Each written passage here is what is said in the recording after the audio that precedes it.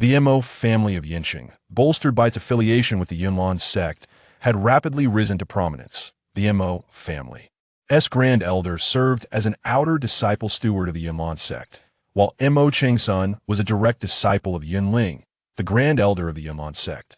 Within a few years, the Mo family had surpassed the Yi family by a wide margin, becoming the most formidable clan in the eastern provinces. At the zenith of its power, the Mo family was basking in glory. Yet, at this moment, all members of the Mo family remained silent. A pile of shattered ice blocks lay scattered, within which faint human shapes could barely be discerned. Beneath the broken ice, more than a dozen life-size frozen figures were arranged in neat rows like sculptures. The entire Mo family stood motionless. Today was the birthday of the Grand Elder. Yet on this very day, the Mo family suffered a catastrophic calamity. Over 100 Mo disciples were instantly slaughtered or grievously wounded. Grand Elder Mo Chung was brutally tortured and killed, his remains utterly obliterated. More than 30 Mo disciples were dead or injured, and countless family guards perished. The Mo family headquarters was reduced to ruins. Tell me, who was responsible? Mo Li's fingernails dug painfully into his palms.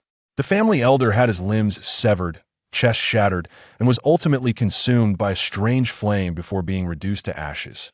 Only Mo Li understood the searing agony, a pain that pierced to the bone.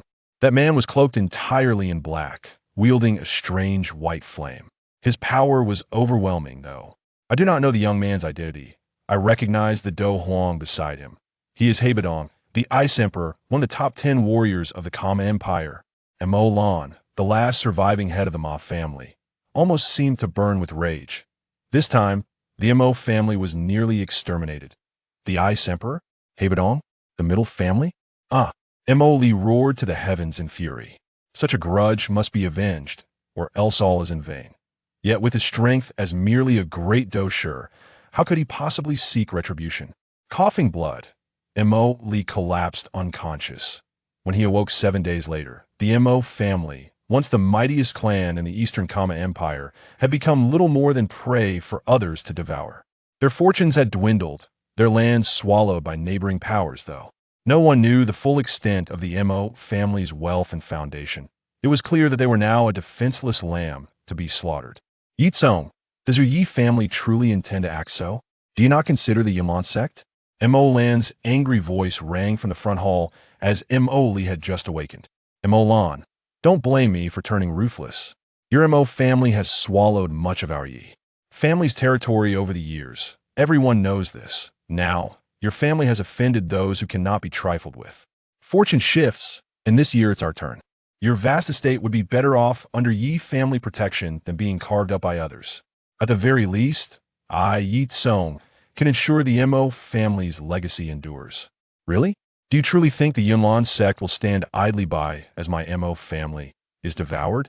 Then you, Yi family, don't flatter yourself that the Yunlan Sect will protect you. If they could, Nalan Yanran would not have allowed Mo Chung to be tortured to death, nor would Yin Yin have done nothing for your family. Are you still oblivious? With Mo Chung gone, the Mo family's fate is sealed. Very well. Mo Lan smiled bitterly, powerless to argue. Though the Mo family had flourished under Mo Cheng's leadership and accomplished much, falling to such degradation overnight was truly tragic. Even if the Yi family refrains from attacking you, do you think the Mo family can survive? By the way, Ling Lin, my youngest son, is still missing a 7th concubine. He has long harbored feelings for you. Why not take this chance to marry into the Yi family? Then, we would truly be one family.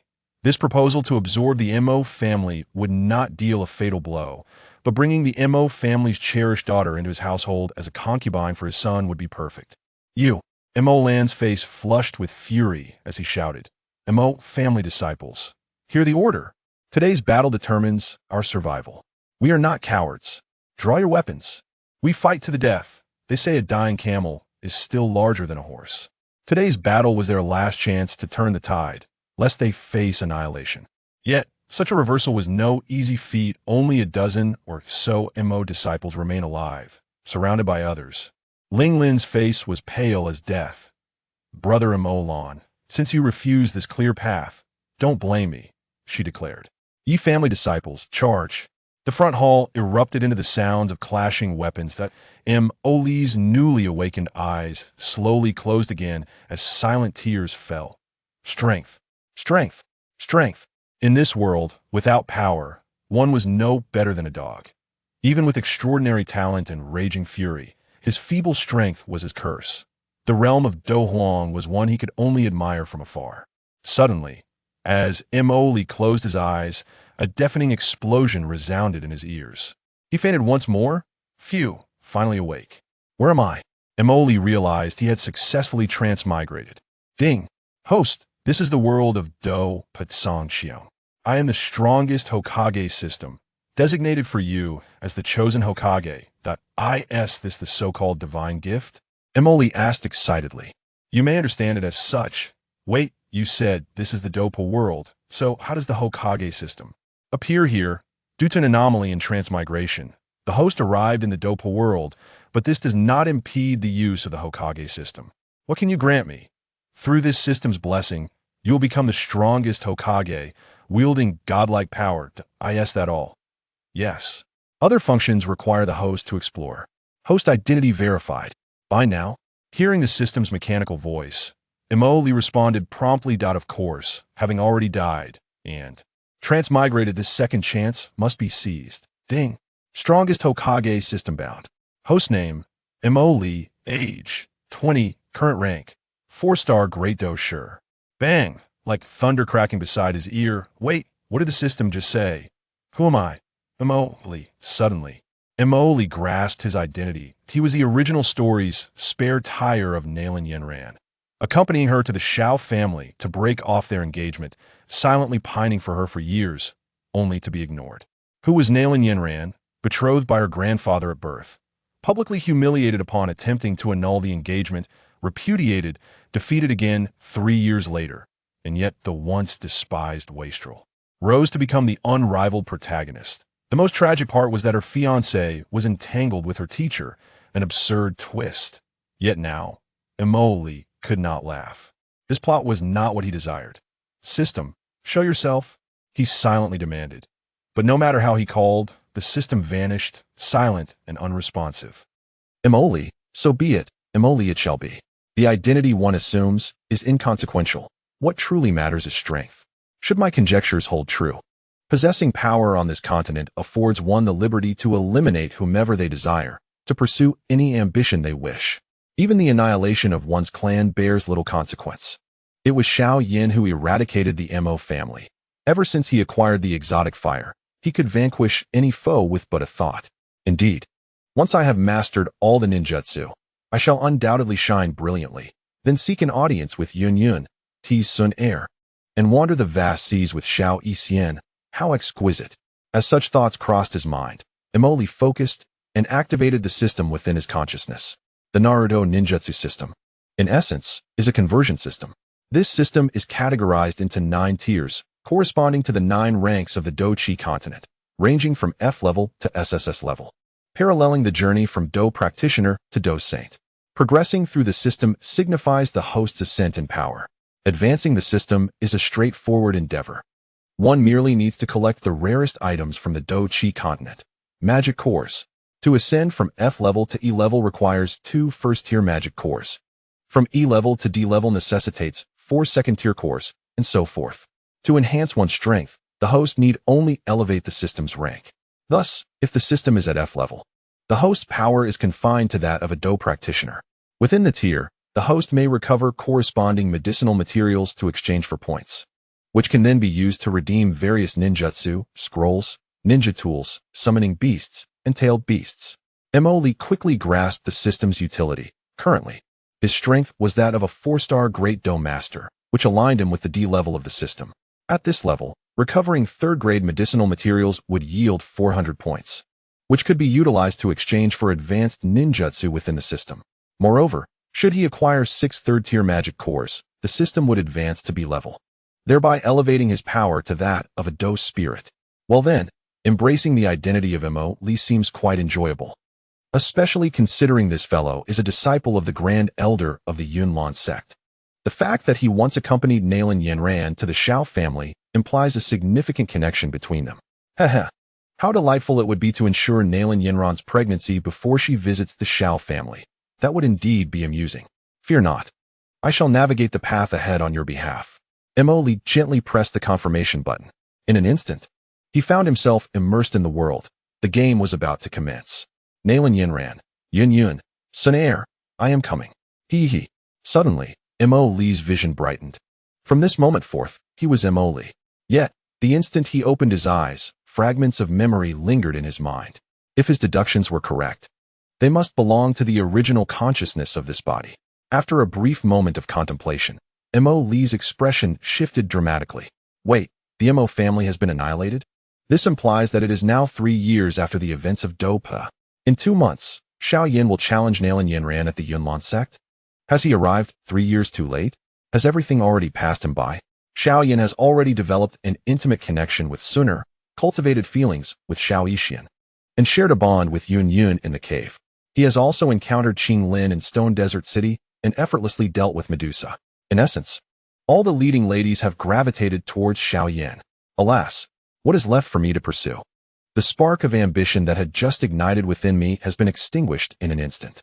However, just as Mo was on the verge of despair, a surge of resentment suddenly arose within him. A black cloak, pure white flames. Could it be Haibuodong? It must be Xiao Yan accompanied by Yao Chun.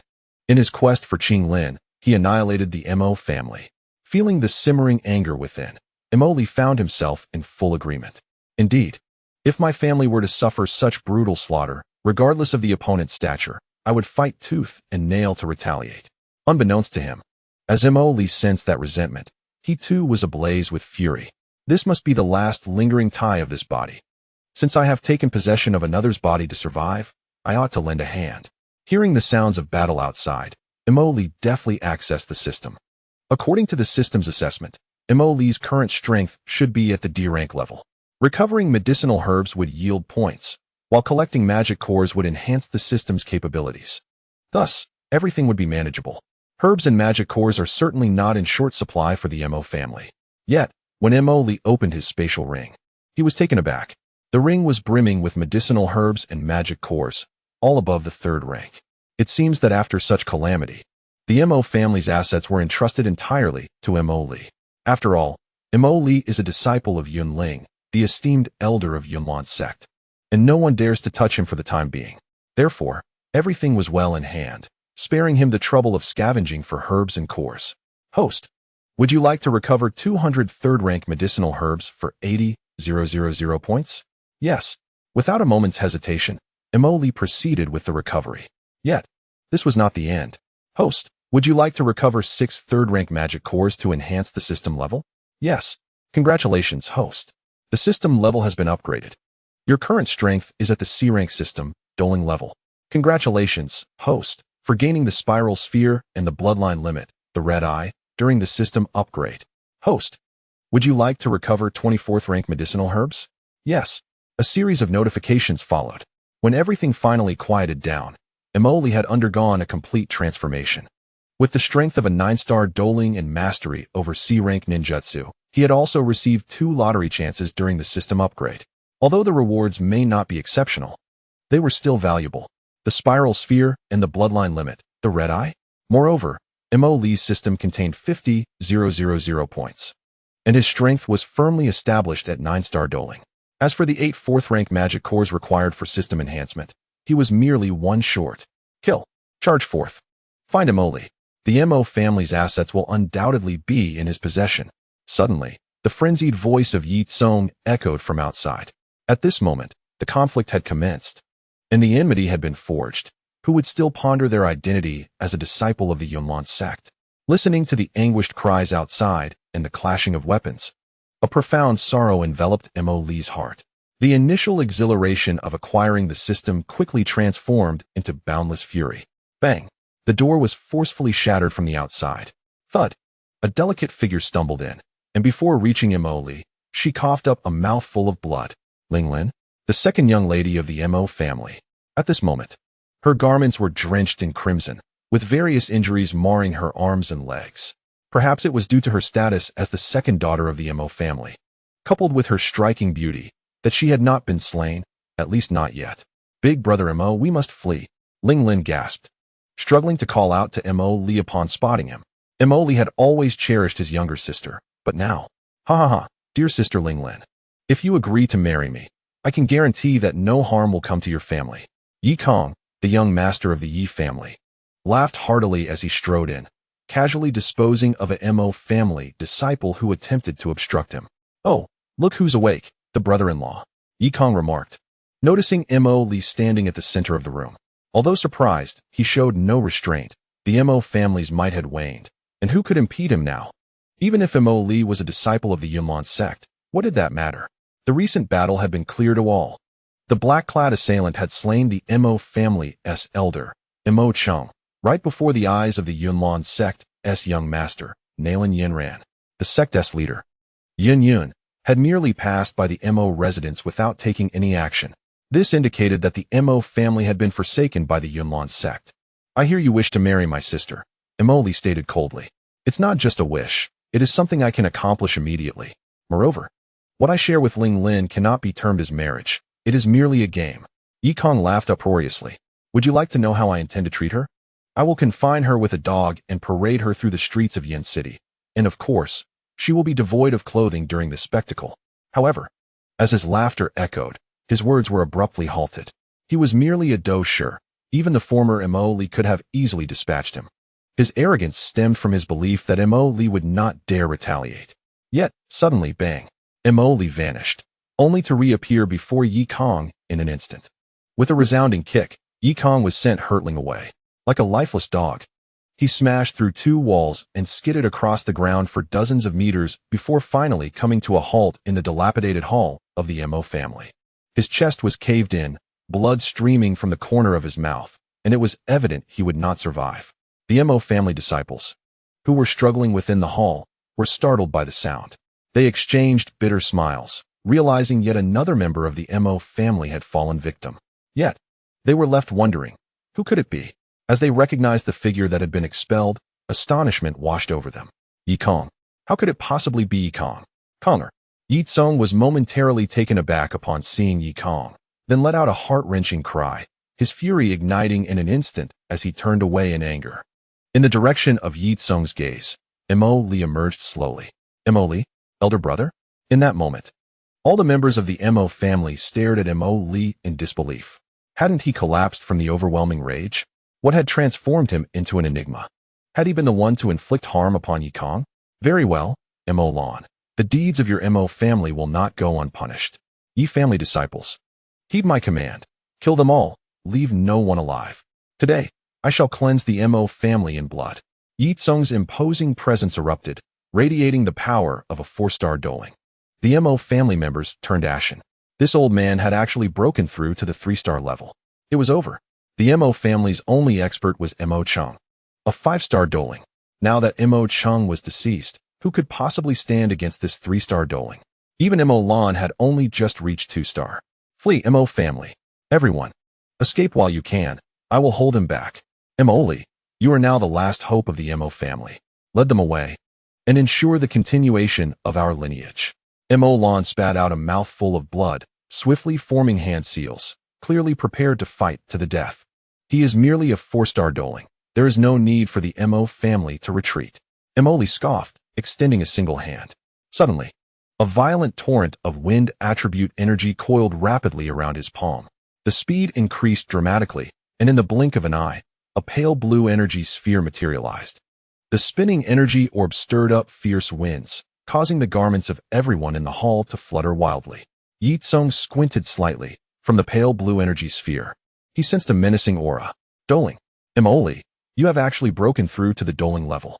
Mo Lan gazed at Mo Li with excitement. A doling at the mere age of 20, such talent would have been unattainable even for the renowned Nalan Yanran of the past. The Mo family had hope. This fellow had actually surpassed his limits. Yi Tsung was equally astonished. It seemed that the Yunlan Sect was indeed unfathomable. This youth must be eliminated today, otherwise, when he matures, the Yi family would find themselves utterly without foothold. Those who intrude upon the Mo family today shall not return. Mo Li's voice was as chilling as that of a demon freshly arisen from the depths of hell. What audacity! Even if you have attained doling, There is no need to be so arrogant. Yi Tsong coldly snorted, swiftly forming hand seals with both hands. As Yi Tsong completed his seals, the surrounding Dou Qi began to surge rapidly. But Emoli would not grant him such an opportunity. Slightly crouching, he suddenly exerted force and propelled himself into the air. The spiraling sphere in hand bore no uncertainty as it forcefully surged towards Yikong. A high-level Xian-class combat technique, the Earth Shatter, was unleashed. Regrettably, Yi Tsong had yet to complete his hand seals when Emoli swiftly pressed the spiraling sphere against him. In an instant, the faint green armor of combat energy surrounding Yi Tsong emitted a sharp crack, and like threads of a spider's web, cracks began to spread rapidly. It barely held for a second before, bang, the armor shattered, and Yi Tsong coughed up a mouthful of blood, his body propelled like a projectile, soaring several meters before colliding with a pillar over half a meter thick, which cracked with a resounding snap. The already dilapidated hall of the Mo family trembled violently. Having struck with precision, Emoli would not afford his adversary any opportunity for retaliation. The 8 gates of escape. Open the door, open. Rest door, open. Life door, open. Inner lotus. Whoosh. Emoli's figure vanished from sight in an instant. To the onlookers, it appeared as though a fleeting shadow had passed by. Bang. Just as Yi Tsong was sent spiraling to the ground, he was struck again with tremendous force, launching him skyward. The inner lotus was the ultimate technique after unlocking 3 gates of the 8 gates of escape, allowing its wielder to traverse the air with astonishing speed, leaving behind nothing but an afterimage. For Emoli, a cultivator at the 9-star Dou spirit level, subduing Yi Tsong was a trivial task. His intent was to thoroughly intimidate and instill fear in those who invaded the Mo family. Bang, bang, bang. Yi Tsong's body was sent tumbling in the air, kicked repeatedly. In truth, Yi Tsong had perished the moment he was launched into the sky, yet Emoli showed no signs of mercy. Taking advantage of the situation, the invader sought to consume the Mo family, resulting in countless casualties. The most despicable of acts was his desire to humiliate the young lady of the Mo family. Such sins were unforgivable. Boom. The final blow landed as Yi Tsong plummeted back down, crashing directly into the ground. In an instant, a massive crater formed, leaving only his legs protruding before he fell limply. Hiss!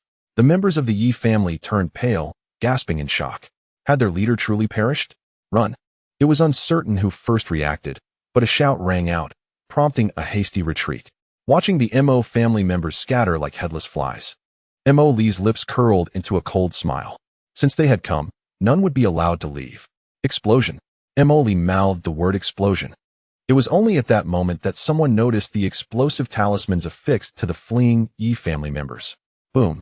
In an instant, those attempting to escape were engulfed in a violent explosion. The shockwave reverberated through the hall of the Mo family. Under such devastating force, none could escape. As calm returned, all present stared blankly at Emoli. His actions had been decisive, ruthless, and utterly merciless. Is this fellow truly the same Emoli from before? The explosive energy from dozens of detonation talismans caused the already trembling Mo family hall to collapse halfway. Yet, even in the face of such devastation, the few remaining descendants of the Mo family did not flinch. From a once lofty position, they had fallen to the depths of despair, confronting death itself, only to witness the sudden rise of Emoli. Their hearts had grown numb to it all. As the dust settled, the ground was merely littered with a dozen corpses, all of whom were members of the Yi family who had attempted to invade the Mo household. Now all perished. Emoli, however, was met with a gaze of astonishment from Lan. 30 years of prosperity followed by 30 years of decline. The Mo family should not face extinction.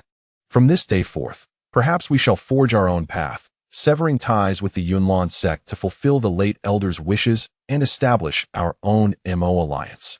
Emoli's voice was cold yet invigorating, resonating with the aspirations of the Mo family. The late Mo Cheng's dream had been to form the Mo alliance and elevate the family. Now that he had inherited this body, he deemed it fitting to fulfill that ambition. Establishing the Mo alliance? Everyone was taken aback. In the days of Mo Cheng, with the backing of the Yunlan Sect, such an endeavor might have been feasible. But now, indeed, Father, I believe we can seize this moment to consume the Yi family and subsequently integrate the other smaller clans. Emoli declared earnestly, meeting Lan's gaze.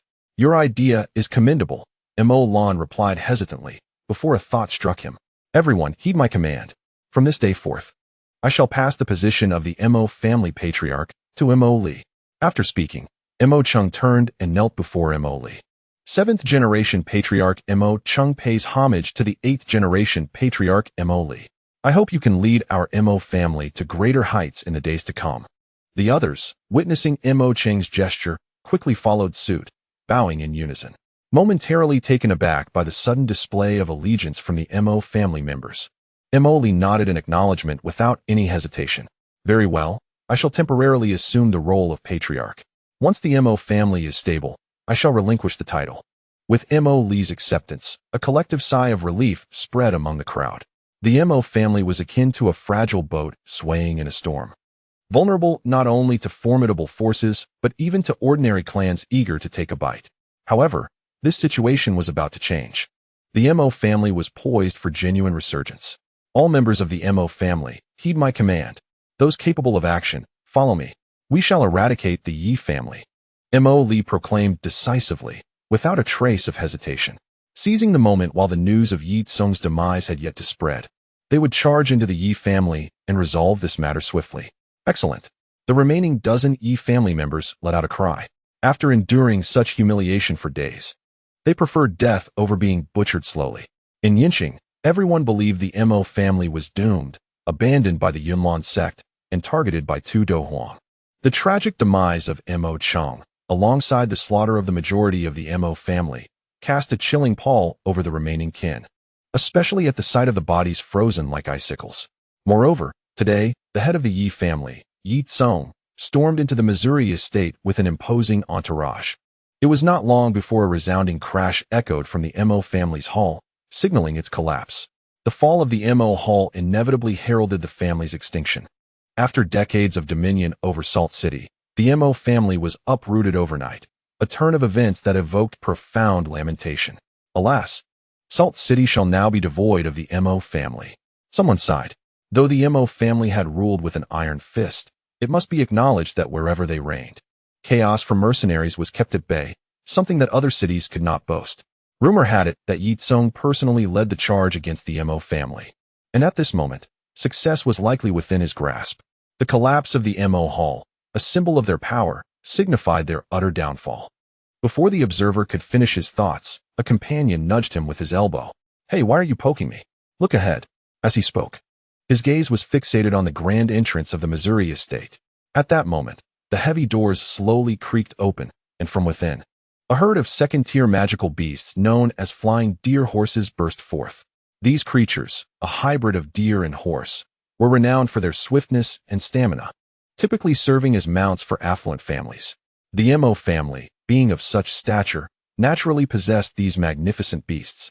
As the doors swung open, a dozen flying deer horses leaped into the air, covering great distances in a single bound, their proud neighing reverberating through the air.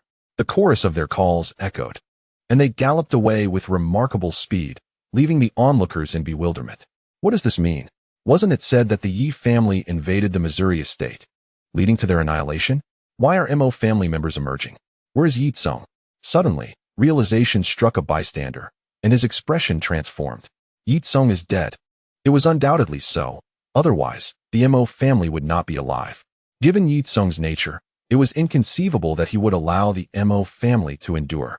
The Mo family, despite their weakened state, had managed to eliminate Yi Tsung, truly a testament to their formidable reputation. Before long, news spread like wildfire. The head of the Yi family had succumbed to illness and passed away. In the ensuing chaos, the other three Yi brothers engaged in fierce conflict over the position of head, resulting in their untimely deaths. The Mo alliance, moved by the plight of the leaderless Yi family, took the initiative to assume control. As for the Yi family's assets, herbal resources, and magical cores, the Mo family would not lay a finger on them. They would all be entrusted to the Mo alliance. The Mo alliance welcomed all who wished to join, yet they would not coerce those reluctant to participate. However, just 3 days later, the leaders of the factions that declined to join the Mo alliance mysteriously fell ill and perished. From that moment on, no one dared to oppose the establishment of the Mo alliance. Now, more than half a month has passed since Xiao Yan's brutal annihilation of the Mo family. During this time, Mo Li has unraveled certain truths. As he surmised, the enigmatic figure in the black robe engaged in a conflict with another Dou Huang due to Qinglin. Subsequently, that Dou Huang summoned an exceptionally powerful 6th-tier magical beast for assistance. The mysterious black-robed individual unleashed formidable Dou techniques, severely wounding the 6th-tier beast, thus concluding this earth-shattering battle of Dou Huangs. If Mo Li's conjecture holds true, that black-robed person is indeed Xiao Yan, and after releasing the Buddha's Wrathfire Lotus, Yao Lao fell into a deep slumber, leaving Xiao Yan gravely injured. At this moment, he is likely hiding in the Stone Desert City to recuperate. This presents an optimal opportunity for Mo Li to exact vengeance for Mo Cheng by eliminating Xiao Yan. However, he is regrettably accompanied by Hai Buodong. Nevertheless, preventing Yao Chen's awakening is quite simple. He merely needs to reach the Gamma Holy City in advance and acquire the 7 illusions Qingxing Du from Elder Nalan Jia, which would strip Yao Chen of the power to awaken his soul. Thus, Xiao Yan would be left to rely solely on his own strength. A mere great Dou master like Xiao Yan would undoubtedly stand no chance against him. Currently, Mo Li's strength, bolstered by the system, is fixed at the level of a 9-star Douling. Although this may not seem formidable by his own standards, in this world, within the Gamma Empire, it constitutes a significant prowess. At present, the system is classified as C-level, which permits the recovery of 4th-tier magical cores and medicinal materials, with points having escalated to 800. Were it not for the urgency of the situation, Mo Li would have undoubtedly stored points to a staggering extent while the system remained at F-level. For 1st-tier medicinal materials are relatively easy to procure, allowing for the subsequent hunting of magical cores to elevate the system's rank. There are no remedies for regret. Once decisions are made, they are irrevocable. After taking stock of the Mo family, the Yi family, and other factions that joined the Mo alliance, he acquired a total of 20 4th-tier medicinal plants and merely 7 4th-tier magical cores, this being the entirety available from Salt City and its surrounding areas.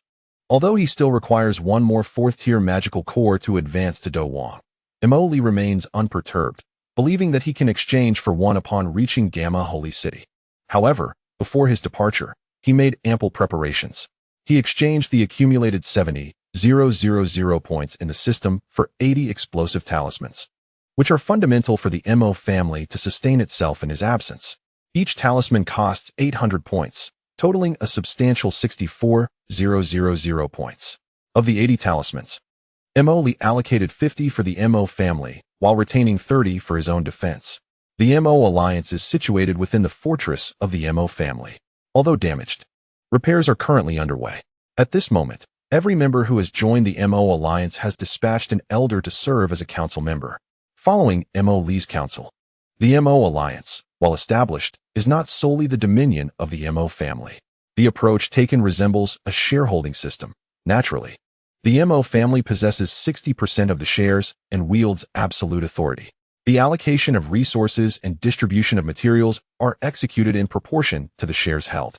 Initially, there were attempts to compel the Mo family to join the Mo alliance, but gradually it seemed that this method of development was not without merit. Are you truly leaving? In the council chamber of the Mo alliance, Mo Li occupied the seat of honor. Beside him sat his father, the former head of the Mo family, Mo Cheng. Yes, there are certain matters that must be addressed. Our family's grievances must be avenged. Vengeance. Are you suggesting that you will seek out Hai Buodong? Are you aware that Hai Buodong possesses the strength of a Dou Huang and is also a revered elder of the Middle Family?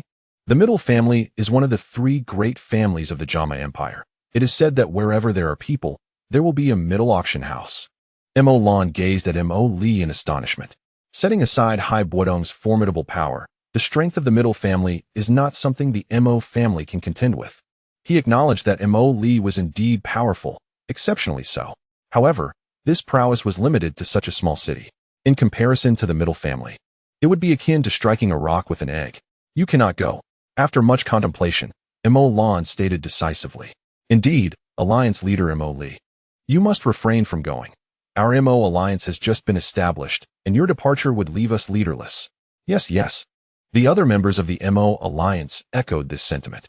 Mo Li scanned the faces of the members present. They were leaders of various local factions. Mo Li had decreed that every Monday would be designated as the meeting day for the Mo alliance. Now, the members had gathered. I will take charge of my own affairs. The actions we have undertaken in the eastern provinces will surely not go unnoticed by the Yunlan Sect. And the royal family of the Jama Empire will also not ignore our growth. Thus, we have a long journey ahead. You need not be told. You should understand that here, there is no reason, only strength. The one with the strongest fist defines the reason. To grow stronger, we must continually advance, fortifying ourselves before the enemy arrives. Mo Li's words resonated like a powerful tonic in the ears of all present. We vow to follow unconditionally. The assembly exchanged glances, then spoke in unison. Excellent.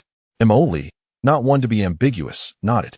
In a couple of days, I shall depart, and naturally, I will seek to reclaim our family's grievances piece by piece. Furthermore, during my absence, I do not wish to hear any detrimental remarks concerning our Mo alliance. All resources and benefits should be utilized in accordance with the alliance's regulations, and this applies even to the Mo family. Any violations will be dealt with according to our alliance's rules. Having come from the 21st century, Mo Li understood well that if the hearts of the people are scattered, it becomes difficult to lead the group. Yes, we shall adhere to the alliance leader's wishes. The assembly nodded in agreement. After a brief meeting, Mo Li prepared to leave. In his chamber, Mo Lan looked at Mo Li with great concern. Leader, are you truly considering severing ties with the Yunlan Sect? Ultimately, the development of the Mo family to its current state is not unrelated to the patronage of the Yunlan Sect. Indeed, Mo Li nodded affirmatively. The great elder had been brutally slain, and Yun had come to investigate the truth of the matter. Her concerns were merely about the Dou Huang issue, and she had never shown any regard for our Mo family. Moreover, with the death of great elder Mo Cheng, the Yunlan Sect would certainly not cast a favorable glance in our direction. What about your teacher? Have you considered how you will explain to him if we sever ties with the Yunlan Sect? I have contemplated this matter as well, and I will personally address it with him in due course. Mo Lan nodded. Although your strength has progressed, I do not wish to pry, yet as your father, I must advise you to exercise caution in all matters. I will. When do you plan to leave? Tomorrow. Where to? Yunlan Sect. Very well. Mo Lan nodded in silence. The Jama Holy City, also known as the Imperial Capital, serves as the capital of the Jama Empire. The Holy City lies merely a few miles from the Yunlan Sect.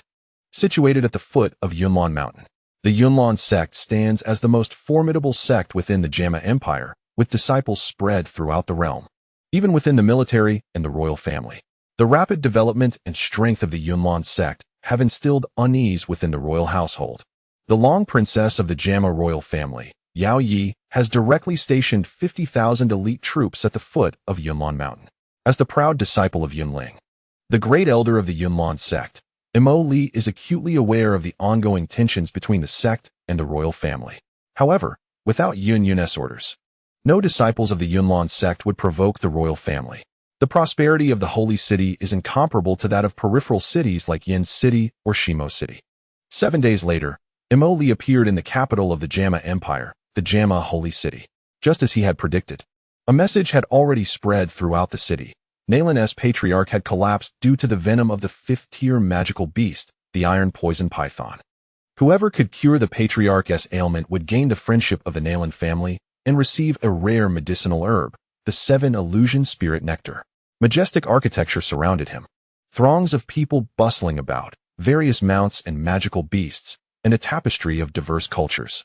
Though it was not Mo Li's first visit to this imperial capital, it was the first for the entity that now controlled Mo Li's body, Mo Li. Everything felt so familiar, yet strikingly unfamiliar. Wow, this is a mount from a 3rd-tier magical beast. Wow, this is an Eastern prisoner. Why are they dressed like that? Wow, what is this? As Mo Li walked through the streets, he could not help but voice his astonishment. Eventually, his steps came to a halt at the middle auction house. He needed just one more magical core to elevate the system to the next level. Defeating Xiao Yan would not be a trivial task. Mo Li sensed that the medicinal dust within Xiao Yan was not easily dealt with. The heavenly fire, sealed for hundreds of years beneath the magma of the Canaan Academy, still possessed the strength of a Dozong.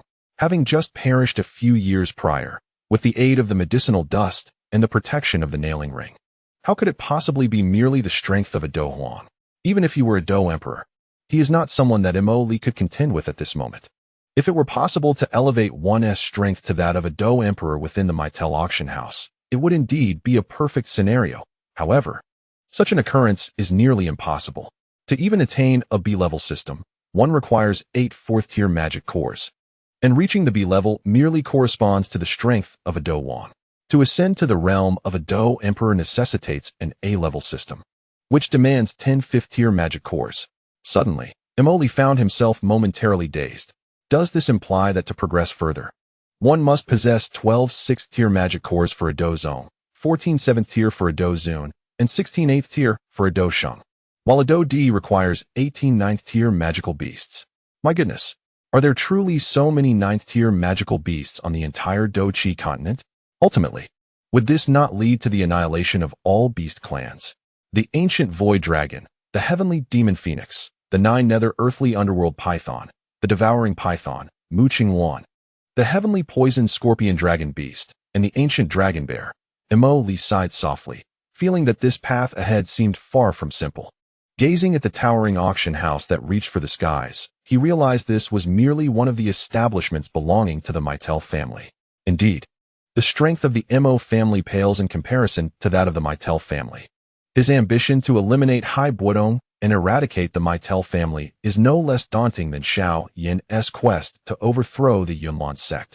In this era, where strength reigns supreme, it is somewhat delusional for Mo Chung to aspire to dominate the eastern continent with merely the prowess of a Dou Ling. Had it not been for the backing of the Yunlan Sect, the Mo family might not have reached its current standing, and perhaps they would have been discreetly dealt with by some formidable individuals long ago. Shaking his head gently, Emoli contemplated the nature of this continent. As long as one possesses strength, one can act with impunity. Conversely, to argue without strength is futile. Just as Xiao Yan, owing to Qing Lin, ruthlessly slaughtered Mo Chung and executed numerous disciples of the Mo family without requiring any justification. Mo Li's master, the Grand Elder Yunling of the Yunlan Sect, merely issued a few threats during his visit to the Xiao family. Consequently, the Xiao family was almost swallowed by other clans in Wutan City, and his father was taken by the Soul clan. Unable to bear it, Xiao Yan, alongside Yao Chun, retaliated fiercely against the Yunlan Sect, once again exacting vengeance on Yunling. Xiao Yan annihilated the family of Yunling's disciple, and Yunling was rendered powerless to utter a single word in protest. The Yunlan Sect could easily obliterate the Xiao family. Even with the support of Sun Er's Ling Ying and Yao Chun, alongside Yun Yun and Yun Shan, they would undoubtedly prevail. Yet, it is this maternal compassion, or perhaps the inability to compromise, that has permitted a formidable adversary to gradually rise. From a mere waste, he transformed into an opponent of equal caliber to Nalan Yanran, and eventually into a formidable rival capable of challenging the Yunlan Sect. Had it not been for Yun Yun's emotional entanglements, had she not intervened, Xiao Yan would have certainly perished within the Gamma Empire. Even if he had reached the Canaan Academy, he would have undoubtedly been pursued relentlessly by the members of the Yunlan Sect. It is utterly incomprehensible that a sect that has flourished for hundreds of years could fail to extinguish a mere great Dou Shi. Yun Yun, driven by her own selfish desires, engaged in a rivalry with her apprentice over a man, ultimately leading to the downfall of the Yunlan Sect that nurtured her. She could not even safeguard the remains of her adoptive father, Yun Shan, allowing Xiao Yan to take them away. While it is natural for women to be swayed by emotions, love must never eclipse familial bonds or filial piety, especially when one becomes affectionate with the very person responsible for their father's demise. What a foolish act indeed. Gently shaking his head, Emoli adjusted the ample hood of his cloak, enveloping himself within its folds, before donning a mask to conceal his identity. He preferred to remain incognito. After all, as the chief disciple of the esteemed elder of the Yunlan Sect, Emoli held considerable notoriety in the imperial capital. He flowed with the throng into the middle auction house, where the opulence made him feel like a mere bumpkin. Although he had brought with him the finest treasures and wealth that the Mo Alliance cherished, a sense of trepidation lingered. In the Mo Alliance, what was regarded as precious and high-end appeared as mere trinkets here. The middle auction house primarily focused on auctions, categorized into 4 levels: Heaven, Earth, Profound, and Yellow. It is said that the heaven-level auctions occur only once every few years, yet they create a stir among the great powers of the 3 empires whenever they do. The Earth-level auctions feature items of lesser quality, not accessible to the average individual. Even the typical profound level auctions require a net worth of at least 1 million to gain entry. Naturally, the lowest tier is the yellow level, where anyone with sufficient funds can participate, resembling a bustling marketplace, yet it remains the liveliest venue. Mo sought the 4th-tier magical cores and 4th-grade herbs. Thus, he would not linger in the lower markets or the yellow-level auctions. Such items could only be found in the profound-level auctions. Moreover, the middle auction house offers an additional advantage. Despite its name, the middle family also conducts business independently. Should one have specific needs, they need not rely on the auction house. They can approach the family directly. After a brief exploration of the lower levels, Mo made his way directly to the appraisal room nestled in a corner. As its name suggests, the appraisal room is designated for evaluating treasures, which are then either auctioned or directly purchased. Upon entering, Mo found the space somewhat sparse. Unlike the treasures displayed in the outer counters, only a few individuals occupied the expansive table within the appraisal room. Noticing Mo cloaked entirely, a service attendant approached him with a welcoming demeanor. "May I inquire if this gentleman requires an appraisal?" "Indeed," Mo replied with a soft grunt. "Could you please specify whether you seek an appraisal for elixirs, martial techniques, or rare materials?" "Elixirs," Mo responded succinctly. "Very well, sir. The elixir appraisal is conducted over here." The attendant guided Mo to a table, where, after a brief introduction, she handed him over to an elderly man seated behind it. The elder, with a radiant complexion and snow-white hair, wore glasses perched upon his nose, presenting an air of profound wisdom. Mo refrained from unnecessary chatter, deftly flipping his wrist to extract a jade box from his storage ring. Upon witnessing Mo's actions, the elderly man's gaze flickered with intrigue. This young man certainly had a notable background. Possessing such a high-grade storage ring alongside a jade box for medicinal pills suggested a lineage of considerable standing. Could he be a young master from a prominent family who had slipped away unnoticed? The previously languid elder instantly straightened his posture, realizing the potential for a lucrative discovery. If these were indeed high-grade medicinal pills, he could easily keep them for himself. Naturally, the elder was not so naive as to display overt excitement. Instead, he feigned nonchalance as he cast a sidelong glance at Mo. "What is it?" he inquired. "Identification," Mo replied in a measured tone. "I am well aware that it is for appraising treasures. What I meant was, what is contained within this jade box?" "Medicinal pills," Mo reiterated. "What kind of pills? What grade?" "I do not know," Mo replied casually, for he truly had no idea. This item had been scavenged from the Yi family, and its grade eluded him. In the realm of Dou Qi, the path to becoming an alchemist was fraught with stringent requirements.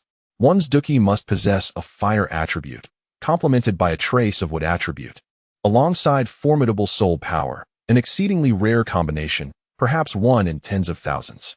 Furthermore, the spectrum of medicinal pills was vast and varied, akin to brewing an unknown concoction from assorted herbs. Who could discern its essence? Even the most seasoned alchemist, without any prior knowledge of the pill's identity, could only deduce its nature from the fragrance it emitted. Mo was not an alchemist and possessed little knowledge of alchemy. His exposure to medicinal pills was limited, leaving him unaware of its grade. The appraiser, not being a true alchemist either, scrutinized the pill for an extended period, even bringing it to his nose for a whiff, nearly succumbing to the impulse to taste it. Mo remained unperturbed, patiently seated at the table. "You cannot ascertain the grade of this medicinal pill either?" the appraiser remarked, casting a glance at Mo. "Indeed, I cannot." The pill exuded a rich fragrance and was perfectly shaped, both its preparation and the materials used indicating that it was of a high caliber. Yet, the peculiar aroma suggested an unusual purpose.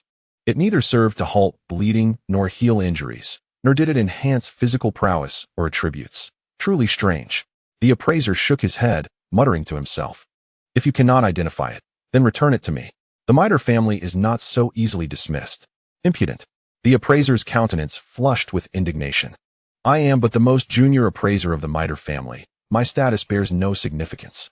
Your disparagement of the Miter family is malicious. Do you wish to invite peril upon yourself? There is no malice intended. I merely value my time. If you cannot provide an identification, do not squander my moments." "You young man, how presumptuous. Where did you procure such a pill, thinking to deceive me? If you cannot identify it, then be gone." The appraiser rudely shoved the pill back into the jade bottle and tossed it at Mo. "Farewell."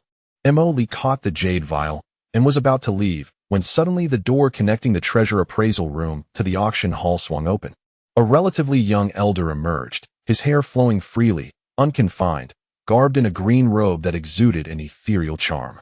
Mo Li turned to scrutinize the man, who in turn was examining him with keen interest. Mo Li felt as though he were being thoroughly scanned, as if stripped of all privacy. "My apologies, young brother. It seems we have erred," the elder stated gravely before turning away. "Since you have arrived, you are a guest of my esteemed establishment. How one treats guests is paramount. This place may not be suitable for you. After today, you shall assist in the back." "Master Gukong, enough. I am not one to be petty. So let us dispense with the formalities. Speak, what is it you desire?" Mo Li replied. "May I have a glance at your elixir?" the elder in green asked. A hint of awkwardness in his tone, yet he was somewhat taken aback by the young man's composure. After a moment's contemplation, Mo Li nodded. "Master Gukong, I have examined this elixir. It is not a rare item. It cannot heal, staunch bleeding, nor enhance combat prowess. It offers no augmentation to strength or speed. Although its grade is somewhat elevated, I suspect it to be a rather useless concoction." The appraiser hesitated before respectfully elaborating. "Useless concoction? I beg to differ." Gukong furrowed his brow, pouring the elixir from the jade vial and bringing it to his nose for a gentle sniff. Then once more for good measure, he held it up to the light, allowing the essence of his soul to permeate it. "This elixir possesses a considerable grade," he murmured softly. Mo Li remained silent, neither affirming nor denying. "May I inquire, young brother, do you intend to sell it, or perhaps auction it?" "Neither. I seek to exchange it for something else." Although Mo Li was unaware of the true nature of the elixir, its designation as a treasure by the Yi family indicated its significance. "Oh, and what do you wish for in return?" "7 illusions blue spirit dew," Mo Li replied with unwavering resolve. The 7 illusions blue spirit dew is a rare medicinal herb cherished by the Nalan family. To thwart the awakening of the medicinal dust, he must first acquire this substance. However, he refrained from approaching the Nalan family directly. Firstly, they lacked alchemists and were unlikely to recognize the elixir's true worth. Thus, they would hardly part with the 7 illusions blue spirit dew, a substance they considered invaluable enough to trade for the life of their patriarch. Additionally, the Nalan family had yet to disclose Nalan Jia's ailment, meaning they had not revealed their possession of the 7 illusions blue spirit dew. A direct visit would be somewhat inappropriate at this juncture. 7 illusions blue spirit dew, the guardian spirit grass of the 5th-tier magical beast, the iron poison-marked python? A 5th-grade herb? "Young man, your aspirations are quite ambitious," Gukong remarked, his brow knitting in concern. "The significance of the transaction hinges on the value of the exchanged item. As the saying goes, one is willing to strike a deal, and the other is willing to accept it. Transactions naturally depend on the mutual consent of both parties." "I wonder if Master Gukong can discern what kind of elixir this is," Mo Li remarked calmly. "Quite reasonable." Gukong nodded. Then, feeling slightly embarrassed, he added, "Please wait a moment. Young brother, I need to confirm something. Do not wait too long. Attend to this young master with the finest tea." Gukong instructed the nearby service attendant. Such words typically indicate that the item in question is of considerable value. Consequently, the others did not dare to be negligent and promptly invited Mo Li to a nearby lounge area. Before long, exquisite tea and delicacies were served. Mo Li remained unhurried, unperturbed by the possibility of the Miter family tampering with the elixir. Given the Miter family's intelligence, offending an unknown yet capable alchemist would not be a wise decision. Although instructed to wait, the interval extended to a full half-hour. When the door to the room opened once more, Mo Li was suddenly enveloped by a faint, alluring fragrance.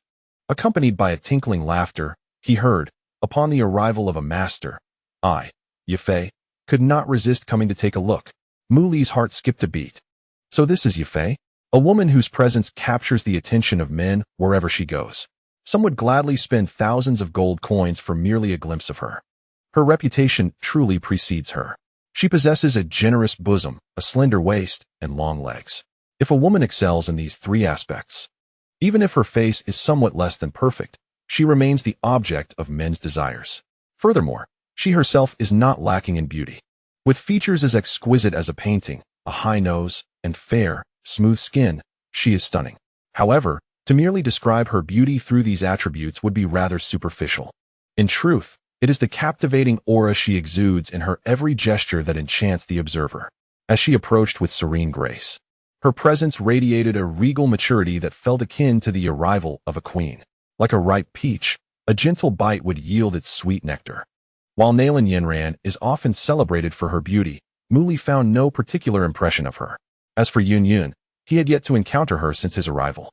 Yet, Yafei before him tightened Muli's heart with a sudden intensity. No wonder she captivated the hearts of men across the entire Gamma Empire. Remaining seated, Muli did not rise upon Yafei's entrance. Although his heart was stirred, he displayed only a hint of astonishment, allowing his gaze to lightly traverse her figure. Upon entering, Yafei naturally noticed Muli and was equally taken aback by his reaction. Few are so visibly shocked upon their first sight of her, suggesting that he might have known her previously. This is our esteemed auctioneer, Miss Yafei of the Mitre Auction House. Miss Yafei has expressed a keen interest in your elixir. Gukong introduced her, walking alongside Yafei. Muli nodded gently in acknowledgement. Certainly, however, my elixir can only be exchanged for the 7 Illusions Azure Essence. If your auction house possesses it, we can transact immediately. The 7 Illusions Azure Essence is not available with us at Mitel. Yafei gently shook her head.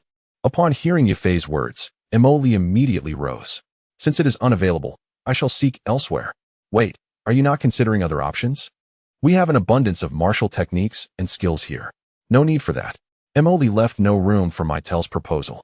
Witnessing Emoli's determination, Yafei could only sigh. Very well, I can now speak candidly. While we do not possess the 7 Illusions Azure Essence, I am aware of its whereabouts. However, this information is highly confidential. If you were to approach them directly, they might not be willing to exchange. Instead, let me intervene on your behalf. What benefits can you offer me in return? Emoli pondered this, recognizing the truth in her words. If he were to visit the Nalan family personally, the outcome was uncertain, and it might even expose his identity. Agreed. I require a batch of 4th-grade herbs and a 4th-tier magic core. What I mean is, you assist me in acquiring the herbs, and I shall purchase the items here. The 4th-grade herbs, the 4th-tier magic core, and the elixir presented by this individual clearly indicated that he was a 4th-grade alchemist. A 4th-grade alchemist is undoubtedly an asset worth courting for the Mitel family. The mere friendship of a 4th-grade alchemist justified her efforts in this matter. Certainly. How many 4th-grade herbs do you require? How many do you have? Emoli responded rather extravagantly. Oh, Yafei's eyes sparkled, roughly estimating. We have about 50 4th-grade herbs in stock at our auction house in the Holy City, as 4th-grade herbs are indeed quite precious. Furthermore, their prices are relatively high. Very well, I shall take all of them. Emoli had no intention of bargaining. Naturally, he was quite wealthy, having control over the entire wealth of the Yi family. A single 4th-grade herb has a market price of 400,000 gold coins. For 50, that amounts to 20 million. Are you certain you want them all? Absolutely. After saying this, Emoli casually nodded. And do not forget the 4th-tier magic core. The market price for a 4th-tier magic core is around 2 million. If you wish to acquire everything, the total comes to 22 million gold coins. Emoli remained unfazed, casually retrieving 5 purple gold cards from his storage ring. Each card held 5 million gold coins, totaling 25 million. This scene not only stunned Yafei, but also left Gukong and several service attendants in a state of disbelief. It was not that they had never witnessed grand spectacles. Auctions reaching tens of millions were commonplace. However, spending over 20 million gold coins on 4th-grade herbs without any negotiation was something they had never encountered before. Where did this affluent young master come from? Ahem. It was Yafei who first regained her composure. How rude of me. May I ask how to address this esteemed gentleman? Liamo? Yafei savored the moment, fully aware that the name of this individual was but a facade. Suddenly, her face lit up with joy upon realizing it was Brother Li. Given the substantial sum involved in Brother Li's transactions, I could indeed offer him a membership with a generous discount of 20%, requiring only 19 million gold coins from him. In that case, I am most grateful. Mo Li, however, maintained a stoic demeanor. A single transaction exceeding 20 million gold coins, and another offering several million in discounts. Such extravagance is indeed rare. Brother Li is truly straightforward. Conducting business with him is always a pleasure. Quickly, gather the medicinal herbs from the storeroom for Brother Li. Yafei commanded, turning back to Mo Li. As for the 7 illusory azure nectar, I can make a trip on your behalf. Very well, I appreciate it. When shall I come to collect it? Tomorrow. Agreed. Their dialogue was remarkably terse, as if neither wished to utter another word. Yafei felt an overwhelming sense of curiosity towards the man before her. Intuitively, she sensed that she might know him, and he consistently spoke sparingly, suggesting he feared being recognized. Moreover, he was cognizant that she was aware of his identity. A fourth-tier alchemist? No matter how Yafei pondered, she could not fathom knowing such an individual. Could it be him? A moment of realization struck her, bringing to mind a certain worthless individual from Wutan City. Years ago, he had demonstrated extraordinary talent. Could it be that in just 3 years, he had ascended to such heights? Indeed, the 3-year agreement had reached its conclusion, and he was due to settle this grudge. It was no wonder he refrained from approaching the Nalan family. If Nalan Jia were to uncover his true identity, it was uncertain whether he would grant him the 7 illusory azure nectar. With this thought, Yafei regarded him with an alluring gaze. It seems I have discerned your identity, young brother. Oh, Yafei's words startled Emoli, causing him to instinctively take a step back. She has uncovered my identity? Emoli did not doubt this, for he was indeed a prominent disciple of the Yunlan Sect, a position of considerable significance. He was uncertain whether the original owner of this body had any prior interactions with Yafei. It is no simple matter to uncover your identity, and I had foreseen your return to this holy city long ago. This revelation sent a chill down Emoli's spine. If Yafei were to expose his identity, it would severely jeopardize his future plans. Then tell me, what is my identity? Emoli inquired cautiously. Must I truly disclose it? Not only do I know your identity, but I am also aware that in a few days you will ascend the Yunlan Sect to undertake a significant endeavor. Once a person becomes convinced of a matter, they will align all evidence to support that conclusion. There is a saying, when one suspects a thief of stealing cattle, the more they scrutinize, the more it seems true. Upon mentioning the Yunlan Sect, Emoli found himself increasingly convinced of her words. Little did he know, Yafei was referring to the 3-year agreement between Xiao Yan and Nalan Yanran. Seeing Emoli in a daze, Yafei couldn't help but chuckle. I truly did not expect you to grow so swiftly. Rest assured, I shall not betray your identity. Thank you very much. After speaking, Emoli suddenly recalled something important. By the way, Sister Yafei, do you possess a mask that can conceal one's appearance? He contemplated the imminent arrival of Xiao Yan, anticipating that he would soon request such an item from Yafei. Without it, how could he infiltrate the Nalan family and attend to Nalan Jia's injuries? Yafei was momentarily taken aback, but soon smiled and said, You remain as cautious as ever. Although items capable of altering one's appearance are indeed rare, our auction house happens to have such an item. With that, she gestured for a maid to approach and whispered instructions into her ear. The maid nodded respectfully and quickly exited the room. In just a few minutes, she returned, hurrying in with a delicate wooden box, which she placed gently upon the table. Now let us see what we have, Yafei said with a smile. Emoli took the box and carefully opened it. With just a glance, he realized that this was the very item Yafei intended to gift to Xiao Yan in the future. Inside lay a thin, skin-like mask, faintly resembling the color of flesh, yet remarkably translucent. It was nearly indistinguishable unless observed closely. This exquisite mask was crafted by skilled artisans using the silk spun by a 3rd-tier magical beast, the Ice Mountain Snow Silkworm. When placed upon one's face, it would automatically transform the wearer's appearance, and the most remarkable aspect was that each individual would experience a unique alteration. Yafei spoke with great pride. Thank you immensely. Without hesitation, Emoli accepted the mask. Now how much do I owe you? This ice silkworm mask, if we were to discuss its price, would typically be valued at no less than 500,000 gold coins. However, as it is a rather niche item, its worth diminishes if there are no buyers. Today, you are considered a significant patron of our auction house, hence I shall gift it to you.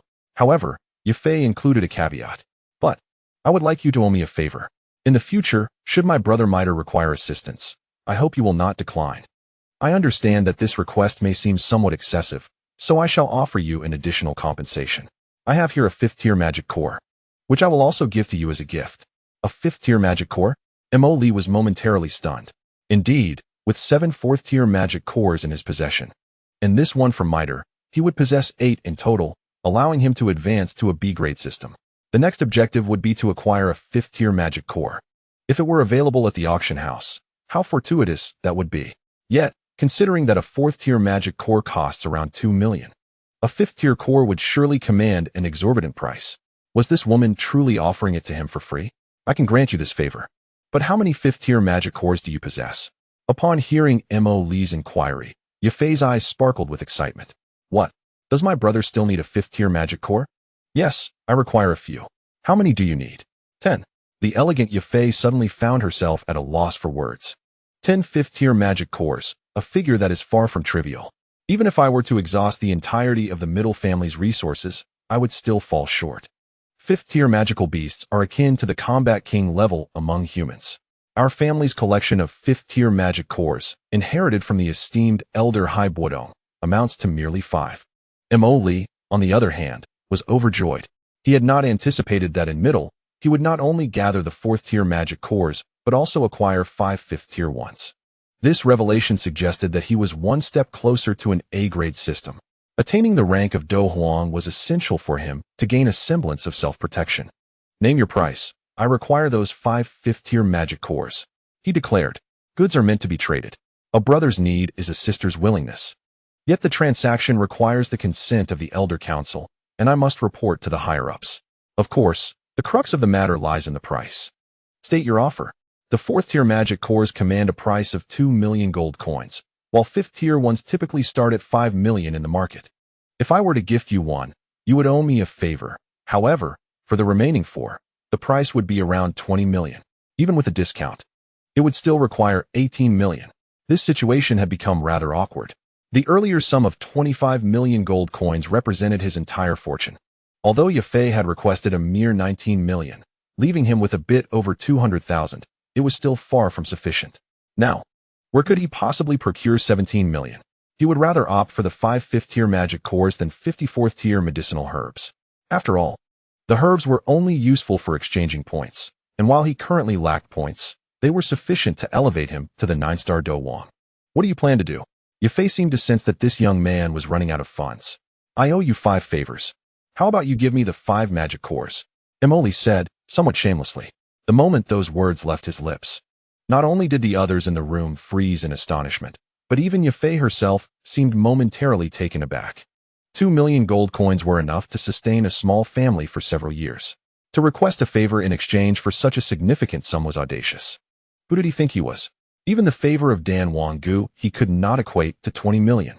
Trust me, you will not be at a loss. Initially, Mo Li harbored a bias against the woman before him. After all, a woman who relied on her beauty to charm men seldom inspired positive sentiments. Back in Wutan City, even Xiao Yan's father frequently visited Middle. If it weren't for Yafei's subtle encouragement, who would dare entertain such thoughts? However, upon this encounter, Mo Li found his perspective shifting. In essence, the Middle family was a merchant clan, primarily engaged in trade, and they would naturally avoid offending anyone. In contrast, Mo Li found himself willing to extend a few favors to this woman. As those words escaped him, he scarcely believed them himself. Yet Yafei suddenly broke into a radiant smile. Deal. But Miss Yafei's expression shifted dramatically, and Gu Kong hastily interjected to deter her. Yet, Yafei calmly raised her hand towards Gu Kong, stating, Master Gu, I have my own opinions on this matter. She then turned to look at Mo Li. Realizing that a single action could yield millions of gold coins, and the exchange would involve items of the 4th and 5th tiers. She firmly believed that this brother of hers was no ordinary individual, although he currently found himself in a state of decline and sought her assistance. There is an old adage that suggests mutual convenience benefits all. Gold coins are merely transient. They can be earned again. However, the favor of a master is a priceless commodity, especially as she had secured 5 in a single transaction. By this calculation, it was indeed a profitable venture for her. 5 favors equate to having 5 tasks accomplished without charge. This foresight and bold investment of Yafei's compelled Mo Li to admire her vision. Exchanging 5 fifth-tier magic cores for 5 favors was a high-risk investment that only this woman could undertake. As she had articulated, wealth was of little consequence to the Miter family. It was merely a figure, or perhaps just an accumulation of glittering gold coins. Yet, these favors could ensure the enduring prosperity of the Miter family. It was no wonder that the Miter family stood among the 3 great empires of the Jaimar Empire. Especially considering the Mu and Nalan families were known as the homes of imperial military leaders. Very well, I can grant you these 5 favors. but they must be predicated upon the principles of fairness and within the bounds of my capabilities," she assured with a gentle smile. Just then, a servant girl who had just returned from procuring medicinal herbs presented a spatial ring to Yafei. Inside were 44th-tier medicinal herbs and a single 4th-tier magic core. As for the additional 5 5th-tier magic cores, if you return at this time tomorrow, I shall present them to you along with the 7 illusions, Qingling saliva. Understood. Emily nodded lightly, accepting the ring without hesitation. Then I shall take my leave. Upon finishing her words, she donned the ice silkworm facial mask directly onto her face. The moment the mask touched her skin, it began to writhe as if it had come to life. Emily could even feel the distortion and alteration of her features. This transformation was devoid of any discomfort.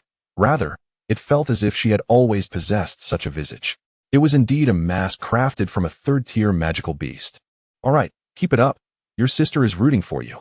Stepping out of the miter auction house, Emily felt a surge of excitement.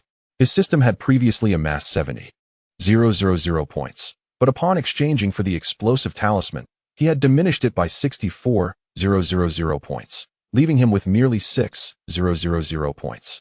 Now, with the addition of 44th-tier medicinal herbs, that amounted to 32,000 points. Although this score appeared substantial, given that he was now operating on a sea-level system, the initiation of exchanges or upgrades commenced at 800 points, rendering it rather insufficient. However, what truly exhilarated Emily was that he had finally gathered 8 4th-tier magic cores. This meant he could advance to a B-level system. Achieving a B-level system implied that he could ascend to the rank of a battle king in the Jayamar Empire. While not regarded as one of the absolute elites, he was confident he could secure a place among the top 10. As the Alchemist Guild's Alchemy Conference approaches, coupled with the impending 3-year agreement of Nalan Yanran, the young master of the Yunlan Sect, the Holy City is abuzz with activity. The streets and alleys teem with wandering fighters, their voices occasionally erupting into shouts and then escalating into brawls. However, such chaos inevitably dissipates under the swift suppression of the Imperial Army, a testament to the formidable defensive capabilities of the Holy City. No matter where turmoil arises within the city, the military can arrive within 5 minutes. It is rumored that the deployment of the Holy City's forces is managed by Yao Yi, prompting Emily to marvel at her remarkable military prowess. In the Holy City, 3 illustrious maidens have emerged. Nalan Yanran of the Nalan family possesses extraordinary talent, having begun her cultivation at the tender age of 4. Caught the attention of Yun at 9 when she entered the Yunlan Sect, and by 15, had become a 3-star fighter. Now at 18, she is said to have reached the level of a grand fighter. Yafei of the Miter family ventured alone into Wutan City, rising from humble beginnings to become a renowned gold medal auctioneer in the Holy City, captivating all with her every gesture.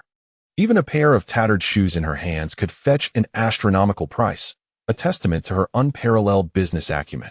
Yao Yi of the royal family joined the Imperial Army at 12, subsequently addressing security issues in the Holy City, directly stationing 50,000 Black Flag troops at the foot of Yunlan Mountain to confront the Yunlan Sect. Most notably, these 3 girls are all breathtakingly beautiful, each a paragon of grace. Nalan Yanran is aloof and solitary. Yafei is mature and alluring. Yao Yi is regal and queenly. Collectively known as the 3 beauties of the Holy City, they are revered as goddesses in the eyes of many youths. In just half a month, one of these maidens will partake in a martial arts ceremony at the Yunlan Sect to determine her marital fate. The Yunlan Sect will also open its doors to the public, a development that stirs excitement. At this crucial juncture, the Alchemy Conference of the Alchemist Guild is set to unfold as scheduled. In an instant, alchemists, typically a rare sight, emerge from every nook and cranny, converging in the Imperial Holy City. Amidst this vibrant atmosphere, Emily finds little interest and casually settles into a hotel, where he begins to delve into his system. He takes out everything acquired from the auction house. Does the host wish to recover 44th grade medicinal herbs? Yes. Ding. Congratulations, host. The system has recovered 44th grade medicinal herbs, earning 32,000 points. Does the host wish to utilize the 4th grade magic core to elevate the system's rank? Without hesitation, Emily affirms his choice. Boom. In an instant, Emily feels as though his body has undergone a profound transformation. The disparity between a Dou Wang and a Dou Ling lies not merely in the quantity of fighting energy. Crucially, At the Dou level, fighting energy can manifest as wings, allowing one to soar through the skies. Combat shifts from the ground to the air, and the internal reserves of fighting energy are incomparable to those of Tin Dou Ling. Congratulations to the host on the elevation of the system's rank to level B, with the corresponding enhancement of medicinal materials to grade 5, requiring a consumption of 1,000 points. May I inquire if the host wishes to activate the grand lottery system bestowed upon them by the upgrade? Emoli was momentarily taken aback, suddenly recalling that the system allows for a lottery draw upon elevation. This implies that he still has the opportunity to acquire even higher tier items. When the system advanced from level D to level C, he had received the spiral pill and the Sharingan. Activate. Just as Mo Lee's words resonated, the system's voice echoed forth. Congratulations to the host for acquiring the advanced summoning skill, spirit communication, and the bloodline limit, Sharingan. The heavens have not been unkind to me, Emoli exclaimed with fervor. With these two abilities, even when faced with a Dou Huang, he could engage in battle, and if the odds were unfavorable, escaping would undoubtedly be feasible. Without hesitation, following the system's upgrade, Emoli exchanged his points for all B-level ninjutsu. His remaining points amounted to a substantial 10,000. After a moment's contemplation, Emoli decided without delay to expend 9,000 points, elevating his prowess to 9-star Dou Wang. Although his points were now reduced to 1,000, Emoli remained unperturbed. As long as he possessed strength, he would not lack for medicinal materials, and with those, points would naturally follow. His 9-star Dou Wang strength would certainly place him among the top 5 in the Jiaomai Empire. To defeat Xiao Yan would be akin to crushing an ant. The critical factor, however, remained the medicinal dust. Now, he merely needed to obtain the 7 Illusions Blue Spirit due to prevent the awakening of the medicinal dust, ensuring that Xiao Yan would not descend from Yunlan Mountain. When one possesses the power to alter their own fate, they find ways to resolve the matters they detest. This sentiment echoes a profound and pragmatic statement made by Sun heir to Xiao Yan when Nalan Yanran sought to annul her engagement with the Xiao family. Undoubtedly, when a person acquires strength, their demeanor and essence undergo a transformation. This change may be imperceptible to oneself, yet others can easily sense it. It is akin to the differing feelings one experiences while carrying $100 versus 10 million. The following day, upon encountering Mo Lee, Yafei was momentarily taken aback. Overnight, it seemed this individual had undergone a more significant transformation. The subtle aura emanating from his being instilled a sense of trepidation. This sensation was one she had only felt in the presence of the clan leader, a powerhouse at the Dou Wang level, merely a step away from Dou Huang. Could it be that this young man, impossible. This thought flickered in her mind, only to be swiftly quelled by a shake of her head. What is it? Sensing Yafei's astonished gaze, Emoli surveyed himself from head to toe. Nothing, just an unexpected feeling. Oh, what feeling? It seems as if you are my white knight. Yafei jested with a serious demeanor. I see. What you imply is that you have taken a liking to me. Emoli is no mere child, and will not fall for Yafei's ambiguous advances. If there is indeed some interest, it ultimately depends on your intentions. Very well. If that is the case, shall we proceed with what needs to be done? Emoli responded in agreement, his vigilance towards this woman growing stronger. How annoying. You haven't changed at all. To Emoli's surprise, Yafei's cheeks flushed. Haven't changed at all. Emoli was momentarily taken aback. Could it be that the original owner of this body had an affair with Yafei? No wonder she could recognize him so easily. Noticing Emoli's silence, Yafei quickly shifted the topic. All right, I have brought you the magic cores you requested, a total of 5. As for our agreement, do remember it well. Yafei gazed seriously at Emoli. Rest assured, I am not one to make promises I cannot keep. Emoli nodded. Then can I finally see your true face? Yafei suddenly made her request, looking eagerly at Emoli. This demand was not unreasonable. After all, Emoli had agreed to owe her 5 favors, and she had exchanged over 20 million gold coins worth of magic cores. However, revealing his identity now would hinder his future plans. After a brief pause, Emoli replied, You shall see my true form once the affairs of Yunlan Sect conclude. Fear not, I shall not renege on my word. All right, sister trusts you. Yafei ceased her chatter, gracefully raising her hand to toss an object towards Emoli. He caught the spatial ring she threw, and with a gentle sweep of his soul, he discerned its contents. Precisely 5 5th-grade magic cores. Thank you. Emoli inclined his hand in gratitude. No need for such formality. This is the 7 illusions, Qingling, saliva you requested. Yafei was not one for excessive words. With a flick of her wrist, a pot filled with blooming 7-colored flowers appeared in her hand. The blossoms were translucent, their 7 hues intertwining like they were sculpted from jade. I have heard that this substance is remarkably effective for healing injured souls. Yafei observed Emily closely. Don't overthink it. I simply happen to need it. Very well. As you wish. But are you not curious about the grade of your elixir? Yafei inquired, her smile radiant as she regarded Emily. I do not know. Nor do I wish to know. After all, it is no longer mine. Yesterday, I consulted Dan Wanguhi, and he informed me that it is a 5th-grade elixir. The old master of the Nalan family was bitten by a 5th-grade magic beast, the scorching poison mark python, and had been afflicted with its venom. He initially intended to use the 7 illusions Qingling saliva to trade for a skilled healer's assistance, but after much persuasion on my part, he agreed to exchange it for the elixir. Emily was already aware of this, giving a gentle nod. Exchanging a 5th-grade herb for a 5th-grade elixir was indeed a reasonable trade, explaining why Nalan Jia had consented. However, Emily held no sentimental attachment to the elixir. Well then, if there is nothing else, I shall take my leave. Very well, I shall eagerly anticipate your performance. Yafei said with a gentle smile. Do you have such unwavering faith in me?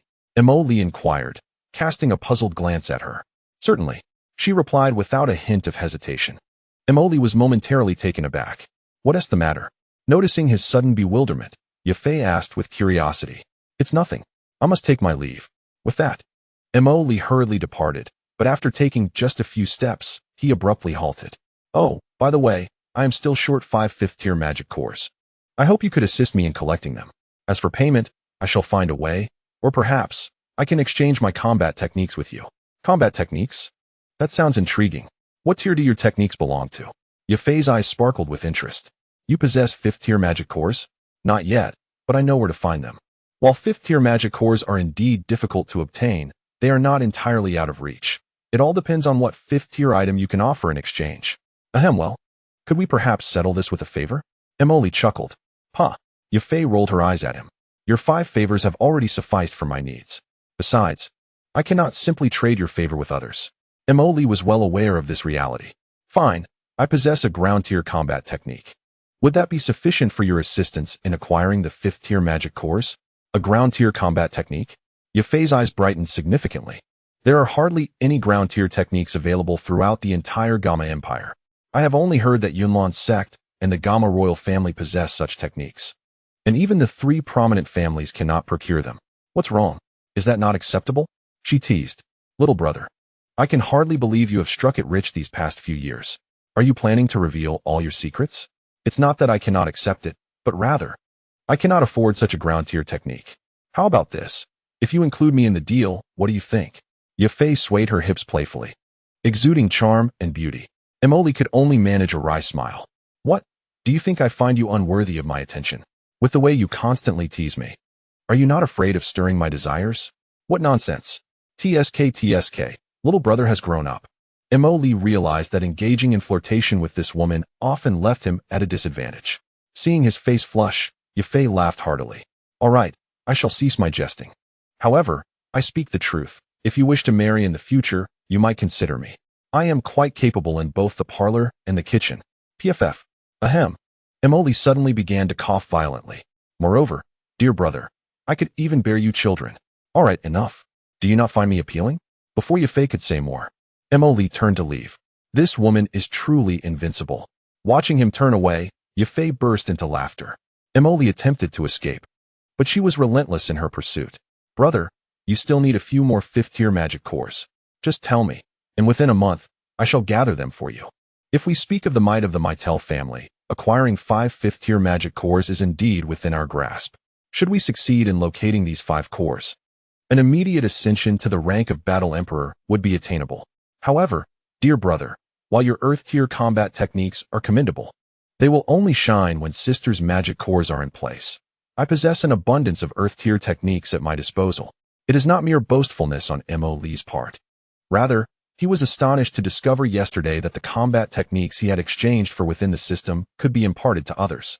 Some techniques may seem mediocre in the world of Naruto, yet in this realm, they are of astonishing caliber. Take, for instance, the most rudimentary technique of shadow clone jutsu.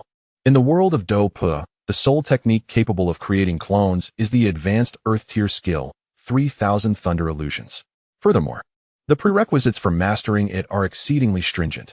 One must cultivate the 3000 Thunder to a remarkable level before being eligible to learn the 3000 Thunder Illusions. Additionally, this technique is a closely guarded secret of the Wind and Thunder Pavilion. Conversely, the Shadow Clone Jutsu in Naruto is regarded as the most elementary of ninjutsu, one that nearly every ninja can perform. Abundant, you say? Yafei's eyes sparkled with intrigue, yet a flicker of skepticism lingered as she gazed at Mo Li. Was it possible that this individual harbored some form of delusion? Sensing her doubt, a peculiar smile spread across Mo Li's face. With swift movements, he formed a series of hand seals. Boom. Just as Yafei remained in a state of confusion, a multitude of Mo Li's shadow clones abruptly appeared beside her. These were not mere ordinary clones, they were all shadow clones. Unlike the basic body technique that merely creates illusions incapable of offense, shadow clones are crafted by evenly distributing one's chakra to create duplicates that can engage in both combat and action. As the chakra is equally partitioned, it is as though an additional individual has emerged. Even the essence of the soul remains undetectable. Moreover, once the shadow clones disperse, the original body can absorb the experiences gained by the clones. Thus, it is akin to dividing a person into two, with the original benefiting from the shared experiences of the clones. Of course, the experiential knowledge from shadow clones can only be shared after their dissolution, whereas the wood clone technique allows for real-time sharing, and in the event of the original's demise, the clone can continue to exist in its place. However, Mo Li intended to instruct Yafei solely in the art of shadow clones. To further validate his demonstration, Mo Li concentrated, and the numerous clones commenced performing an array of actions, with one even sneaking behind Yafei to plant a kiss upon her astonished visage. The ability to produce multiple clones, each capable of independent action, is truly a testament to the prowess of an Earth-tier technique. Yafei inhaled deeply, exclaiming, "Impressive." With a wave of his hand, Mo Li commanded the simultaneous dissolution of the shadow clones. So what do you think? If you feel confident, I can impart this technique to you. In due course, you could simultaneously oversee numerous auction events. Such a technique employed for conducting auctions. Do you not find that a tad extravagant? I must confess, I am quite adept at multitasking. Each day, I manifest several avatars, one to wash clothes, another to prepare meals, while the remainder are devoted to my cultivation. Oh, and I nearly forgot to mention, when my avatars engage in their training, the combat energy and experience they accumulate will be relayed back to my original self upon their dissolution.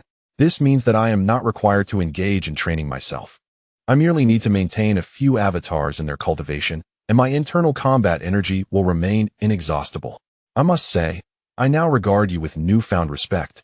Yafei appeared utterly astonished, yet assured me, "Rest assured, I will swiftly gather the 5 fifth-tier magic cores for you."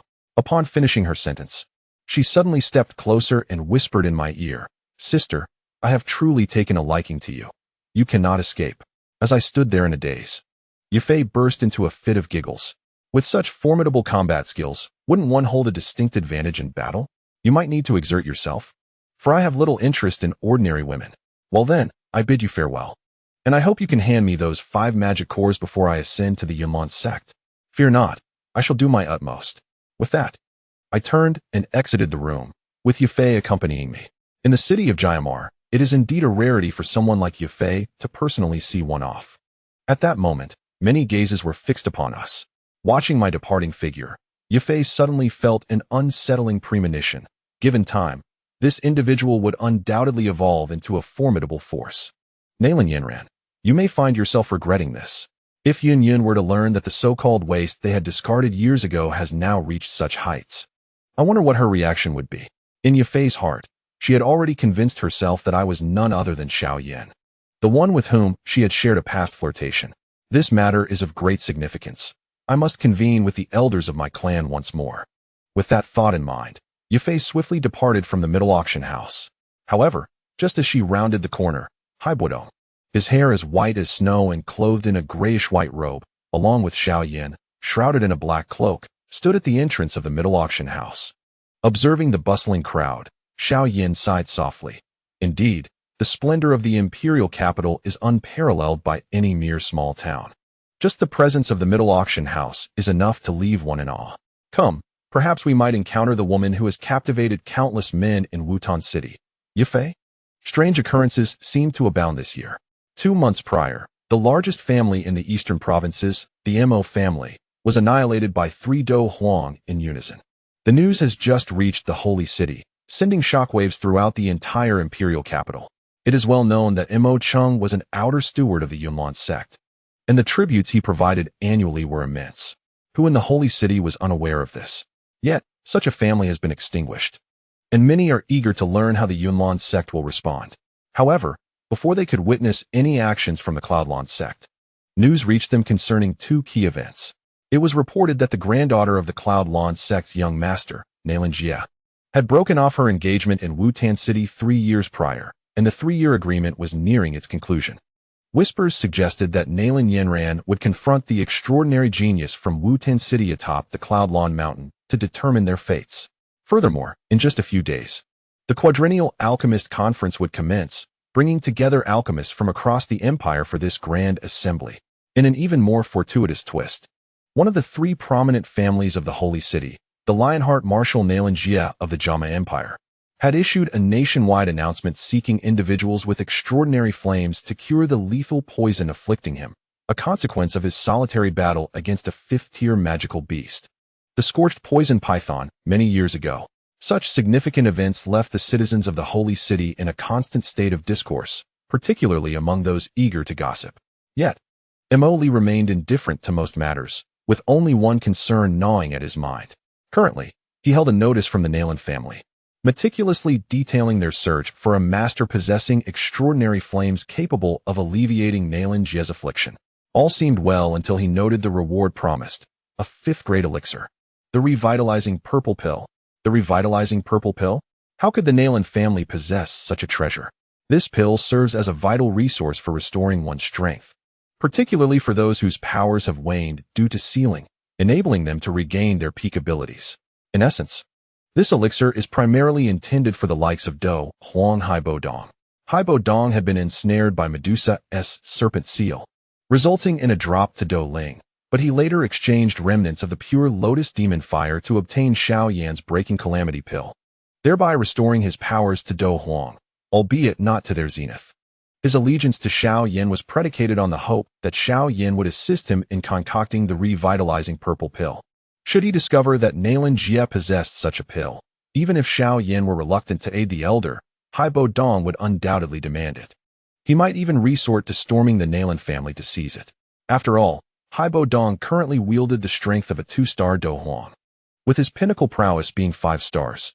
Each star within the Dou Huang realm could potentially entrap one for a lifetime, in a convoluted manner. This brought him back to square one. Although he had thwarted Yao Chen's awakening, if Haibo Dong were to regain his peak strength, he would be a 5-star Dou Huang, an adversary beyond his capacity to confront. Damn it, had he foreseen this, he would have bartered with something else instead. A 5-star Dou Huang? For reasons unknown, a sudden flash of insight struck Mo Li. Haibo Dong had once been a 5-star Dou Huang, and his ceiling had only occurred in recent decades. Medusa, the queen of the serpent tribe, had since transcended to Dou Zone. Was Haibo Dong truly so reckless as to venture into the serpent tribe's territory with merely the strength of a 5-star Dou Huang? Had he lost his senses? It is important to note that the serpent tribe is comprised of 8 clans, each overseen by 3 formidable elders, beings that inspire terror. Even a fool would not dare to undertake such a perilous endeavor.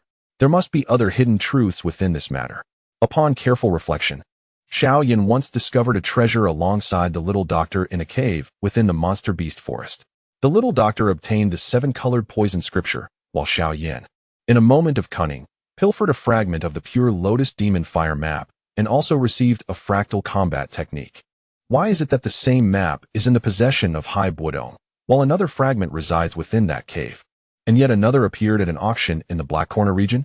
Although the distances from the monster beast forest to the Tagore Desert to the Black Corner region may seem vast, when one surveys the entirety of Dou Pu, the relative distances are surprisingly small, all revolving around the Jiama Empire.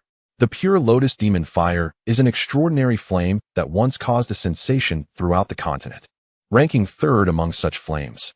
How could such a rare treasure possibly manifest 3 fragmented maps simultaneously within the confines of the modest Jiama Empire? It is highly likely that the complete map originally belonged to the Jiama Empire and was subsequently coveted and stolen. This suggests that Hai Buodong did not enter the Serpent People tribe alone. He must have been accompanied by at least 3 others. If these were 4 Dou Huang, or perhaps even Dou Zong, such a scenario becomes plausible. What did the little doctor acquire? The 7-colored poison scripture? Medusa is the original form of the 7-colored sky-devouring python. Suddenly, a light dawned upon Mo Li. So it was someone within the Serpent People tribe betrayed them, allying with Hai Buodong and 2 others to steal the fragment of the pure lotus demon fire map. However, during their retreat, they were discovered, and Hai Buodong was sealed by Medusa. The traitor among the Serpent People must have been gravely injured and sought refuge in a cave within the monster beast forest. When Xiao Yan and the little doctor entered that cave, it was surrounded by rock serpents, which corroborates this theory. The most crucial aspect lies in the arrangement of the treasures within that cave. Surrounding the area were embedded moonlight stones, indicating that someone had been residing there. It is unheard of for any moonlight stone to emit light for decades. Additionally, the medicinal fields require constant care. The most significant detail is the presence of 3 stone boxes within the cave, each containing treasures, with the keys resting in the hand of a desiccated skeleton. To retrieve the keys, one would have to sever the skeletal hand, from which a fragment of the pure lotus demon fire map lay concealed within the fracture of the broken arm. Upon reflection, it is evident that this was an intentional act on the part of the cave's owner, who, upon dying, would scatter gold coins about. And how could one possibly leave precious techniques such as the 7-colored poison scripture and the wings of the eagle openly displayed? It is clear that the boxes contained treasures. If the cave's owner had perished, one might understand that they were magnanimously offering their possessions to a fated individual. Yet, all signs indicate that someone had been living within the cave. Furthermore, the skeletal remains do not belong to the cave's owner, who would hide treasures within their own shattered bones. Were they alive? Would they carve open their flesh to conceal them? Or would they have entrusted someone to do so posthumously? This is clearly an invitation to destroy one's own remains, which is utterly illogical. Since the cavern is a trap, it follows that the treasures within may very well be illusory, or rather, everything is but a facade. Mo Li also believes that had it not been for the medicinal essence within Xiao Yan, their reckless venture into the stone cave would have surely ended in demise. If the treasures displayed outside were genuine, then the fragmentary map must undoubtedly be a forgery. How could Xiao Yan possess a counterfeit of the pure lotus demonic fire map, while simultaneously considering Hai Buodong's map to be authentic? A mere comparison reveals the truth. Mo Li suddenly grasped an enlightening realization. The map bestowed upon Xiao Yan by Hai Buodong is also a fabrication. This notion makes coherent sense, and it is possible that both maps originated from Hai Buodong's hand. Mo Li felt a surge of joy. Xiao Yan, who prided himself on his intellect, had ultimately been outwitted by Hai Buodong. With years of meticulous study in cartography, Hai Buodong must possess his own methods. However, what connection does this map have with Medusa? Hai Buodong is ensnared by Medusa's seal. Medusa requires the power of otherworldly flames to evolve into a Dou Zong. The Serpent People tribe, being remnants of ancient beasts, surely has its own masters. This is evidently implausible, and the existence of the extremely cold ice spirit spring within the tribe indicates that they indeed possess otherworldly flames. This flame is the pure lotus demonic fire. Yet, to call it merely otherworldly is an understatement. It should be referred to as the remnant soul imprint of the pure lotus demonic fire, utilized for the evolution of each generation of Medusa. Subsequently, a betrayal occurred within the Serpent People tribe, collaborating with outsiders to steal the map of the pure lotus demonic fire and the 7-colored poison scripture. Thus, everything falls into place. As for why the remnant soul imprint of the pure lotus demon saint appeared in the Serpent People tribe, this remains untraceable. Perhaps the first Medusa had an affair with the pure lotus demon saint. Another point of inquiry is with whom Hai Buodong conspired to pilfer the map. This question can be easily answered by finding him and asking. As Mo Li pondered this, he inadvertently stepped onto a stall, causing a clatter as something beneath his foot shattered. How can you walk without paying attention? My stall has been perfectly fine, and your careless step has ruined it. Look at what you've done. Upon hearing the voice, Emoli noticed a stall before him. This so-called stall was merely a tattered cloth displaying an assortment of items. These belonged to idle mercenaries and some apprentice alchemists who temporarily exchanged goods. When they have time, they set up a stall to sell. When pressed for time, they simply roll up their mats and depart. Behind the stall stood a gaunt and somewhat disreputable man, clad in a worn gray robe of an apprentice alchemist, clearly aged. Such individuals have proliferated in the Holy City due to the Alchemist Conference. They may never step into the profession of alchemy in their lifetime. Yet due to a modicum of talent, they are designated as apprentice alchemists. Their primary role is to assist in the guild with the preparation and organization of medicinal materials. Some individuals are employed by large families specifically to safeguard medicinal herbs. Moreover, certain alchemists prefer to recruit a few apprentice alchemists to assist them in their endeavors. However, upon observing the man before her, Emoli discerned that he was merely an idle vagabond, as no one would be inclined to employ a person of such lethargy. A mere glance at him afforded Emoli a glimpse of his character. "My apologies, I didn't notice," she murmured softly. "Apologies? Is that all? You've destroyed my wares. What do you intend to do about it?" Emoli cast her eyes upon the stall, which displayed a collection of substandard herbs and various vials, presumably containing concoctions of his making. Lacking spiritual energy and fire, he could only be viewed as someone who haphazardly combined herbs, akin to a novice healer, and certainly, such an apprentice alchemist was even inferior to a physician. Initially, Emoli had no intention of engaging with the man, yet when her gaze fell upon the vials, a fragment of black, weathered jade caught her attention. The piece appeared quite ancient, and notably, it was still dusted with some soil, suggesting it had either recently been unearthed or picked up. Clearly, it was of no significant value, as it hadn't even been cleaned. Without revealing her intrigue, Emoli subtly shifted her gaze to the side. "How much for these items? Consider them purchased by me." "Excuse me? Did I hear you correctly?" The apprentice alchemist seemed incredulous. His initial intention was to extort a few gold coins by claiming compensation for the vial he had brought along. "You want me to compensate you? I'll take everything from your stall." The lecherous man paused, quickly realizing he had stumbled upon a lucrative opportunity. He resolved to extract as much as he could from her. "Ah, indeed, this young master. While these items aren't particularly valuable, I must inform you, I possess 2 exceptional vials that are truly remarkable." The man's demeanor brightened as he hastily presented 2 small jade vials. "This is called the Night's End Pill. I assure you, with this, you will be able to charm 10 women in a single night." Emoli frowned. Was it a common practice among alchemists to peddle such wares?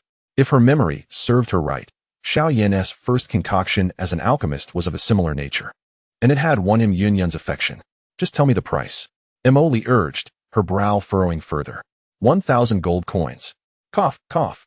1,000 gold coins for all of this? Especially for my Night's End Pill? You absolutely must try it. Enough of this nonsense, Emoli retorted, retrieving her card. The man's eyes widened once more. It was a 5-patterned purple gold card, rumored to be accessible only to those of the Dou Wang rank. This individual was a Dou Wang. The realization struck him, and he immediately fell silent, afraid to utter another word. Stealing a glance at Emoli, and seeing that he bore no signs of anger, I cautiously bundled up the items, disregarding even the wrapping used for market stalls, and handed them over to Emoli with both hands. Without further ado, he swiftly produced 1,000 gold coins and departed, clutching the items. He could already sense the peculiar gazes surrounding him, gazes he was all too familiar with, reminiscent of the scrutiny one faces when entering a deserted vending store. It was evident that this individual was most adept at the so-called indestructible pill. However, what Emoli truly sought was not that pill, but rather the fragment of black jade. If his conjecture was correct, this jade harbored the essence of Xiao Yan's future prowess, the heavenly fire 3 transformations. This transformation could elevate one's strength by several tiers without any adverse effects. Though he lacked extraordinary flames, he possessed other forms of fire, and perhaps he could even absorb extraordinary flames. Moreover, an opportunity for a heavenly-grade combat technique presented itself. One would be foolish to let it slip away. The Heavenly Fire 3 transformations was established by the ancestor of the Xiao clan, Xiao Yan, who later gifted it to the Burning Flame Valley due to his camaraderie with the valley's founder. It was categorized as a heavenly grade technique because its final transformation could unlock the clan's ancestral insignia, granting access to the power of their bloodline. This was akin to wielding an extraordinary advantage. A combat technique capable of unlocking ancient bloodline powers could surely be deemed heavenly grade, could it not? Without the Heavenly Fire 3 transformations, how could Xiao Yan seek the second transformation from Burning Flame Valley? Or learn the third transformation from Xiao Xian to unlock the clan's insignia? Without this insignia, he would be unable to harness the ancestral bloodline's power. Of course, these were distant thoughts. For now, Emoli had no intention of allowing him to leave Yunlan Mountain alive. Once in a secluded area, Emoli opened the package in his hands, gently caressing the black jade fragment. Indeed, before long, the jade began to emanate a warmth. Storing combat techniques within jade was a unique secret of the Burning Flame Valley, and prolonged contact with such jade often resulted in a warming sensation. It was unmistakably the Heavenly Fire 3 transformations. A smile crept across Emoli's lips as he directly stowed the jade fragment into his spatial ring, having no interest in the other items, which he promptly discarded. However, at that moment, as he tossed the items aside, a thought occurred to him. The indestructible pill. Ahem. Surely, every man dreams of attaining the pinnacle of such a treasure. Originally indifferent, the thought caused Emoli's cheeks to flush. Glancing around cautiously to ensure he was unobserved, he stealthily placed the vial of the so-called indestructible pill into his spatial ring, while carelessly discarding the remaining items into a nearby trash bin. The Miter family had been scouring the entire holy city for 5th-grade magic cores, raising the price from 4 million gold coins to 6 million gold coins each. However, 5th-tier magical beasts are equivalent to the strength of a human sovereign, and within the same rank, magical creatures invariably possess greater power than humans, resulting in the considerable scarcity of 5th-tier magic cores. This scarcity explains why Nalan, a man accustomed to warfare throughout his life, sought the 5th-tier beast. The scorched iron poison sealing python. Once entrusted to the Mitter auction house, Emoli chose not to concern himself further with the matter. Yet, the situation he dreaded most came to pass. The Nalan family had located an individual possessing a unique fire, and they had already initiated treatment. It was needless to guess. It must be Xiao Yan. Once Hai Bo Dong laid eyes on the revitalizing purple pill, Xiao Yan would undoubtedly make his way to the Nalan family. Standing before a high-end hotel in the Holy City, though it was not the finest establishment, it was advantageous for its proximity to the gates of the Nalan royal residence. Emoli witnessed Xiao Yan, cloaked in black, entering the Lionheart Marshal-S estate. He could only wonder whether Yafei and Xiao Yan had crossed paths, and if Yafei had played a role in introducing Xiao Yan to the Nalan family.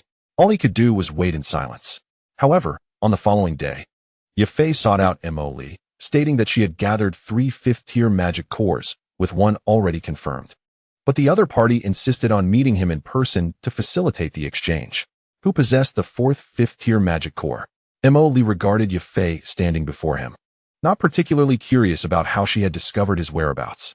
If the Mitter family lacked such influence in the Holy City, they would hardly qualify as one of the 3 prominent families of the Jiaomai Empire. The Nalan family. The Nalan family? Emoli was somewhat taken aback. Had he forgotten that old man Nalan Jie had once battled the scorched iron poison sealing python and successfully slain it? From that encounter, he had procured not only the 7 illusions Qing Ling saliva, but also a 5th-tier magic core from the scorched iron poison sealing python. So, why the insistence on meeting him for an exchange? He had informed the old man that the revitalizing purple pill had originated from his hands, and as a 5th-tier alchemist, he was certainly worthy of such an encounter. Yafei smiled sweetly at Emoli, showing no signs of deception. Of course, it wasn't just Nalan Jie who wished to meet you. Even the patriarch of the Mitter family is eager to make your acquaintance. After all, extraordinary young talents like you are a rare find. Furthermore, our engagement must eventually be introduced to the families, mustn't it? Cough, cough, cough. Emoli, having theatrically lifted his teacup, failed to notice and ended up spraying the tea everywhere. This woman, in just 3 sentences, had ensnared him. Our engagement? When have we ever had such a matter? What? You still deny it? Just a few days ago, you told me that ordinary women did not pique your interest. Allow me to inform you, I am not an ordinary woman. Thus, your words could be construed as a confession. He. Fear not, dear brother. I have no designs on you. Come now, accompany me to meet my grandfather. Your ability to manage the auction house in the Holy City relies upon you. Yafei playfully coaxed Emoli. To be honest, Emily found it difficult to muster any genuine interest in Yafei. 3 years ago, in the city of Wutan, she was the object of admiration for many men. At that time, Xiao Yan's father would frequent the auction house nightly.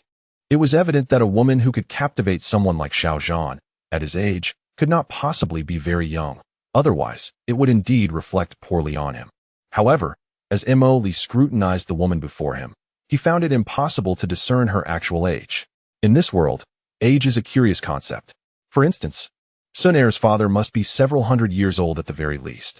Moreover, Ziyan's father, Zhu Kuan, is from the same era as the ancient emperor Dou Qi. He was tricked into a cave long before the establishment of the Jianan Academy, which dates back over 1,000 years. So how old must Ziyan be? By this calculation, she should be at least 1,000 years old. Otherwise, it would be absurd to consider her existence. A primordial ancient dragon, said to be a millennium old, appearing merely as a young girl is simply implausible. Nevertheless, no one seems to care about such matters. Xiao Yan could pursue his girlfriend's teacher, and his father had also shown interest in his son's girlfriend. Sun Er's father had his daughter when he was several hundred years old, so age is truly inconsequential. Have you gathered 3 fifth-tier magic cores? Indeed. We searched throughout the Holy City. 2 were exchanged from the Alchemist Guild, and 1 was procured from the Mu family. Emily nodded, impressed by the Miter family's formidable connections. There is also 1 in Nalan Jia's possession. We are still short of 1. Although I couldn't assist you in gathering them, I can provide you with a lead. He will undoubtedly produce a 5th-tier magic core. Yafei affirmed. Who? He. Follow me, and I shall reveal it to you. It seems I must accompany you after all. Very well. Emily sighed. He harbored no concerns regarding Yafei's intentions toward him. With his strength as a 9-star Do Wang, few could pose a threat to him in this holy city. Thank you. Little brother. About that Earth-tier Do technique of yours. Is it that Yafei feels somewhat hesitant to bring it up, considering the magic cores have yet to be assembled? Fear not, it will not be lacking. Then I am grateful to you, brother. As the 2 emerged side by side from the inn, many gazes fell upon Mo with astonishment. After all, Yafei is one of the 3 beauties of the holy city, widely recognized for her stunning beauty. Furthermore, any man fortunate enough to wed her would undoubtedly experience a significant transformation in fortune. The financial prowess of the Miter family is unmatched within the Jiama Empire. Even the royal family would be compelled to concede. Who is this fellow? Given Yafei's demeanor, their relationship appears rather ambiguous. Mo was enveloped entirely in a black cloak, while Yafei donned a striking red qipao, elegantly slit to the knee, showcasing her mature allure to perfection. Not only was it tempting to touch her, but merely approaching Yafei allowed Mo to sense the mature aura radiating from her, stirring an involuntary desire within him. It is no wonder that this woman could attract the attention of men wherever she goes. The headquarters of the Miter family is indeed a focal point of this sacred city. Accompanied by Yafei, Mo arrived at the grand hall of the Miter family, only to be taken aback by the sight of the spacious and magnificent hall being utterly vacant. What is this woman up to? Suddenly, Mo sensed a chilling drop in the ambient temperature. An ambush. With no time to ponder further, a surge of water emerged from beneath Mo's feet. In an instant, the water coalesced and then ascended rapidly. Advanced ice prison, a high-tier battle technique. Bang! The mist formed by the water swiftly solidified, creating a thin, circular, eggshell-like cage that enveloped Mo entirely. Grandfather, what are you doing? Stop! Yafei's expression changed dramatically. Her grandfather, Miter Tengshan, the patriarch of the Miter family, preferred to be addressed as the Grand Elder. A 7-star battle king, he ranked among the top 10 strongest in the Jiamar Empire. Yafei had never anticipated that her grandfather would set such a trap after summoning Mo. While others may underestimate the prowess of this cloaked youth, Yafei was acutely aware of his capabilities. With her years of experience navigating the complexities of human nature, she recognized that this individual had undoubtedly weathered storms and witnessed the grandest spectacles. More importantly, he exuded confidence. Moreover, someone capable of casually producing over 20 million gold coins, 5th-tier elixirs, and Earth-tier battle techniques is not the kind of person an ordinary individual could rival. He alone could match the strength of an entire family. If such a person lacked any modicum of strength, he would have long been reduced to mere bones in this ruthless continent of Battle Qi. It was exceedingly unwise to offend a formidable figure of unknown origins. Yafei, what is the meaning of this?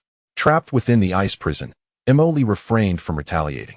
He merely turned his gaze toward Yafei. If the Mitter family truly intended to harm him or had prior dealings with Xiao Yan, seeking to eliminate him preemptively, he would not hesitate to reduce the 3 great families of the Jaimar Empire to 2. Grandfather, what are you doing? He is my friend, no? He is the man I have chosen. If you dare to lay a hand on him. Yafei, in a moment of desperation, turned to call out to Tung Shan, fully aware of the potential fallout of antagonizing an entire young generation. In her urgency, she even declared him to be her chosen man. Is that so? To have you so anxious and to acknowledge his identity, I must thoroughly test this young lad. Proceed. Little one, if you cannot escape from this ice prison, then you are unworthy to marry my granddaughter. An elderly voice resonated, causing Li's brow to furrow. This grandfather and granddaughter duo had seemingly predetermined the course of their marriage. He glanced at Yafei, but upon seeing her genuine anxiety, he realized it was not an act. However, expressing his disinterest in her directly proved to be a daunting task for Li. In truth, Yafei is quite aware that she has mistakenly identified the person before her as Xiao Yan. Xiao Yan is accompanied by an exceptionally powerful alchemist mentor. Otherwise, it would be inconceivable for him to have transformed from a mere wastrel into his current formidable self. From Li's perspective, Yafei has already discerned his identity as the disciple of Yunlan, the Grand Elder of Yunlan Sect. His defense of himself is motivated not only by the reputation of Yunlan Sect, but also by the agreement or some other connection between the original owner of this body and Yafei. This constitutes a splendid misunderstanding, causing 2 individuals, who initially had no connection and were even born adversaries, to experience a measure of friction. The old gentleman has yet to exert his full strength. This mere 1/10 of his fighting spirit's icy prison is far insufficient to withstand my strike. Here's the deal. If you employ your full power, and I am unable to shatter your icy prison, I shall concede my defeat. Oh, the aged voice responded with intrigue. How fascinating. Without further ado, my tongue commanded with a sharp tone, and the once thin layer of the icy prison instantly began to crackle and blossom with layers of snowflakes, thickening dramatically by over half. Moreover, its color transformed from white to a grayish-brown. In the realm of Naruto, many ninjutsu techniques are deemed low-level, yet their effectiveness can be astonishing. This is akin to the combat techniques in the world of fighting spirit. Although both Xiao Yan and Yao Qin utilize the same technique, Flame Splitter, the results are undoubtedly distinct. The same applies to ninjutsu. The classification of levels merely reflects the ease of learning, the consumption of fighting spirit, and the resultant power. However, this classification is not absolute. Take, for instance, the Rakige's Hell Stab. It concentrates lightning chakra on 4 fingers and thrusts it toward an opponent. It is easy to learn and does not deplete fighting spirit to a staggering extent, thus being categorized as a B-level ninjutsu. Yet, its power is substantial, making it difficult for an ordinary person to defend against. However, when executed by the Rakige, it becomes known as the strongest spear, an absolute attack with formidable penetrating power, rendering it unguardable. Furthermore, the power of this technique multiplies as the number of fingers decreases. When the 4 fingers are reduced to a single finger, the technique reaches its maximum potential, capable of breaking through any absolute defense, far surpassing S-level abilities. Coincidentally, Li has already exchanged for all B-level ninjutsu, and Hell Stab is one of his techniques. Extending a single hand, Li can distinctly feel the once abundant, formless chakra within him instantaneously transforming in nature, becoming a volatile lightning attribute. Moreover, strands of electric light dance upon his fingertips. What? Lightning attribute? Both Yafei and my tongue are taken aback. The lightning attribute is an exceedingly rare fighting spirit attribute. What astonishes Yafei even more is the realization that this little fellow has inexplicably acquired a lightning attribute. If her memory serves her right, Xiao Yan's attribute should be fire. Moreover, as an alchemist, it is already considered rare for him to possess a blend of fire and wood attributes. However, this thought was swiftly suppressed by him. She recalled a specific detail. Xiao Yan's son, Xiao Li, possessed a lightning attribute. It was hardly surprising that Xiao Yan wielded lightning-infused Dou Qi. With a powerful thrust of his hand, he unleashed the Hell Spike technique. A resounding crackle of electricity filled the air. Without a moment's hesitation, Li stepped forward, thrusting his right hand fiercely toward the ice prison before him. Do not disgrace me. This attack is renowned as the mightiest spear. Hiss! In an instant, brilliant flashes of lightning erupted within the confines of the ice prison. Bang! A dull thud resonated, and to everyone's astonishment, the seemingly impenetrable ice prison began to fracture under the force of the young man's strike. The cracks appeared, and before even a second could pass, with a sharp crack, the ice prison shattered into a multitude of ice shards. For a moment, Yafei stood in stunned silence. She was acutely aware of her grandfather's strength. This ice prison had once ensnared numerous experts of the Dou Huang level. To think that even a Dou Huang would find it challenging to breach such a fortress so easily was indeed remarkable. Could this fellow truly be human? This young lad possesses some intrigue. Come, let us engage in a spar. Advanced Xiantier Dou technique, Xian Bing Xian Sha.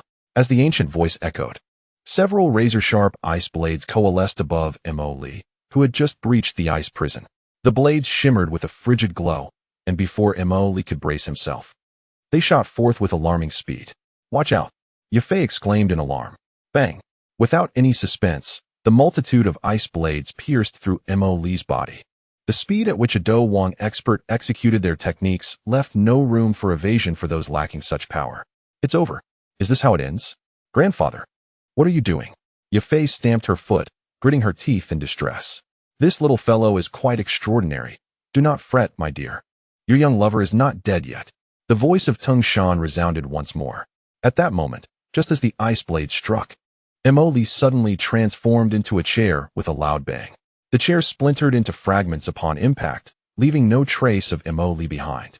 Tung Shan's previous remark about a young lover flushed Yafei's cheeks crimson, but now she was utterly bewildered. How could it be that he was struck by the ice blades only to suddenly become a chair? Since the elder wishes to play, let us engage in a proper game. Fire release, fire dragon flame bullet. Mo Li's figure appeared mysteriously in the corner of the grand hall.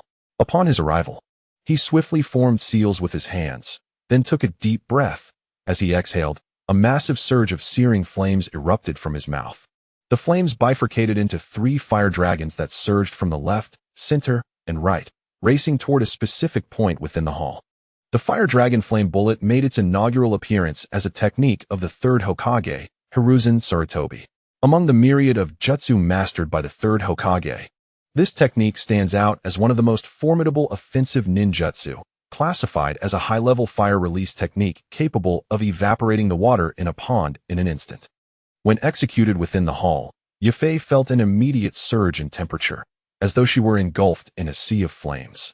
Unconsciously, she retreated several steps, and a multitude of battle energy erupted from her body, forming a crystalline armor of aura that enveloped her. She gazed in astonishment at the remarkable individual responsible for this display. His growth was indeed terrifying. Little one, you've presented me with quite a conundrum. Feng Tian's voice echoed once more. Just moments prior, Mo Li had summoned him and launched an attack, compelling him to reveal himself. Should Feng Tian emerge so readily, he would undoubtedly find himself at a disadvantage. Conversely, if he refrained from appearing, the 3 fire dragons would set the hall ablaze. And as the esteemed elder of the Miter family, failing to protect his own home would also signify defeat for him. Ice shield, manifest. Feng Tian commanded with a low growl. And immediately, the energy in the hall's ceiling fluctuated rapidly, the chill coalescing swiftly. As the 3 fire dragons struck the ceiling, they crystallized into a massive ice shield, spanning several dozen meters, effectively covering the ceiling. Boom! The trio of searing fire dragons collided with the ice shield in an instant, causing the entire hall to tremble. Sizzle!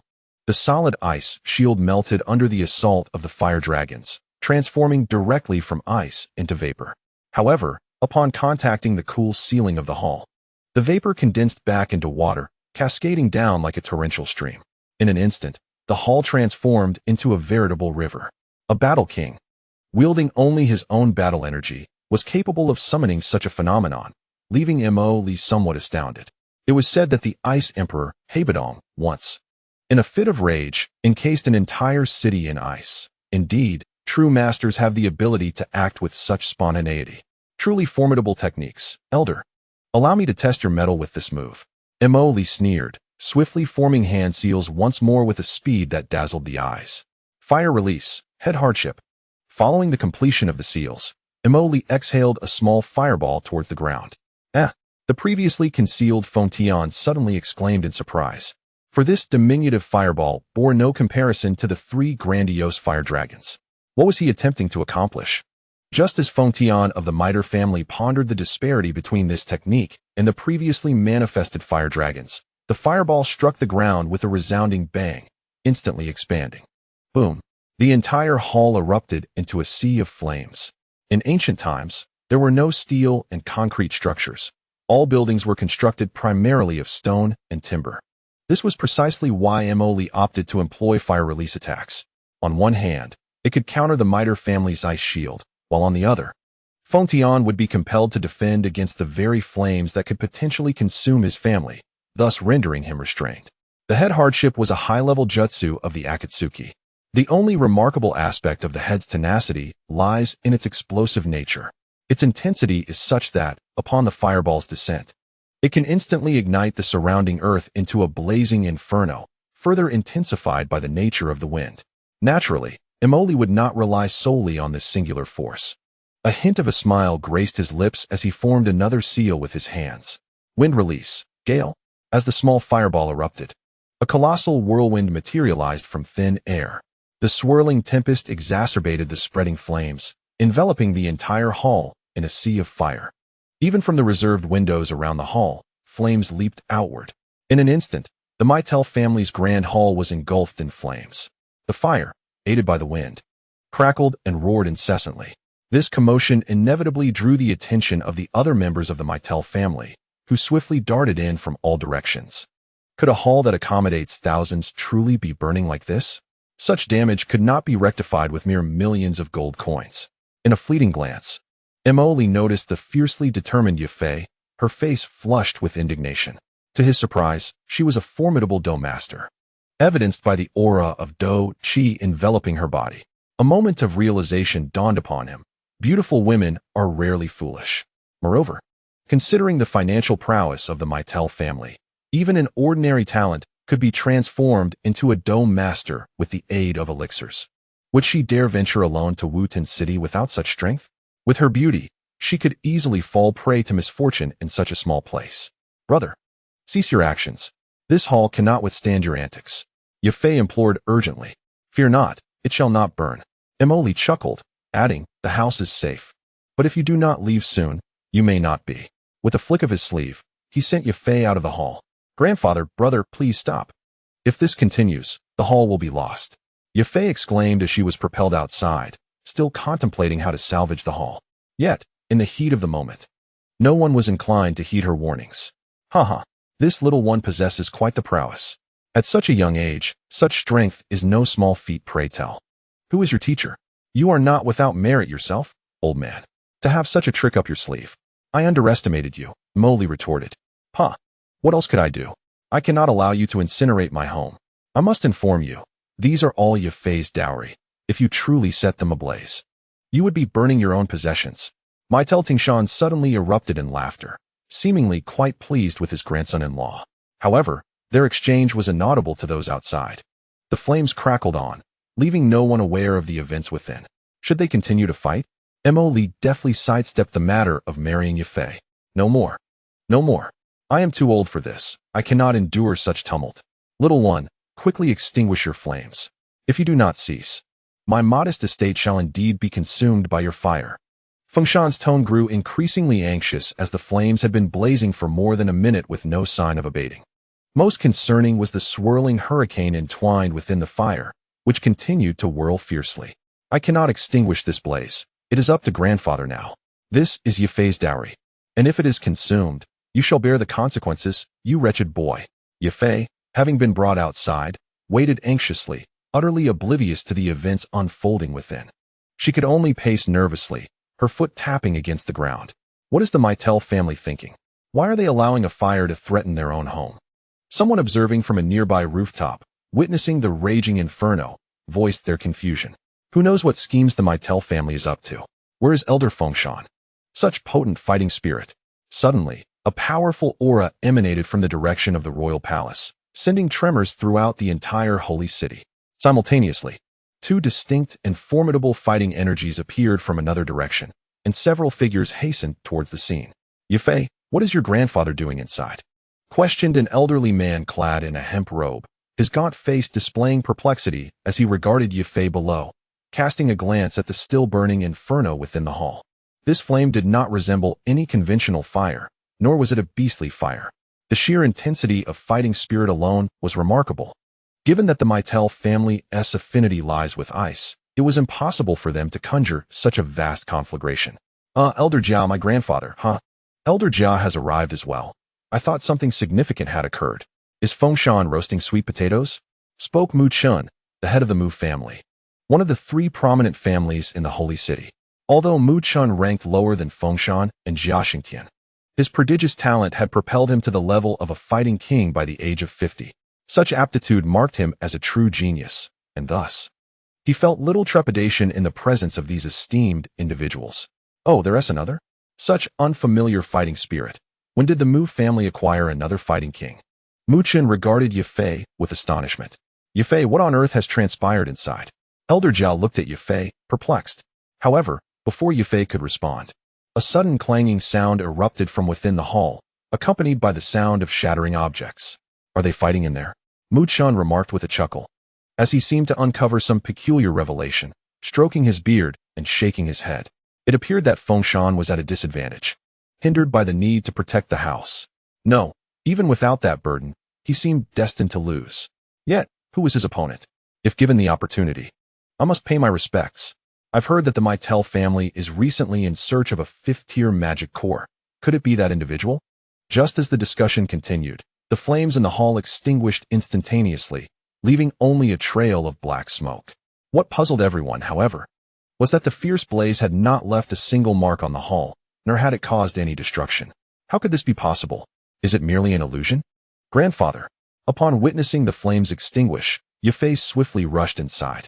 Haha, you little rascal truly possess remarkable skills. Just as Yafei took her first step, Miter Tingshan emerged from the hall. Accompanying him was a youth cloaked entirely in black robes.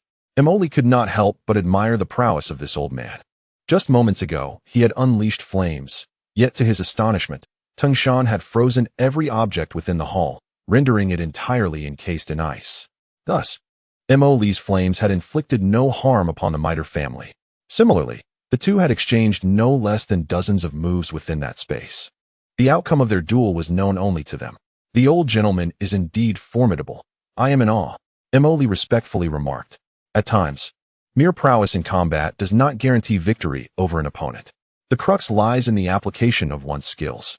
Much like this instance, the old gentleman managed to encase an entire hall in ice within the shortest span of time to safeguard the Miter family's estate, which was truly commendable.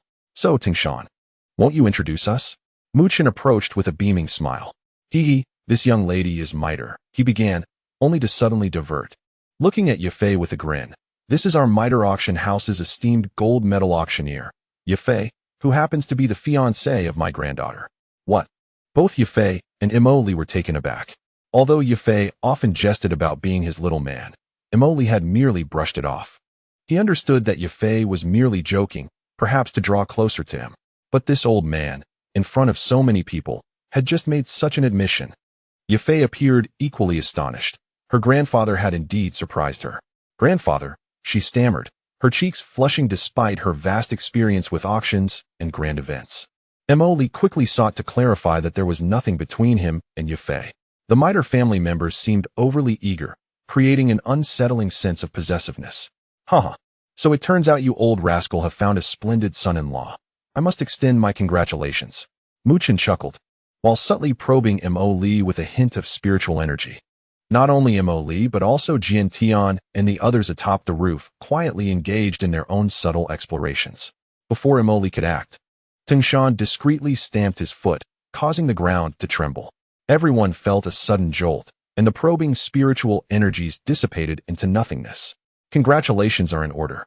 Do come and celebrate Yafei's wedding when the time comes, Tingshan said with a smile, seemingly preemptively arranging the union between Yafei and Emoli, which the Miter family considered a significant gain. You old rascal, when did you find such a fiancé for your granddaughter? I've never heard of this before, Mu Chun chuckled. Haha, this matter is quite lengthy to recount. If we are to trace it back, We must go 3 years into the past to the ruckus caused by that girl from the Nalan family. Such is the nature of this world. 30 years on the east bank of the river, 30 years on the west. The person you once deemed unworthy 3 decades ago may very well become a deity beyond your reach 30 years hence. Sometimes, this time frame can even shrink to a mere 3 years. Tung Shan exclaimed with great excitement. His words were clearly alluding to Xiao Yan. Yafei, of course, would divulge Mo Li's true identity to Tung Shan. It had been previously stated that in Yafei's perception, the present Mo Li was none other than Xiao Yan from 3 years prior in Wutan City.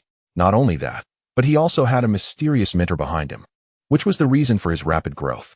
Who would care that a person was once a useless being 3 years prior, as long as they could ascend to divinity thereafter?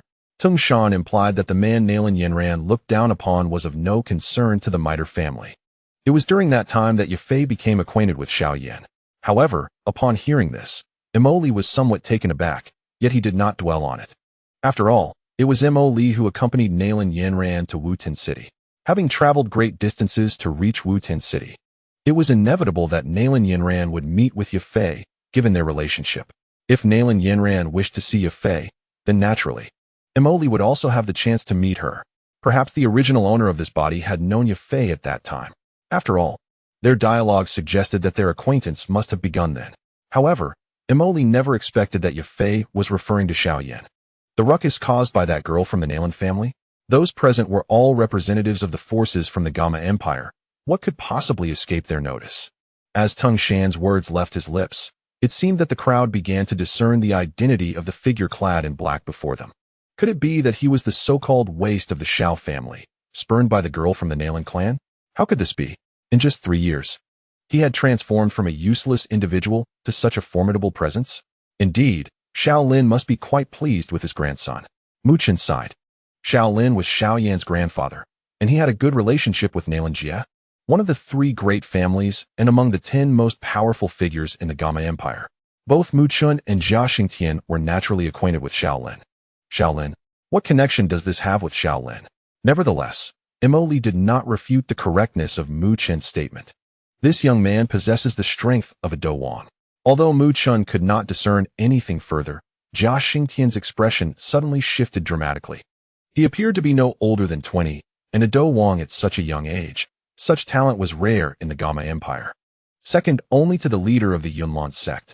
Of course, the age of Yun remains uncertain, yet in the minds of most, they would be reluctant to acknowledge her as a woman in her 30s. In truth, deducing Yun's age is not particularly challenging, based on her cultivation talent. If we assume that her aptitude is akin to that of Nalan Yanran, who ascended to the rank of 5-star Dou Huang at the age of 24, it follows that Yun, currently a 3-star Dou Huang, is likely no older than 24 and could possibly be even younger. Nalan Yanran entered the Yunlan Sect as Yun's disciple at the tender age of 9, and now, at 15. It suggests that Yun was merely 19 when she accepted her as a pupil. Considering the 3-year agreement, both Xiao Yan and Nalan Yanran reached the rank of Great Dou Shi by 18. Thus, when Yun took on her disciple, she could only have been at the Dou Ling level at best. A Dou Ling accepting a disciple, especially one who is the granddaughter of a Dou Wang, seems rather implausible. However, with the added prestige of being the leader of the Yunlan Sect, such an arrangement could be justified, albeit tenuously. Overall, it is undeniable that Yun possesses remarkable talent, a fact recognized by the elder generation. The emergence of such talent once again is not surprising. It explains why Mineral Tingshan hastily offered up Yafei. Dou Wang. The expression on Mu Chen's face shifted dramatically, his mouth dry with disbelief. He could not help but internally curse. Having a beautiful granddaughter is indeed advantageous, as it allows one to draw in talented individuals effortlessly. Nalan Jie had done so in the past, and now Mineral's family is following suit. However, Nalan Jie's vision fell short. He ensnared a genius only to later let them slip away, which has now led to Mineral's family claiming her. Not only did he fail to secure a promising son-in-law, but he nearly compromised his granddaughter's future, all while the 3-year agreement stirred turmoil throughout the city. If Nalan Yanran loses, she will find herself unmarriageable, as their wager stipulates that the loser must serve Xiao Yan as a servant. Even if she were to win, no one would dare to marry her. After all, if she does not regard a genius like Xiao Yan, Who else could possibly surpass him? Alas, it must be said, we have grown old. I recall when I became a Dou Wang, I was nearly in my 30s. Now, Jia Xingtian approached with a smile, reflecting on the emergence of such a talent in the Gamma Empire, lamenting that, as a guardian of the royal family, he had failed to notice it sooner, allowing Mitral's family to benefit. Given time, this young prodigy may well lead the entirety of the Gamma Empire to the Mitral family. At this moment, I cannot help but wonder if the path of cultivation has indeed become simpler. Jia Xingtian's words elicited a wave of laughter from the onlookers. You flatter me, old Jia. Mo Li replied modestly, fully aware that this individual before him is among the elite within the Gamma Empire, at least for the present. Moreover, he is not one to be constrained by trivialities.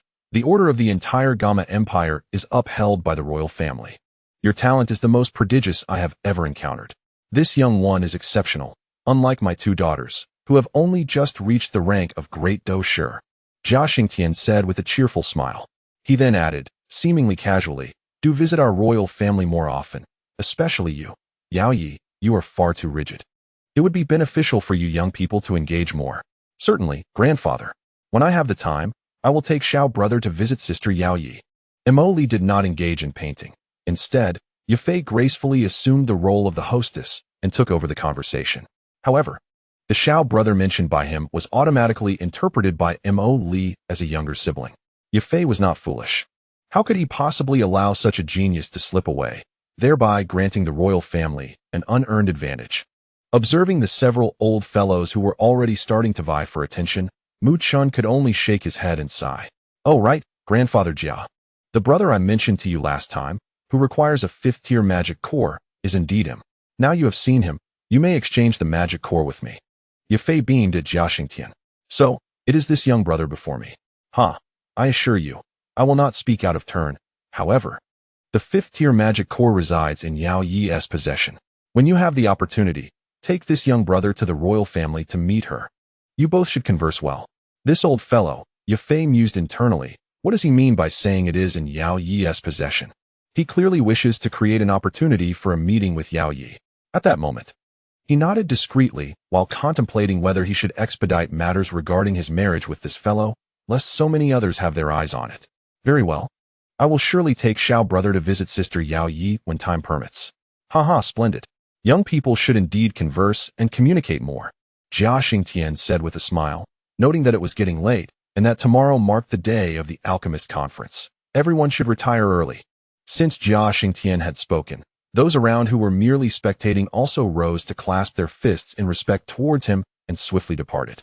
In no time, the front of the Miter family hall was devoid of any presence, leaving only the members of the Miter family behind, 3 elders and some descendants. The usually proud Yafei had unexpectedly developed an interest in a man, even claiming him as her fiancé, which was indeed a revelation.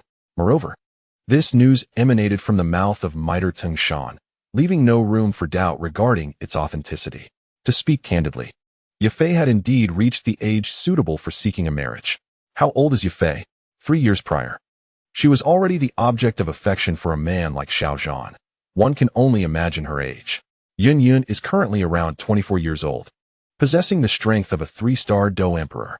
Even if Yafei were the same age as Yun, she would also be 24.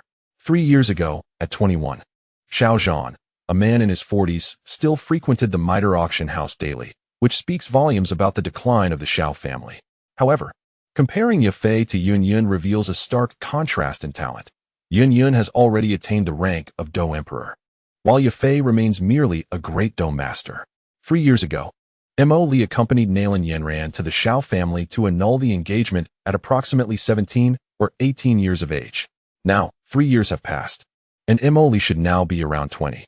A 20-year-old Dou Wang holds little significance when compared to Xiao Yan, and he even falls considerably short. After all, Xiao Yan devoured the falling heart flame at the age of 19, subsequently advancing to the rank of Dou Wang. However, at this moment, Mo Li is sufficiently astonishing to capture everyone's attention. Who among us has ever seen a Dou Wang under the age of 20? Of course, comparisons among individuals are futile. What intrigues the crowd now is that the stunning Yafei has finally found a man who captivates her heart. Moreover, this man appears to be quite formidable. Brother-in-law, A few younger members of the Miter family beamed as they bowed respectfully to Mo Li. Brother-in-law, we expect a meeting gift. Yes, a meeting gift, it is our tradition. Brother-in-law, I also assisted you with that 5th grade magic core. You haven't thanked us yet. Surrounded by a group of children, all smiles, and with the adults grinning as well. The amiable atmosphere made it quite difficult for Mo Li to assert that he was not Yafei's fiancé. They were asking for a meeting gift. What kind of offering could possibly impress the young masters and princesses of the Miter family? Naturally, Mo Li could not allow his reputation to falter. With a swift motion of his wrist, he produced a vial containing 22nd grade healing pills. Here are 22nd grade healing pills. Each of you may take one. Wow. 2nd grade pills. This is simply outrageous. No way, brother-in-law, are you an alchemist? Wow, brother-in-law, you are incredible. The children were left in awe. Although they belonged to the Miter family, 2nd grade pills were not something they could easily come by. Yet, Mo Li had effortlessly presented 20 of them. Such audacity was indeed rare. Enough, enough, you should all head back now. Tung Shan called out with a smile to those around him. Yafei, you need not work tomorrow. Spend more time with this young master Xiao. Furthermore, since you two have reached this stage, ahem, grandfather, what are you saying? Yafei stamped her foot. Her face flushed as she shot a glare at Tung Shan.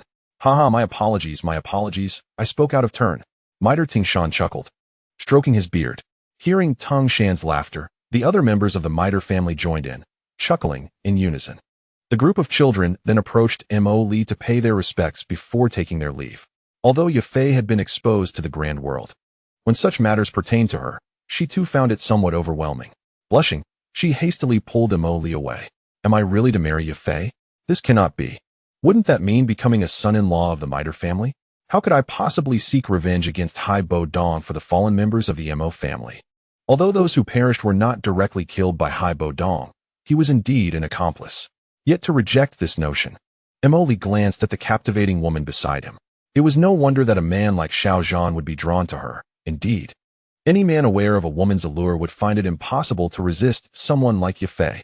Additionally, Mo Li's perception of Yafei shifted as he realized that his former self harbored feelings for her, with countless connections intertwining their fates. With this thought in mind, Mo Li felt as if a great weight had been lifted from his heart. Embracing the idea of accepting her did not seem so unwise after all. With the support of the middle family, Hai Bo would at least no longer stand by Xiao Yan's side.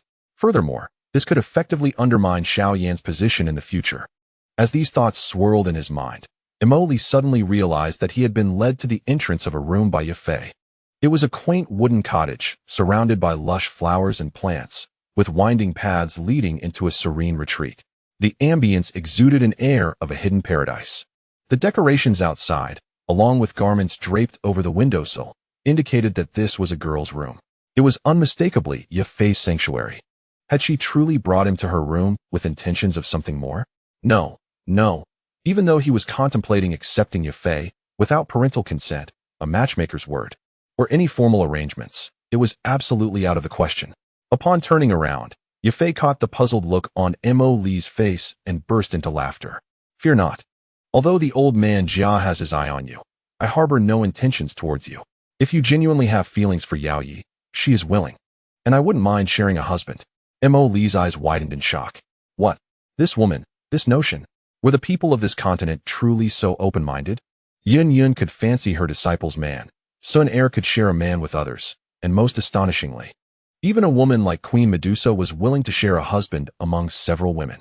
Or had strength truly reached such heights? What's the matter? Are you reluctant? Yafei shot him a glance. No, what I meant was, your meaning is clear. You men are all the same. My only request is that in the future, you remember that there exists a woman like me. By the way, let us not dwell on this any longer. I have brought the 5-tier magic cores you asked me to collect. As Yafei spoke, she opened the door. Mo Li was utterly stunned. Was the status of women on this continent truly so low? It seemed implausible. However, as he followed Yafei into the room, a rich fragrance enveloped him, and he noted the exquisite wooden flooring, impeccably arranged. You are the first outside man to enter here. Revel in your good fortune. Yafei casually remarked as she stepped inside. Mo Li felt flustered. In his world, he was still a novice and had never encountered such a scene. Sit. I shall pour you some water. Yafei busied herself around him. Mo Li dared not gaze around, stealing only a glance at the embroidered bed, which caused his cheeks to flush crimson. Well, look at how bashful you are. Here are the 3 5-tier magic cores you sought. There are 2 more. One in the royal household and another with Nalan Jia. I have no secrets from you. As Yafei spoke, she flicked her wrist, and 3 perfectly rounded magic cores appeared on the table. Thus, Emoli now possessed 8 5-tier magic cores, with only 2 remaining, and he had already discerned their whereabouts. As long as 10 mystical cores are gathered, one can upgrade the system and ascend to the rank of Battle Emperor. At that moment, who in the entire Gamma Empire could possibly stand in one's way? Thank you. Emoli tucked away the magical core and expressed his gratitude to Yafei with a gentle tone. Is that it? Yafei gazed at Emoli. Well, yes. What else? A kiss, perhaps? A kiss. Oh dear, you are truly slow. After waiting for quite some time, without any action from Emoli, Yafei stood up and pecked him on the cheek. This sudden action left Emoli blushing furiously. Yafei chuckled melodiously. Meanwhile, Tung Shan felt a wave of self-reproach. Why had he barged into Yafei's room when everything was perfectly fine? Why had he chosen to disrupt them? The couple had already disrobed, and his intrusion had surely interrupted their intimacy. Alas, what a pity. The old fellow Jia Xingtian was watching closely, insisting that Yafei take action before competing with Yao Yi. In this land, it seemed that the status of women was merely a means to maintain family power through marriage alliances. Middleton Shan thought this way, and Jia Xingtian had once contemplated marrying Yao Yi to Xiao Yan. Nalan Jia also regretted that he could not bind Xiao Yan due to Nalan Yanran's broken engagement. Most importantly, even the serpent people knew to use Medusa to secure Xiao Yan. The only one with true feelings was Sun Er. However, Sun Er had an exceedingly foolish father who had sent her to the desolate Gamma Empire when she was merely 2 or 3 years old. And by the age of 4, Xiao Yan had touched her all over under the pretense of nurturing her meridians. One must admit, this aspect of Xiao Yan's behavior was somewhat inappropriate. He was a time traveler, and at that time, Sun Er was only 4 years old. Yet he would enter her room daily. Sun Er understood it as him helping her nurture her bones and meridians. Yet, Xiao Yan himself admitted that he had merely just acquired Dou Qi and had gone to Sun Er's room to experiment with its existence, and upon touching her, he developed a sensation that led him to continue for 2 years without interruption. One must say, it is something worthy of admiration for us men.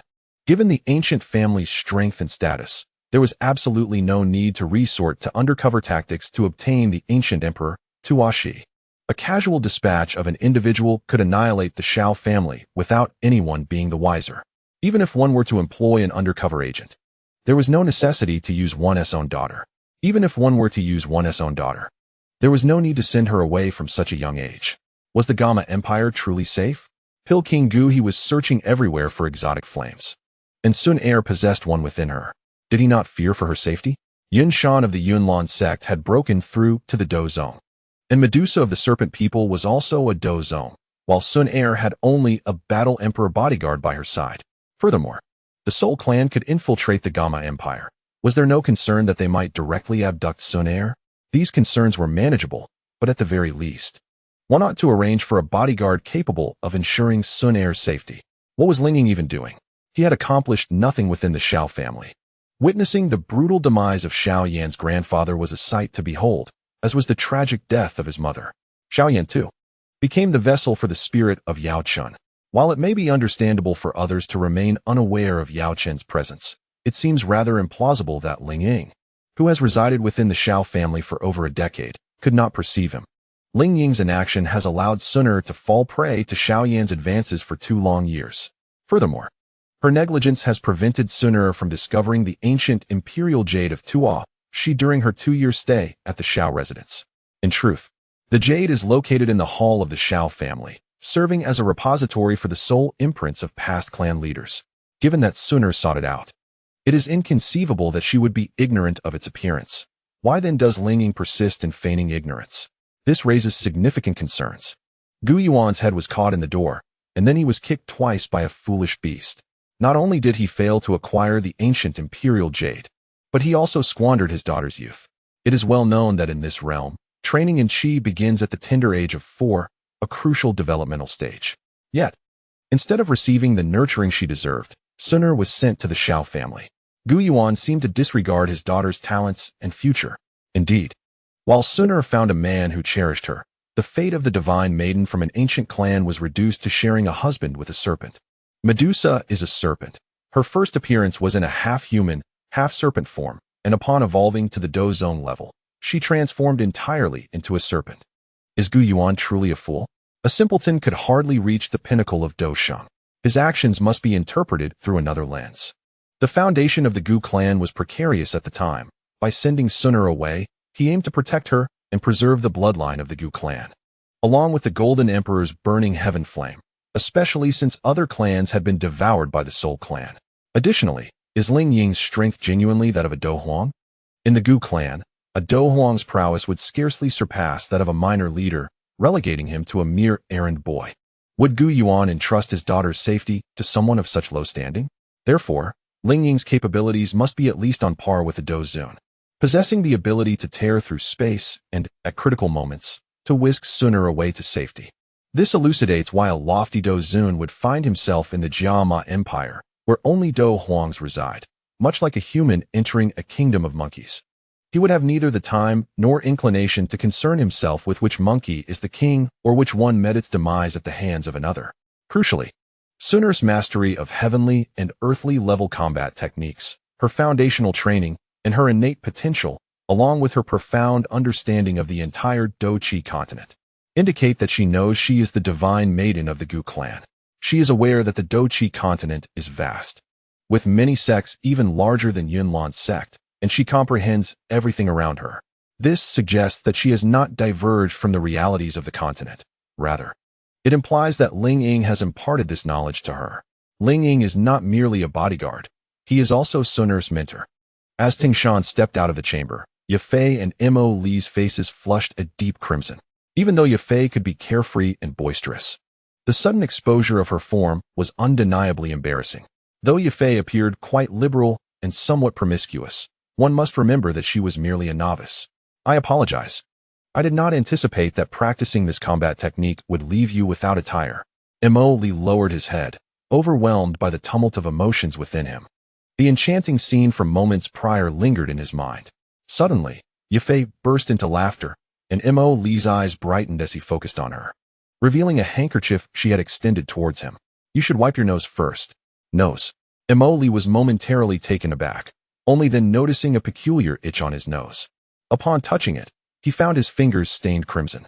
How embarrassing. I cannot believe I am bleeding. Mo Li lamented, feeling utterly mortified.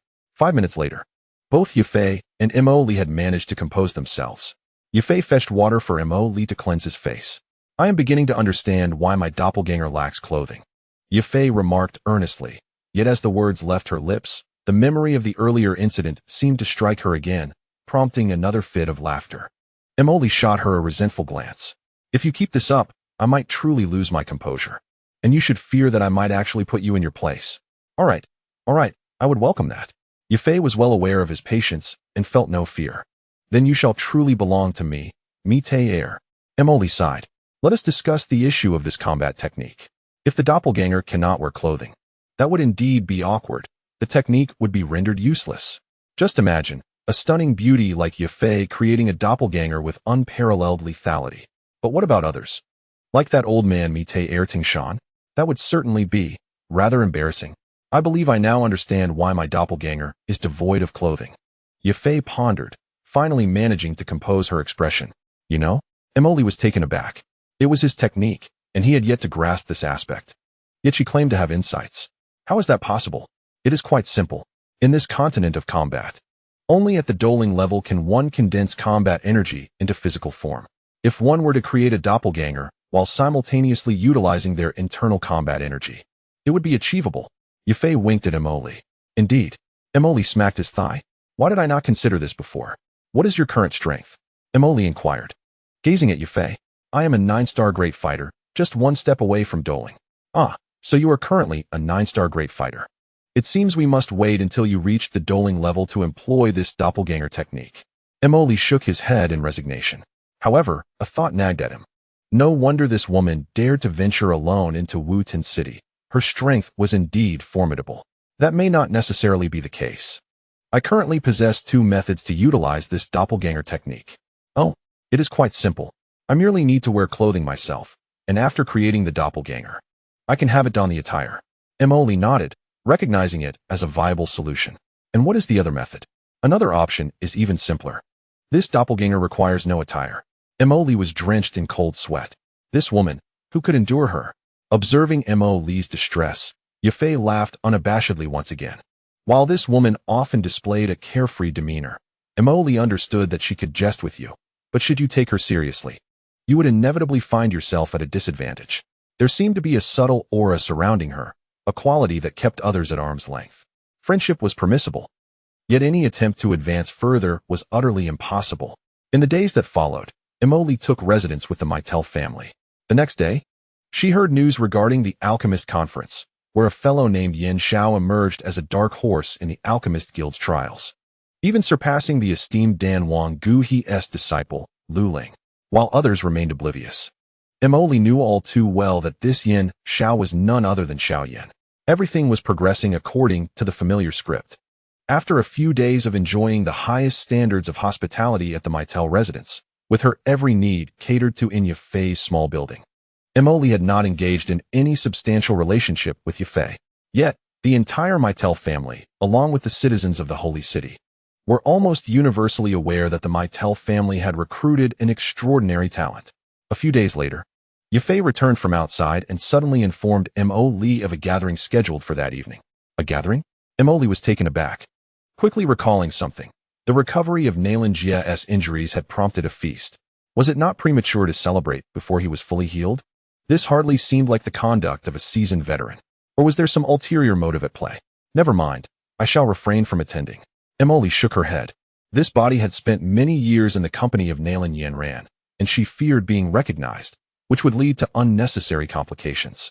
Not going. Yafei looked at Emily in astonishment. This gathering is being held in your honor, and you actually intend to skip it? For me? Emily cast a puzzled glance at Yafei. Oh, I can certainly decipher the intentions of that old man Nalan.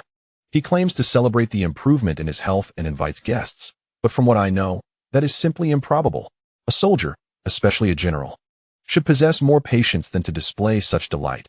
How can he command troops if he acts thus? His sole aim in this display is to draw your attention. Furthermore, it has been stated that he will present you with a 5th-tier magic core at this gathering. And not only that, the royal family Xiao Yan has also issued a statement requesting to meet you, and she too possesses a magic core. With all this, do you still believe they are merely hosting a gathering? Upon Yafei's reminder, Emily began to comprehend. Indeed, Nalan Yanran had called off her engagement with Xiao Yan, which must have been quite a blow for her. Now, a genius had suddenly emerged in the Holy City. Who wouldn't be intrigued? Regarding this custom, Emily had already prepared himself. When Xiao Yan showcased his talent, Nalan Su, Tung Shan, and Jia Xingtian had openly contended for him. Nalan Su, Nalan Yanran's father, even remarked, they employ beauty as a strategy. Do we not also possess a great beauty here? This statement implied that he was willing to allow Nalan Yanran to use her charms to secure the talented Yin Xiao. Now that they were openly convening a gathering to solicit him, Emily could indeed comprehend their intentions. As for Nalan Yanran, Emily understood that the original owner of this body harbored affection for her, and his family had hoped he would employ means to win her over, primarily to tap into the power she represented. From the incident 3 years ago when he accompanied Nalan Yanran to the Xiao family to annul their engagement, to Mo Cheng's grand birthday celebration where Nalan Yanran was invited again, it was evident. However, 3 years had passed, and there had been no progress between Emily and Nalan Yanran. Even when the Mo family faced calamity, Nalan Yanran's inaction revealed her true feelings. She did not care for Emily. Are you truly not planning to go? Yafei inquired with a smile. Not going. Then you might as well relinquish your magic core. That old fellow is quite astute. If he does not see you, he may not part with the core. Even if we search for another, it would undoubtedly waste considerable time. Yafei persuaded. What are you suggesting then? For the sake of sister, should I make an appearance? The magic core is one aspect, but I have no way to refuse their request to meet you. Yafei looked at Emily earnestly. Are you not afraid they will take me away? Of course I am. Therefore, before going, we should take precautionary measures, which means, Sister Yanran truly knows how to speak. Do you not feel a sense of familiarity with every genius, as if you have met before? In a moment of distraction, Yafei burst into laughter, while Mo Li silently gasped in astonishment. His experience was still too scant. He almost revealed himself. For a fleeting instant, Mo Li nearly believed that Nalan Yanran had recognized him. Nalan Yanran scrutinized Mo Li again with confusion. No, I have definitely seen this person before. He feels so familiar.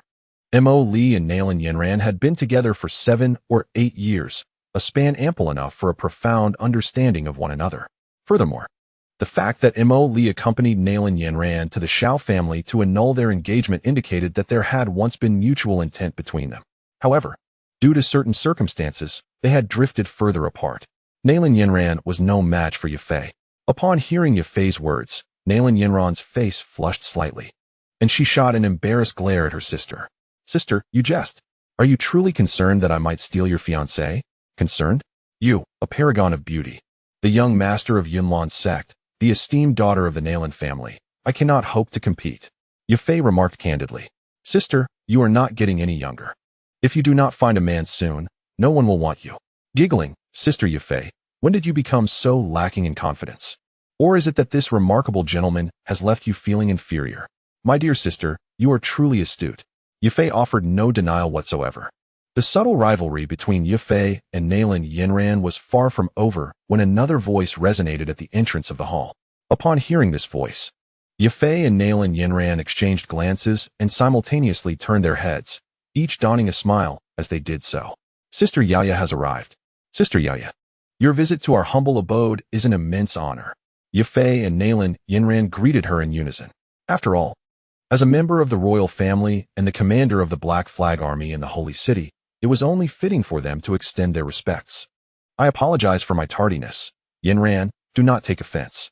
Yafei, when did you arrive? You did not call for me. Yaoya's voice, imbued with an irresistible charm, resonated softly. With her elongated neck and hair elegantly styled high, she wore no royal crown nor the cumbersome garments typical of nobility. Clad in a luxurious gown of pale yellow, she exuded an air of regal authority. The three beauties of the holy city graced the scene. Yafei in resplendent crimson, Yanran in pristine white, and Yaoya in delicate yellow. Three extraordinary women, each with a distinct style, left the entire hall momentarily speechless. Such a sight was indeed a rarity. They needed to do nothing more. Simply witnessing this moment made their visit worthwhile. It is often said that 3 women create a spectacle, but with these 3, it was not merely a performance. It was an epic saga unfolding before them. Sister, do not speak such words. I am overjoyed that you could come. Nalan Yanran replied with a gentle smile. All right, let us not linger here any longer. Allow me to introduce you. This is my fiancé, the very gentleman you two have been pondering over, Mr. Yanxiao. Yafei exclaimed, pulling Mo Li's hand, yet her words were cut short by Nalan Yanran's interjection. To Yafei, Mo Li was a genius, a master, her fiancé. However, to Nalan Yanran, Yanxiao was equally a prodigy in her eyes, possessing extraordinary fire and unparalleled alchemical talent. Within her family, her father had repeatedly emphasized the necessity of securing Yanxiao's allegiance. Such a figure would be a boon for the royal family, but a calamity if he were to fall into the hands of the Maitel family. This banquet, ostensibly held in honor of Mo Li, was equally for Yanxiao. With the alchemist convention approaching, they needed to secure Yanxiao's loyalty beforehand. Should he shine at the convention, the cost of winning him over would escalate dramatically, making their efforts to recruit him, alongside the royal family and the Yunlan Sect, exceedingly difficult. Thus, upon seeing Yanxiao enter, Nalan Yanran promptly interrupted Yafei's words.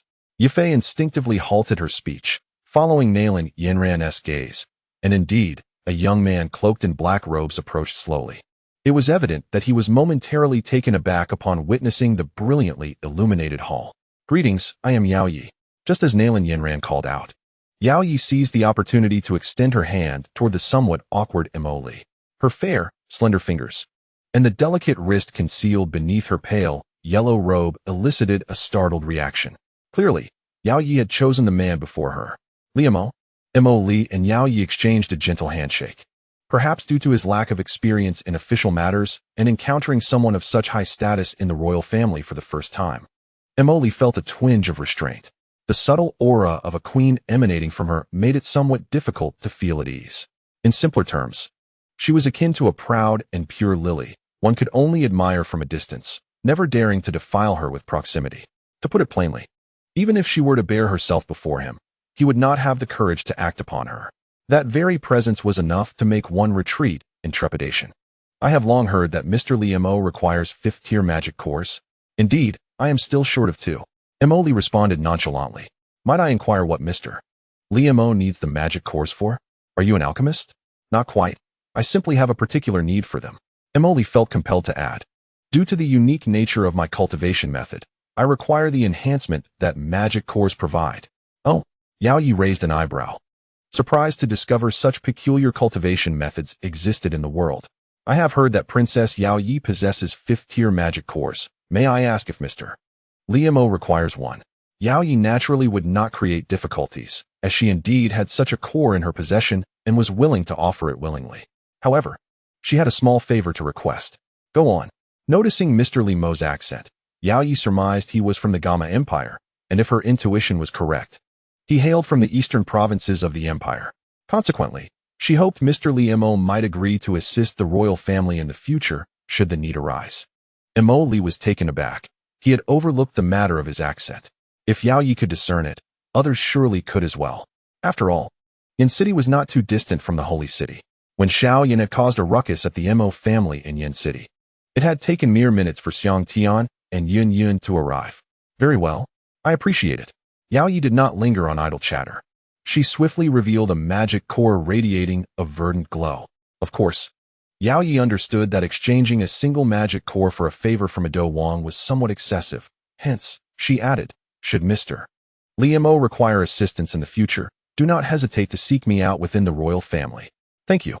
Yafei watched the exchange between Yao Yi and Li Mo with a smile, refraining from making any comments.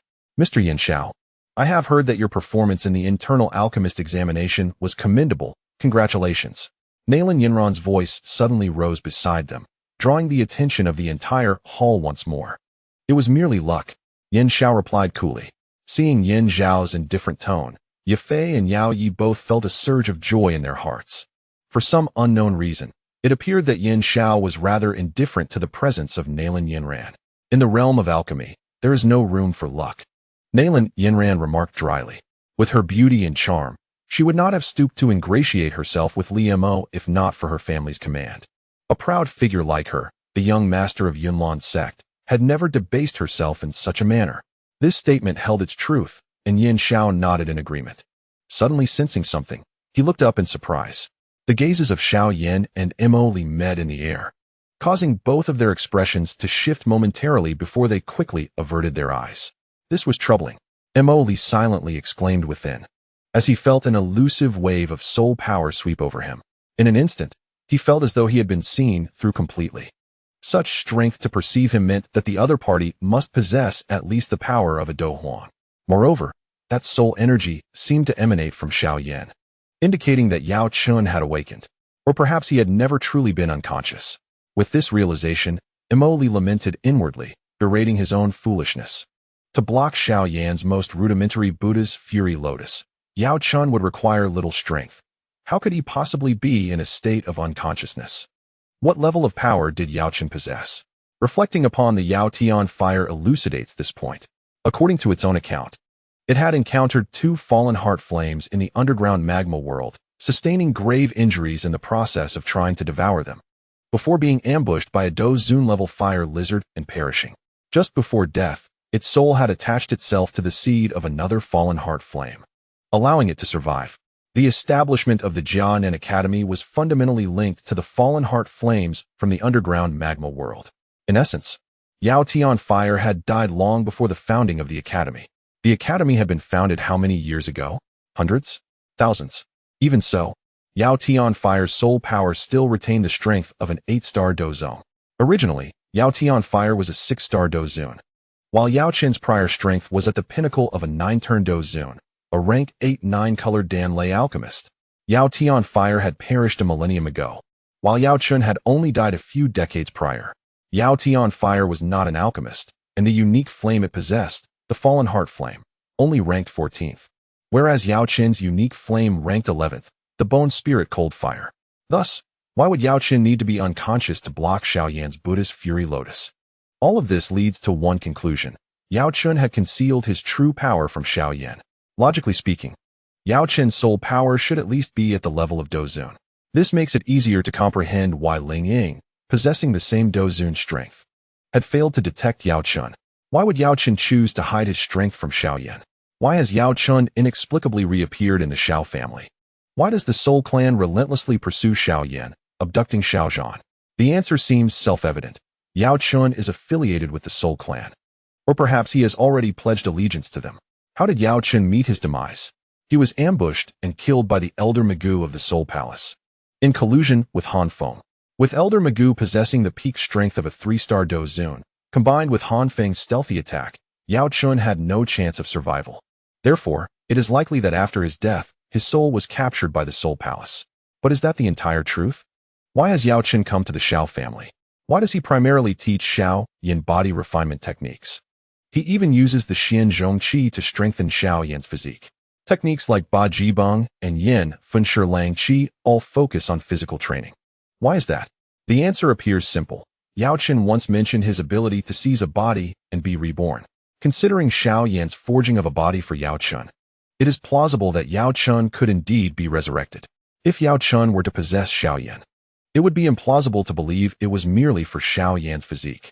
The reason he has yet to act is that the current Xiao Yan cannot withstand his formidable soul, as the power of the soul swept through his body. Emily pondered over these thoughts.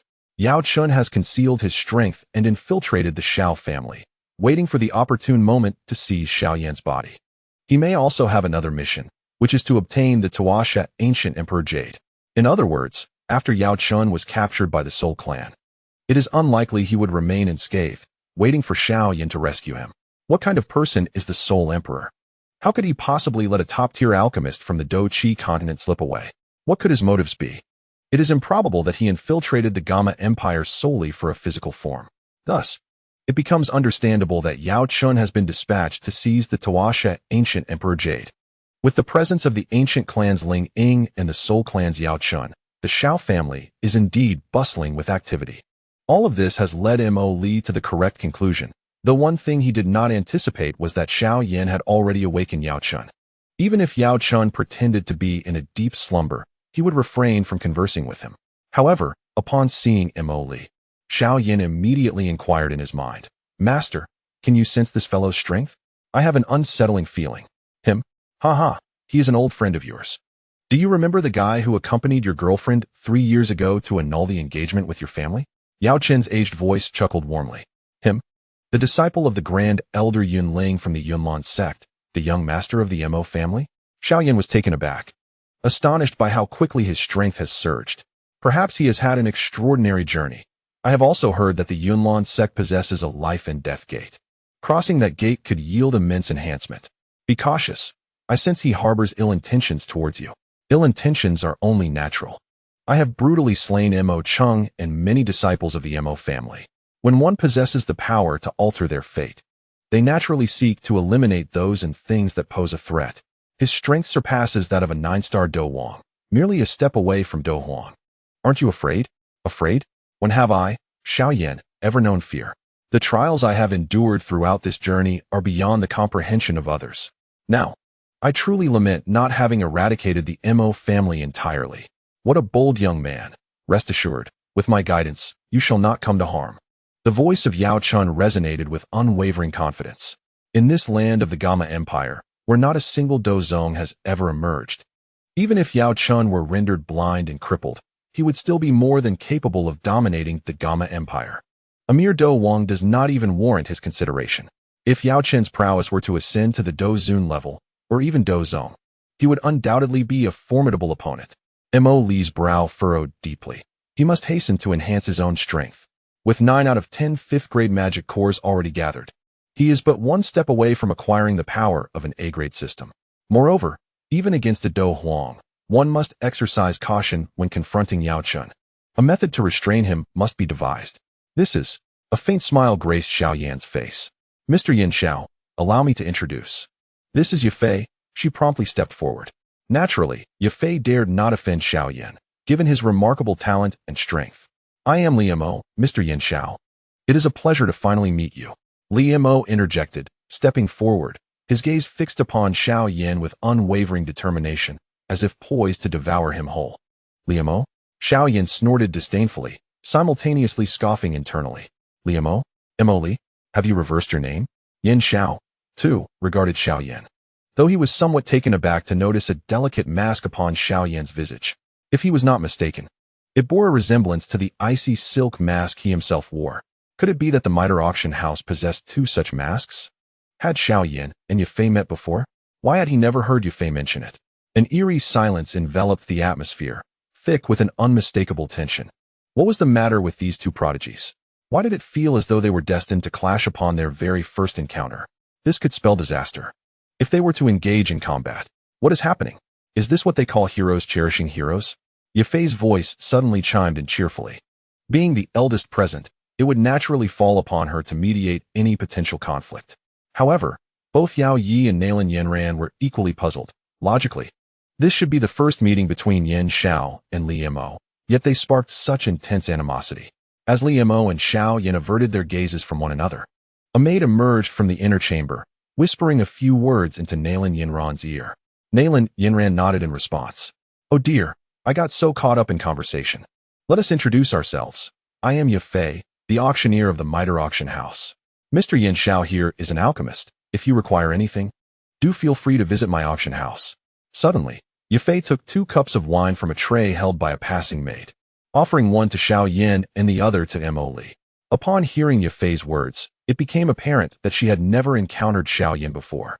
Both of you are prodigies of this sacred city, though I am unaware of the discord between you, at least for the sake of old Master Nalan. You should show some respect at this banquet. If Yafei is willing to mediate, perhaps it would be beneficial for my sister, wouldn't it? Yafei lowered her voice. Xiao Yan scrutinized Yafei from head to toe before accepting the wine cup from her hand. I am here to treat the old master's ailments, not to engage in trivial matters with you. Farewell. With that, Xiao Yan downed the wine in one gulp and turned to leave. Brother Yan, please wait a moment. Nalan Yanran suddenly called out to Xiao Yan. My grandfather is discussing some matters regarding treatment. Could you kindly hold on for a moment?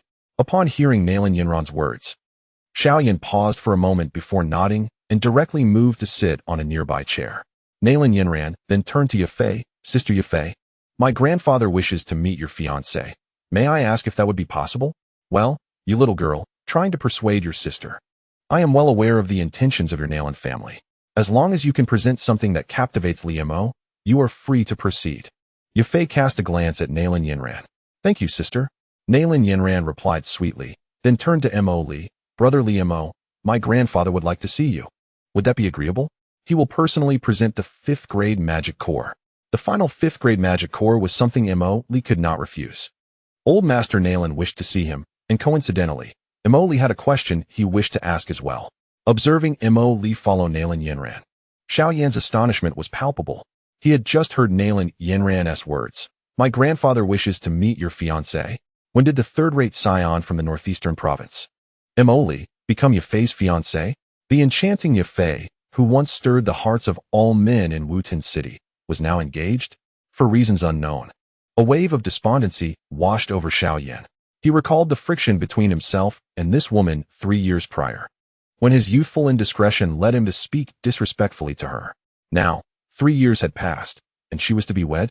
Xiao Yan's thoughts drifted to the parting scene in the auction house 3 years ago, when he entrusted Yafei with the care of the Xiao family. Yafei's radiant smile, declaring that winning his friendship was worth any sacrifice, lingered in his mind. A woman's assertion of sacrifice carries an unmistakable significance. During their farewell, Xiao Yan had playfully embraced Yafei and uttered even more ambiguous words. Sister Yafei, take care. I understand that your identity surpasses that of merely a chief auctioneer. Yet I must earnestly advise you, never allow other men to hold you in such a manner, for aside from me, all other men will only contemplate how to push you onto the bed. Little one, do you dare to mock your sister? It seems only you, this little rascal, could think so. Haha. Farewell, Yafei. Until we meet again in 3 years. A smile danced on Xiao Yan's lips as he instinctively raised his hand to glance at it, as if it were this very hand that had once caressed softness. It seems that sensation still lingers. However, the prospect of reuniting in 3 years carries a bittersweet weight, for you shall already be another's fiancé. Unknowingly, A wave of bitterness surged within Xiao Yan at that moment. He felt as if his beloved had been snatched away by another. Emoli, is it? It appears you need not exist in this world any longer. Mr. Yan. Xiao Yan was abruptly interrupted by a voice. Snapping back to reality, he found Yafei gazing intently at him. His momentary lapse was met with a hearty laugh from the spirit within him. Yao Chun. Little one, I sensed your interest in this girl back in the day. And now you can no longer deny it, can you? Ignoring Yao Chen's mockery, Xiao Yan looked solemnly at the beguiling woman before him. What is this? Yafei, initially intending to draw closer to Xiao Yan, suddenly found herself momentarily stunned by his countenance. Why did he seem so peculiar?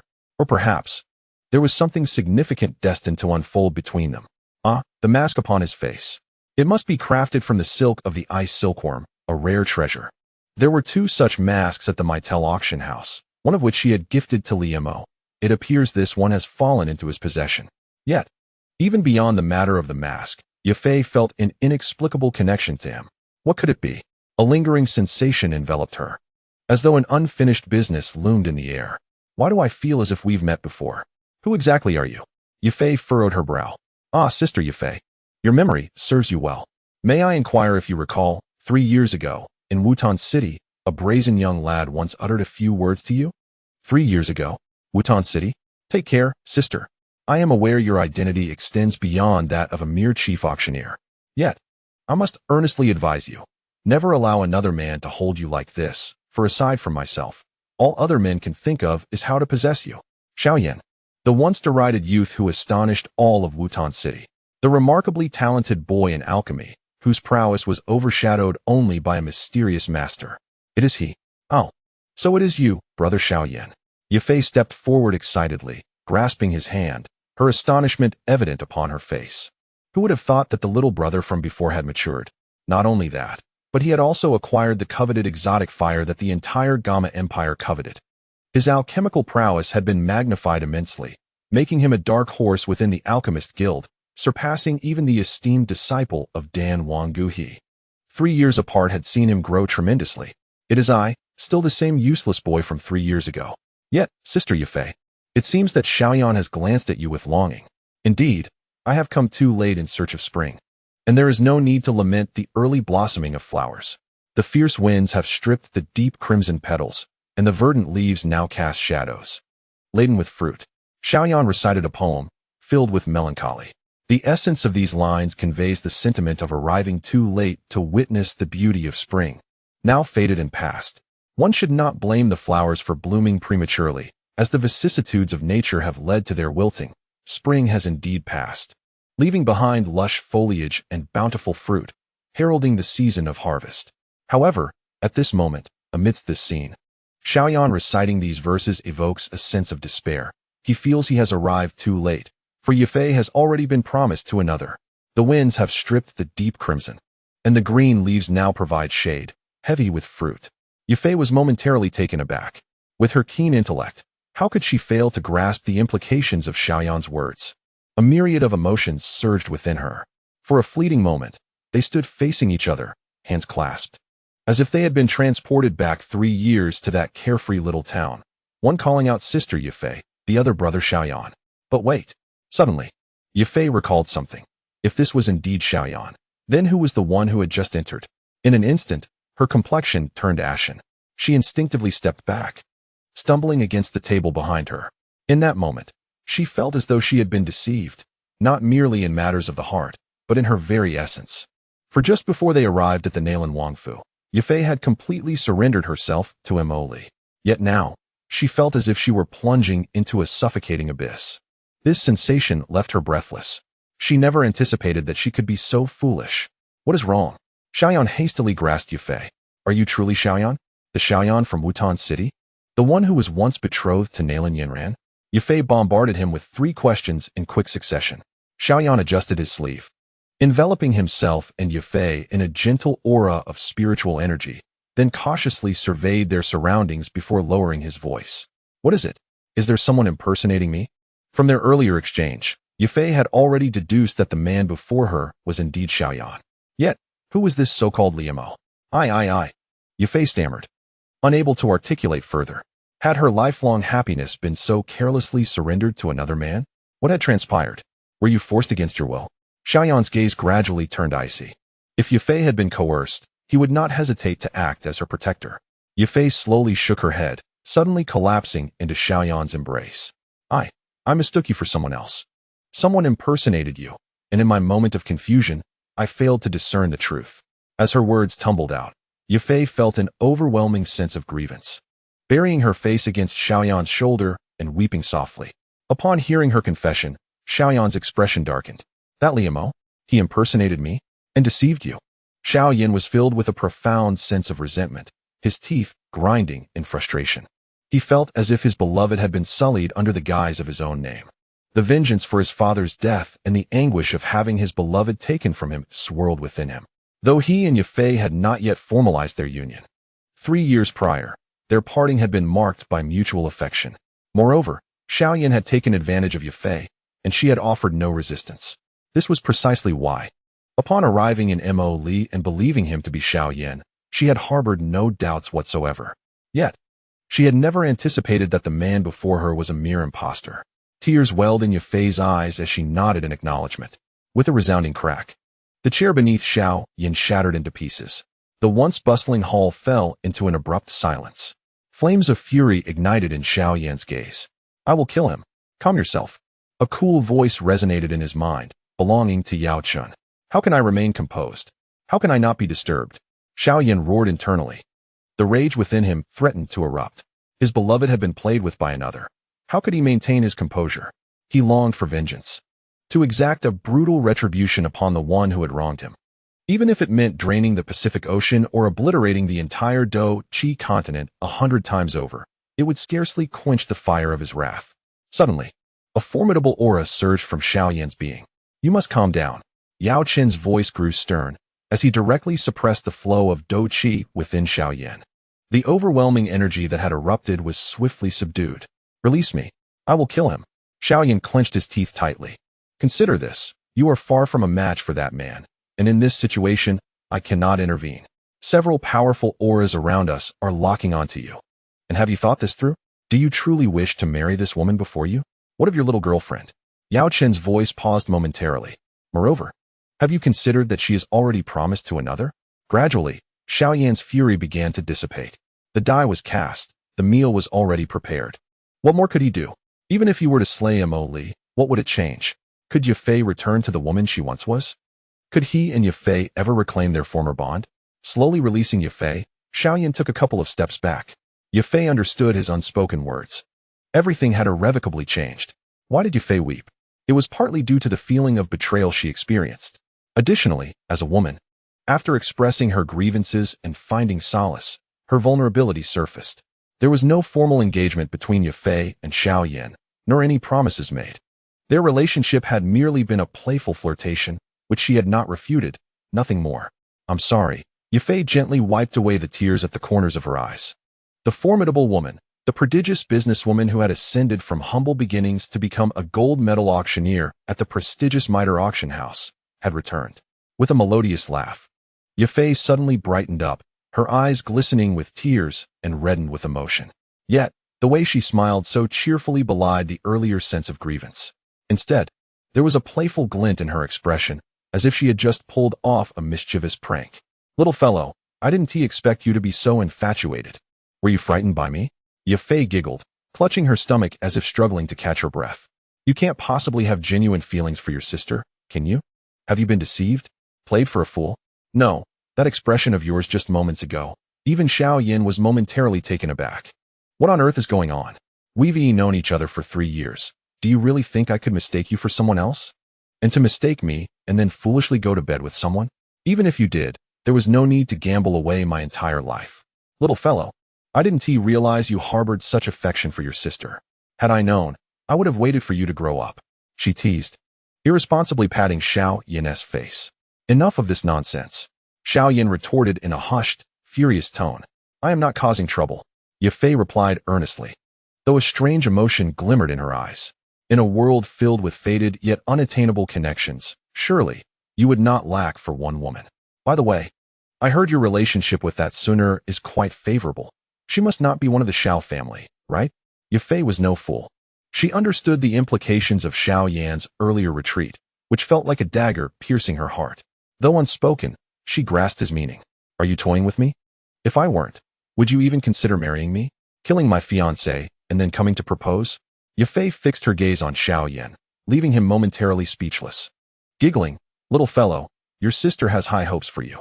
Remember to come celebrate my wedding when you descend from the Yunlan Sect. Enough. Xiao Yan felt his sanity fraying. He could scarcely gauge which of her words rang true. Just then, a series of rapid, echoing footsteps resonated, powerful and captivating. From the sound alone, one could discern that it was a soldier, and moreover, one of rank. Could it be a man from the Nalan family? Meanwhile, in another corner of the hall, a few individuals watched the unfolding scene with amused expressions. Lu Ling, is that the Yin Xiao who surpassed you during the test? I didn't expect him to be quite formidable. A young girl clad in exquisite garments observed the exchange between Yafei and Xiao Yan with a playful smirk. Heh, losing to someone superior is only natural, Lu Ling admitted, somewhat abashed. No, what I mean is, he actually knows Yafei, and it seems their relationship is quite amicable. Yao Yu remarked, toying with her wine cup. Yao Yu, the younger sister by 3 years to Yao Yi, was not to be underestimated. She was a fourth-tier alchemist, which required a minimum mastery of the great fighter realm. Yao Yu is 3 years younger than Yao Yi, which means she is also 3 years younger than Xiao Yan. 3 years ago, what was Xiao Yan's strength? A fighter at the age of 16, even if his innate talent had not waned. Could he have reached the level of a great fighter by the age of 16? This is evidently impossible. The depths of the royal family are certainly incomparable to those of ordinary small clans. Upon hearing Yao Yu's words, Lu Ling reluctantly diverted his gaze from her. However, when he caught sight of Yafei and Xiao Yan, he couldn't help but be taken aback. It seemed that this fellow had quite the fortune, being able to associate so closely with Miss Yafei of the Meitel family. Lu Ling felt a pang of jealousy. He had also entertained thoughts of Yafei, as well as Nalan, Yanran, and Yao Yi, particularly because he had a master like the Pil King Gu He. Yet, those were merely fleeting thoughts. Yao Yu was different. They both belonged to the realm of alchemists and shared many common topics. Furthermore, Yao Yu's intention was to win Lu Ling over, thus employing various means to engage him. Wait a moment. Did it seem like Yafei was crying? What was happening? Didn't she already have a fiancé? Lu Ling's expression suddenly became quite animated. There was something significant brewing here. The little princess took a delicate sip of red wine, her slender fingers tapping lightly on the surface of the glass, producing a crisp sound. With a languid glance at Xiao Yan and Yafei, she chuckled softly. Perhaps something interesting will unfold tonight. Indeed, it should be exceedingly entertaining. Lu Ling generously finished the contents of his glass in one gulp. When someone openly flirts with one's fiancé, any man in such a situation would likely react, wouldn't they? Not to mention that the individual was hailed as a genius. The prospect of witnessing Xiao Yan's downfall brought him considerable delight. Ideally, it would be best if that fellow could, in a fit of rage, eliminate Xiao Yan altogether. As the two awaited the unfolding drama, the sound of military boots echoed from outside the hall. Oh, Yao Yu's brow furrowed. He was also coming? Who? Lu Ling inquired eagerly. You will find out shortly. The little princess revealed a mysterious smile. Xiao Yan and Yafei found themselves in a frenzy. Though their expressions were shocked, internally they were on the brink of collapse. Even as Yafei hastily adjusted her mindset to avoid awkwardness, her thoughts were consumed by one question. If Liu Mo was not Xiao Yan, then who exactly was he? Bang! Just as the two were lost in their own world, entangled in each other, a figure suddenly appeared before them, forcefully overturning the table that stood between them. With a resounding crash, the airborne table was then smashed to pieces by a single punch from the man. The powerful surge of energy unleashed sent the shattered remnants of the table scattering everywhere. Xiao Yan reacted swiftly, executing a graceful maneuver to evade all the flying debris. Yet, Yafei's mental state was already teetering on the edge of collapse, her mind solely occupied with the question, who was that Liu Mo? Without a sound, a sharp splinter of wood grazed her arm. Yafei gasped, staring blankly at the now evaded Xiao Yan.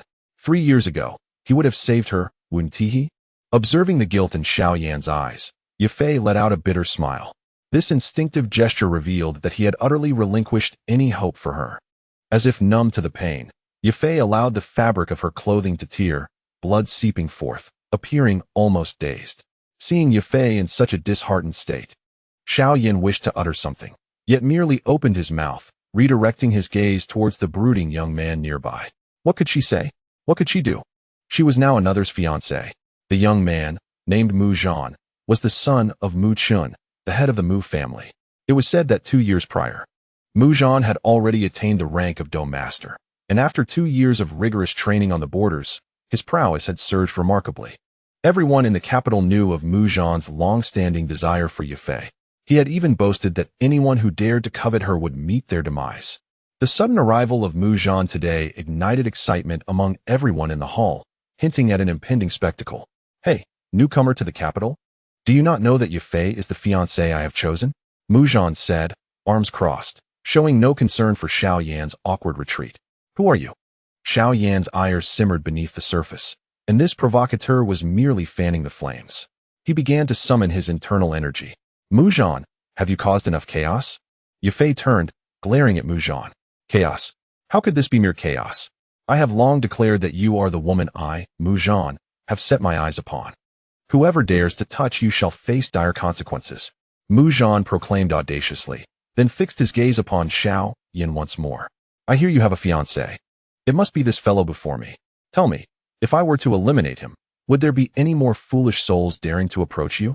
Ruthless and unyielding, indeed. A formidable character, Xiao Yan remarked nonchalantly, and without further ado, he slightly curled his fingers. Suddenly, a leg from a nearby table launched itself into his grasp. Gripping the table leg, he propelled himself toward Mu Zhan with a powerful thrust. At last, the fight was upon them. In a corner of the hall, Yao Yu observed with a grin, noting that Mu Zhan's strength likely rested at the great Dou Master level, while that rock owl, with such alchemical talent, would not be inferior either. This was indeed a grand performance. Humph. Lu Ling let out an involuntary scoff. If he had patiently awaited the elder's arrival, it wouldn't have been so disgraceful. But now, should that fellow be defeated and humiliated, it would be truly entertaining. I find myself somewhat envious of Sister Yafei, surrounded by so many admirers. Look, 3 have already appeared.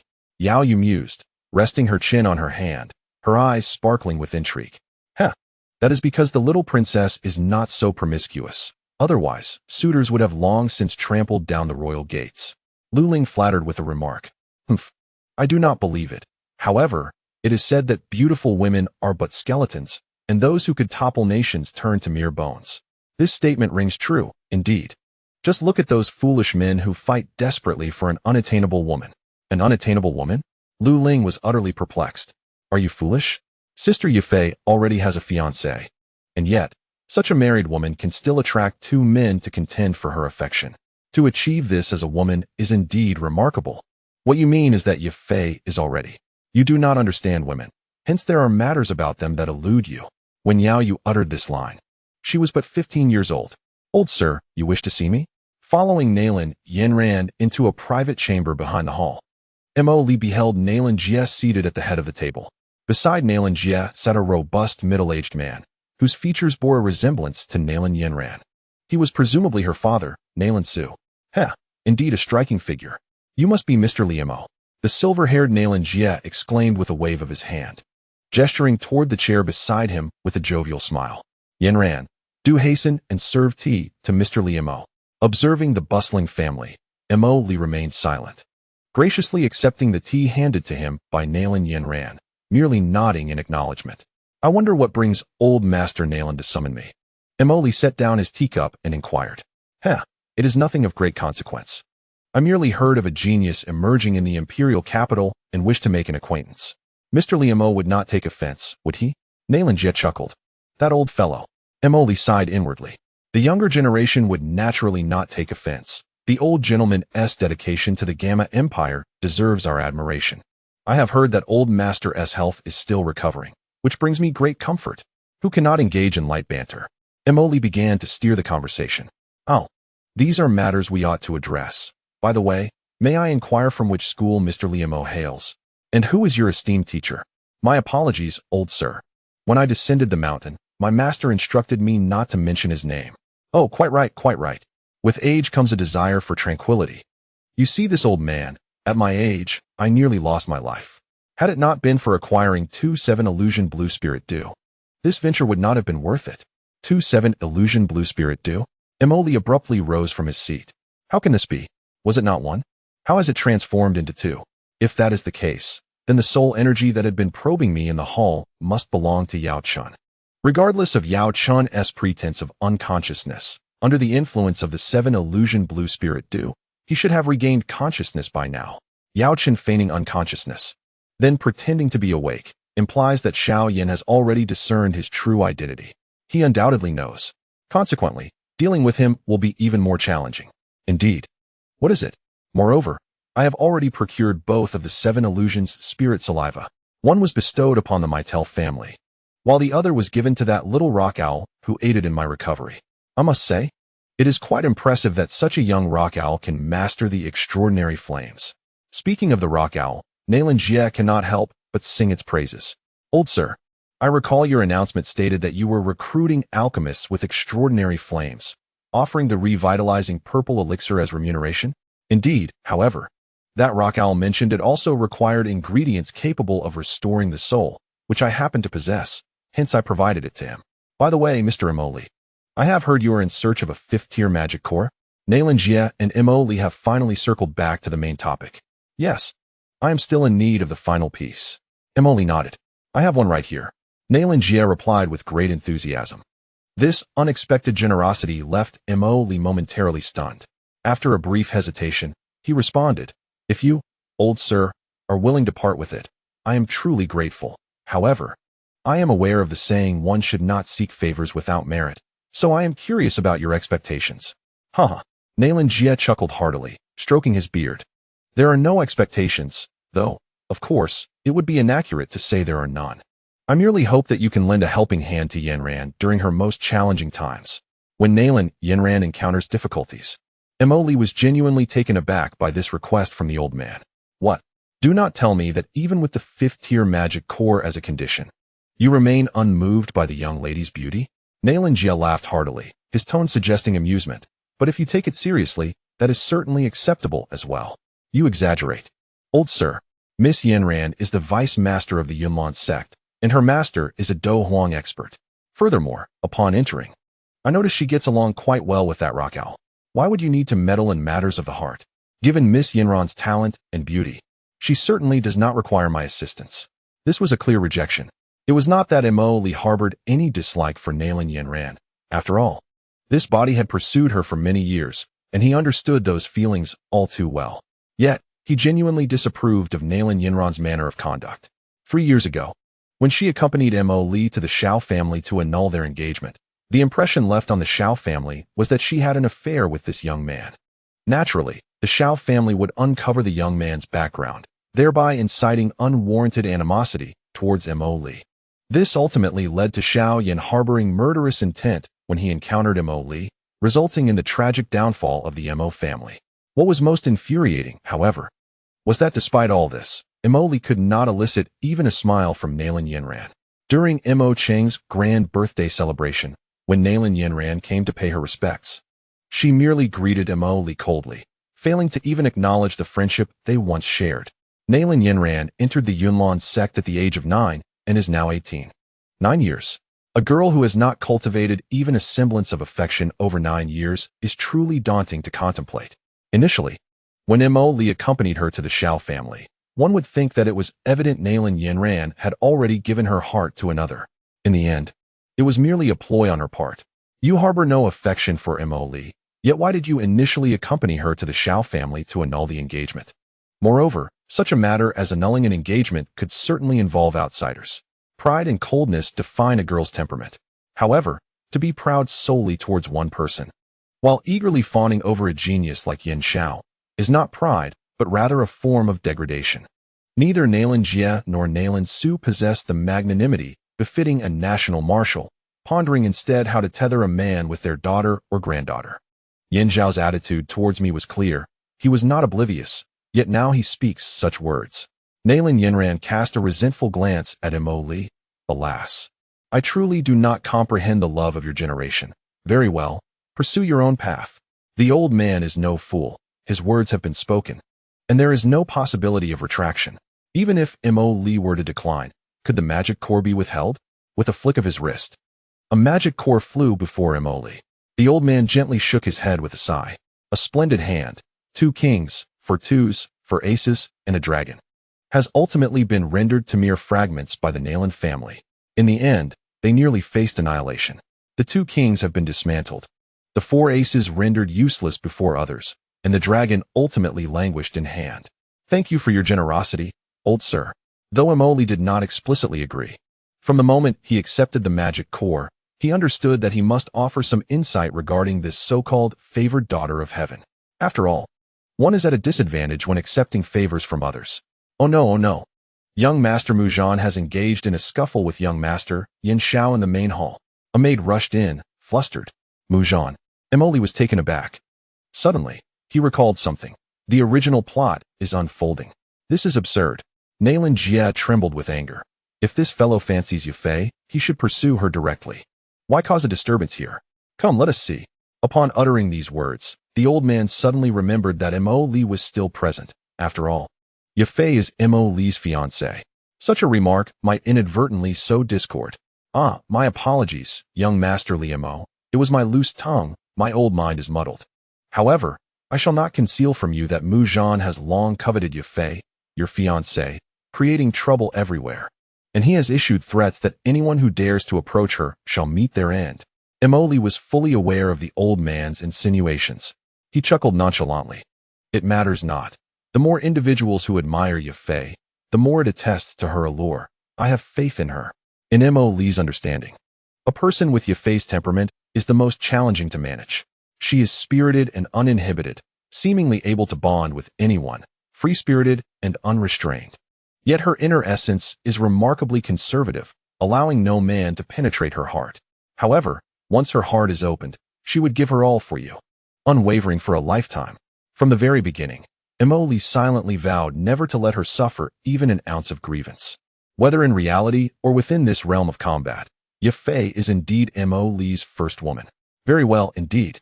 Nalan Jie cast a glance at Nalan Yanran and sighed inwardly. His granddaughter was indeed a paragon of beauty, yet why was it that no one seemed to admire her?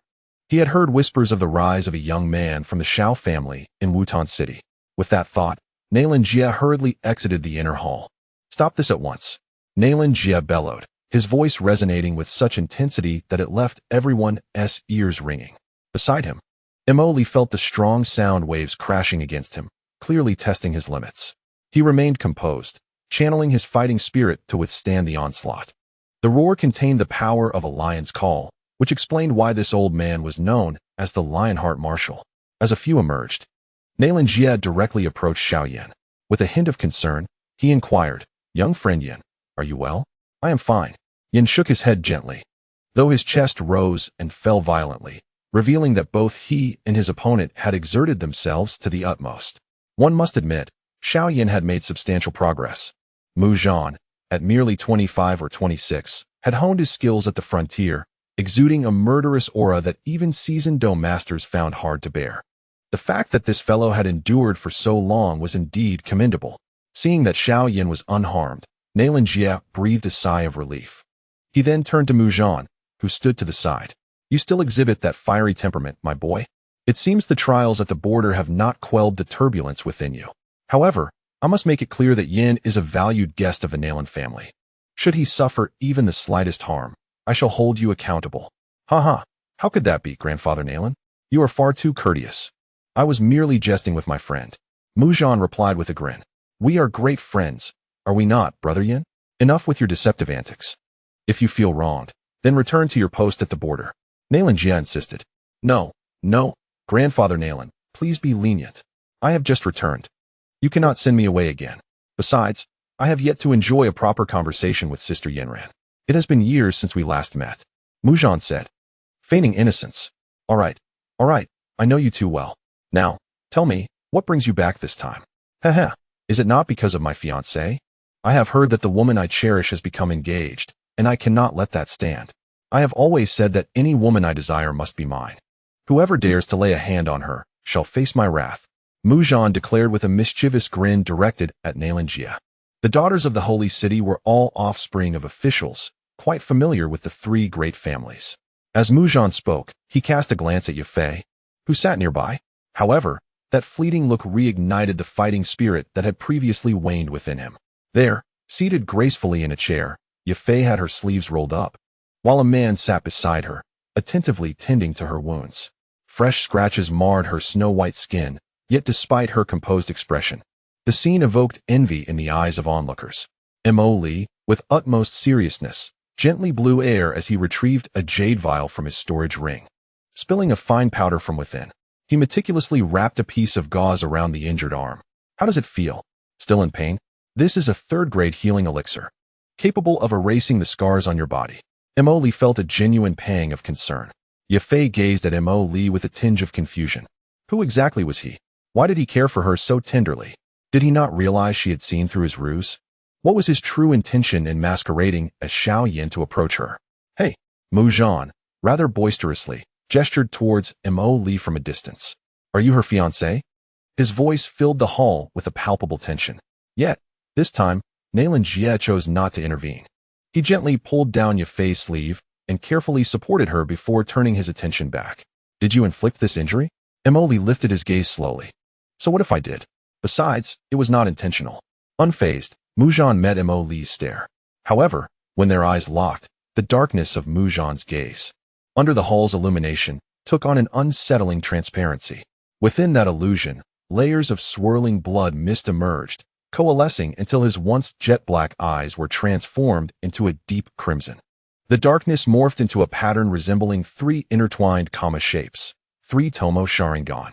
If it is indeed you, then you shall compensate. Alarmed, Mu Zhan sensed the shift in atmosphere. Swiftly retreating and leaping into the air, hurling his long sword towards Mo Li, break. But Mu Zhan could only execute that single move. He felt the world spin violently before him, and with a thud, he collapsed to the ground. A chilling scream erupted as he knelt, trembling, his face drained of color. Illusory restraint technique. This was one of the hypnotic abilities possessed by the Sharingan.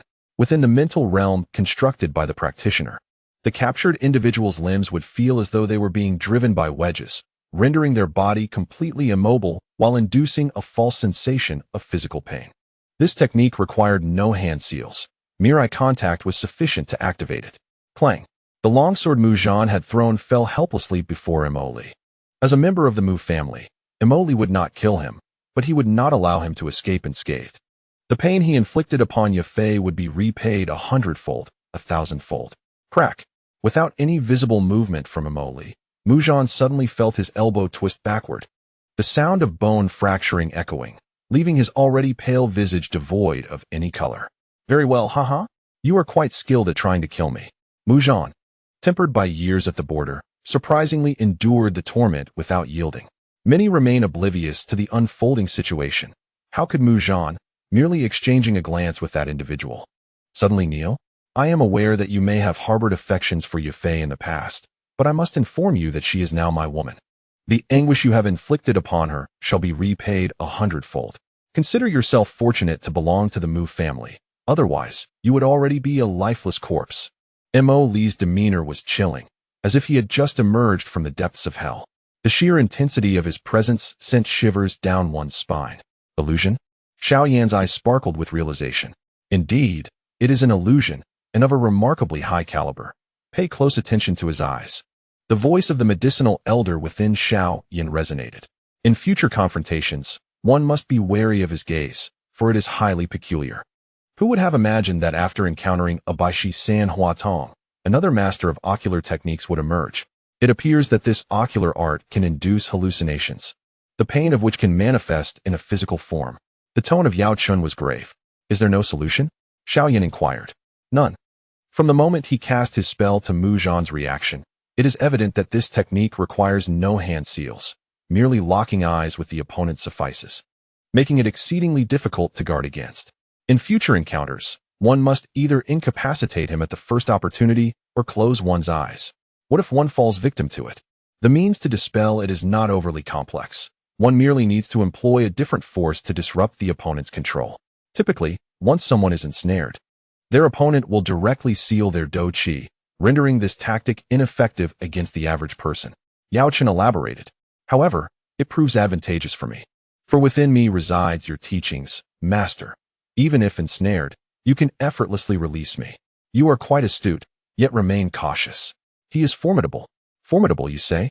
A smile crept upon Xiao Yan's lips. An unexpected turn of events unfolded in an instant. No one anticipated that the man beside Yafei would suddenly strike. And with such merciless intent, many were taken aback that Mu Zhan, who had just battled fiercely with that Yan Xiao for countless rounds, could be so easily overwhelmed. The adversary had not even made a move. It was Mu Zhan himself who cried out in agony. Is this but a performance? Young Master Liemo, I implore you to show restraint. While others were oblivious to the circumstances, Nalan Jia discerned the truth. He genuinely feared that the man would hear and now execute Mu Zhan. Although it is often said that Mu Zhan would eliminate anyone, should the tables turn, the Mu family would surely go mad. In that moment, Nalan Jia called out and acted.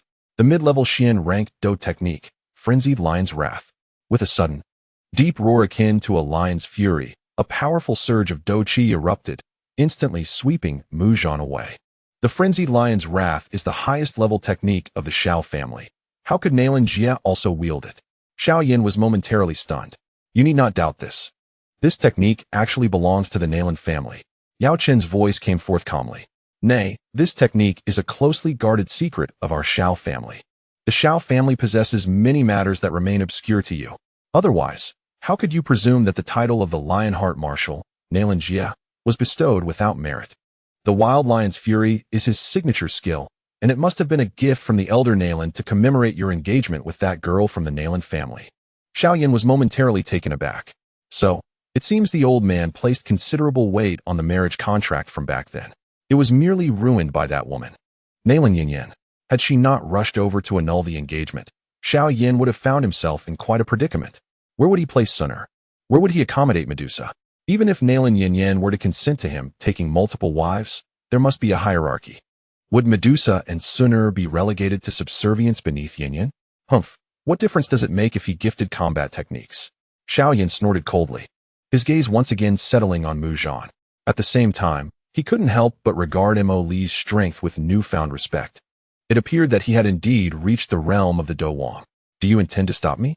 Mo Li cast a cold glance at Nalan Jia. In that moment, he felt an earnest desire to protect Yafei, unwilling to permit any harm to come her way. The moment he witnessed Yafei injured, his heart nearly shattered. When Nalan Jia met Mo Li's Sharingan, he felt a tremor in his spirit and instinctively took a step back.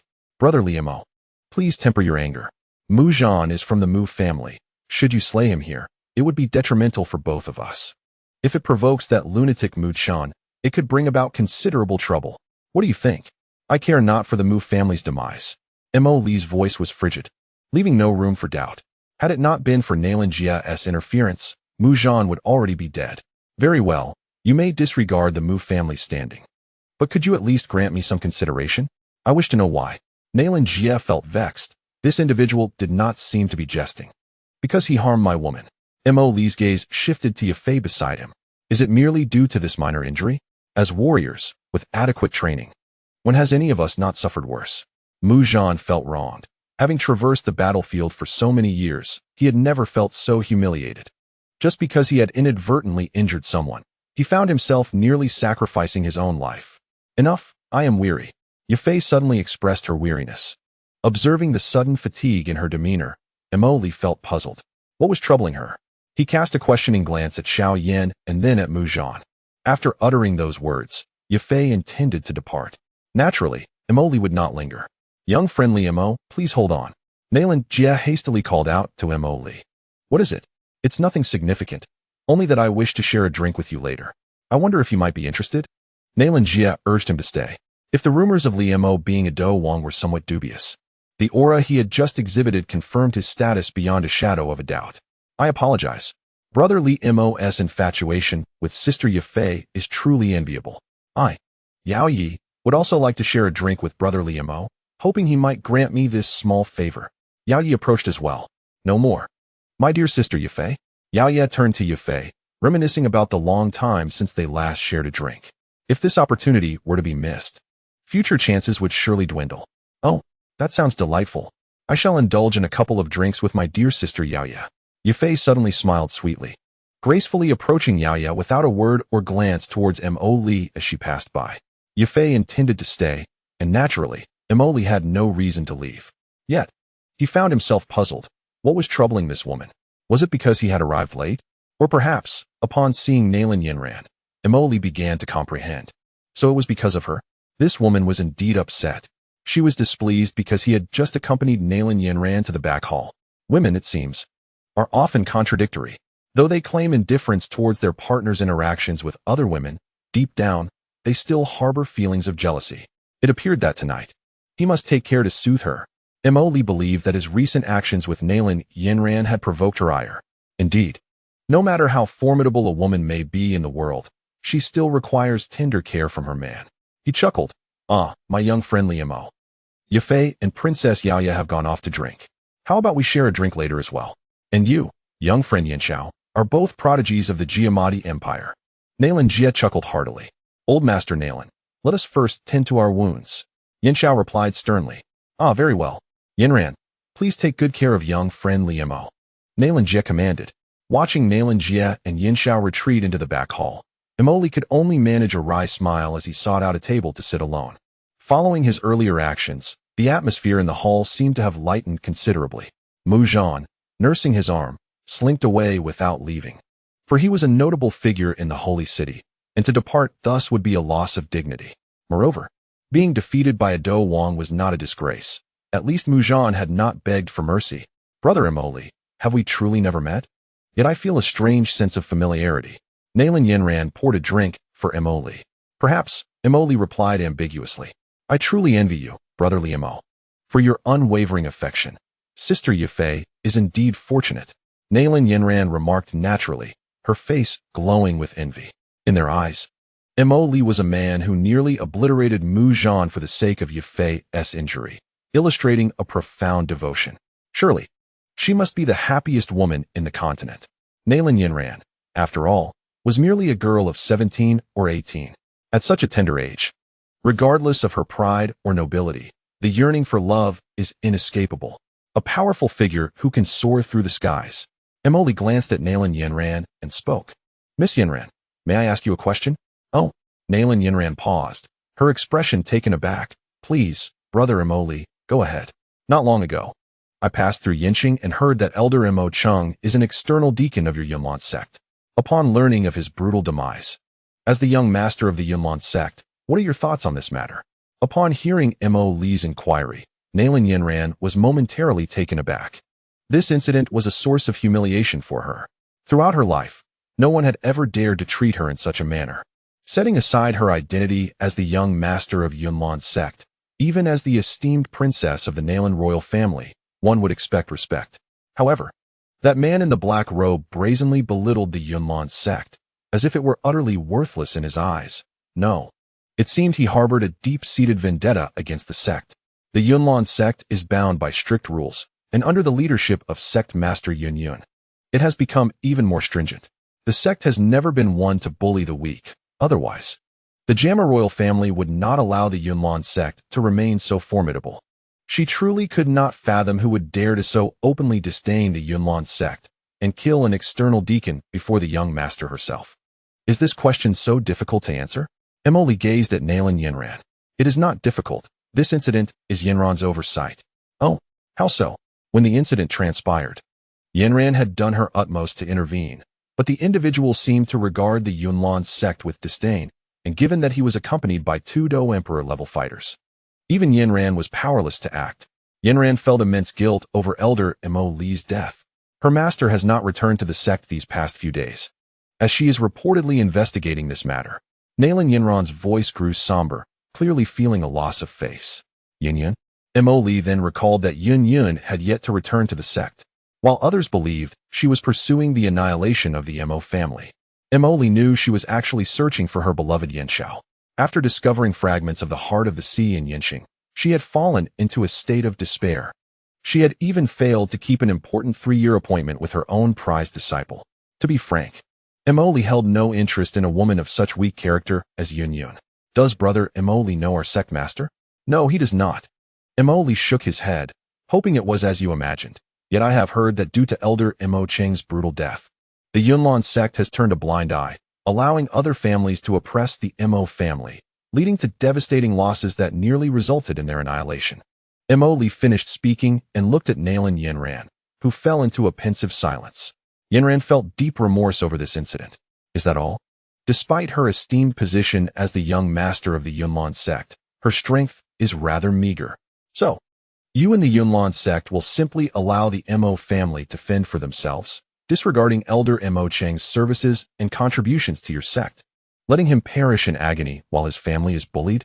No, it is not as you think, Brother Mo Li. There may be a misunderstanding. We only received this information a few days ago. Our Grand Elder personally went to the Mo family to investigate and was said to be enraged on the spot. Currently, he is making proper arrangements for the other members of the Mo family. Nalan Yanran asserted confidently. The Grand Elder? Is it Yunling, the Grand Elder of the Yunlan Sect? Mo Li suddenly recalled that Yunling was his master. Did Yunling go to the Mo family? For the past few days, Mo Li had been residing in the Miter family, completely unaware of Yunling's visit to the Mo family. Speaking of the Grand Elder reminded him of something. He had heard that you got along quite well with the Grand Elder Yunling's disciple, a senior brother named Yunfeng. Nalan Yanran's expression changed dramatically. How could that be? Brotherly Mo must have misheard the rumors. I have nothing to do with Brother Yunfeng. Yunfeng's common name was Mo Li, the eldest son of the Mo family in Yinxing, and a direct disciple of Grand Elder Yunling from the Yunlan Sect. If the Mo family were not to perish, Nalan Yanran might consider him for the sake of her family's interests. However, at this moment, she had long since dismissed Yunfeng from her list of desirable suitors. When Mo Li posed such a question, she naturally felt the need to clear her name. Do you not have any feelings for her? Or perhaps consider? No. I have always regarded Brother Yunfeng as an elder brother. Nalan Yanran asserted with conviction. An elder brother, you say? Mo Li let out a bitter smile. The women here are indeed quite pragmatic. Of course, it is not just the women. The men are equally realistic. For instance, Xiao Yan's feelings for Qing Lin. Upon learning that Qing Lin possessed the Bai Shi San Hua Tong, he went to the Mo family and did not hesitate to annihilate them, creating the Buddha's Wrath Lotus to combat the Green Barbarian and White Tooth. The Green Barbarian belonged to the Tianxi Mansion, which is located in the Black Corner region. Xiao Yan dominated the Black Corner region, significantly increasing his power and establishing himself in the Jianan Academy. Yet he never thought to retrieve Qing Lin from the Tianxi Mansion. This is Xiao Yan. He even forgot about Qing Lin. Slowly shaking his head, Mo Li pondered that perhaps he too would become so pragmatic one day. As he thought this, Mo Li glanced at the side where Yao Yi and Yafei were situated. Is she still angry? His gaze remained fixed on Yafei, who had already consumed several drinks and was slightly intoxicated. Such self-inflicted torment revealed her passionate nature. What on earth is wrong with you? Yao Yi was equally perplexed by Yafei's sudden change in demeanor. Just moments ago, she had been radiant, and now she appeared in such a state. I have done something exceedingly foolish. Yafei downed another shot of strong liquor. What happened? Yao Yi was thoroughly confused. This matter has wagered my entire life. Why? Yao Yi was even more baffled. Yafei's life, is that not synonymous with lifelong happiness? She had found a super genius. How could she possibly stake her entire life on it? You do not understand. Some people and things, once missed, can never be regained. You are in love with that Yin Xiao. Yao Yi, being astute, finally grasped some of Yafei's meaning. Then why do you still? Yao Yi cast a glance at Mo Li, who was conversing with Nalan Yanran. I understand your meaning now. Sometimes, our happiness as women is built upon the prosperity of our families. You, I, Yanran, we are known as the three beauties of the holy city, the objects of desire for countless men, yet often we cannot even grasp our most basic happiness. Reflecting on Yafei's words, Yao Yi began to contemplate her own circumstances. Suddenly, I find myself envious of Yanran. At least she possesses the courage to defy her fate. You too have the potential. Your middle family is not one that relies solely on brute force. Sometimes, when we do not wish to be governed by our lineage, the only recourse is to seize control of it. Yao Yi gazed intently at Yafei, whose eyes, once reddened from tears, now gleamed with a cold detachment. There exists another method. If one has chosen a path that is unsatisfactory, then one must take it upon oneself to bring it to an end. Casting a glance at Mo Li, a fierce glint emerged in Yafei's eyes. Yao Yi sympathetically patted her shoulder. I shall step outside for a moment. Yafei responded with a faint nod. At this juncture, the sky had completely darkened, with a pale moon hanging in the heavens. A gentle breeze stirred, carrying with it a hint of chill. Yafei wrapped her chi pao tighter, wincing as she felt the sting from the wound on her shoulder. Upon inspecting her arm, she noted that it had been securely bandaged. Humph, she scoffed softly. Do you think such efforts can earn your forgiveness? Though I remain unaware of your intentions for masquerading as Xiao Yan to approach me, do you truly believe I would not see through your facade? Or do you intend to forever wear that icy silkworm mask? The vicissitudes of life, birth and death, love and separation, enduring grievances, unfulfilled desires, constitute the 8 sufferings of existence. Life invariably oscillates between joy and sorrow. To know its pleasures is to forget its pains. To discern the heart is to fortify one's resolve. To pursue form while neglecting intent. All that is spoken, thought, done, and desired reflects the essence of humanity, the manifestations of the heart and will. How much of life's myriad flavors is imbued with bitterness? Birth and death, love and hate, joy and sorrow, the waxing and waning of relationships. These tribulations are but the surface of suffering. Had Yafei not mistaken Mo Li for Xiao Yan, she would have naturally felt joy and pride in having Mo Li by her side, given his exceptional talent. Even if it were a matter of fulfilling her family's orders to unite with Mo Li, she would have felt honored to be associated with him, rather than harboring the hatred she now feels. Mistaking Mo Li for Xiao Yan, she has projected all her emotions onto him, bestowing upon Xiao Yan all that was beautiful, while placing all her hopes and aspirations upon his shoulders. When that dream shattered, she perceived herself as deceived, not merely in matters of the heart, but in her very being. Yafei is not the type to passively accept her fate. She has bravely ventured alone from the Jama Empire to gild her prospects in Wutan City. Moreover, when faced with adversity, she commanded the middle family to oppose the Yunlan Sect in support of Xiao Yan. She dares to mobilize the full force of her family to protect the members of the Xiao clan. Her spirit is one that even most men cannot rival. How could such a woman simply accept defeat? Gently unwrapping the bandages from her arm, she revealed a deep wound. Contemplating both the cloth in her hands and the injuries upon her body, Yafei gritted her teeth, yet curiously pressed her hand against her wound with sudden force. The pain causing her to clench her jaw tightly. Blood trickled slowly through the delicate gaps of her pale fingers. This suffering, she must reclaim. Only through pain can she engrave this moment in her memory. With a fierce throw, she discarded the bandages that Mo Li had assisted her with onto the ground. What's wrong? A familiar voice suddenly echoed in her ear. Xiao Yan stared in astonishment at Yafei's bloodstained arm. I'm fine. Yafei turned to leave. Why must you witness me at my most disheveled state? Xiao Yan stepped forward, grasping Yafei's arm. Why are you doing this? For no reason. Yafei forced a smile. All right then, take care of yourself. Xiao Yan seemed to harbor some irritation. Having spoken, he turned to depart. However, after just 2 steps, he swiftly turned back. With a lightness to his movements, he retrieved bandages from his storage ring and began to tend to Yafei's injury. What are you doing? You needn't concern yourself with me. A woman who does not cherish her own body, how can she expect others to cherish her? We have already become strangers. Why must you involve yourself with me? The night was cool as water. Seeing she could not resist, Yafei ceased her struggles, quietly observing Xiao Yan's actions. In that moment, she felt as though she had returned to 3 years prior, to that small town, to that youthful boy who feigned maturity. Yet at that very instant, 2 terrifying auras erupted from the northwest of the imperial capital. The members of the Nalan royal family instantly changed their expressions. Dou Huang. Whoosh. In an instant, figures soared into the sky. The sudden emergence of Dou Huang's south aura, so close to the imperial capital, left everyone astonished. Dou Huang was a top-tier powerhouse in the Jiamar Empire. Mo Li was no exception. This aura, Hai Ba Dong. Haha, my young friendly Mo. What do you think of this unique emergence of Dou Huang's presence? Shall we go take a look? Nalan Jia leaned closer to Mo Li.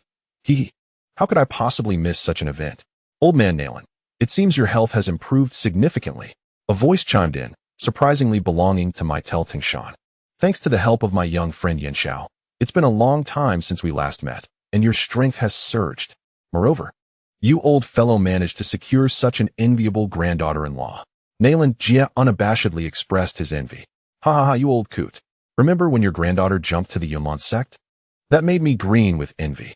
Well, if you're interested, our Maitel family wouldn't mind, provided you're willing to let Yanran come over. Get lost. Even if I were willing, The Yunlan Sect wouldn't agree. The two old men laughed heartily, completely disregarding Mo Li's presence as they exchanged jests. All right, gentlemen. If we don't leave soon, we may miss even the commotion. Mo Li interjected to interrupt them. Yes, let us go. Nalan responded. And with a sudden tremor behind him, a pair of resplendent wings unfurled, lifting his body into the air. Meanwhile, Mitre Tingshan and Mo Li exchanged glances, both extending their wings behind them. At this moment, there was no longer any trace of Mo Li's formidable power. A mere youth, not yet 20, had attained the rank of Dou Wang. Observing the few who suddenly soared into the air, Mu Zhan and Nalan Yan had already leaped onto the rooftop. As they watched the group fly forward, envy gleamed in their eyes. Let us also depart. Battles at the Dou Huang level are a rare occurrence. Mu Zhan laughed heartily, seemingly unfazed by his recent near defeat at the hands of Mo Li. Is that not Yin Xiao? Mu Zhan's gaze abruptly shifted downward. At that moment, Xiao Yan had just finished wrapping the bandages around Yafei and, from his elevated position, happened to witness a rather intimate scene. Haha, it appears that Mo Li has not entirely won Yafei's heart. Hey, Yin Xiao, I truly admire your courage. His laughter stirred quite a few onlookers, and Mu Zhan, like an agile monkey, sprang forth, propelling himself to leap beyond the Nalan mansion. Upon hearing Mu Zhan's laughter, Yafei and Xiao Yan instinctively recoiled as if struck by lightning. Take care of yourself.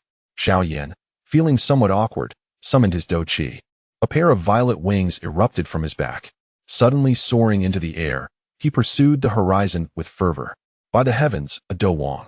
The young men, who had been leaping across the beams, abruptly halted, eyes wide in disbelief at the sight of Xiao Yan ascending. Shock flickered in the eyes of Yao Yi and Nalan Yan, further solidifying their determination to win over Yin Xiao.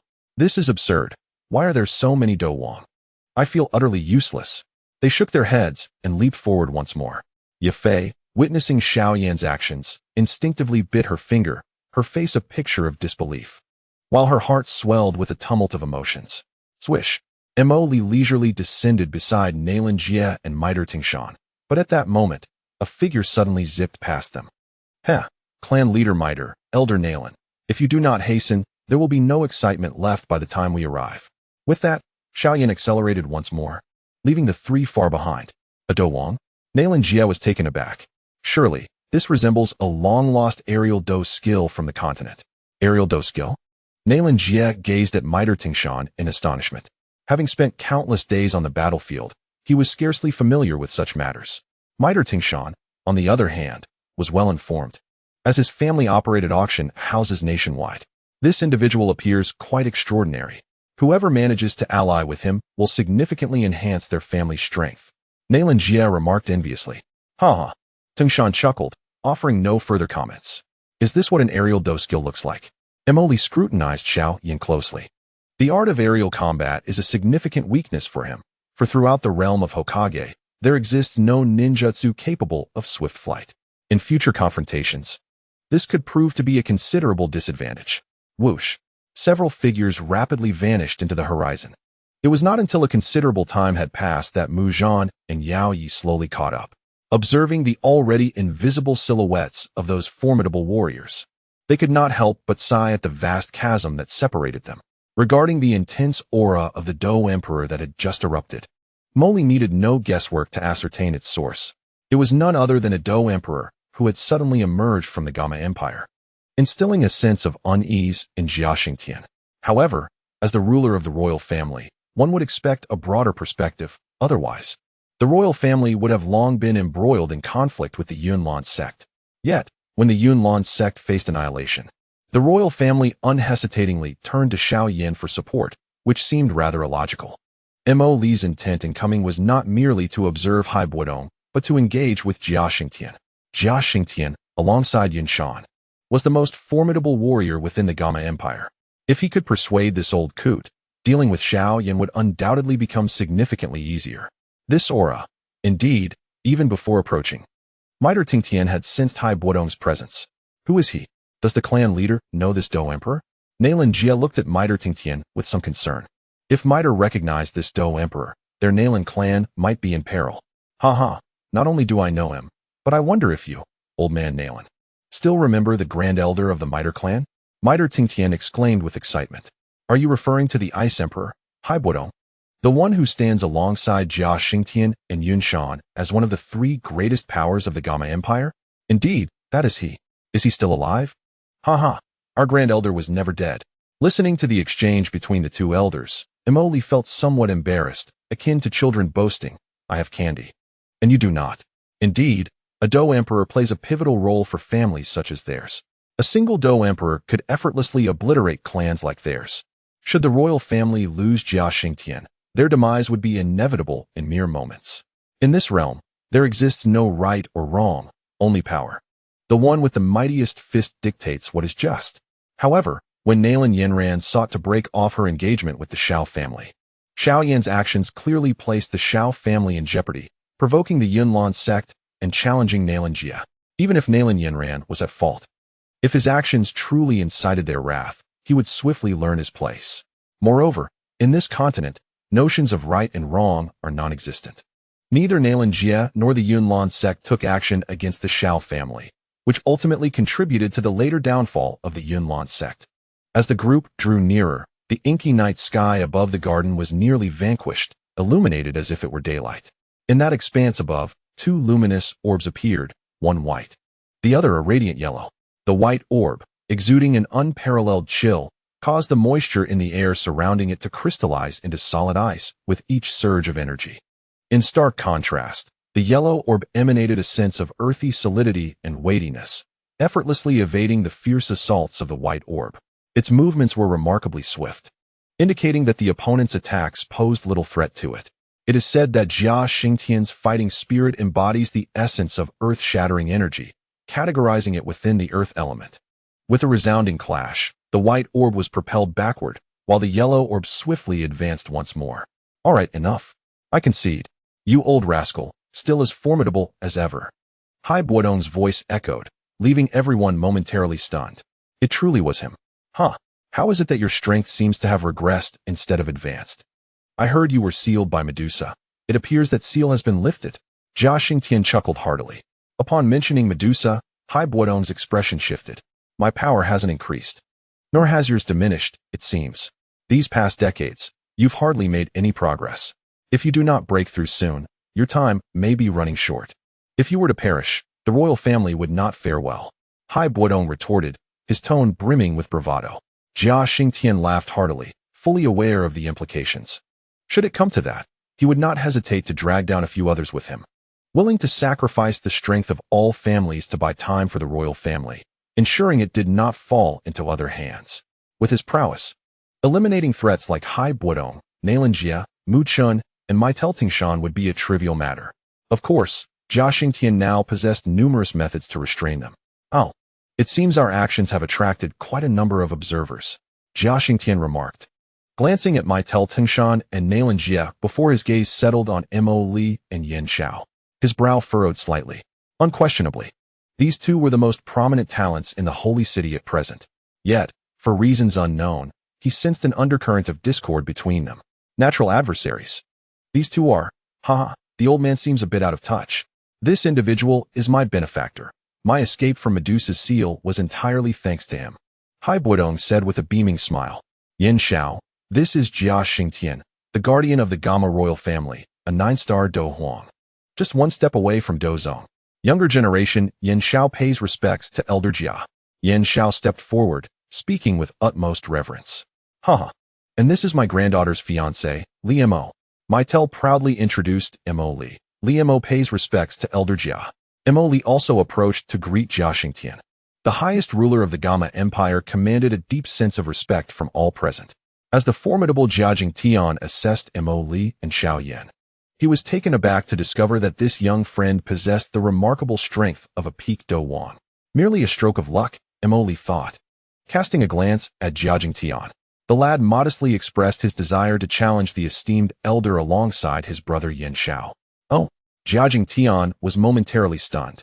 Xiao Yan, equally astonished, gazed at Mo Li in bewilderment. Had this fellow lost his senses? Did he truly intend to challenge Jia Xingtian with his Dou Wang prowess? Not only Xiao Yan, but even Mai Tingshan and Nalan Jia were left speechless. The disparity between a Dou Wang and a Dou Huang was monumental. especially considering that Yan Xiao was merely a great dome master. With Mo Li's current strength, challenging Jiajing Tian without any external aid would render him incapable of withstanding even a few of the elder's blows. Yet, he had a purpose, to ascertain whether Yao Chun had indeed awakened. If Xiao Yan refrained from utilizing Yao Chen's power, he would undoubtedly find himself at a disadvantage in this contest. I implore you to impart your wisdom, esteemed elder, Mo Li declared, initiating a rapid series of hand seals without granting Yao Chen a moment to respond. Very well, I shall observe the capabilities of today as prodigy. Jiajing Tian bellowed with laughter, sweeping his sleeve to envelop Mo Li and Xiao Yan in a formidable surge of Dou Qi. Even if Xiao Yan wished to avoid confrontation, he found himself ensnared. Be cautious, brother Yan Xiao, Mo Li warned, completing his hand seals. Fire style, Great Fire Annihilation. Although classified as a B-rank ninjutsu, the power of Great Fire Annihilation was indeed formidable. In the past, the legendary Madara had nearly decimated the 5 Kages with this technique. When the Water Shadow attempted to counter it with water techniques, he succumbed to unconsciousness due to the overwhelming heat. In facing Jiajing Tian, Mo Li had no intention of holding back. He unleashed his ultimate ninjutsu. In an instant, a vast inferno enveloped him, spanning 100 square meters. Xiao Yan, unable to escape in time, found himself amidst this searing heat. Interesting indeed. Boom. With no time to evade, Xiao Yan was compelled to activate his strange fire. A skyward eruption of emerald flames enveloped the scene, swiftly overpowering Mo Li's Great Fire Annihilation. Impressive. The temperature of the strange fire was undeniably beyond that of mere Dou Qi flames. In a moment, the two fires entwined and soared into the air. Wind style, Dragon Tornado. Mo Li formed his hand seals anew. A colossal tornado erupted amidst the flames, harnessing the fire's energy to encircle Jiajing Tian. What a terrifying temperature. Maitel Tingshan and Nalan gasped in astonishment. The intense heat compelled even them to retreat hastily. If I were to encounter such temperatures, I would find myself utterly defenseless. The synergy of these two combatants was indeed formidable. Brother Yan Xiao, you must unleash all your hidden techniques. We cannot afford a devastating defeat, Mo Li proclaimed. For Jiajing Tian is the foremost expert of the Gamma Empire. Facing him, our loss is not inevitable. The rock owl let out a cold snort. Yet the movements of his hands did not falter. Suddenly, a powerful surge of fighting spirit swept forth, as if countless spears made of condensed dust had appeared out of thin air. Substitute technique. Explosive step. Mo Li and Xiao Yan exerted their strength simultaneously, their figures swiftly darting away from the sea of flames. The once towering inferno was abruptly scattered by the forceful gust. Where Mo Li and Xiao Yan had stood, a massive pit now gaped open. Ah, this little fellow reacts quite well. Now, let us see how you defend against my next move. The advanced Xiantier fighting technique. Mountain-consuming elephant. With a sharp cry from Jia Xingtian, the earth above the colossal pit suddenly stirred to life, forming a great mound. Jia Xingtian raised one hand, and the earthen mound began to ascend slowly, heading towards the newly airborne Mo Li and Xiao Yan. Not only that, the mound seemed to possess a formidable suction force that rendered their movements sluggish. Who is he? Hai Buodong inquired, approaching Tung Shan with surprise. The he in Hai Buodong's question naturally referred to Mo Li. His name is Li Mo, the fiancé of that girl Yafei. Miter Tung Shan boasted somewhat. Yafei? She has grown up so much. Yet, this fellow is impressive. He actually possesses the strength of a Do Wang, and seems to be at the peak. Even I would find it difficult to contend with him. Indeed, this young man's talent is truly enviable. Miter Tung Shan did not conceal his admiration. Admiration is one thing, but to challenge Jia Xingtian with the strength of a Do Wang is rather presumptuous, Nalan remarked. To be able to battle against a Do Wang, such experience is exceedingly rare. Wait, why do I sense something amiss? That rock owl seems to harbor an incredibly strong power. Miter Tung Shan's brows furrowed. Haha, you've noticed as well. That young man is no ordinary individual. I managed to escape Medusa's control entirely thanks to him, and in truth, in a real fight, I am not his match. Oh, both Miter Tung Shan and Nalan Jie were taken aback. Hai Buodong possesses the strength of a Do Huang, and he is not a match for that rock owl. It seems he is indeed more formidable than Li Mo. After all, Li Mo is merely a Do Wang, whereas the rock owl is capable of defeating Hai Buodong. Nalan Jie's eyes sparkled with realization. It appears necessary to devise a way to retain him. Be cautious, Luo, Jia Xingtian bellowed. The mound, which had ascended into the air unbeknownst to anyone, suddenly plummeted down. Mo Li and the rock owl appeared momentarily dazed. As the rocky hill came crashing down. This is bad. Quick! Hai Buodong and Miter Tengshan, along with Nalan Jie, who had been closely observing the battlefield, exclaimed in unison as they hastened towards the fray. Though they were formidable, facing Jia Xingtian offered no chance of victory. If they were to fall to this old foe, it would be a significant loss. Instantaneous movement technique. Explosive step. Oh, such astonishing speed. As the gaze of Jia Xingtian brightened, a thunderous sound erupted as a hill collapsed. At that moment, two figures narrowly escaped as the hill descended. Goodness, you startled me. Old man, if you were to kill them, your sins would be immense. Hai Buodong exclaimed, patting his chest. Fear not. These two youngsters have yet to unleash their full potential. Li Mo and Yin Xiao exchanged knowing glances, seemingly understanding something profound. Li Mo was particularly certain that during their escape from the hill, Yin Xiao had called upon the power of the medicinal dust. Meanwhile, the medicinal dust was conversing with Xiao Yan. Be cautious. It seems that the lad has sensed your use of my power. I have a feeling he harbors animosity towards you. It is only natural to have animosity. I sense he is targeting me. Exercise caution. He is rather peculiar. With a teacher present, he cannot do much. In this world, strength is a significant asset. Whoever possesses it can speak with authority. Xiao Yan cast a glance at Li Mo, paying him no heed. A Dou Wang? Hai Buodong had already been defeated by his own subordinates. What could a mere Dou Wang accomplish?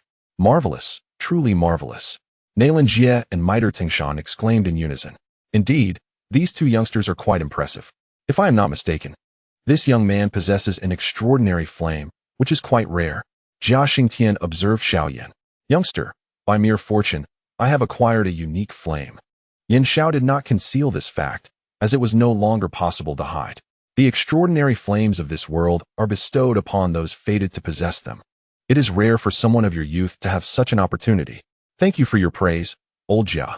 At that moment, Mu Zhan and Nalan Yanran also arrived. Upon witnessing the disarray of the scene and hearing old Jia's commendation, their expressions reflected astonishment. Receiving the praise of the Jiama royal family was no small feat. This lad, Li Mo, at such a young age, possessed the strength of a Dou Wang, which was indeed remarkable. Jia Xingtian then turned his attention to Li Mo. I have heard that someone is seeking a 5th-tier magic core. It must be you. It is I, Li Mo readily admitted. Indeed, you are all quite impressive. Should you find the time, feel free to visit my royal family for a reunion. Certainly, we will. Both Li Mo and Xiao Yan nodded in agreement, having no reason to oppose the old man. Hee, it seems many have been stirred this evening. Yao Yu, you are here as well. Jia Xingtian's affectionate gaze swept over Yao Yi and Yao Yu, who stood nearby. Great-grandfather. Yao Yu and Yao Yi obediently called out. All right, let us conclude for tonight. We must return. With that, Jia Xingtian raised his sleeve, unleashing a gentle surge of Dou Qi that enveloped Yao Yi and Yao Yu, drawing them to his side. With a flourish of his sleeve, he transformed into a streak of light, vanishing into the distance under the envious gazes of the onlookers. Once Jia Xingtian departed, Li Mo did not linger, waving farewell to Miter Tengshan and Nalan Jie, before unfurling his wings and similarly becoming a fleeting light, vanishing into the night. His thoughts lingering on Yafei. However, upon his return to the Nalan family, the once bustling hall had become sparse and desolate. The presence of Yafei was conspicuously absent. Mo Li initially presumed that Yafei had returned to their little haven within the middle family, yet upon his arrival there, he found her still missing. Inquiries made with the servants yielded similar responses. Yafei had not returned. This was indeed perplexing. Where could she have gone? Was she still harboring resentment? It seemed that the more beautiful a woman was, the more prone she was to anger. What troubled Mo Li further was that after waiting an entire night in his chamber, Yafei still had not returned, and the grandest event in the entire Gamma Empire. The Alchemist Conference was set to commence the following day. If Yafei and Mo Li were on good terms, he would have felt more at ease, but with her absence, remaining within the middle family felt increasingly burdensome. He longed to seek her out and offer an apology, yet he could not even catch a glimpse of her. This left him rather disheartened. As he was not an alchemist himself, he held little interest in the upcoming conference. Rising early, He departed from the middle family without even a morsel of the breakfast prepared by the servants, and made his way to an inn in the holy city. There, he ordered a few simple dishes and a pot of wine. It is often said that one may drown their sorrows in drink. Previously, Emoli had never subscribed to this belief, but now he felt an unsettling heaviness within his heart, as if something were amiss. Was it possible that he was experiencing the pangs of a broken heart? He chuckled softly, shaking his head in self-mockery, while he sat alone, pouring himself drink after drink. Several disciples clad in the moon-white robes of the Yunlan Sect entered the inn. Emoli was all too familiar with such attire, having worn it for over a decade. The disciples, however, did not recognize their senior brother, Emoli. Have you heard? Senior brother Yunfeng nearly faced extermination a few days ago. Yunfeng? Which Yunfeng? The one from the Mo family in Yin City, the disciple of Elder Mo Cheng. Oh, I recall now that Elder Yunling visited Yin City recently to settle matters regarding the Mo family. Alas, it seems the Mo family is doomed this time, having offended two Dou Huang level masters. Our sect leader was even alarmed, and to this day, he has yet to return. Senior brother Yunfeng must be in quite a predicament. His attempt to celebrate Elder Mo Cheng's birthday nearly cost the entire family. Not just nearly. I've heard that the Mo family suffered a loss of over half their members, teetering on the brink of annihilation. Poor senior brother Yunfeng, who has pursued the young sect master for so long, only to find himself akin to a toad yearning for a swan's affection. I've heard that she has recently taken a liking to a prodigy, a genius not only in cultivation but also in alchemy. You must be referring to that Yin Xiao fellow. Indeed, he is a remarkable talent. Should the young sect master form a bond with him, senior brother Yunfeng's reputation will be tarnished irreparably. I doubt he will ever return to the Yunlan Sect. Indeed, when the young master took the elder brother to annul the marriage, the entire Yunlan Sect was aware of the situation. Many even speculated that the young master harbored feelings for the elder brother. Now, as the Mo family teetered on the brink of annihilation, the young master remained passive, failing to take any action during the crisis. Furthermore, upon returning to the sect, he did not report the circumstances to Elder Yunling. Mo Li listened in silence, pouring cup after cup of wine down his throat. In this world, lacking strength renders one's endeavors a mere farce. How could his own sect be inferior to Yunling? If given the chance, he would willingly preserve Yunling's life. There were merely a few days left until Xiao Yan's arrival at the Yunlan Sect, likely after the conclusion of the Alchemist Conference. He felt no inclination to interfere with the event. Instead, it seemed prudent to await the outcome at the Yunlan Sect. As time passed, the bustling hotel emptied swiftly due to the Alchemist Conference. Emoli did not return to Mytel, nor did he attend the conference venue. Instead, he requested a room from the innkeeper, intending to delve deeply into his system. Having amassed 8 fifth-tier magic cores and learned of Yao Chen's awakening, Emoli realized the urgency of enhancing his strength. Would the host like to utilize the 8 fifth-tier magic cores to advance the system? Upon hearing the familiar voice of the system, Emoli nodded without hesitation. Boom. As the 8 magic cores vanished, a sense of clarity washed over Emoli, and his entire being felt invigorated. It was as though he had undergone an infinite elevation. His body brimmed with fighting spirit, an inexhaustible reservoir of power. The might of an A-tier system was indeed unparalleled by that of a B-tier.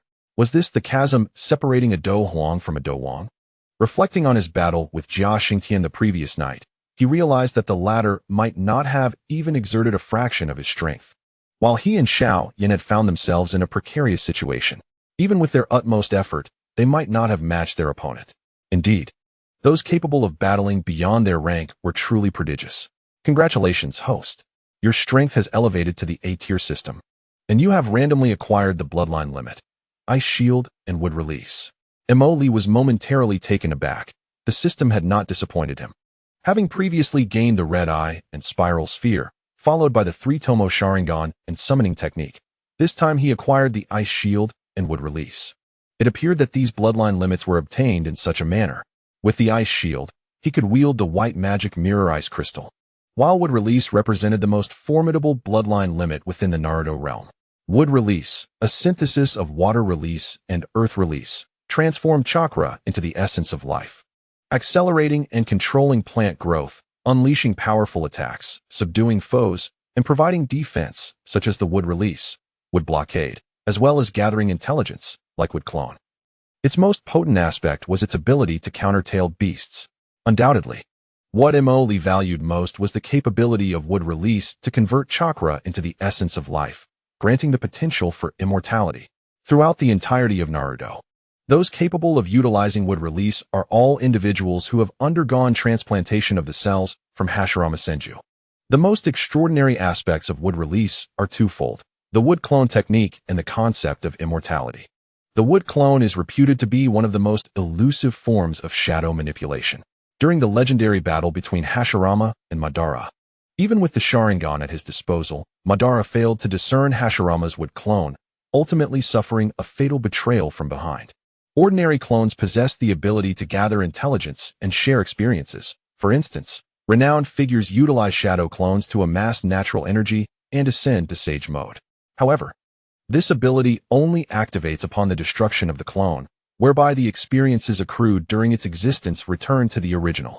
In contrast, a wood clone is akin to carving a piece of flesh from oneself, leading to a negligible difference between the clone and the original.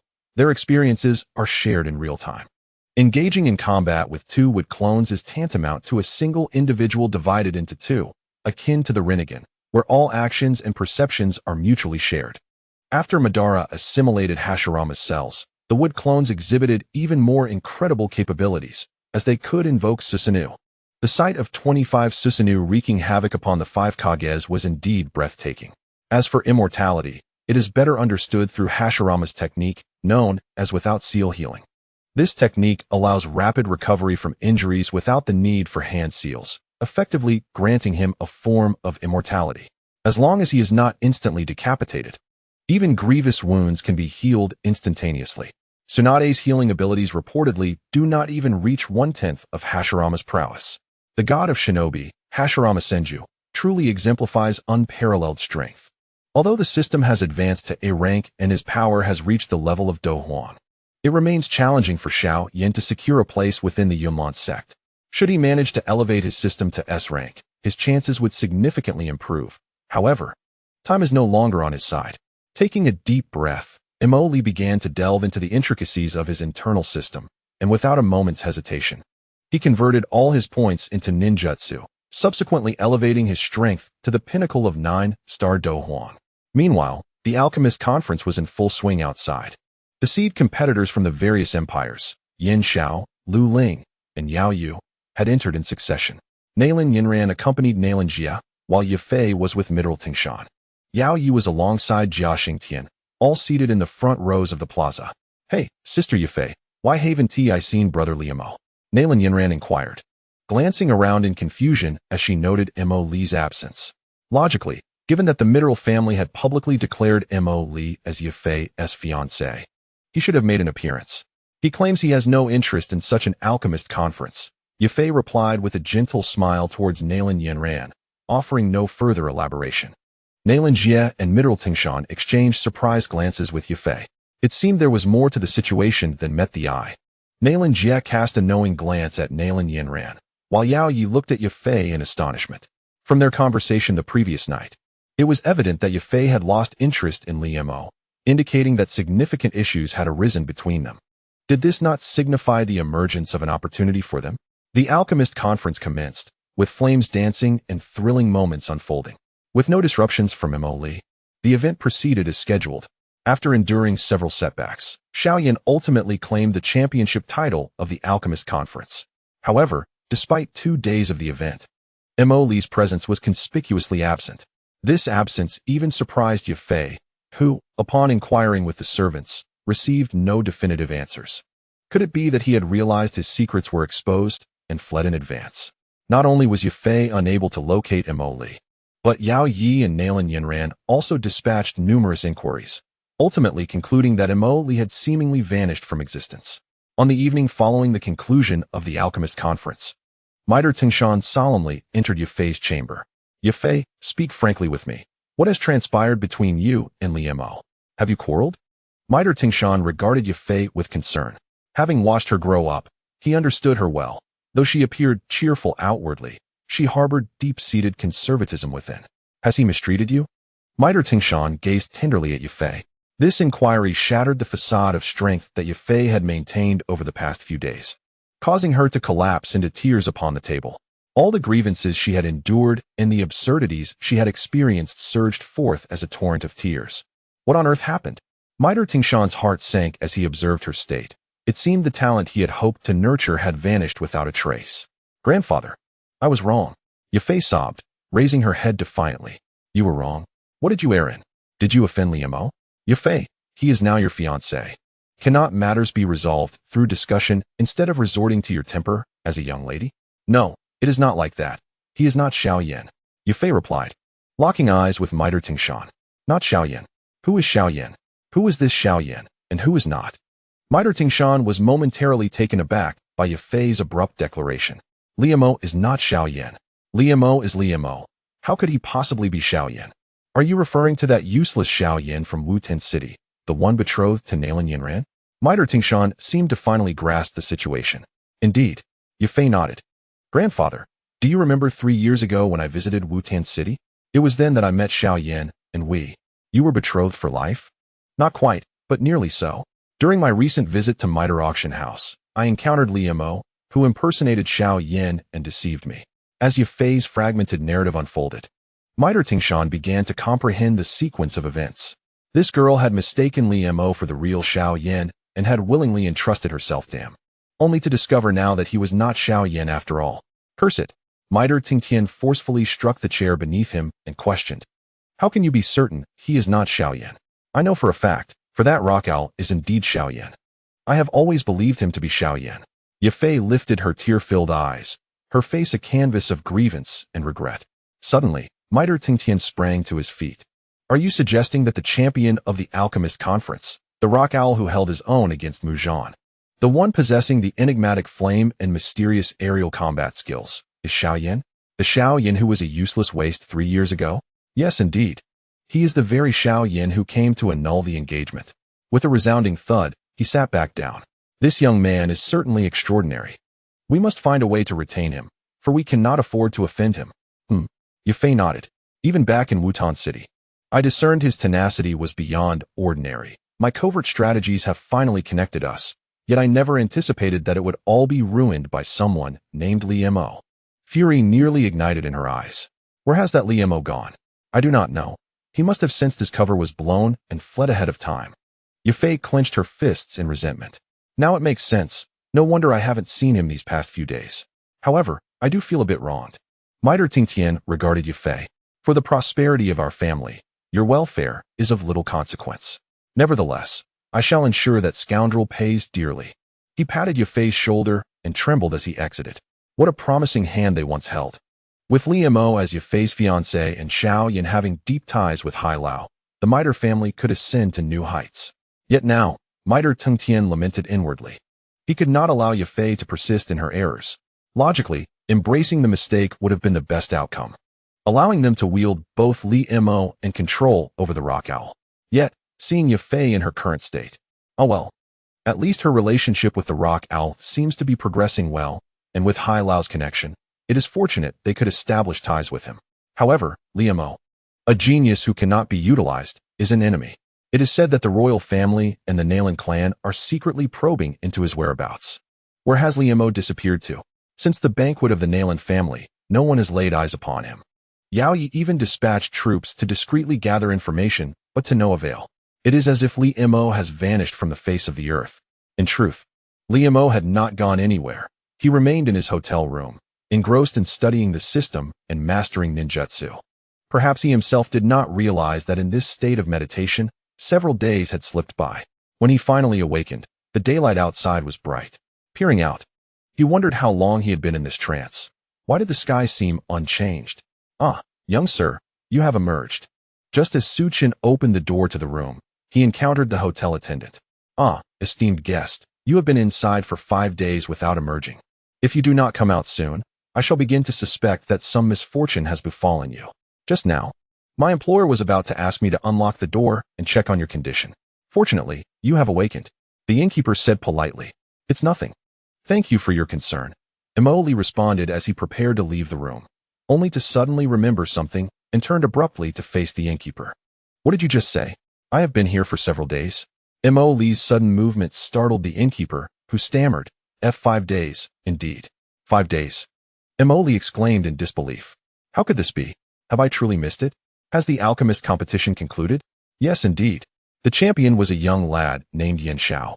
You should have witnessed the splendor of this competition. I even took leave to attend. That Yan Xiao was magnificent in a moment of crisis, turning the tide. The innkeeper exclaimed, unable to contain his excitement, as if he longed to learn alchemy himself, to master it in 3 days, and return to conquer all. Has Xiao Yan gone to Yunlan Sect? Mo Li inquired, his voice tinged with anxiety. Xiao Yan? Who is that? Ah, I remember now. You mean the worthless Xiao Yan from Wutan City, the one betrothed to the young master of Yunlan Sect? Yes, he went. Early this morning. Someone saw him walking towards Yunlan Sect. I hear that Yunlan Sect has invited numerous spectators to witness the event. What? Do you wish to join the fray as well? After exchanging a few words with Mo Li, the innkeeper seemed to feel a sense of camaraderie and began to jest. Yunlan Sect lies merely a dozen miles from the Jiamat Empire. One is the imperial capital, and the other, a grand sect with a legacy spanning millennia. They are like two colossal beasts, intertwined and in constant contention. It is said that Yunlan Sect has deep roots, having even infiltrated the imperial family. However, that old coot, Jie Xingxian, is no fool. How could he sit idly by while Yunlan Sect flourishes unchecked? Yunlan Sect has a rule that prohibits involvement in the struggle for imperial power.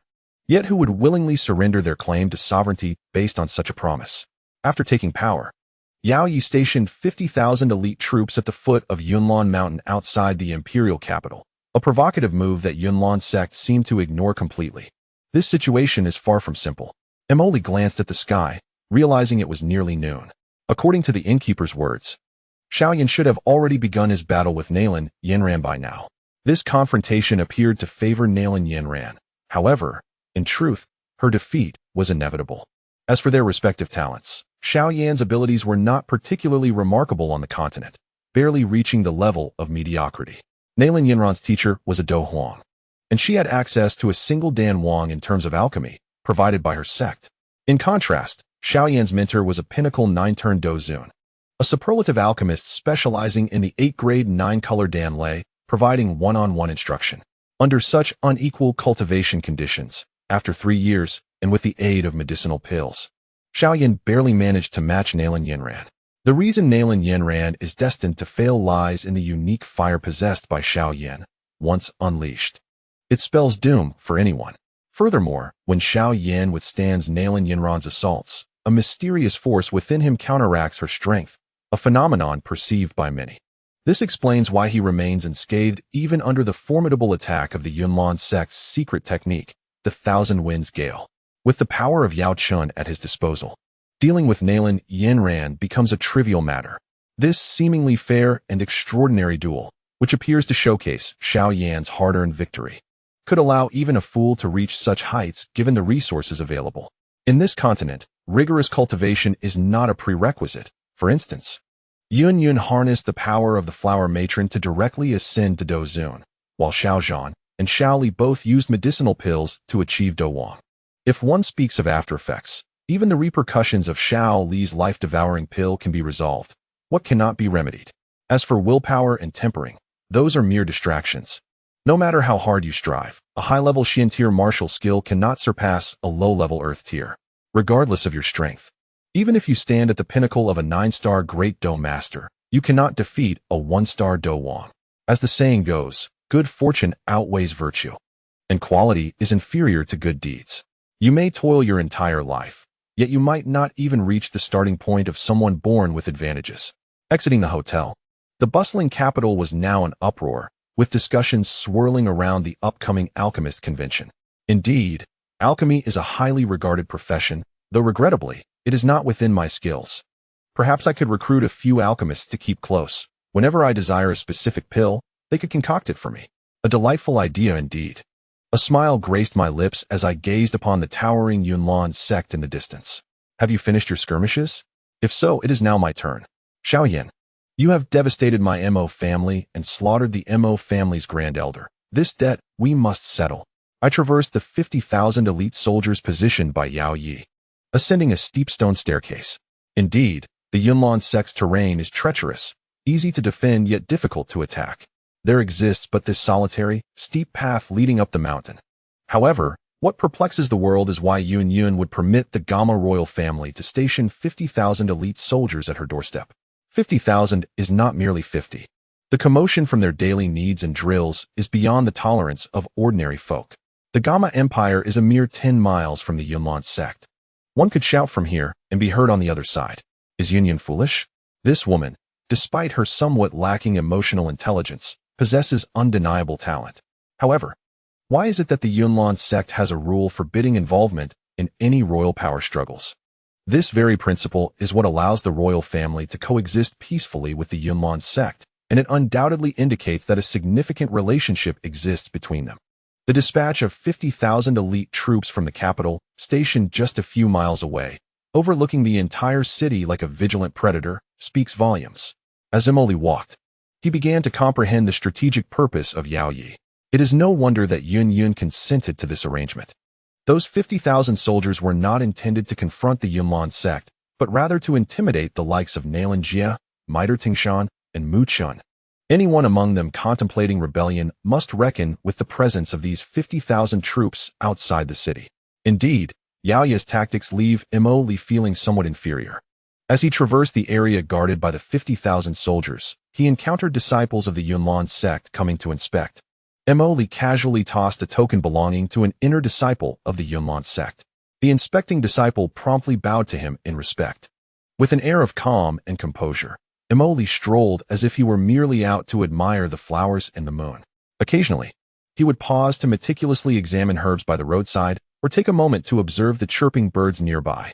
Imoli's ability to establish himself within the Yunlan Sect is largely attributable to Imo Cheng's efforts. From a young age, he was sent to the Yunlan Sect and became a disciple under the esteemed elder Yunling, all thanks to Imo Cheng's negotiation on his behalf. The Imo family, a modest clan from the eastern provinces, found itself aligned with Nalan Yanran, again due to Imo Cheng's mediation.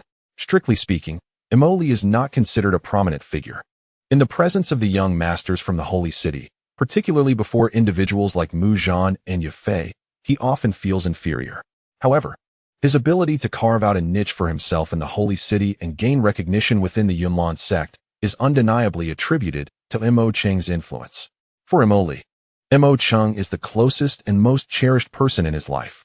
Yet, this very individual was brutally slain, leaving behind not even a corpse, but only fragments of ice scattered about.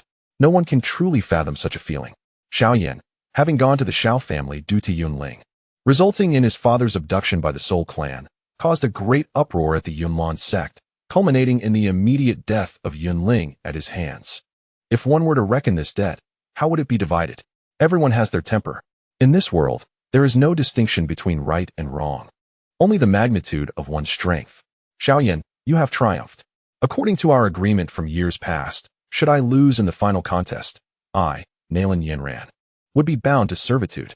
However, for the sake of the sect's reputation, I must decline to fulfill this promise. After all, the impression I have left on you is already deeply ingrained as unreasonable, so allow me one more act of defiance. Nalan Yanran's voice echoed, eliciting gasps from the gathered disciples of the Yunlan Sect. The sound of a sword clattering to the ground resonated. They were now very close to the summit of Yunlan Mountain, and Imoli could even hear Nalan Yanran's words from above. Has it come to an end? I hold little interest in binding you to servitude, thus you need not take such measures to preserve the Yunlan Sect's reputation. The 3-year agreement has now concluded. In the days to come, we shall have no further entanglements.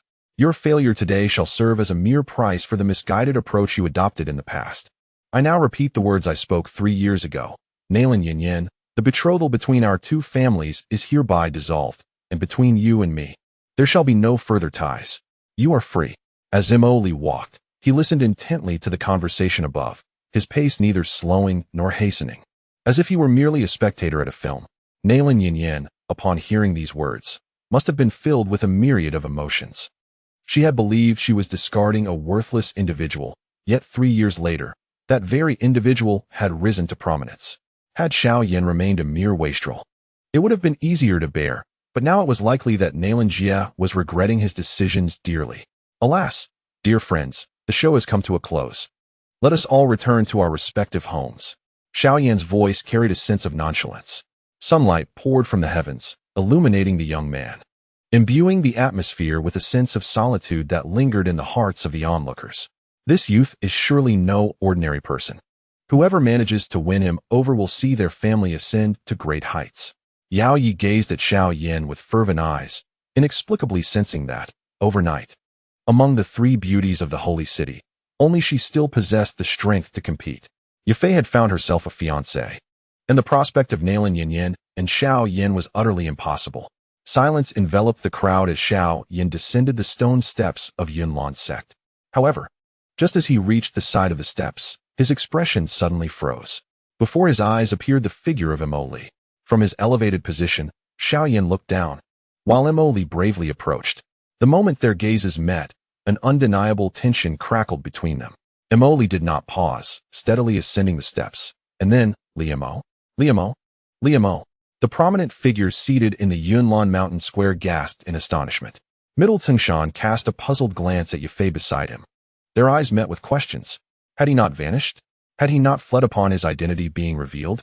What purpose did he have at Yunlan Sect? Yafei's heart raced. She suddenly recalled something. Liamo had once informed her that he would be visiting Yunlan Sect in a few days to resolve a matter. It was this statement that had led her to mistakenly identify him as Xiao Yan.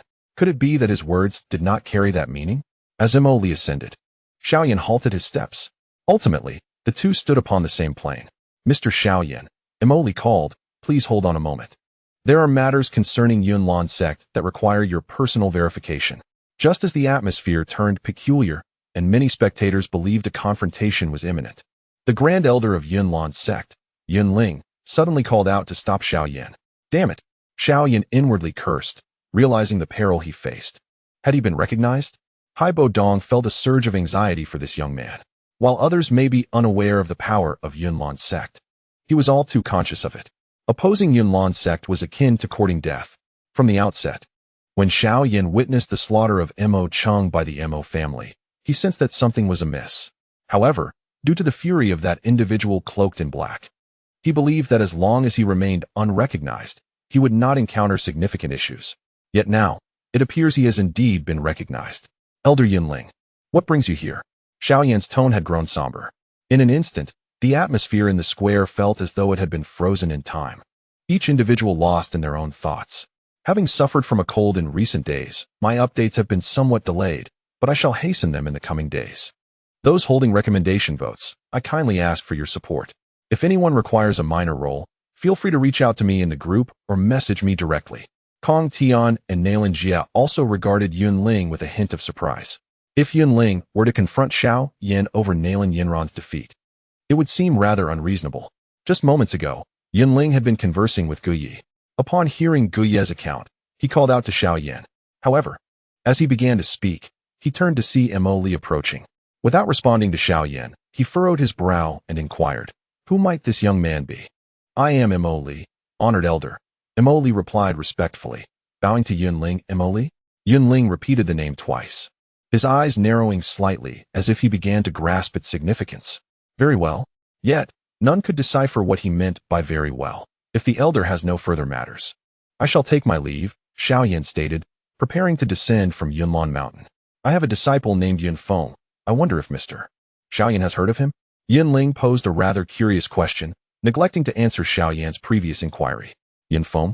Xiao Yan scoffed. I have not heard of him. What? Does your disciple require my assistance? If I were to recount a particular incident involving him, Mr. Xiao Yan would surely remember it vividly. 3 years ago, my disciple accompanied Yanran to your Xiao family to propose the dissolution of their engagement. What is the elder implying? Xiao Yan abruptly turned to face Yunling, his expression darkening. This was a sensitive topic, a scar that, when mentioned, felt like salt in an open wound. Others around them shared a sense of confusion. What was this old man trying to achieve? Nothing of significance, of course. My disciple also bears a common name, Emoli. If the square had been eerily silent during the dialogue between Yunling and Xiao Yan, it felt as though someone had pressed the pause button. Now, that pause had been lifted. Boom. Suddenly, the entirety of Yunlan Mountain erupted into chaos, resembling a bustling marketplace, the cacophony echoing loudly. In a single night, the Mo family in Yinxing was nearly annihilated, while Mo Cheng, the outer sect steward of Yunlan Sect, suffered a brutal fate. Dozens of Mo family members were reduced to ashes. One could hardly say that the Mo family was merely associated with Yunlan Sect. Even an ordinary family subjected to such ruthless measures would shock the entire empire. After all, the imperial court remains intact, the imperial army persists, and the law of the empire endures. If a nation were to exist without law, how could it still be deemed an empire? What purpose would the provinces and counties serve, or the army, or the royal family? Even a band of robbers adheres to a certain code of conduct. How much more so for someone like Mo Cheng, a fighter of the spirit realm? What does it mean to be a fighter of the spirit realm? In towns like Wutan City, Xiao Yan, merely a grand master, can establish a family that stands alongside others in a triad of power. Should one possess the rank of a fighter of the spirit realm, such a town would seem beneath their notice. A fighter of the spirit realm is not someone that even a royal family can afford to lose lightly. Naturally, the news of this incident sent ripples through the holy city. But the most significant commotion arose that night when 5 fighters of the emperor rank and a 6th-tier magical beast appeared simultaneously. While others might remain indifferent, Yunlan Sect could not afford to ignore it. With a heritage spanning over a millennium, the Yunlan Sect would not allow itself to be tarnished by this affair. Initially, it was rumored that Xiao Yan had acted to save his sister, related to something called the Bai Shi San Hua Tong. However, it now seems that the implications are more closely tied to this Mo Li. 3 years passed. He accompanied Nalan Yanran to dissolve their engagement, and 3 years later, he has brought about his family's ruin. What is this? A toad coveting a swan's flesh, only to be pecked in the eye by a weasel lurking nearby. No one sympathizes with Mo Li. Rather, they all lament Xiao Yan's ruthlessness. Yet, here stands the Grand Elder Yunling, openly inquiring of Xiao Yan. What does this mean? The murmurs persisted for a time before gradually subsiding, refocusing everyone's gaze upon Xiao Yan. At this moment, Mo Li had already ascended Yunlan Mountain. Was the Grand Elder implying that I killed Mo Cheng? Xiao Yan asked in a low, calm voice, as though the matter were not his doing. How could I dare? I merely mentioned my disciple Mo Li. Why must you hasten to defend whether you are the one who killed Mo Cheng, Mr. Xiao Yan? I do not presume to defend myself. However, the annihilation of the outer sect steward of the Mo family in Yin City is common knowledge in the Holy City. And since you mentioned Mo Li, I naturally draw connections to what you imply? Xiao Yan replied with an air of indifference. Yet, inwardly, he felt a twinge of anxiety. Should he be recognized at this moment, it would surely lead to a fierce battle. Oh, I see. So Mr. Xiao Yan is certainly not the culprit, correct? The Grand Elder, not a child, understood that matters must be substantiated with evidence. To claim that I am the one who killed him is rather flattering for a mere boy like me. I am but a Grand Master. While Mo Cheng is a fighter of the spirit realm, do you truly believe I could defeat him? Moreover, I have heard that he perished at the hands of a fighter of the emperor rank. Indeed, everything must be substantiated with evidence. Yunling nodded slowly. However, I visited Yin City a couple of days ago and managed to gather some intelligence. It appears that the outer sect steward Mo Cheng fell beneath a peculiar white flame. Although it is a flame, it possesses an extraordinarily chilling quality. I am but a simple man, unfamiliar with such flames. I would like to inquire of our esteemed president of the Alchemist Guild of the Jiamat Empire, Mr. Fama. What kind of flame is this? And why does it present such an icy hue? Fama was taken aback. After a moment of contemplation, he nodded and spoke. There are indeed numerous individuals who wield flames of a pristine white hue, such as the peony beast fire, the third-order monster's clear spirit fire, and the fourth-order monster's white ram fire. However, the icy essence of these flames does not evoke a sense of chill. The only legendary flame capable of freezing individuals while exhibiting a cold coloration is the bone spirit cold fire, a unique flame that combines extreme cold and extreme heat, which can only be encountered in the most frigid and shadowy realms once every 100 years, during the celestial transition of day and night. As soon as Mr. Fama's words fell, applause erupted from Yunling. Mr. Fama truly lives up to his reputation as the president of the Alchemist Guild, enlightening us with his profound knowledge of flames. Oh, by the way, Yunling's tone shifted as he solemnly inquired, if my memory serves me correctly, the champion of this alchemist convention should be a lad named Yin Xiao. Is that not so? With Yunling's query, the assembly recalled a significant detail. Yan Xiao had indeed utilized a flame of pristine white during the competition, paralleling the scenario described by Mr. Fama. Not only that, he had also employed a flame of verdant green. Upon this realization, several prominent figures cast curious glances at Xiao Yan. In his recent confrontation with Nalan Yanran, he too had wielded that verdant green flame. Pristine white flame, verdant green flame. Xiao Yan. Yan Xiao? The revelation dawned upon many. This Xiao Yan was none other than the champion of the alchemist convention, Yan Xiao. Yet, such a revelation was quite alarming. The one who vanquished Mo Cheng was a Dou Huang, while this individual's prowess merely classified him as a great Dou Shi. If he were indeed a Dou Huang under 20, that would be utterly astonishing. I assert that Yan Xiao is Xiao Yan. Do you have any rebuttal, Mr. Xiao Yan? Yunling's gaze suddenly ignited with a piercing brilliance, fixating firmly on Xiao Yan. With a wave of his hand, the other three elders of the Yunlan Sect rose in unison, their wings unfurling behind them. Drink. The three Dou Huang ascended simultaneously, their hands weaving intricate seals at an accelerated pace. Such a display of power caused even Nalan Jia, Mitre Tingshan, and Heibadong to raise their eyebrows in alarm. The mobilization of three Dou Huang was a spectacle only the Yunlan Sect could orchestrate. Fortunately, the Yunlan Sect had stood resolutely in the Gamma Empire for many years, projecting an air of stability and maturity, leading their actions to be perceived as just and honorable, leaving no one to dare challenge them. This was the reason for their esteemed position within the Gamma Empire.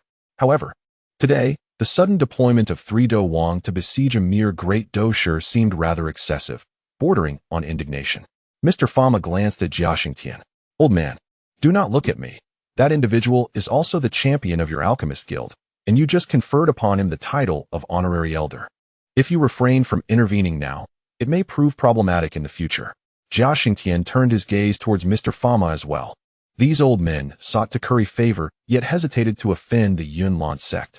Yafei, too, tightened her grip on Mitre Tingshan's hand. Anxiety etched across her features. The involvement of our alchemist guild is quite extensive. In this light, Dan Wanggu he can indeed be considered an honorary elder of our guild. Moreover, the Yunlan Sect has maintained close ties with us. A single thread pulled can unravel the entire tapestry, Yafei said with difficulty. Indeed, it would be prudent for us to observe the situation quietly. Grandfather, Mitre Tingshan gently patted Yafei's hand, yet his gaze remained fixed upon Emoli. Emoli remained at the center of the storm, his attention unwaveringly directed towards the esteemed figures present. It appears that this scenario diverges significantly from what I had anticipated. Did he not flee when his identity was exposed? Was he not discovered while masquerading as Xiao Yan? How is it that he now reappears at this moment? Who exactly is he, given his prowess? Why would he impersonate Xiao Yan to win Yafei's affections? Is it to seize our Mitre's power? Yet such actions would only incite our enmity. When one seeks to cast blame, one will find ample justification. Xiao Yan remained unmoved by Yunling's actions. Is this the manner in which the Yunlan Sect conducts itself? If memory serves me correctly, it was indeed members of your Yunlan Sect who stormed into my Xiao family's domain.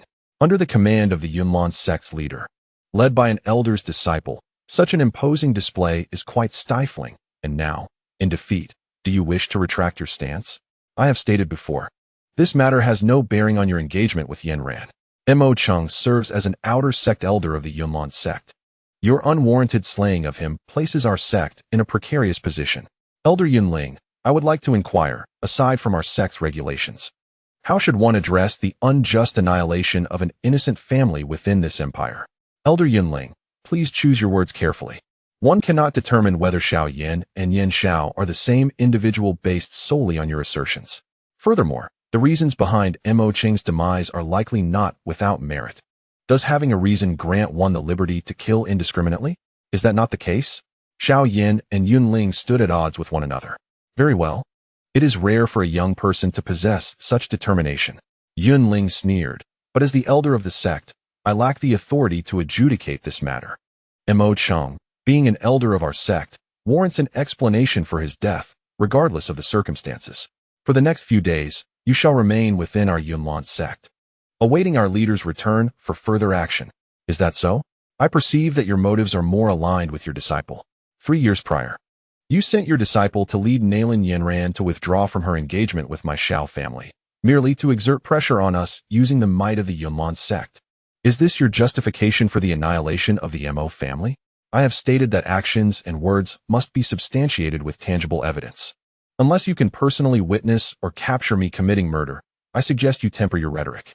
Their exchange was rapid and loud, one adamant in denial, the other gritting his teeth. Thus, I have suggested that you remain in our Yunlan Sect. We shall address this matter upon our leader's return. Is the Yunlan Sect always so aggressive in its dealings? Elder Yunling, allow me to handle this matter, if you please. As the two individuals engaged in a fervent argument, Li Mo, who had been standing nearby, suddenly interjected. For quite some time, the focus had solely been on the dispute between Xiao Yan and Yunling, causing many to momentarily overlook Li Mo's presence. Upon Li Mo's utterance, all gazes shifted toward him. Who is he? What authority does he possess to intervene in this matter? Surely, this is a private affair between the Yunlan Sect and Xiao Yan. Many murmured their inquiries. I trust you are now aware of my identity, Li Mo stated, fixing his gaze steadily on Xiao Yan. If the medicinal spirit within Xiao Yan had awakened, he would undoubtedly have recognized Li Mo's true identity. Xiao Yan inwardly cursed himself for having forgotten about this individual. Li Mo, what was his purpose in ascending Yunlan Mountain? Was he seeking revenge?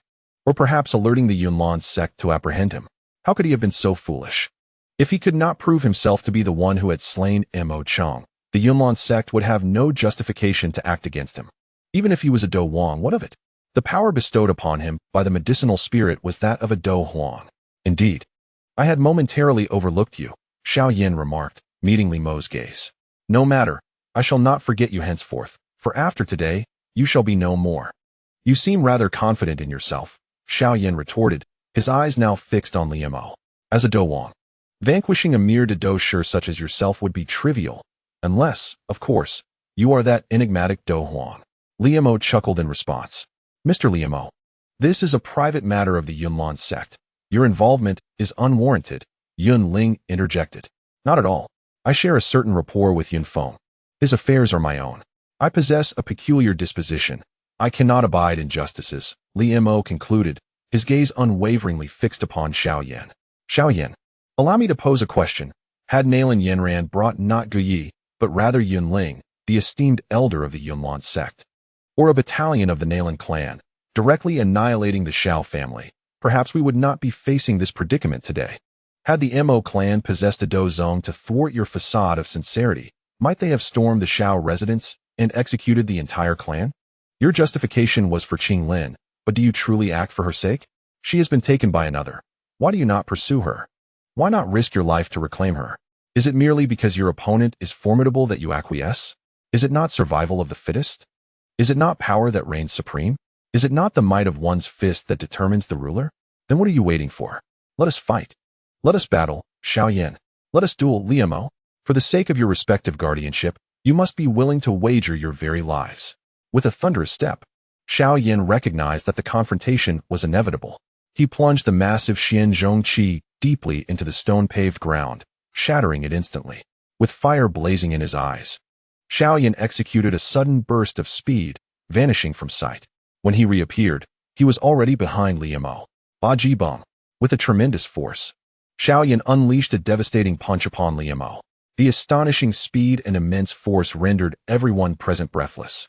Just moments ago, this individual had shown restraint against Nalan Yanran. Had he unleashed this move upon her from the outset, she would surely have been unable to evade it. With a resounding thud, Mo Li was sent flying by Xiao Yan's punch, his body tracing a graceful arc through the air before plummeting to the ground. Yunling's eyes narrowed, seemingly prepared to intervene at any moment. The three Dou Huang hovering above were also on high alert. Without a hint of hesitation, Xiao Yan vanished from his position. Before Mo Li could even touch the ground, Xiao Yan reappeared beneath him. He abruptly halted, leaving a deep mark on the earth, and then leaped powerfully, kicking the descending Mo Li high into the air once more. One step ahead, always ahead. Drawing in his energy, Xiao Yan transformed his palm into a claw. Fingers slightly curled, and forcefully drew towards the Dou Qi nearby. Grasping the weapon, he propelled himself into the air. At that moment, Mo Li kicked into the sky, reached his apex, and began his descent. Xiao Yan leaped again, positioning himself above Mo Li. With both hands gripping the Dou Qi, he swung it down viciously. The weapon whistled through the air, causing the audience to collectively hold their breath. Was this the end of the battle? It was a one-sided massacre. How could Xiao Yan possess such formidable strength? This strike, should it connect, would surely injure even a Dou Wang. Mo Li appeared utterly defenseless, his Dou Qi armor unactivated. This could not continue. Xiao Yan, I implore you to show mercy.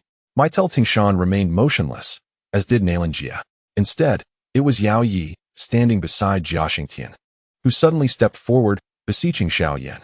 Though such a plea bore no weight, Mo Li noticed it keenly. Why? He looked at Yafei in confusion, perceiving her complete indifference, devoid of any concern or compassion. Was a woman's hatred capable of reaching such depths?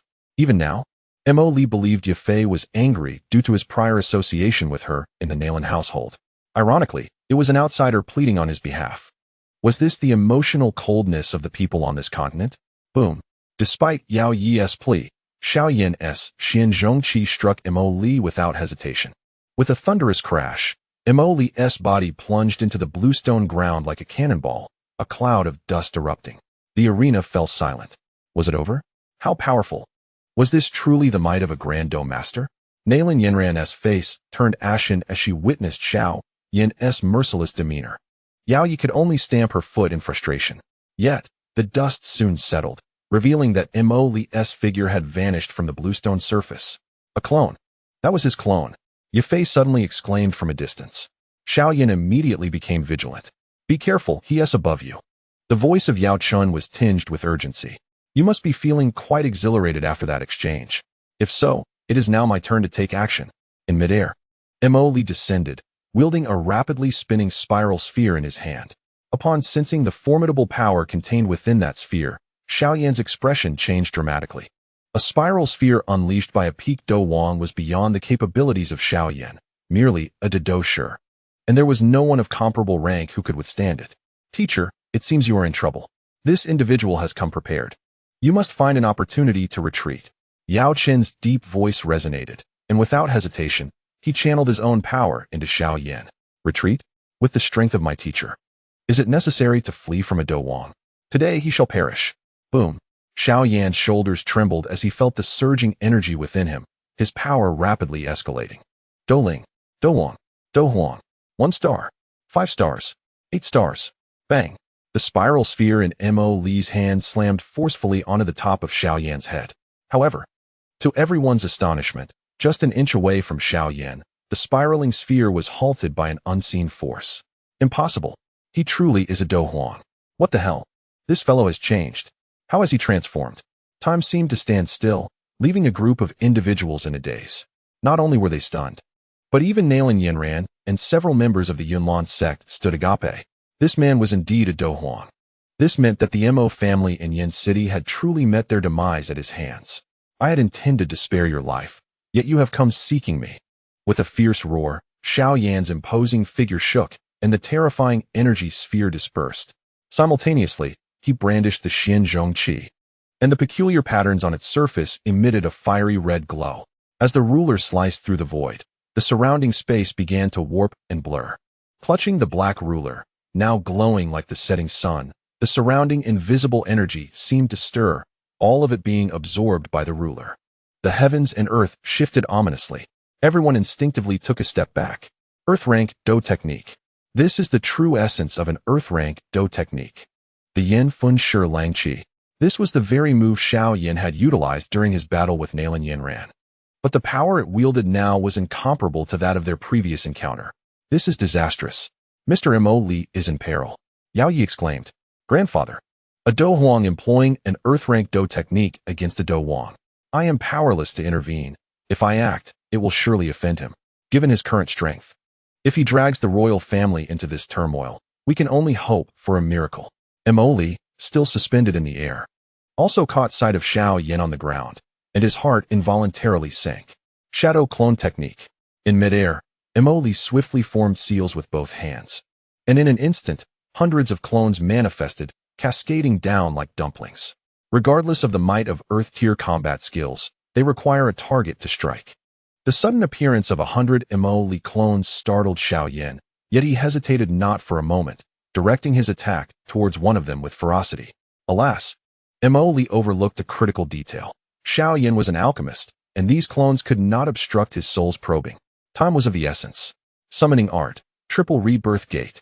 Mo Li rapidly descended, completing his hand seals and pressing down towards the ground. Simultaneously, Xiao Yan wielded the flame-devouring wave scale. Its force akin to splitting mountains and parting earth, tearing through space like a cannonball aimed directly at Mo Li. Trouble. Jia Xingtian's expression shifted, and he immediately soared into the air, seemingly ready to render assistance. The elders of the Yunlan Sect, forming the Yunlan Mist Array. Yunling's countenance also changed. Retreat.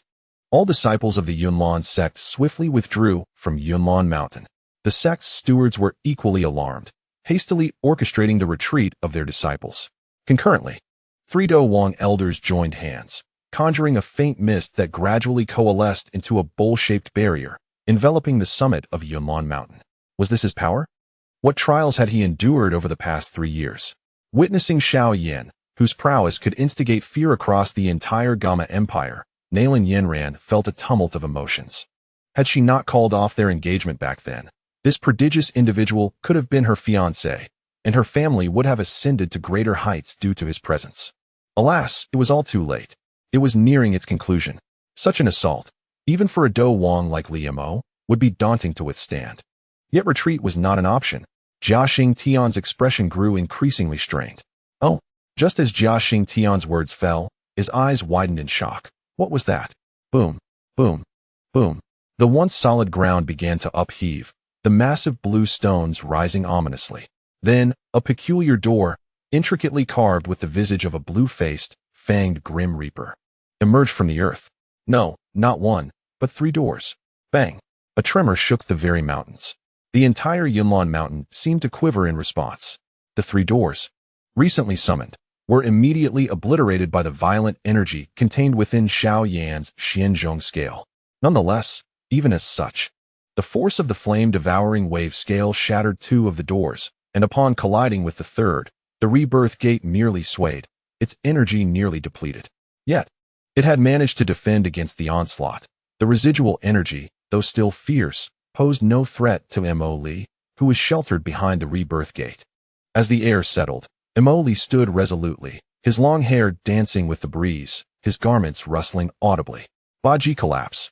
Xiao Yan offered Mo Li no respite, his body vanishing in a peculiar manner before suddenly leaping down from atop the rebirth gate, delivering a devastating punch aimed squarely at Mo Li. Accompanied by a thunderous sonic boom that rent the air, the 8 Extremes technique erupted into a formidable advanced combat skill, refined to perfection. Infused with 8 layers of potent energy, its might rivaling that of low-tier Earth-level techniques. A single punch unleashed with Earth-level might. Such a skill was unparalleled.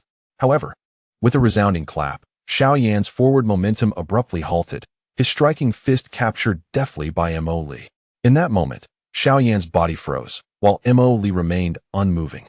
Time itself seemed to stand still. A Dou Emperor? So am I? With a sudden roar, Mo Li ceased to conceal his true power.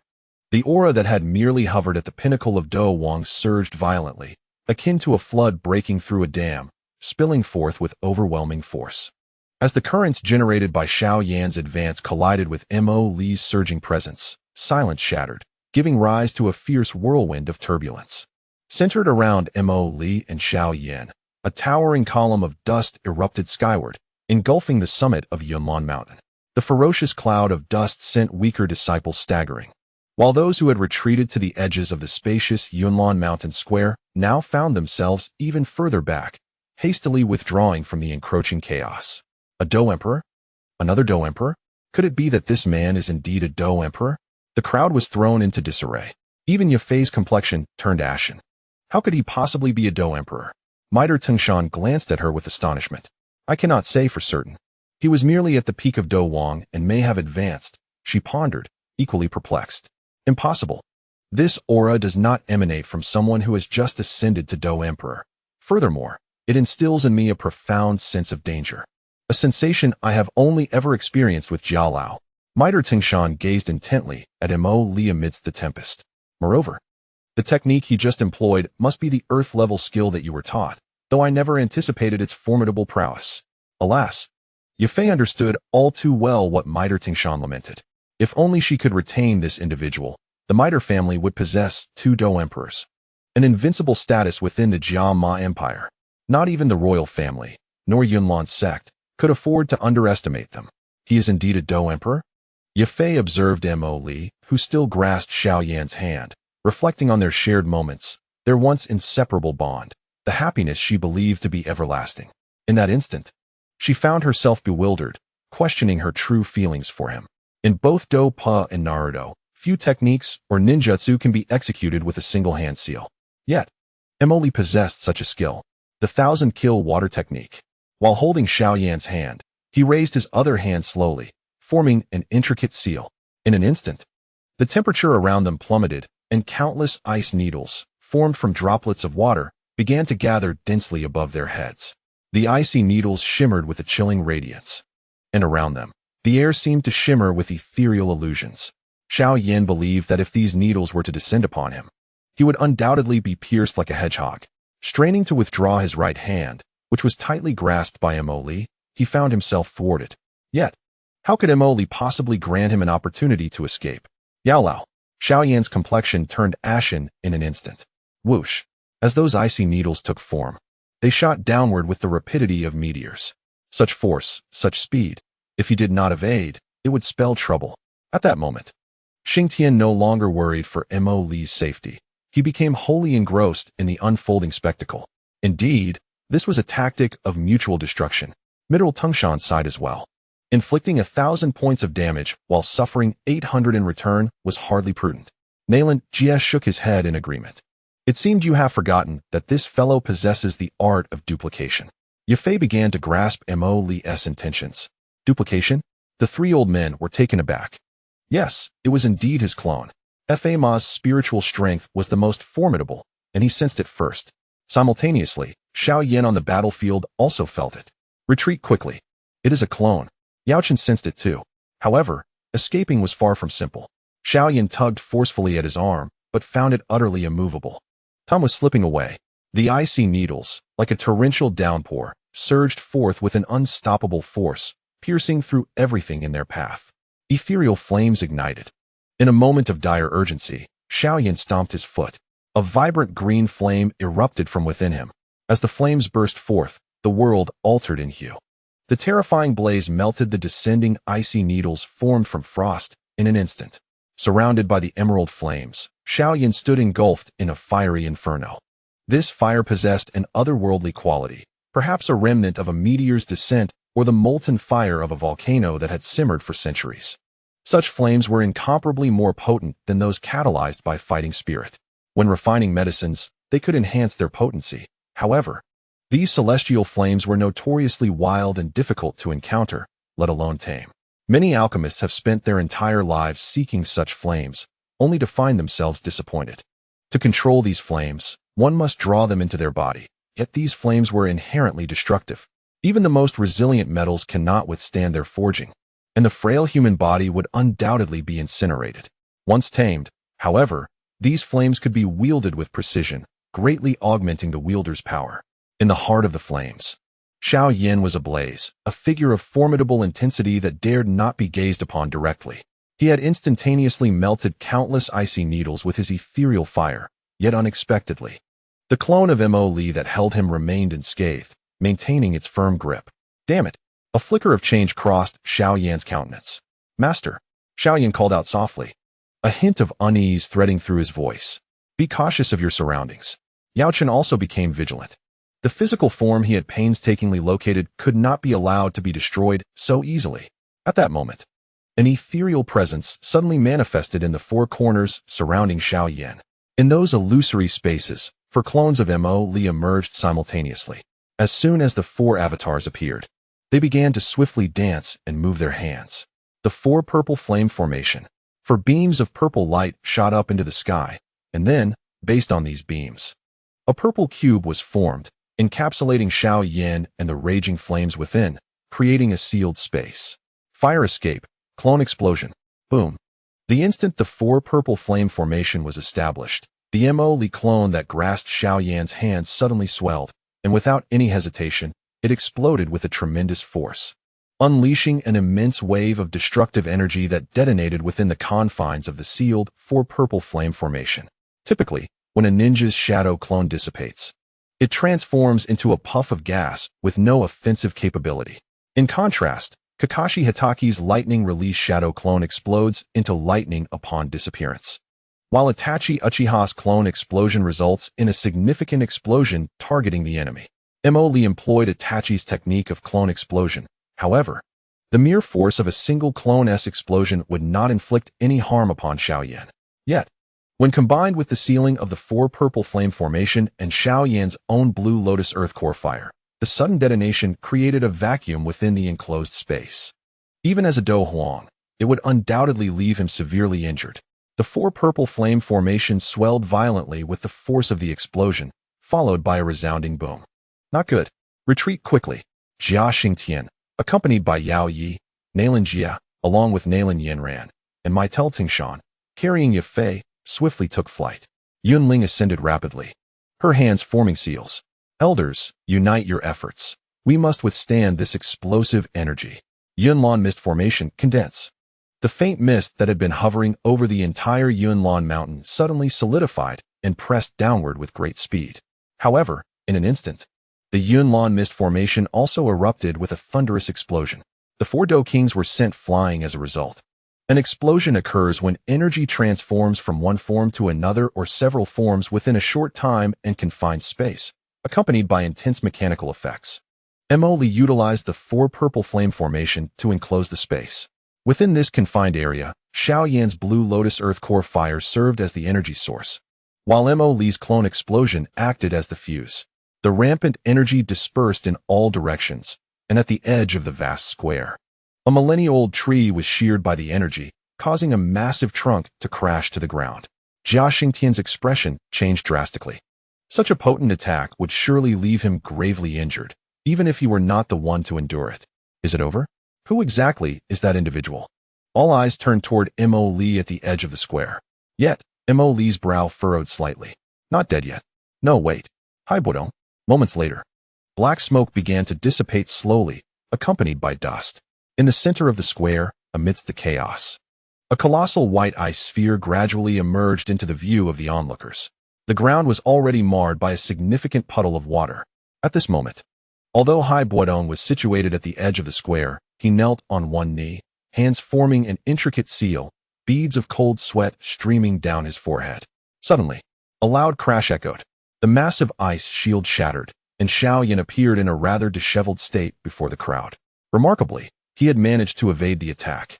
It was only at this moment that everyone could finally exhale a long sigh of relief.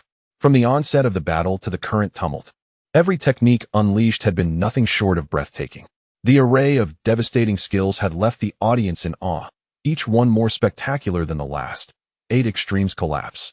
Flame devouring wave, green lotus heart fire, multiple shadow clones, 1,000 kills water surge, clone catastrophe, for purple flame array. Each move intertwined seamlessly, a delicate dance of offense and defense, flowing like water, yet walking on the edge of a blade. However, the conflict between Xiao Yan and that enigmatic figure had taken a perplexing turn. What was Haibodong up to? Why had he inserted himself into their battle? The Maitel family? Nalan Jie and Xiaoling Tian exchanged glances at Maitel Tingshan, both surprised. In truth, Maitel Tingshan was equally astonished. Yet, as the esteemed elder of the Maitel family, Haibodong's every action and word represented the family's stance. Thus, he could only remain inscrutable and silent. Could it be Yafei? This woman harbored a grudge against Mo for deceiving her, perhaps informing Haibodong to eliminate that young man for her vengeance? In Yafei's heart, she similarly believed that it was Maitel Tingshan who had sent Haibodong to exact retribution on Mo. Young man, I acknowledge your strength. However, I must inform you that Xiao Yan must safely descend from Yunlan Mountain, Haibodong declared, revealing his peak aura, a 5-star Dou Emperor.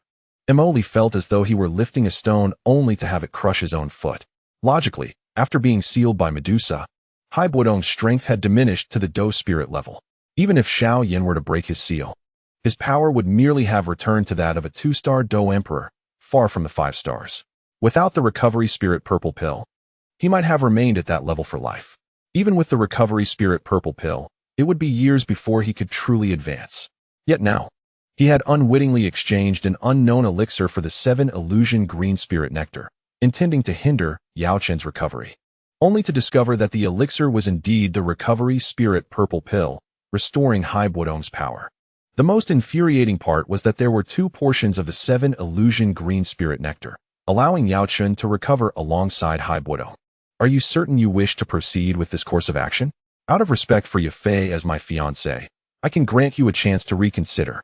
Mo Li coldly regarded Hai Buodong, the implication clear. Should Hai Buodong make any misstep, he would not hesitate to strike him down. The young lad speaks with remarkable bravado. Yet I must caution you that Xiao Yan is a friend of the Miter family. To be precise, we are allies on the same vessel. Today, I can negotiate a term in favor of the Miter family. Allow Xiao Yan to depart unharmed, and I shall overlook this matter. Huh? Mo Li chuckled coldly. Convinced of Xiao Yan's demise today, come at me together if you dare. Such audacious insolence. Hai Buodong, incensed, felt the fire of indignation welling within him. Throughout his years traversing the Jiama Empire, he had never been so belittled by a mere youth. Now, having regained his peak strength, he felt a twinge of apprehension facing Mo Li alone, yet alongside Xiao Yan. What was there to fear? One was the pinnacle of Dou Huang, Mo Li. Another, the 5-star Dou Huang, Hai Buodong. And the last, the 8-star Dou Huang, Xiao Yan. This battle was destined to be shrouded in darkness. Why? Why did Mo Li insist on clashing with Xiao Yan? Was it truly because of the massacre of the Mo family just days prior? Miter Tingshan sensed an underlying enigma in this affair. Uncertain, he recalled Mo Li mentioning that he would address some matters at Yunlan Sect in a few days. Initially, he assumed it pertained to the engagement with Nalan Yanran, but now it seemed directed at Xiao Yan. Regrettable. Jia Lao, do you truly wish to refrain from intervening? Fa Ma inquired, gazing at Jia Xingtian. If Mo Li's intent indeed stemmed from Mo Cheng's demise, the situation would be irreconcilable. Surely, you do not expect me to employ imperial law against an 8-star Dou Huang? An unsettling silence enveloped the gathering. I had underestimated you. Xiao Yan, somewhat beleaguered, fixed his gaze upon Mo Li. Had it not been for Hai Buodong's timely intervention, he would have emerged from this encounter, if not dead, certainly battered. The most terrifying aspect was that the formidable technique wielded against him was of his own making. Had I foreseen this, I would have eradicated your Mo family from the very beginning. Do you now confess to having slain Mo Cheng? Mo Li sneered. It seems that denial serves no purpose. Acknowledgement is sufficient. Recognize your faults and remember to seek a worthy lineage in your next life. Mo Li laughed derisively, his hands once more forming intricate seals. Hai Lao, shield me from him for just a few minutes. Upon uttering these words, Xiao Yan spread his hands, revealing 2 bizarre flames hovering above. One was an enchanting emerald hue, while the other emanated a chilling, snowy white. It was he, the very flame that had encased Mo Cheng in ice. As the bone spirit cold fire manifested, Dou Qi, still present, cried out in alarm.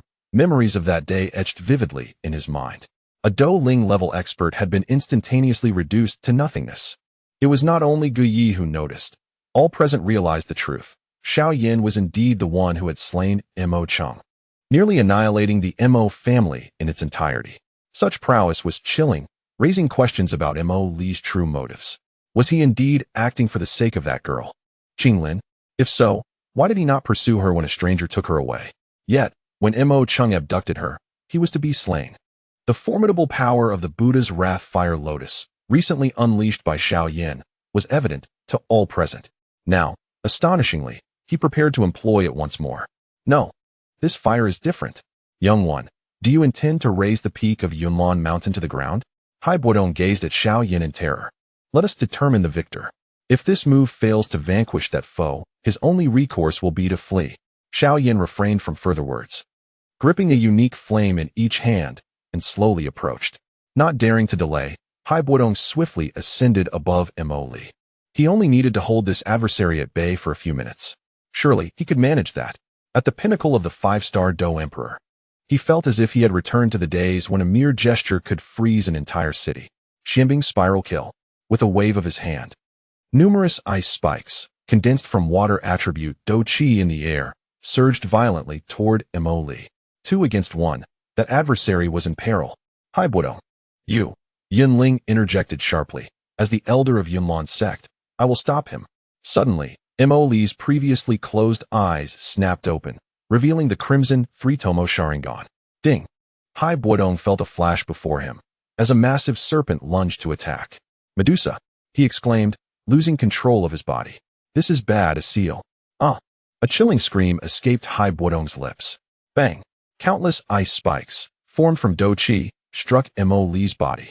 Yet, in a bizarre twist, Mo Li's form instantly transformed into a swarm of crows, scattering in all directions. Disappeared? An illusion. This is troubling. Xiao Yan thought to himself. How could this old man fall for that trick? The Sharingan inherently possesses the ability to cast illusions with mere eye contact. Although not as potent as Tsukuyami, it can maximize the hypnotic capabilities of the Sharingan, depriving the opponent of physical freedom by presenting them with terrifying hallucinations and disrupting their movements through illusions. With the strength of a 9-star Dou Emperor, Mo Li could easily ensnare Hai Buodong with his three-tomo Sharingan. What does Hai Buodong fear most? Naturally, it is Medusa.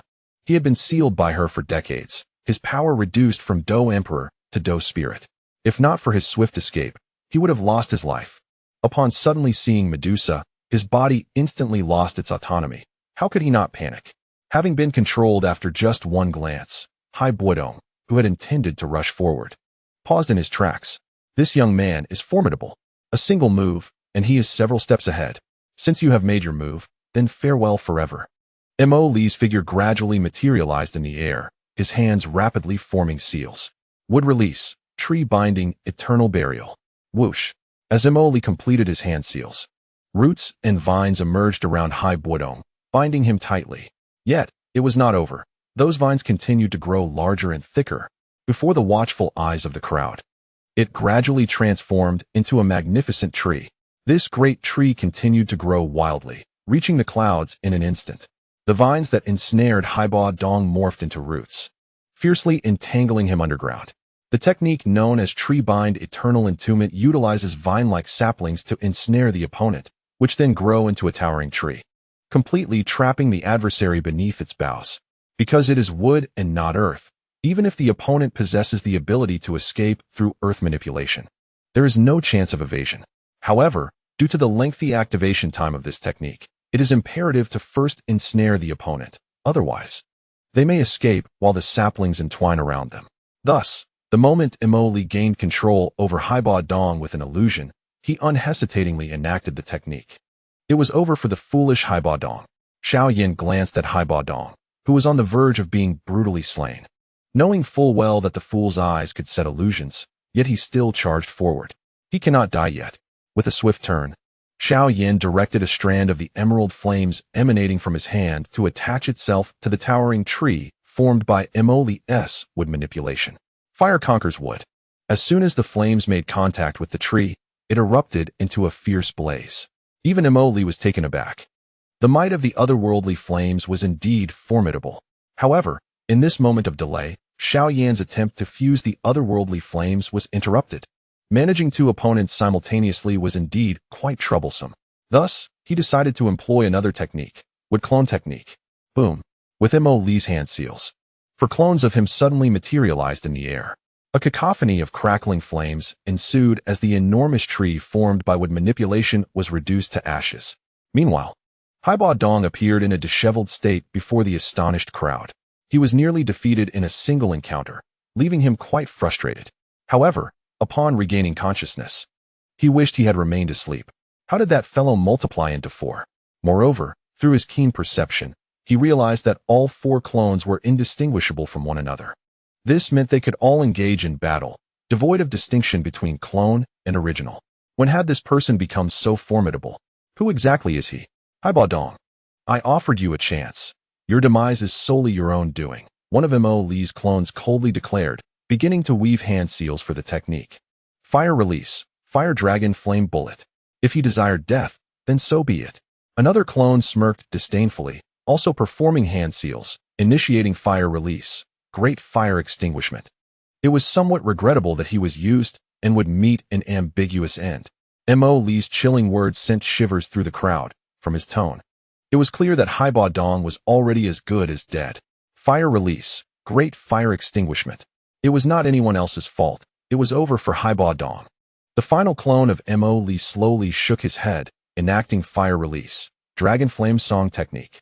Since he intended to assert himself, he must be prepared for the peril of being extinguished.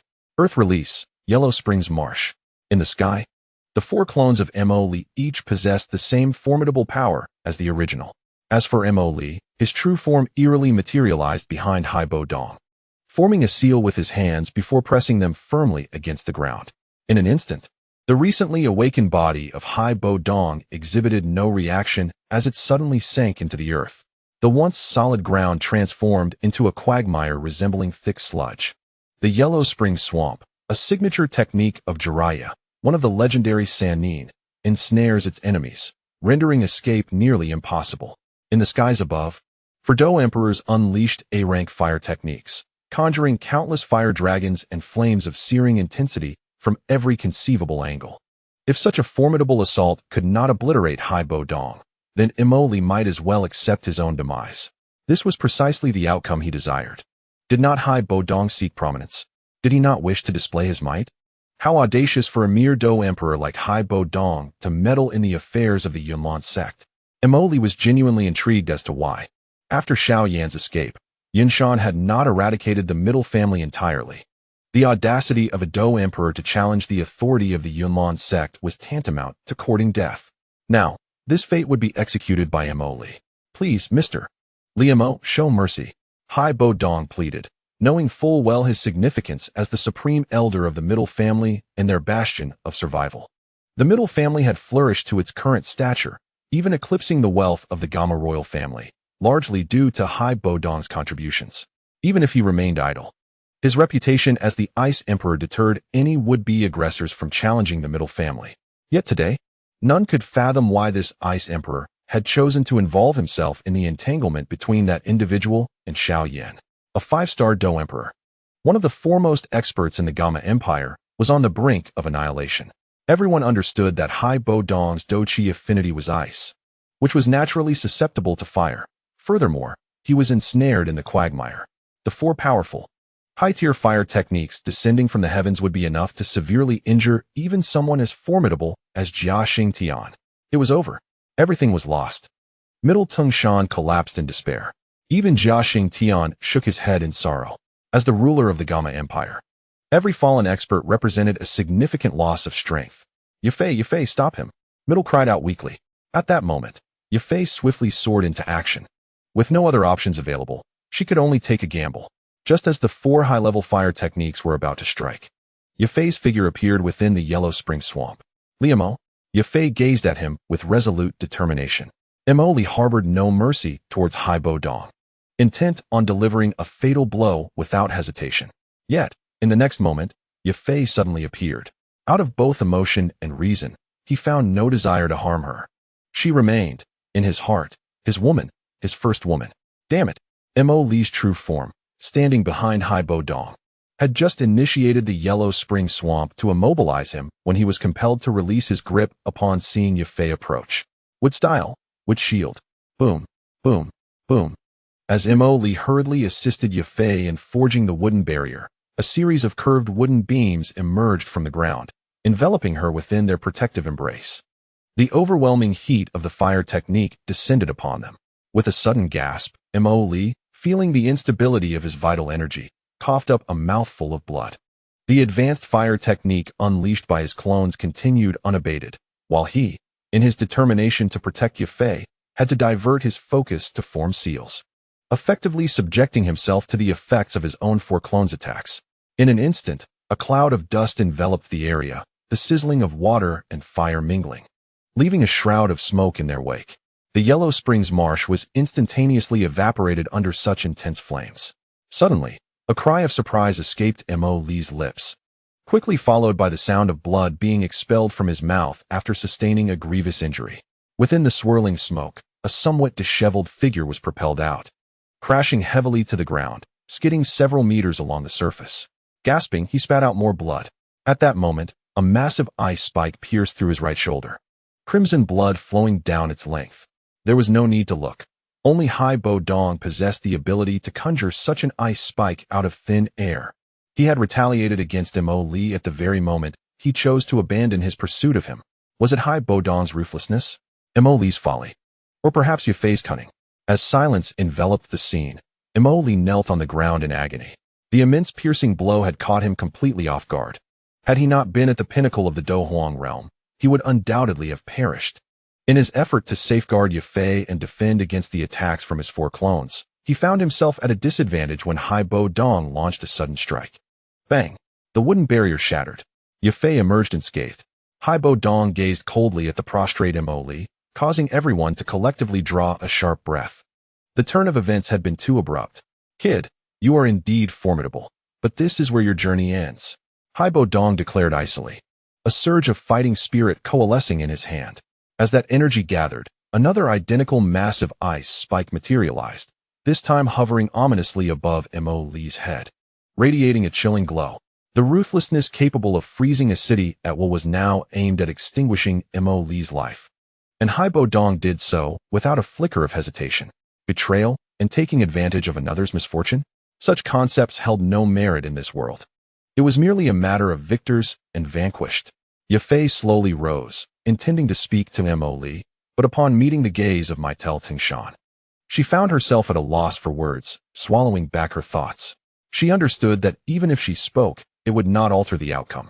Having weathered the storms of a prominent family and matured from a mere girl into her current self, she recognized that Hai Bodong's actions were justified. Should he let slip this opportunity to eliminate a peak Dou Huang prodigy, he would never find another chance again. He had already taken action. Better to erase him now than to nurture a future grudge. Hai Bodong, how dare you launch a sneak attack? Yunling exclaimed sharply. Yunling, must you still utter such words, that you are the esteemed elder of the Yunlan Sect? Indeed, if blame is to be cast, it can only fall upon Mo Li for his carelessness, to abandon an ongoing battle for the sake of a woman. Mo Li cast a cold gaze upon Yafei. Why? Is this what love in this world entails? Or is love, exchanged for the prosperity of grand families, rendered utterly worthless? In that moment, gazing at Yafei, an inexplicable pain surged within Mo Li's heart. She was his first love, the woman he acknowledged. During their time together, Mo Li was deeply moved by her essence. It was nothing grand, merely a sudden feeling. Oh, what feeling? The sensation that you resemble my gallant prince. I see, you mean you have taken a liking to me. If there is any significance in that, it depends on your intentions. Very well, I have brought you the magic cores you requested, a total of 5. As for our agreement, you must remember it. Fear not, I am not one to make promises I cannot keep. Then may I behold your true visage? Once the affairs of the Yunlan Sect conclude, you shall naturally see my true form. Rest assured, I will not renege on my word. All right, sister believes you. Little brother, I can't help but wonder if you have prospered over the years. Are you planning to reveal all your secrets? It is not that I cannot accept it, but this Earth-level combat technique is beyond my means. How about adding me to the mix? What do you think? What? Do you find sister unworthy of your attention? Enough jesting, yet I speak with sincerity. If little brother seeks a bride, consider me, for I am capable in both the grand hall and the kitchen. Moreover, I possess the ability to bear children. Images from the past flooded Mo Li's mind. Sweetness and happiness once felt so vibrant, now appeared so pale and futile, imbued with a sense of irony. Ahem. He once truly desired to share his life with Yafei and confide his secrets to her. Yet now, an overwhelming sense of despair washed over him. He realized he might lose her. She did not love him. Was it truly worth it? Merely for the Earth-level combat technique in his grasp? As he gazed at Yafei, his eyes darkened, the once serene three-tomo Sharingan beginning to dissolve into obscurity. With a cough, blood spilled forth once more, and Mo Li fell to his hands and knees, allowing his disheveled appearance to be laid bare before her. How naive he had been. What genuine love existed in this world? Hai Bodong, if you insist on taking action today, do not blame the Yunlan Sect for intervening. Then do give it a try. Hai Bodong scoffed, for without Yun present, he did not regard the few Dou kings in his way. Even with Yun there, she would not be his match. He truly did not believe the Yunlan Sect would engage in a fierce struggle over someone like Mo Li. Failing to eliminate this man now would lead to unrest in the future. The shifting array, the cloud smoke covering sun formation. Yunling, the esteemed elder. Mo Li suddenly interrupted. As soon as he opened his mouth, the movement aggravated his wound. causing Mo Li to erupt into a violent cough. This is a battle between Xiao Yan and me. There is no need for your interference. If Yun decides to pursue this matter later, you would find it difficult to explain. He wishes to kill me, and I hold no objections, but I have a single question for my fiancé. Mo Li lifted his gaze, coldly regarding Yafei, who had already turned her back. I am no longer your fiancé. Yafei bravely turned around to meet Mo Li's stare. Why? I demand to know why. Provide me with an answer. Mo Li felt as if his heart had been brutally stabbed. Fiancé, he felt like a mere jest. Why? You dare to ask me why? I wish to inquire why you chose to impersonate Xiao Yan. Yafei, too, was resolute, her voice hoarse from rage. With her lineage and beauty, she should have been the happiest woman in the Gamma Empire, yet now everything lay in ruins because of this man named Li Mo impersonating Xiao Yan. Mo Li was taken aback. When did he ever masquerade as Xiao Yan? This revelation indicated that the fiancé announced by the middle family did not exist. She had been deceived. Yafei loved Xiao Yan. She believed he was Xiao Yan. With a sudden pang, Mo Li's heart contracted. What? You still refuse to admit it? When I called you Xiao brother, you did not object, did you? Xiao brother? I thought you were calling me little brother. Mo Li let out a bitter smile, realizing he had perhaps been overly sentimental. You certainly have a way with words. Let me ask you, when I requested to see your true self, you mentioned that you would show me after the matters with the Yunlan Sect were resolved. If it weren't for the engagement issue with Xiao Yan and Yanran, what else could it be? I refer to the matter between Xiao Yan and me, which must be resolved at the Yunlan Sect. Mo Li gazed mournfully at Yafei, who seemingly had mistaken herself for Xiao Yan, and he had believed he had found true love. How pitiful, how tragic, how lamentable. Yafei stood momentarily stunned. Did I ever explicitly tell you that I am Xiao Yan? With my talents and appearance, would I need to impersonate Xiao Yan to marry you, Yafei? I possess ample combat skills at both the heavenly and earthly levels. Why must I adopt another's identity to seek a wife? The three beauties of the holy city, Nalan, Yanran, and Yao Yi, would they not wish to marry me? Why would I choose you, Yafei? Mo Li turned his head coldly to gaze at Yafei. In that instant, Yafei felt a chilling realization wash over her. She sensed she had made a grave misstep, as if she had erred in some fundamental way.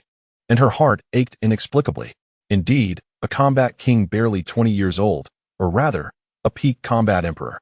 If he sought a wife, why would he need to choose Yafei?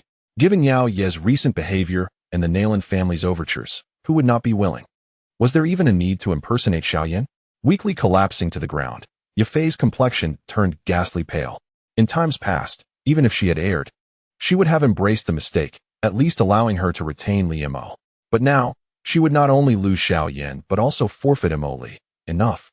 Scion of the Mo family, the time has come for you to embark on your journey.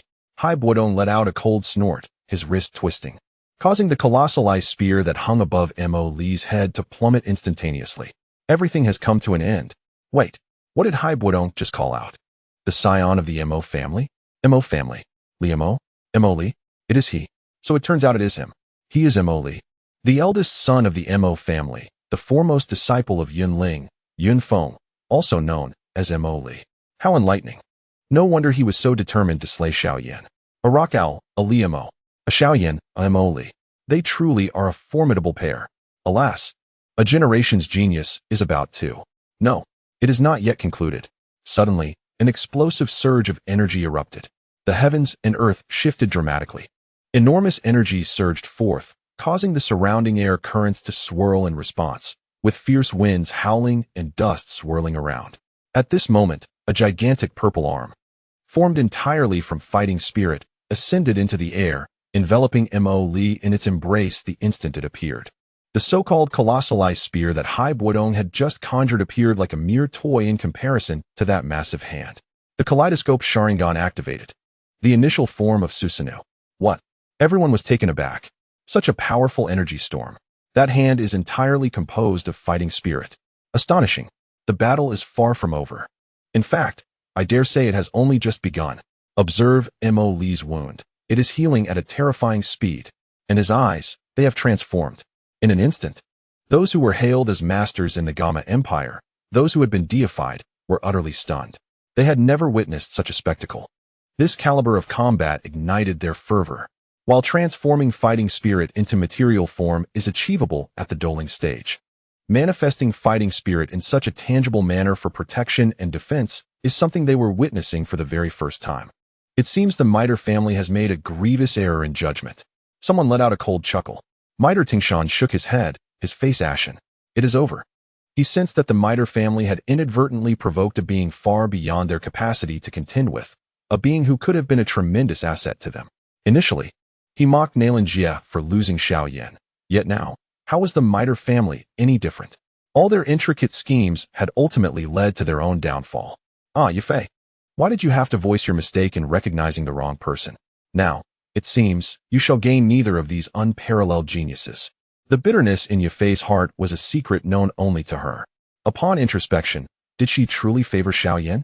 In the past, the city of Yunlan was filled with men, including the lecherous figure of Xiao Yan, who frequented the auction house every night. There was the boy Xiao Yan, cloaked in black, who shamelessly flaunted his antics before others, the same Xiao Yan who, since childhood, had stolen glances at Xiao Yu while she bathed.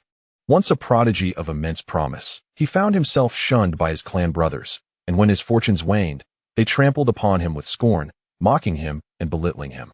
The most terrifying aspect was that his father was the clan leader. What deep-seated animosity must exist for kin to act in such a manner? 3 years prior, an engagement was severed, leaving him humiliated, leading him to obliterate an entire family. At that moment, peculiarly, as Yafei's gaze shifted to Xiao Yan not far away, the flicker of affection, or perhaps regret, within her heart dissipated entirely. You were the pain I longed for. What is unattainable often appears as the finest treasure. I had always believed that the love I harbored was profound, yet only now do I find myself reflecting in haste. Is this the essence of first love? A bittersweet, helpless sensation. A single tear glided down my cheek. Everything has irrevocably changed. With a crack, a powerful surge of fighting spirit erupted from Mo Li, forming a colossal hand that shattered the ice spear conjured by Hai Bo Dong with a decisive snap. Without a moment's hesitation, that hand expanded forcefully, reaching out to embrace Hai Bo Dong. To those who sought to extinguish his life, whether mortal or divine, even if they were father-in-law or a venerable elder, they must submit. Though the initial form of Susanoo possessed but a single arm, it transformed from palm to fist, raised high, and descended with fierce might. The entire Yunlan mountain seemed to pale in response. Hai Bo Dong, a 5-star Dou emperor, appeared diminutive beneath that colossal fist. The overwhelming aura surrounding him began to wane. Ice spirit armor, mysterious ice shield, mysterious ice giant shield, myriad flower ice mirror. Hai Bo Dong's expression shifted dramatically. He retreated hastily, hands moving in a flurry to cast rapid seals. Each defensive skill was unleashed, yet in the face of the monumental Susanoo, he felt utterly powerless. Ultimately, Hai Bo Dong was compelled to employ his ultimate technique, calling out to Xiao Yan in desperation. Xiao Yan, save me. A 5-star Dou emperor, once renowned as the Ice Emperor of the Gamma Empire, a venerable elder from a prominent family, openly pleading for help sent a tremor through the hearts of all present. As their eyes fell upon the youth still kneeling on the ground, seemingly on the brink of death, a chilling realization gripped them. It was evident he was injured, not by Hai Bo Dong, but by the woman beside them. The anguish in his heart far surpassed the physical pain he endured 1,000 times over. Thank you to the esteemed patrons for your generous gifts. You are a full moon. Unattainable donated 588 book coins. Still that autumn frost donated 13 book coins. 9 dragons in the sky donated 100 book coins. Big Bear donated 100 book coins. Big Bear donated 100 book coins. Luo Tianbao rewarded 588 book coins. Luo Tianbao rewarded 1108 book coins. Luo Tianbao rewarded 588 book coins.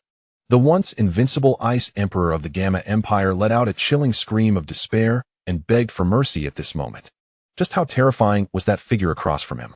I believe that at this juncture, you should be solely preoccupied with your own survival.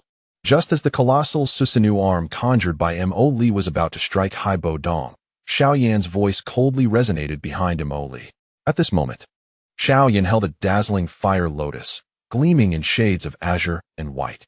Although the fire lotus was merely the size of a palm, the terrifying energy it emitted sent a shiver through everyone present. In that fleeting instant, Xiao Yan had completed his most formidable attack. Should Mo Li persist in his attempt to slay Hai Bo Dong, The explosion of that fire lotus would undoubtedly engulf the entire Yunlan Sect. Xiao Yan employed the tactic of surrounding Wei to rescue Zhao, and I must admit, it proved exceedingly effective. Everything was nearing its conclusion. Once that Buddha's Wrath fire lotus detonated, given the proximity and Mo Li's severe injuries, there was no way he could evade it. Mo Li let out a furious roar, simultaneously dislodging the enormous ice spike embedded in his right shoulder, as the ruptured wound and muscle visibly began to mend at an astonishing rate. Concurrently, the Susanoo arm that had been pursuing Hai Bo Dong began to undergo a transformation. In the blink of an eye, it rapidly grew, morphing into a massive humanoid figure resembling a skeleton, with its bones distinctly discernible. Susanoo's first form. After a cloud of dust settled, the colossal Susanoo loomed over the expansive plaza atop Yunlan Mountain. At this moment, Mo Li had risen to his feet. The interconnected three-tomo Sharingan had seamlessly fused into a blade-like form. The wound on his right shoulder had also healed flawlessly. Mo Li now exuded the aura of an invincible war god. Even he had not anticipated that the evolution of his Sharingan would necessitate witnessing the death of a loved one before his very eyes. The pain of losing Yafei, coupled with the agony inflicted by her, had inexplicably catalyzed his transformation into the kaleidoscope Sharingan. The entire plaza fell into a profound silence. It seemed that everyone's breathing had involuntarily slowed. So formidable. From the blazing aura of the Susanoo, Jian Tian sensed an overwhelming threat of death. He could muster not an ounce of fighting spirit. Nalan Jia let out a soft sigh. Only a parched silence emerged from Mineral Tingshan's lips. Mo Li's bewildered, deep-set eyes swept over each individual present. He had changed. Yafei felt a subtle tremor in her heart, accompanied by an inexplicable pang of sorrow. She knew that this man no longer loved her. When his gaze passed over her moments ago, it bore more emptiness and indifference than she could bear. Yafei. Oh, Yafei, what have you done? A man who loved you so dearly was grievously wounded by your actions. Covering her face with her hands, she crumpled helplessly to the ground. At this moment, Haibodong had established the most formidable defense, encompassing the ice spirit armor, the profound ice shield, the profound ice giant shield, and the myriad flower ice mirror. However, when he called out for Xiao Yan's assistance, he sensed no incoming attack from above. Could it be that Xiao Yan had intervened? Had the assault been thwarted? It was plausible, for that individual harbored an even more terrifying power within him. With a gentle exhale, Haibodong gradually straightened his posture. Yet, as he stood, he beheld the astonished faces of those lingering at the edge of the square. He chuckled to himself. His display of prowess as a five-star Do Huang was indeed sufficient to astound them. At the very least, the awe evident on their faces brought him a sense of satisfaction. With such a defense, it was no easy feat for a mere Do Huang, let alone a Do Zone, to breach it. His title as the Ice Emperor was not merely a facade. Suddenly, Haibodong heard the unsettling sound of bones grinding and shifting. Instinctively, he raised his gaze, taking 3 involuntary steps back, frozen in place. What was this? A colossal purple skeleton loomed above him, impossible to adequately describe. The fierce purple Dou Qi emanating from it indicated that this creature was anything but a mindless brute. In the presence of this Susanoo, Haibodong felt as insignificant as an ant. Time seemed to stand still at that moment, and everyone ceased their actions. Xiao Yan still held the dual-colored Buddha's Wrath Lotus. But at that instant, he showed no intention of striking. "Teacher," he said, his voice wavering slightly. For the first time, the invincible Xiao Yan, who had never known fear, felt a twinge of terror. One only experiences fear when the prospect of losing something precious looms. He feared for his life. He feared being slain by Mo Li. With the power of Yao Chun, he could roam this continent unabated. Akin to a player who has just acquired a cheat code, yet suddenly finds themselves on the brink of defeat. He had Xianyuan waiting for him, and a teasing cousin to enjoy. How could he contemplate death? Wealth, power, desire, these were all within his reach. What a formidable manifestation of Dou Qi.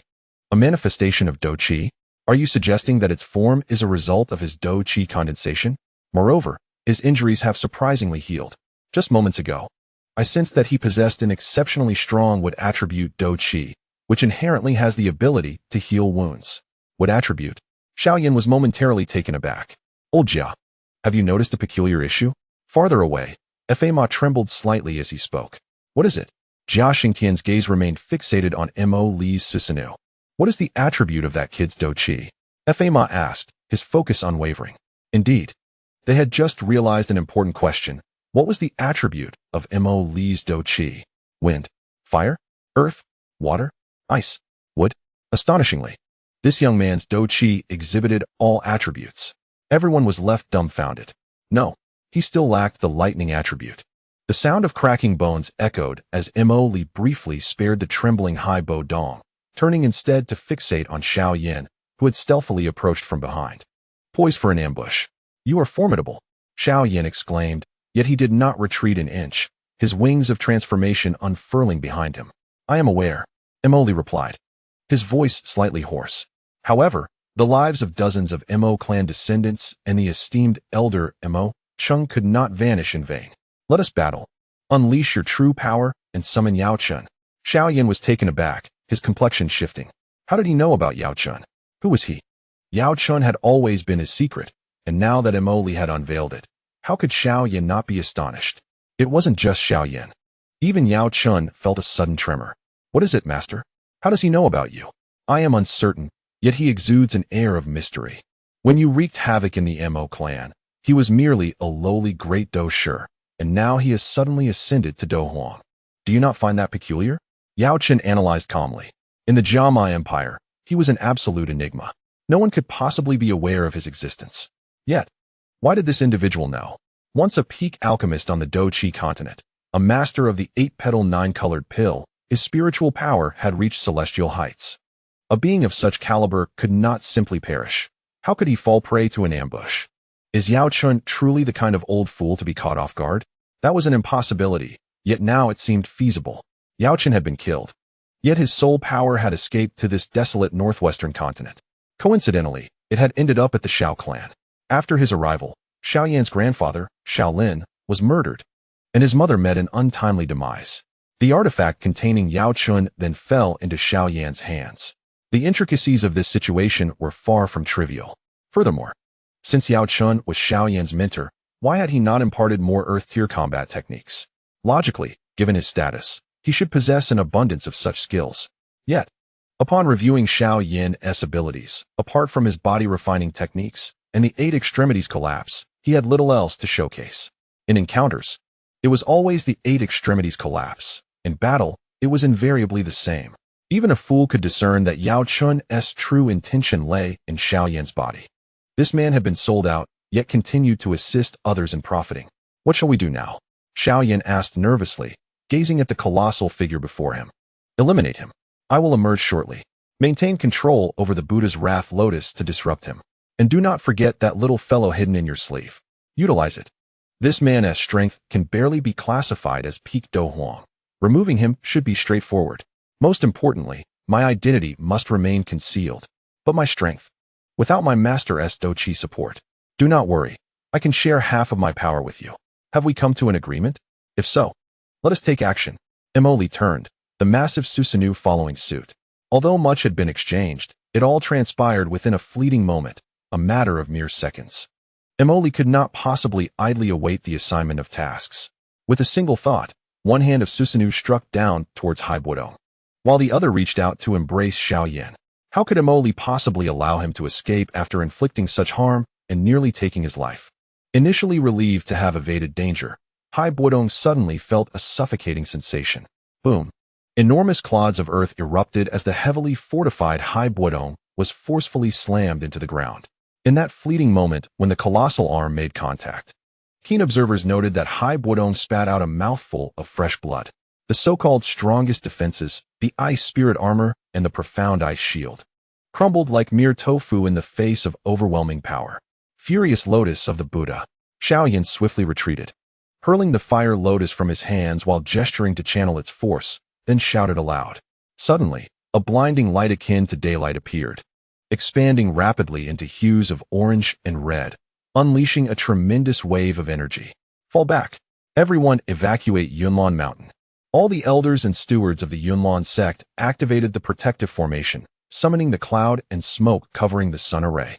The clamor of voices rose in panic as the crowd was engulfed in astonishment. Such a magnitude of attack rendered the very fabric of space illusory.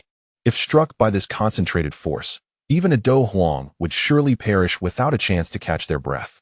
Could that fellow defend against this? Would Susanu's first form withstand the furious lotus of the Buddha?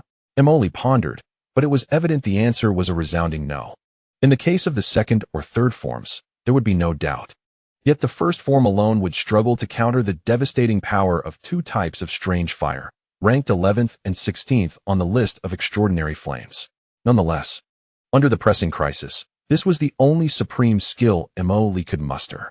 Fortunately, this skill did not summon itself in vain, as it obliterated Hai Buodong in a single strike. Simultaneously, Emoli utilized Susanu to grasp the erupting furious lotus of the Buddha. Boom!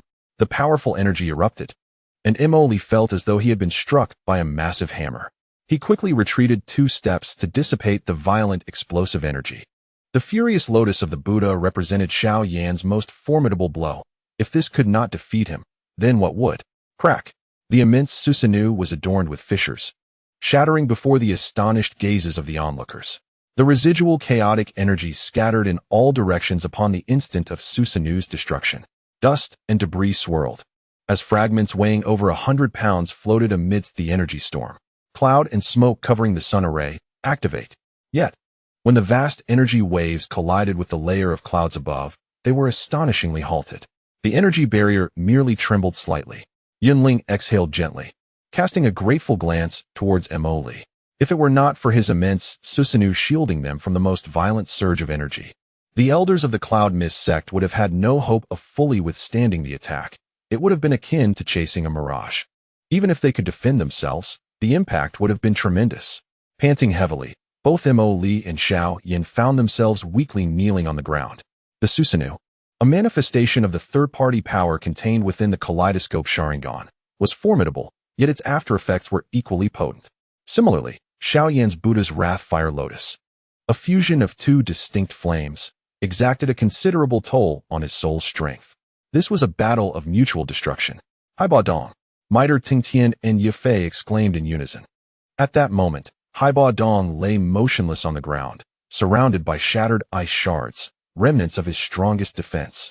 Blood flowed from his orifices, without prompt medical attention. It was clear he would not survive. Mitre Tingtian hurriedly retrieved numerous elixirs from his spatial ring, hastily shoving them into Hai Dong's mouth. Their actions were fraught with peril. After all, Hai Dong had been struck down by Emoli. If they attempted to save him without Emoli's consent, they would face dire consequences. His mere stomp could spell their doom. Mitre Tingtian exchanged glances with Yafei, who understood her grandfather's unspoken intent. However, how could she confront Emoli? There's no need to save him. He cannot survive. Emoli gasped. Yafei turned around, her delicate face tinged with distress as she gazed at Emoli. Must you truly pursue annihilation? Emoli offered a silent, bemused smile, refraining from a response. For reasons unknown, he felt no inclination towards Yafei at that moment. I know you despise me and wish to sever all ties. The sins I have committed, I will bear myself. We can erase the past. I possess your 5 favors, and you need not repay them all. You simply need to promise me to spare Hai Dong. She dares to negotiate with me? What audacity! What right does she have to bargain? By what authority do you stand here speaking to me? Emoli's gaze turned icy as he regarded Yafei. By what authority? Indeed. What right does she have? Once a fiancé, now reduced to a mere stranger? Yet, Yafei firmly believed he still held feelings for her. Otherwise, when she had rushed to him, he would not have risked his own injury to protect her. I know you hate me. And then what? Emoli looked at Yafei. Every heart harbors memories of the past. I do not wish to explain. I acknowledge that I mistook you for Xiao Yan. Yet now I realize. Save your explanations, begone. Emoli turned away, exhausted. I can leave, but must you truly let it come to this? Xiao Yan has killed Mo Chong. Yet for one who has already been lost, must you sacrifice even more? Yafei concluded, turning to face Xiao Yan. Will you continue this conflict? Today he must die? Xiao Yan's expression was exceptionally indifferent. Moreover, do not let me see you again, for I cannot guarantee your survival. Faced with the woman he once cherished, to utter such words now, the pain in Emoli's heart was a burden only he could comprehend. What agony it must be to unlock the kaleidoscope of suffering. Emoli turned to Xiao Yan. Surely you have conspired well with them by now. Ah, Xiao Yan, may I pose a question to you? Before your demise, I am permitted to ask you one question. Xiao Yan, with utmost pride, responded. I wish to inquire. As an alchemist, are you aware of the circumstance wherein a soul of extraordinary strength, upon death, can seize a new life? That is, the soul endures, seeking a vessel to inhabit, provided that the body in question is remarkably resilient? Little one, do not speak nonsense. Before Li could finish his sentence, a surge of white mist erupted from within Xiao Yan, coalescing into the form of an elderly figure. Yet, this apparition possessed only a half-formed body. With white beard and hair, his visage was aged.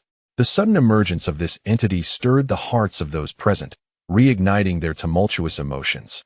What sent shivers down their spines was the formidable aura radiating from this soul entity. Dou Qi. In the Jiama Empire, Dou Qi is a legendary existence. The royal guardians of the Jiama Empire have languished at this tier for many years without a breakthrough. The former leader of the Yunlan Sect, Yanshan, also languished at the Dou Qi level, rumored to have been in seclusion for many years. The queen of the serpent people, Medusa, endured near-death experiences in her quest to ascend to Dou Qi, yet she has yet to achieve a perfect fusion with the soul of the devouring python. Dou Qi, a godlike presence, loomed over the hearts of the crowd like an insurmountable mountain. He must be the mysterious force behind Xiao Yan, or perhaps his mentor.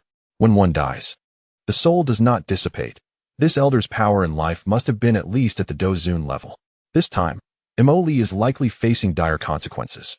Even Yunling's complexion turned pale in response. Li was his disciple, a cherished pupil, and his feelings for Li were akin to those for his own child. Otherwise, he would not have journeyed to the Mo clan due to Mo Cheng's murder. Nor would he have pressed the Xiao clan in Wutan City over Mo Cheng's affairs. If the opponent were merely of Dou Huang's strength, he could have safeguarded Li with the Yun Yan covering sun array. However, the situation had now escalated. Has it finally emerged? Li gazed warily at the half-human, half-ghost figure of Yao Chun. Initially, according to Li's estimations, Yao Chun's strength should have been at least at the pinnacle of Dou Qi or Dou Qi. Of course, it is possible that for certain reasons, his power was constrained, and he could only wield the strength of a Dou Qi. This indeed posed the most formidable challenge. But challenges are not insurmountable. One merely needs to. Suddenly, Li's expression changed drastically. It is not over yet. The previously Dou Huang level Xiao Yan underwent a transformation at that moment. A fierce aura erupted from his being. His strength ascended from the initial stage of Douling to Dou Huang, and subsequently to Dou Huang. Boom. Now, that aura has suddenly shattered the barriers of Dou Huang, directly reaching the realm of Dou Qi. Even upon attaining the status of Dou Qi, Xiao Yan's momentum did not wane.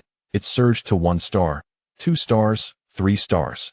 Remarkably, he leaped directly to the power of a 3-star Dou Qi. Silence. A stillness as profound as death enveloped the surroundings. They were aware that Xiao Yan's prowess had advanced rapidly with the assistance of Yao Chun, yet they never anticipated that, in Yao Chun's absence, he could attain such formidable strength. 2 Dou Qis. It appeared that Li's prospects today were dire indeed. Even Li's pupils involuntarily constricted. What was happening? He only knew that Xiao Yan's power was derived from Yao Chun's strength. Now that Yao Chun had emerged, Xiao Yan's power not only remained intact, but had actually grown stronger. 2 Dou Qis. This was disastrous. Li felt a surge of anxiety within.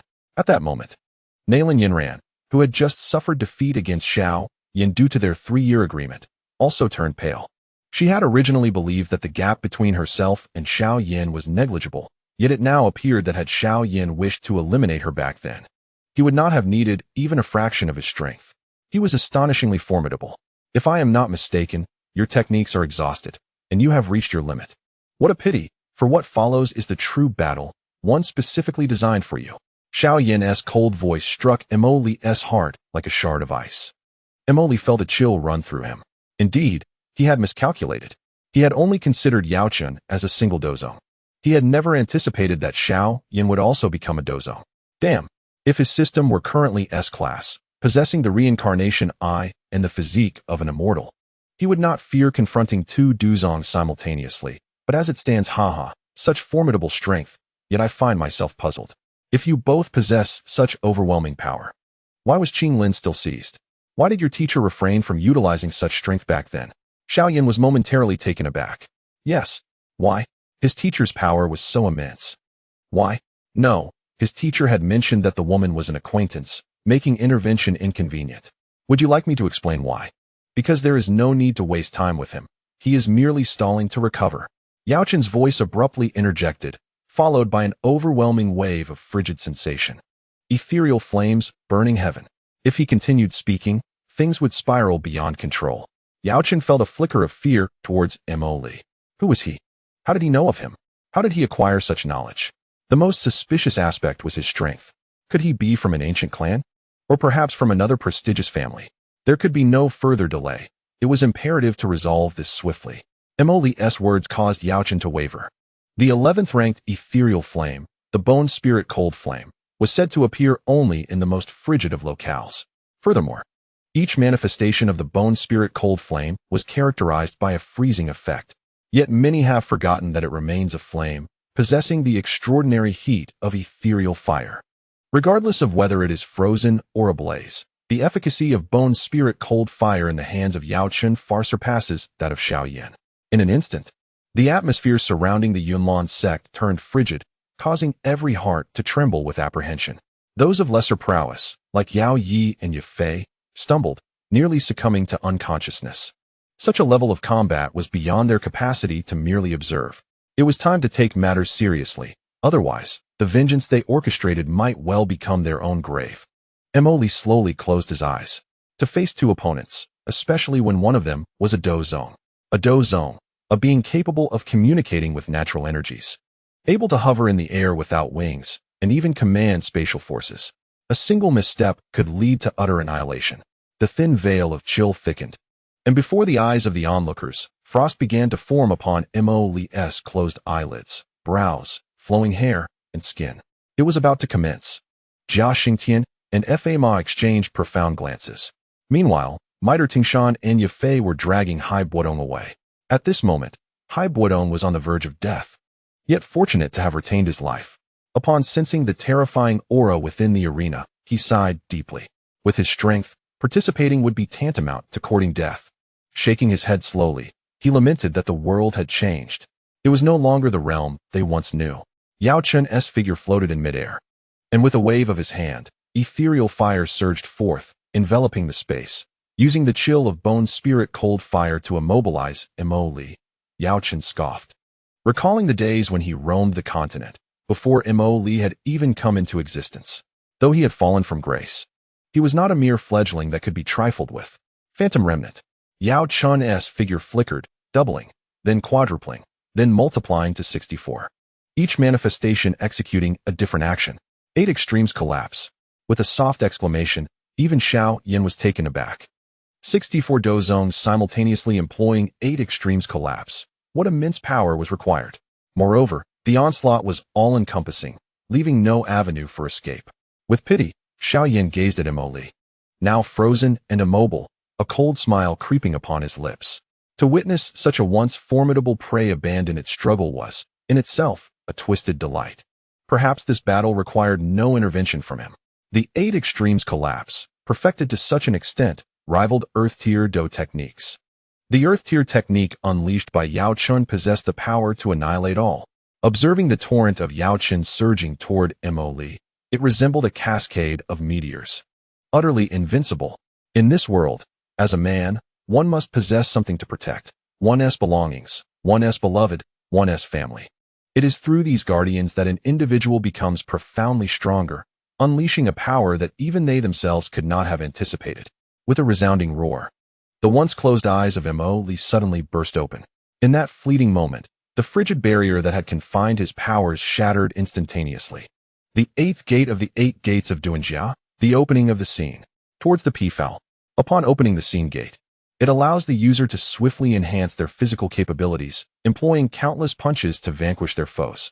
The speed at which flames are generated by friction grants no respite to the adversary, as the destructive force of consecutive strikes overwhelms all previous opponents. Flames cascading from his fists painted the sky crimson, as radiant as the dawn, dazzling like the plumage of a peafowl.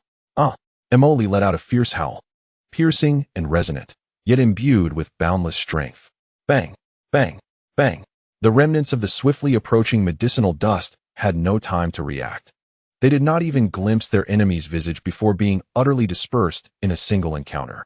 Xiao Yan. Emoli suddenly barked coldly. Xiao Yan, suspended in midair, was taken aback by the explosive emergence of Emoli. Instinctively, he glanced over. Kaleidoscope Sharingan, Tsukuyami. The instant Tsukuyami made contact with the opponent's eyes, it drew their consciousness into an alternate space of its own design.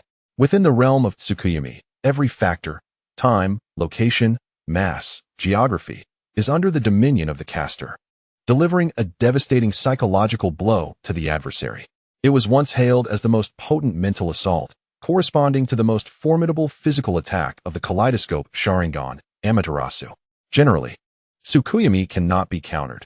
Only those possessing superior ocular prowess and formidable mental strength can completely break free.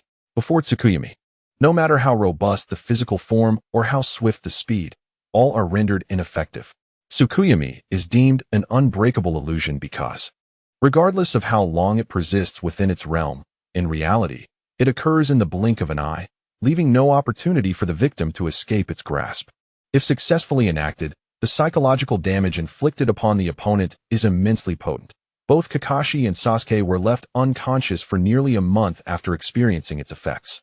Xiao Yan felt a sudden darkness envelop him. With a thud, the figure of Xiao Yan, who had been standing in the air moments before, plummeted to the ground. This was dire. The remnants of the medicinal dust had yet to settle. But they were aware that this individual had succumbed to his illusion and that a countermeasure was imperative.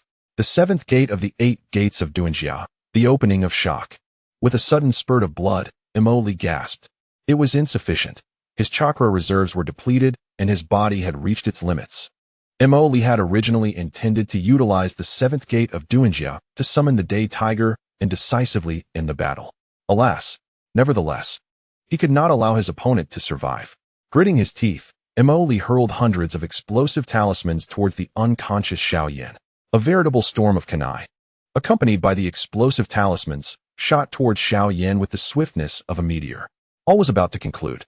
However, at that moment, the seemingly unconscious Xiao Yan, upon landing, appeared utterly unscathed and abruptly opened his eyes. In those once ebony orbs, a white flame surged forth. Emoli was taken aback.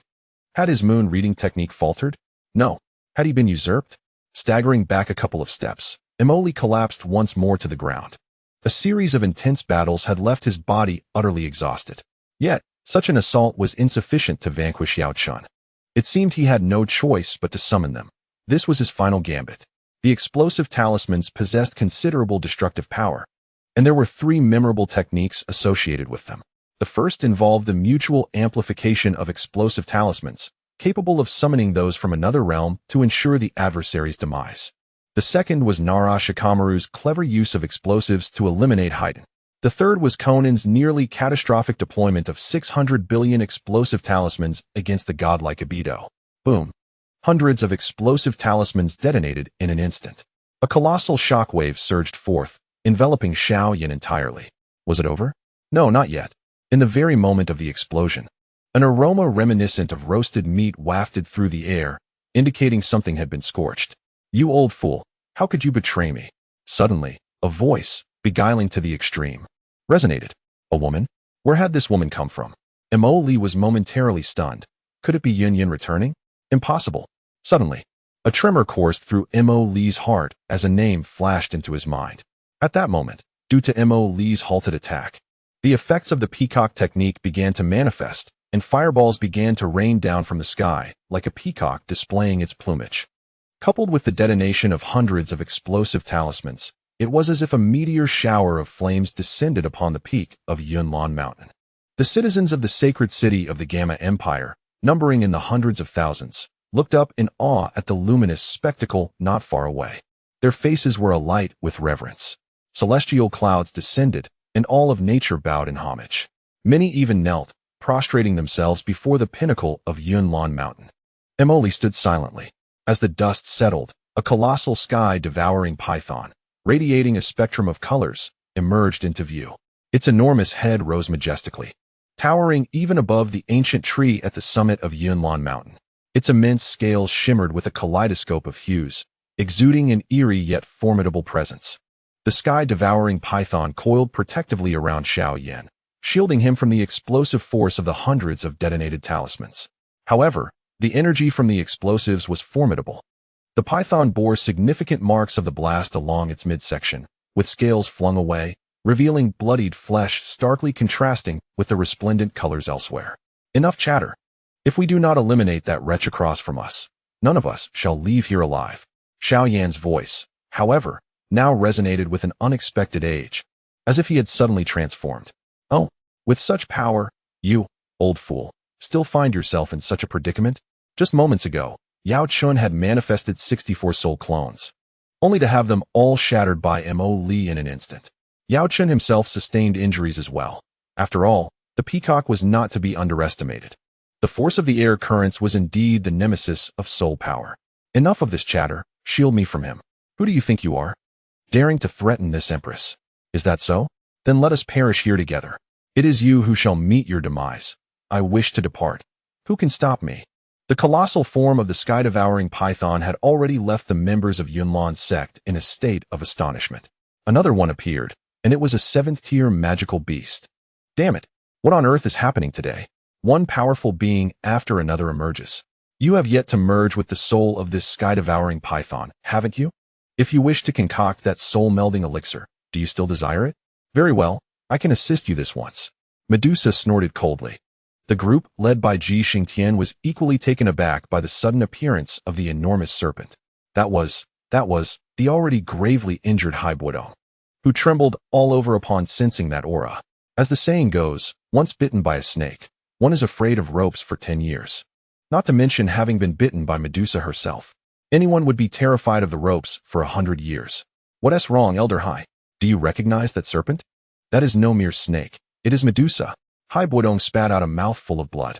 Medusa. Hiss. Everyone inhaled sharply. Medusa was the nightmare of countless souls in the Jiamat Empire. The Jiamat Empire shared a border with Medusa's serpent tribe, and the two nations had endured prolonged conflicts. Humans captured the serpent people and sold them as slaves, fetching a good price in the markets. Qing Lin was born from the union of a human and a serpent woman, a rare mutation occurring in 1 in a million cases. Of course, the serpent tribe showed no mercy when they captured humans. They typically tossed them directly into the 10,000 serpents forest as nourishment. The mere mention of the serpent tribe sent shivers down people's spines. When children cried at night, the mention of Medusa would silence them instantly.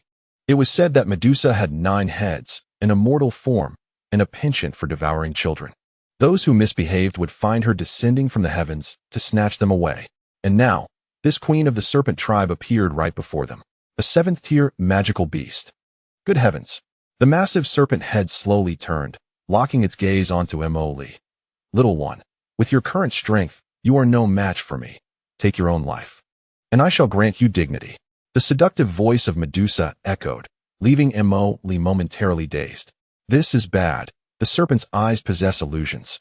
Mo Li felt a wave of dizziness wash over him. In that fleeting moment, many thoughts crossed his mind, and he genuinely entertained a fleeting notion of surrender. However, this thought vanished almost as quickly as it appeared, and he regained his awareness. The kaleidoscope in his eyes suddenly spun. Oh, this little one possesses some skill. Managing to evade my enchantment.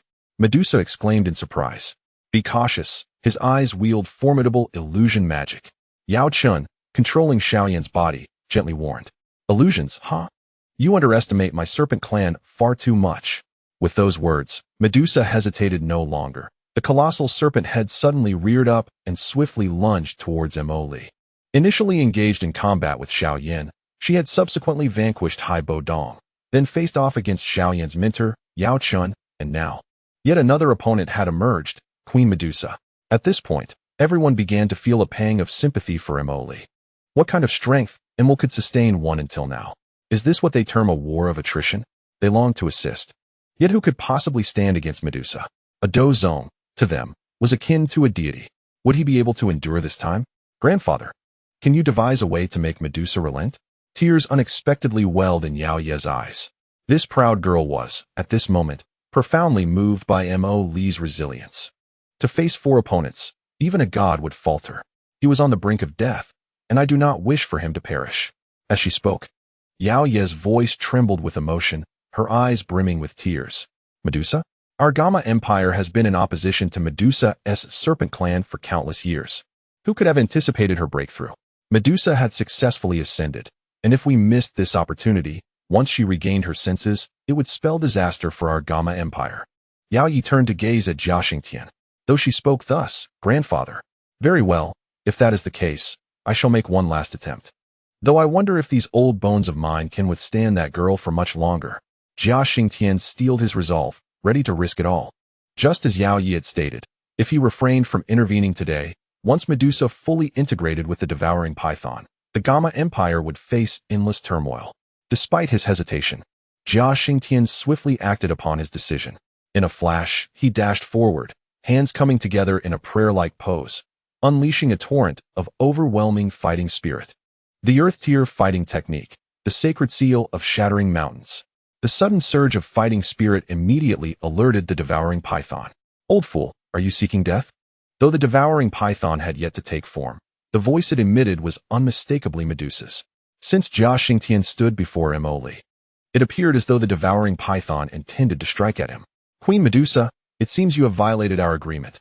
I, Jia Xingtian, granted you and your kin's sanctuary within the lands of the Gamma Empire. Yet now you enter our realm as the leader of the Serpent Clan.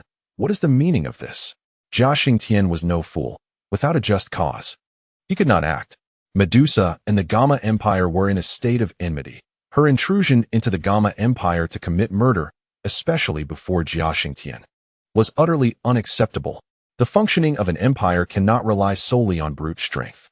"Old fool, do not meddle in affairs that do not concern you. With your current strength, you are no match for me."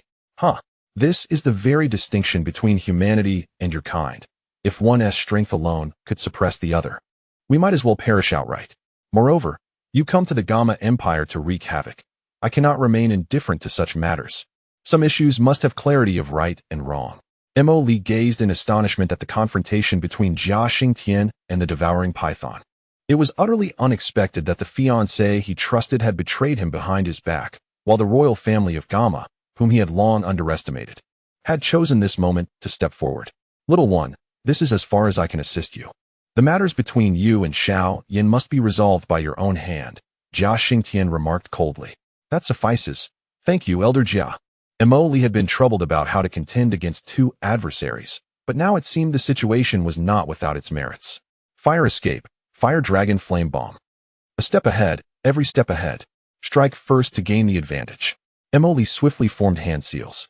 "In terms of playing with fire, you are still lacking. Heavenly fire incineration." Yao Chen scoffed, waving his sleeve as an overwhelming torrent of icy flames surged forth. Indeed, as Emoli had stated, in this world, all flames paled in comparison to the extraordinary fire. Boom. The four fire dragons were instantly devoured by the bone-chilling cold fire. A powerful heat wave surged, ascending into the sky. Emoli looked upward. The heat wave had begun to gather dark clouds above. Almost there. Fire escape, grand fire extinguishment. Emoli formed another fire seal. "I have stated that before the extraordinary fire, any flame loses its color. If this is the extent of your abilities, then this battle can come to a close." Upon finishing, Yao Chen raised his hand slowly. "I envy you, a talent with all attributes, yet I am curious about your identity. Come, let us determine the victor with one decisive strike. Perhaps you have yet to witness the true power of Earth-tier combat skills." Crack! Yao Chen clasped his hands, and suddenly a powerful suction force emerged, causing the Xian Heavy Ruler, which had just landed nearby, to appear in his grasp. Gripping the Xian Heavy Ruler, Yao Chen's aura transformed, as if he had been imbued with the might of a war god. The energies of heaven and earth stirred restlessly at this moment. "Is that the flame-devouring wave ruler? Heh, is that all you have?" Emoli stood his ground without making any significant moves, somewhat perplexed as he gazed at the dark clouds formed by the flames. The summit of Yunlan Mountain was immediately shrouded in thick clouds, with occasional flickers of lightning weaving through. Yunlan Mountain was known to be the steepest peak within the Gamma Empire, its elevation the highest. Standing atop Yunlan Mountain felt akin to treading upon the clouds. Everyone wondered if Emoli had lost his senses, while the opponent was preparing a formidable technique. He remained motionless, instead gazing up at the stars. What is he doing at a time like this, pretending to be carefree? Emoli muttered to himself. It's about time. He suddenly raised his hand. Lightning escape. Xilan. Zing. A surge of electric light erupted from Mo Li's palm. Lightning attribute. He truly possessed the lightning attribute. In the distance, Yafei Ma was taken aback. If that were the case, this young lad was indeed a talent with all attributes. To harness the energy of the natural world is indeed a remarkable feat. A glimmer of surprise flickered in the eyes of Yao Chen, realizing that time was of the essence. A swift resolution was imperative. Earth-level combat skill, flame dividing wave. Boom. Just as the battle was about to commence, a heavy thud echoed from a short distance away. Old fool, today you have sealed your own fate. Do not blame me. It was Jia Xingtian. In a mere moment, he had sustained grave injuries. The disparity between a Dou Huang and a Dou Zong was indeed staggering. Grandfather. A cry of alarm escaped from Yao Yi. Meanwhile, the sky-devouring python began to transform before the onlookers. In the blink of an eye, an exquisite beauty emerged. Draped in sheer veils, she wore no other garments. Mo Li found himself at a loss for words to describe such a divine being. Upon witnessing Medusa assume her human form, a singular thought surfaced. Bed. She was the goddess of every man's dreams, capable of igniting their deepest desires. This is disastrous. I summoned you for assistance, not chaos. Seeing Jia Xingtian gravely wounded, Mo Li could not remain indifferent. Old fool, I have concluded my business. I am waiting for you. Medusa languidly stretched, her long, snow-white fingers slowly extending towards Jia Xingtian. From this day forth, the Gamma Empire shall cease to exist. You shall all be my slaves. With the sealing of Jia Xingtian, the Gamma Empire would indeed be doomed. Grandfather Tianshan, Grandfather Nalan. Yao Yi turned, her gaze pleading towards Miter Tianshan and Nalan Jia. There is no time left. With our strength, we cannot possibly contend against that woman. Miter Tianshan shook his head solemnly. Nalan Jia sighed in agreement. The peak strength of Jia Xingtian had been swiftly vanquished. Observing Medusa's movements, Mo Li stood resolutely, one hand raised defiantly. To summon the Xilan, he first needed to conjure thunderclouds and harness the power of natural lightning. Currently, Yao Chen was in control of Xiao Yan, and the perfect fusion with Medusa, a creature of the same lineage as the sky-devouring python, posed significant challenges. The integration of Yao Chen's soul into Xiao Yan's body was no simple task. Otherwise, Yao Chen would not possess such limited power. As Mo Li's fighting spirit surged, countless bolts of lightning crackled above his palm, gathering like rivers converging into the sea. In mere moments, a sphere of lightning brimming with terrifying energy took shape. Heavens! What kind of combat skill is this that can manipulate lightning? Only then did the onlookers finally exhale a sigh of astonishment. Wait, perhaps the Gamma Empire could still withstand this. However, even so, Jia Xingtian was beyond saving. If he were to be sealed, it would spell disaster. Arise, Xilan. Divine might. Without a moment's hesitation, Mo Li waved his hand, and the powerful lightning coalescing above transformed instantly into the form of a Xilan. With a fierce roar directed at Xiao Yan, he charged forth with astonishing speed. The energy storm accompanying him caused the very fabric of space to tremble. The flame-devouring wave ruler in Yao Chen's hand had just coalesced. Had he chosen to unleash it, he could have severely injured Mo Li. Yet, he dared not take that risk. Should he persist in wounding Mo Li, he would likely be obliterated by the terrifying natural lightning energy above. After all, his soul had yet to fully merge with Xiao Yan's body. Cursed be it. Yao Chen's expression shifted dramatically, forcing him to retract the power from the heavy ruler.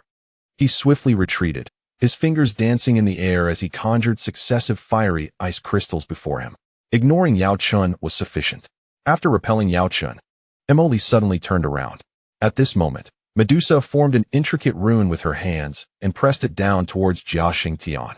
The rune was complex and arcane, yet it moved with incredible swiftness. If it struck Jia Xingtian, he would be rendered utterly incapacitated. Divine might. Just as the rune connected with Jia Xingtian, a mystical wave rippled through the space surrounding him. A swirling distortion ensued, growing larger at a pace that seemed both rapid and slow. Meanwhile, the sealing spell cast by Medusa astonishingly pierced through the swirling distortion, imprinting itself upon the ground before vanishing from sight. Whoosh! The space transitioned from distortion to reality, restoring tranquility. Yet Jia Xingtian had completely vanished. He had disappeared without a trace. Spatial power? Medusa was momentarily stunned. gazing in disbelief at the spot where Jiaxing Tian had just been. Phew, just in time. How could Mo Li allow harm to befall his leader's elder? Mo Li spat a mouthful of blood.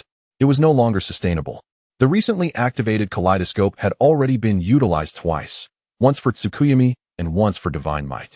The kaleidoscope Sharingan was not something Mo Li, despite his peak Do Huang rank and Class A system, could wield without limitation. Analyzing the data, it was clear that after one use, a minimum of 3 days was required before the next could be activated. Moreover, the most severe consequence was that after each use, his eyes would bleed profusely. With the current enhancement of the Class A system, it would take at least 5 minutes for his vision to recover. At this moment, Mo Li's eyes were tightly shut, 2 streams of blood trickling down. Each eye had 1 use remaining. And Mo Li had intended to employ divine might to shift Yao Chun into another dimension, but plans had changed. He had to save Jiaxing Tian first. Mo Li, your eyes, Yao Yi exclaimed in astonishment. It was only then that the onlookers, who had been petrified, noticed Mo Li's condition. Eyes closed, blood streaming down. You are powerful. But alas, you should not have let your guard down. Yao Chen's words suddenly echoed in Mo Li's ears. Oh no. Instantaneous movement technique. 8 extremes burst. Yao Chen would not grant Mo Li a chance to escape. Boom. Suddenly, the earth trembled violently. Then came the sound of the wind ripping through the air. Everything happened far too swiftly. In a fleeting moment, due to temporary blindness, coupled with a sudden ambush from Yao Chen, the peak of Dou's zone unleashed a devastating attack. Akin to a terrestrial-level Dou technique, his perfected 8 extremes collapse. In stark contrast, Xiao Yan's execution of the technique differed vastly. If Xiao Yan could unleash the full power of 8 extremes collapse, rated at a perfect score of 100, then Yao Chen's rendition would escalate to an astounding 1,000. Mo Li spat out a mouthful of blood, his body akin to a mere sandbag, sent soaring by a single punch from Yao Chen. Even while airborne, the internal force unleashed by the 8 extremes collapse compelled Mo Li to spew forth another torrent of blood. Yao Chen's lips barely stirred. Boom. Suddenly, Mo Li's entire being pulsated, his garments swelling as if caught in a tempest, only for a muffled groan to emanate from deep within him. The sound was faint, yet it incited a violent upheaval of the surrounding dust, forming a perfect circle that dispersed into the air. Meanwhile, Mo Li's clothing lay in tatters, a trickle of blood trailing down from the corner of his mouth. He let out a silent, bitter laugh. Is this how it ends? His insides lay in ruins, ravaged by the inner force of the 8 extremes collapse, while the exterior bore the scars of its overwhelming might. How utterly disheartening. Thump, thump. Mo Li could distinctly hear the rhythm of his own heartbeat. The light before him gradually succumbed to darkness. The world seemed to fall into silence at that moment. It felt as though closing his eyes and surrendering to the stillness was the only option. Any attempt to move sent agonizing waves of pain coursing through him. Yet, even on the brink of death, he could not resign himself to remain prostrate. Gritting his teeth, Mo Li struggled to turn over. The mere act of shifting his battered body triggered another violent expulsion of blood. The chakra within him ebbed away slowly. Even the power of wood release struggled to mend his injuries swiftly. With one hand pressed against the ground, he thought, just 5 minutes. 5 minutes would suffice. In that brief span, he could regain some strength. In 5 minutes, his Sharingan could activate once more. Although such an effort would cost him a month of blindness, he could not simply await his demise. You are formidable, managing to transfer Jade Yan even in that state. But what difference does it make? Medusa regarded Mo Li with a hint of surprise as she approached him. She had not anticipated encountering Jade Yan here, let alone eliminating him. Even if Jade Yan were removed from the equation, who in the kingdom of Jiam could possibly thwart her? Was it this little fellow before her? Alas, he could hardly save himself. As Medusa advanced to deliver a lethal blow, Yao Chen's voice suddenly interrupted her. Wait, old hag, are you saying you can prevent me from killing him? Medusa frowned slightly. It is not a matter of stopping you. I require his body. Oh, you wish to seize his life force and be reborn? Were you not nurturing your current form? Medusa scrutinized Xiao Yan. Do not speak nonsense, he is my student. How could I ever usurp my own student? Medusa curled her lips in disdain. Yao Chun felt a twinge of awkwardness, yet he dismissed it, turning to face Mo Li. Even a lion exerts its utmost strength when hunting a rabbit, let alone when confronted with an exceedingly perilous opponent at the peak of Dou Huang. It was all over. With that, Yao Chen's figure abruptly vanished. only to reappear beside Mo Li. He raised the mysterious heavy ruler and brought it crashing down upon him.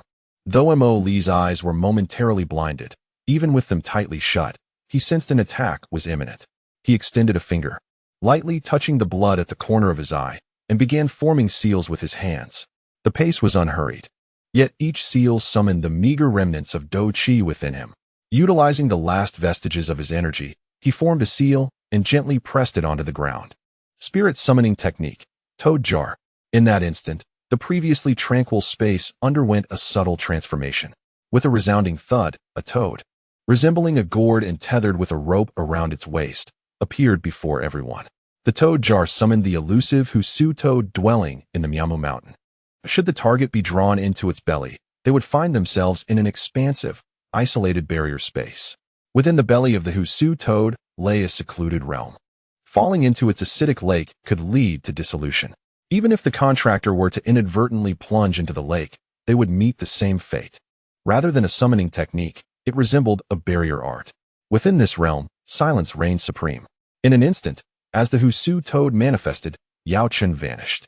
Not only did he disappear, but the natural energies and formidable attacks he had brought along also dissipated into nothingness.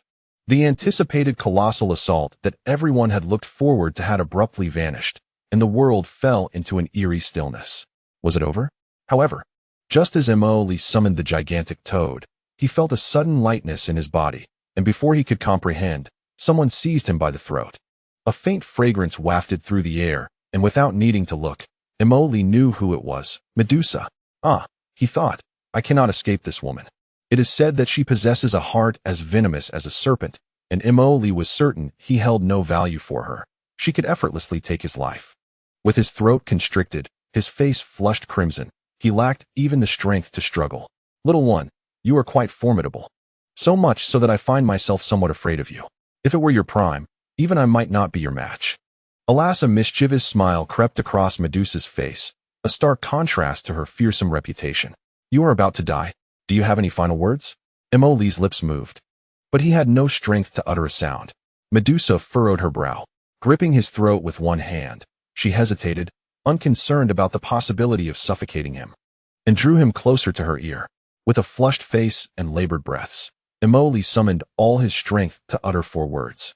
In an instant, Medusa's expression changed dramatically. She instinctively took 2 steps back, gazing at Mo Li with incredulity. What did you say? Repeat that. Coughing, Mo Li could barely speak. Medusa, if this continues, you will suffocate Big Brother Mo Li. Even if he has something to say, he cannot express it. I am Xiao Yan of the Gamma royal family, and I propose a trade. Release Big Brother Mo Li. Little girl, you have no right to speak here. Medusa dismissed Xiao Yan's sentiments with disdain. Despite her being the eldest princess of the Gamma royal family, she felt no equality in their exchange. After a moment's contemplation, Medusa finally released her grip on Mo Li. As soon as he was freed, Mo Li erupted into a fit of violent coughing. Medusa frowned again. Speak. How do you know this?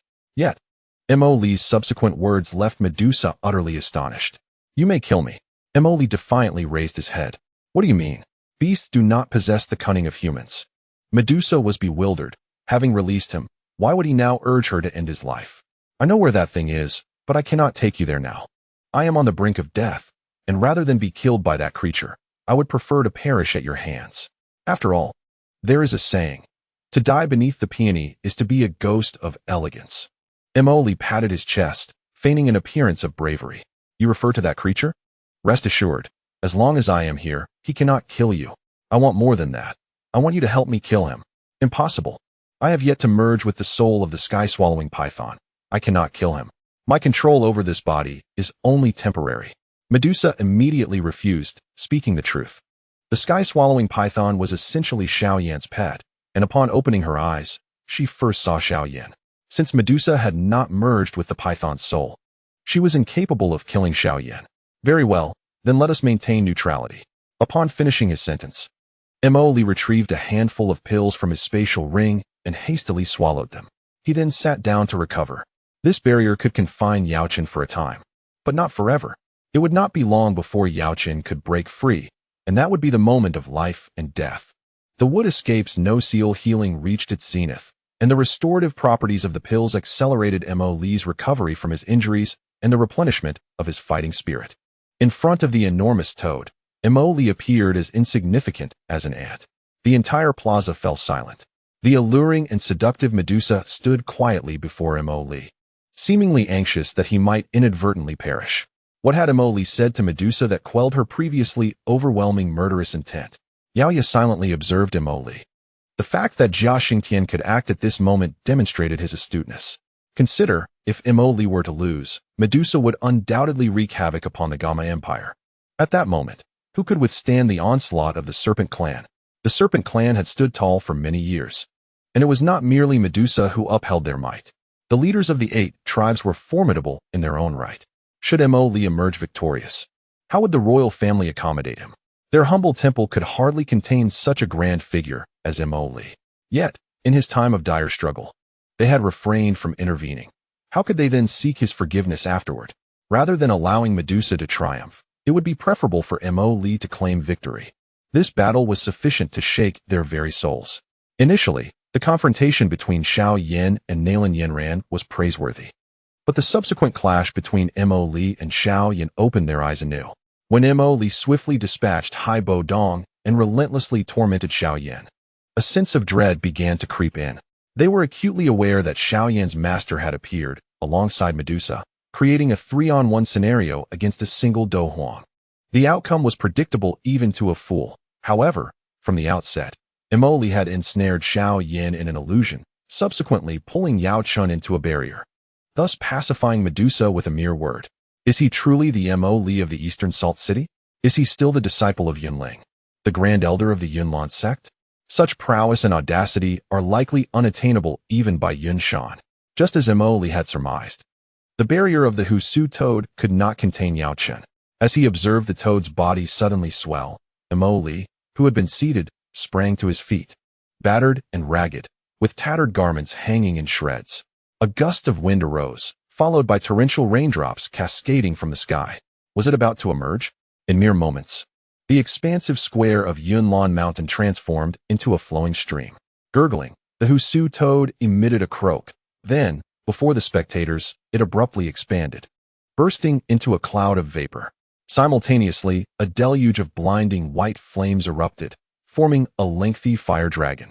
As the fire dragon materialized, Xiao Yan's figure instantly shot forth, the dragon surging toward Mo Li with ferocity. You have broken through the blockade. I commend your tenacity, but this ends now. Yao Chen's furious voice resonated. The fire dragon was imbued with a wrathful fury, its white flames blazing with an intensity that felt chilling to all present. Oh no! Mo Li's vision had not yet returned. He could not see. Yao Yan anxiously gazed at Mo Li in the center of the square. Despite the torrential rain, the crimson streams flowing from his eyes were particularly striking. One could only hope for a miracle. Everyone's hearts raced, realizing they had grown concerned for that individual's life. They all wished for Mo Li's victory and survival. Since he could not see, he had no choice but to rely on this seal. With a clap, Mo Li brought his hands together. Heavenly Covering Barrier Formation. The Celestial Covering Array is a perceptual barrier that vividly captures the essence of all individuals within its confines in the mind of the caster. This barrier is designed for scenarios when visibility is obscured. Centered around the caster, it expands into a spherical detection barrier.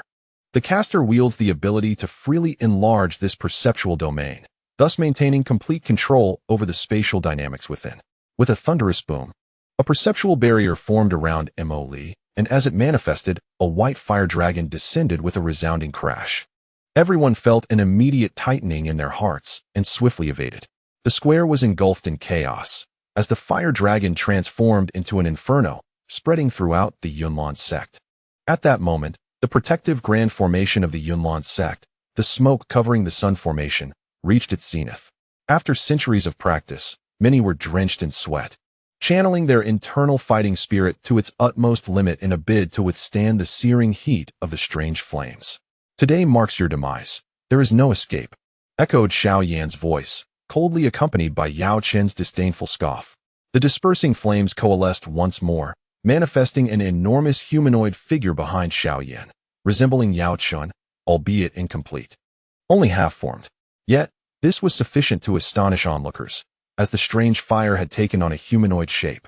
As this figure solidified, two colossal arms launched another assault upon Mo Li, whose diminutive stature appeared as insignificant as an ant before the imposing fiery avatar. Damn it! Mo Li was taken aback by the sheer power of Yao Chun. This was untenable. Due to system limitations, many advanced techniques were inaccessible. He swiftly maneuvered. Yet no matter how rapid his movements, they paled in comparison to the overwhelming force of the fiery manifestation. With a resounding impact, Mo Li was struck by the giant fiery arm while airborne, crashing down to the ground like a cannonball. It's over. Xiao Yan formed a hand seal, and the massive avatar clenched its fist once more, preparing to grasp Mo Li again. Quick, evade! Yao Ya shouted in a panic. This is bad. Mo Li hasn't even recovered. Even if he did, evasion seemed improbable against such a formidable opponent.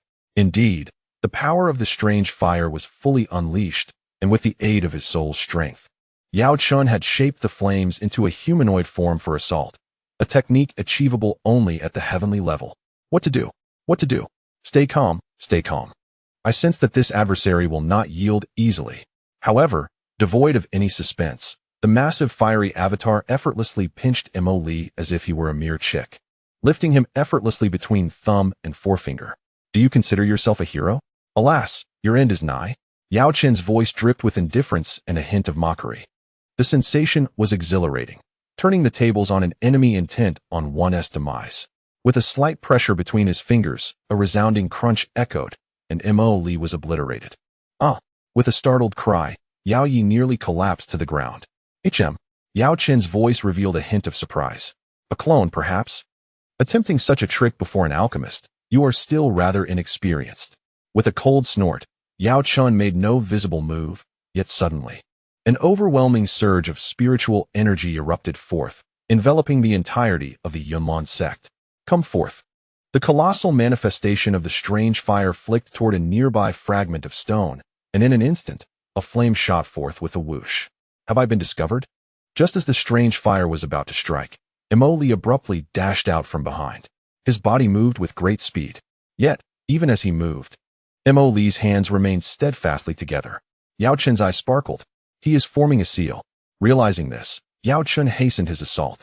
With a sudden force, the massive arm descended upon Mo Li once more. No matter how swift Mo Li was, he could not outpace that enormous manifestation. In a mere moment, Mo Li found himself grasped firmly in its grip. Cough, cough, cough. It seemed Mo Li possessed no semblance of strength to resist. I shall not kill you. Do you know why? I have taken a keen interest in your physique. You must harbor many secrets. Kakik. Yao Chun brought Mo Li before him, laughing heartily. Is it over? Perhaps not. Mo Li's voice slowly emerged. The supreme summoning technique. Come forth, my two great toad sages. Boom. Suddenly, a tremendous wave of energy surged forth, forcefully shaking off the fiery, colossal arm that held Mo Li. Following that, Mo Li's body plummeted swiftly toward the ground. Has the counterattack begun? It seems so. I sense a massive flow of natural energy. That fellow truly has a backup plan. What a prodigy. Hai Buodong's face turned pale with realization. Witnessing Mo Li's displayed power, he understood how foolish he had been to think he could thwart him with mere strength. Oh, Yao Chen's voice conveyed astonishment. Yet, upon seeing Mo Li's situation, he couldn't help but laugh. There, perched on either side of Mo Li's shoulders, were two toads. Indeed, toads, and they were not large, even somewhat comical. Clad in black cloaks, the two toads curiously surveyed their surroundings. Huh, kid, where exactly are we? The purple-haired female toad inquired with a hint of bewilderment. Well, it seems we are in another world. This little brat possesses some skill. The white-haired male toad responded nonchalantly. What good is skill if my pot is still simmering soup? Moreover, the chakra here is too thin. We cannot unleash our powers. Hey, kid, the Sharingan is temporarily sealed. Furthermore, the energy within is chaotic, all in disarray, and we haven't even entered Sage mode. Clearly, the opponent is formidable. No kidding, if they weren't strong, would they have summoned us? Sage Jizian furrowed his brow. Cough, could the two esteemed beings assist me in restraining him? Muli spoke with a pallid complexion.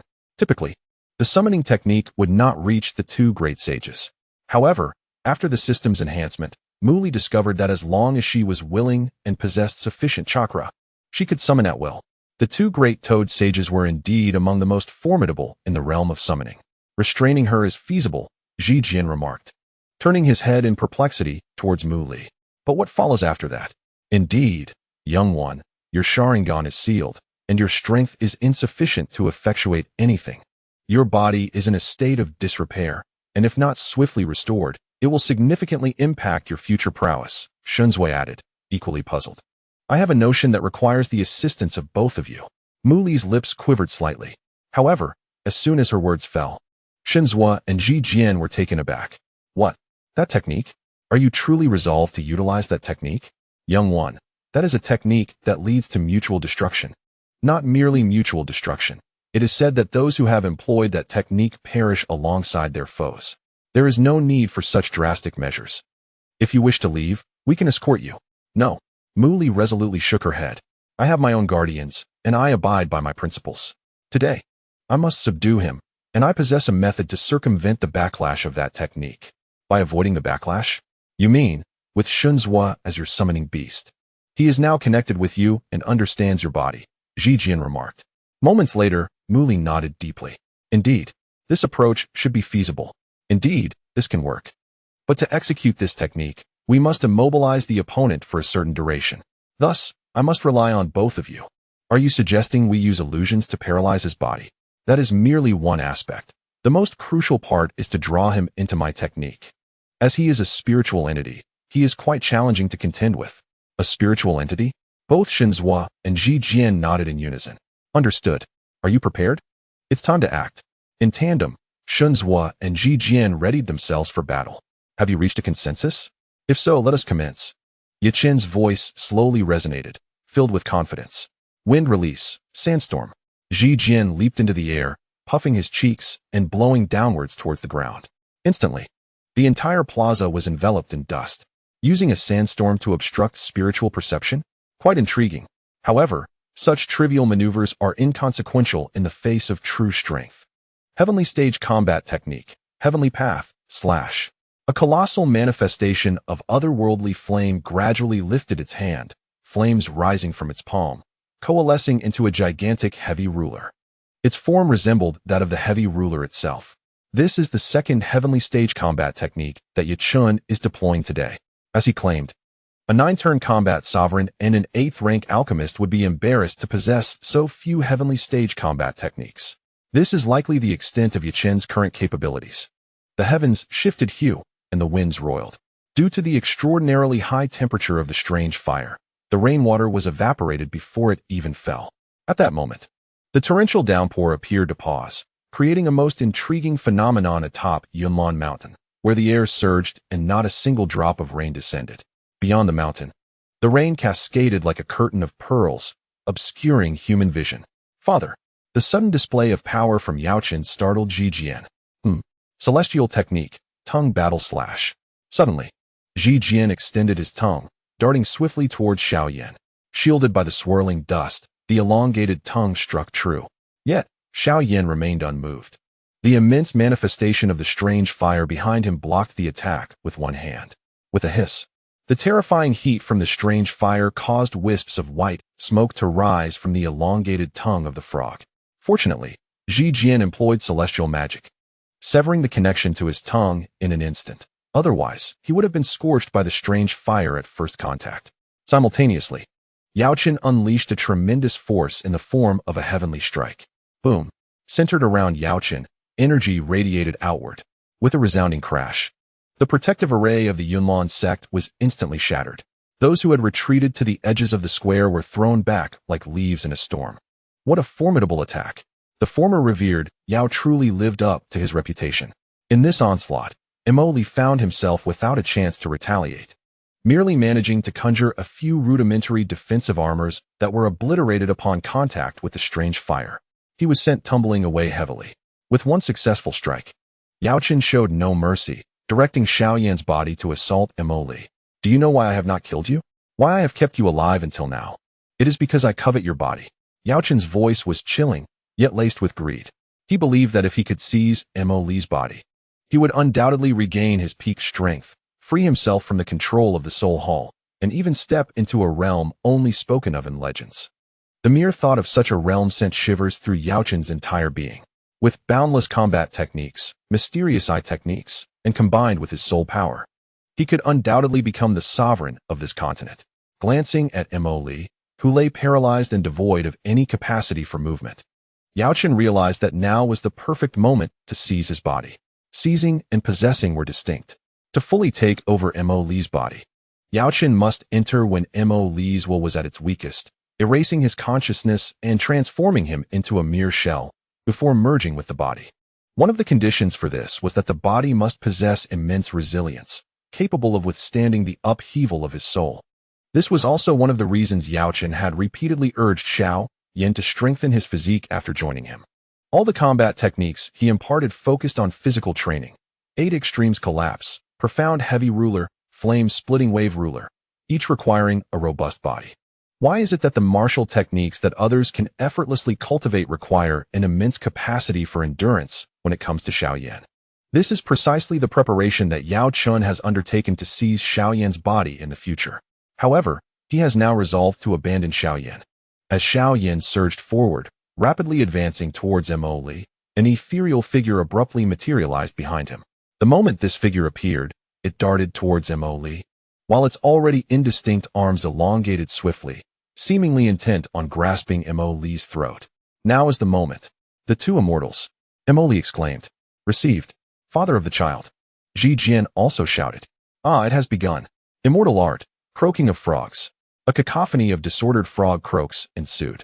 The immortal art, croaking of frogs, was an illusion technique wielded collaboratively by the two immortals, capable of ensnaring those caught within it in a state of paralysis. Yaoqin's soul momentarily faltered, instinctively hesitating. This is bad. It's an illusion. Illusions are regarded as one of the most perilous martial techniques on this continent. He had not anticipated that, at this juncture, that fellow could still deploy an illusion with his eyes closed. No, it must be due to those two frogs. In that case, I shall eliminate you first. Heavenly tier martial technique. Fiery heavens opening. You have no chance left.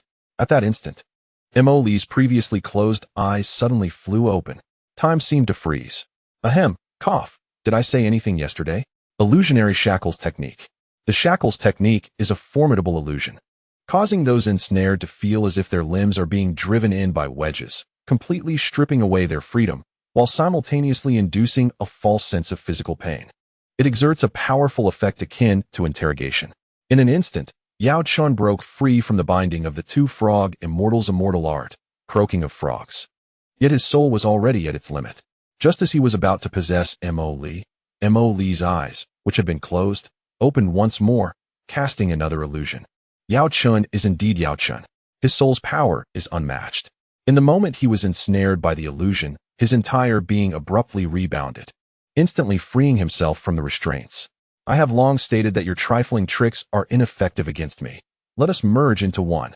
Ultimately, Yao Chen's hands grasped Mo Li's throat.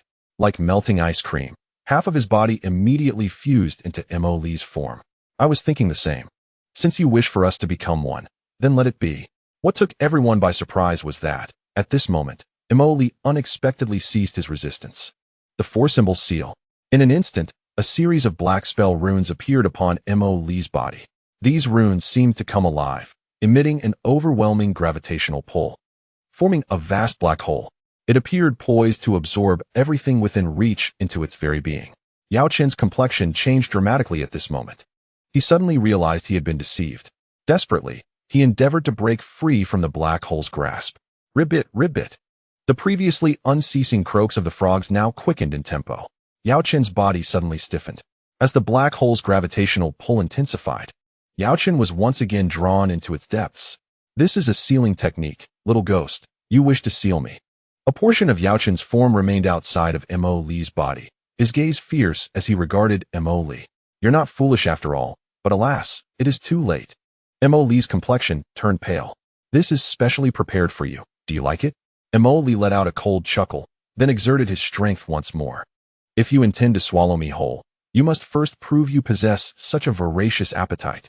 The moment Yao Chen laid eyes on Mo Li, he conceived the idea of seizing Mo Li's body. based on the later events where Xiao Yan crafted a body for Yao Qin. It was evident that Yao Qin had long known he could not perish, and he had numerous methods for resurrection. To claim Mo Li's body, the first step was to shatter his will. Soul attack, 4 directions seal. Yao Qin's lips parted slightly, suddenly releasing an obscure rune from his mouth. Upon contact with Mo Li's body, the rune erupted with formidable power. The force unleashed was akin to igniting a bundle of explosives within a sealed iron barrel. While Mo Li's body remained unscathed, the surrounding area was engulfed by this tremendous force, reducing everything within 100 meters of Mo Li to mere dust.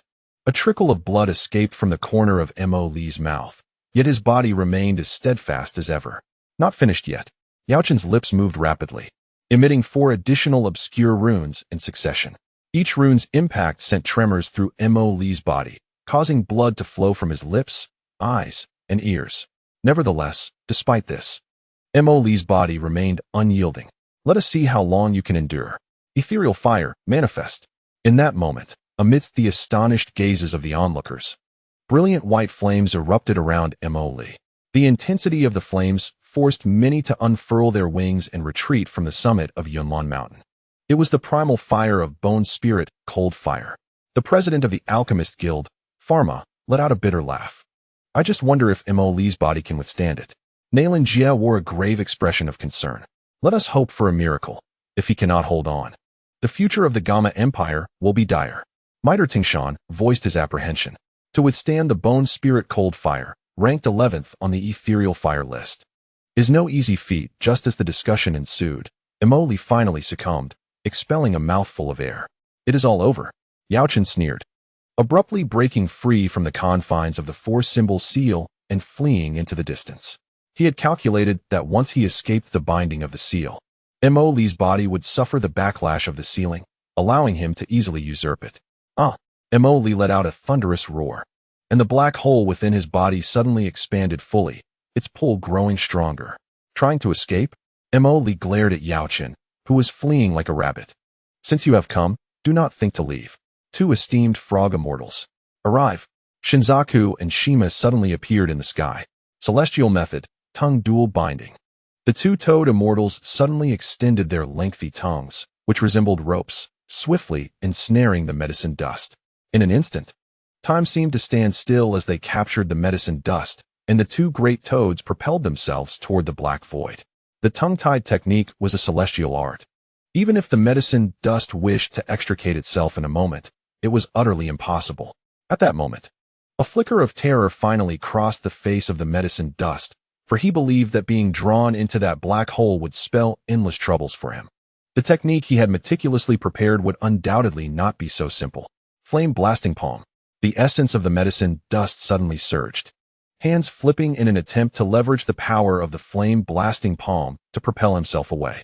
Why struggle so? I have told you, this time escape is futile. Suddenly, the voice of Mo Li echoed from behind the medicine dust. To his astonishment, it was a clone. The figure before him wielding sealing techniques was indeed a doppelganger. This is bad.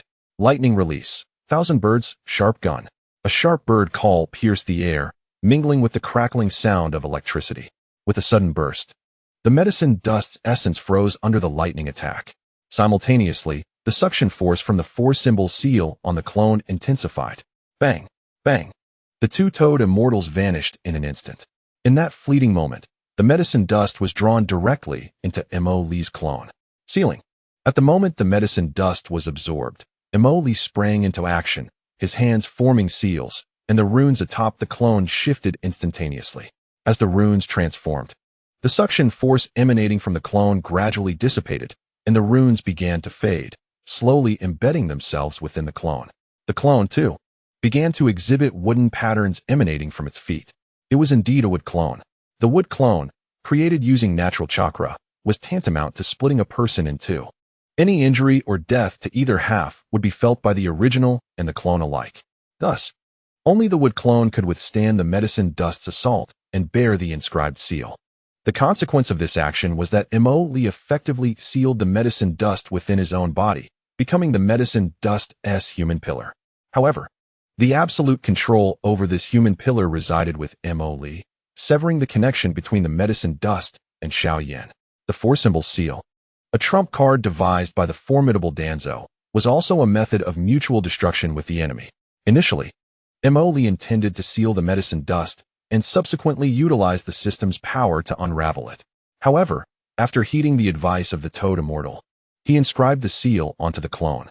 In doing so, he effectively sacrificed half of his life to seal the medicine dust, drawing the clone's experience and power back into his own body. The consequence of this was that Mo Li sealed the medicine dust while evading the repercussions of the four-symbol seal. Ugh! Mo Li spat a mouthful of blood as his skin began to crack. With a resounding thud, the clone vanished, and Mo Li trembled, collapsing to the ground.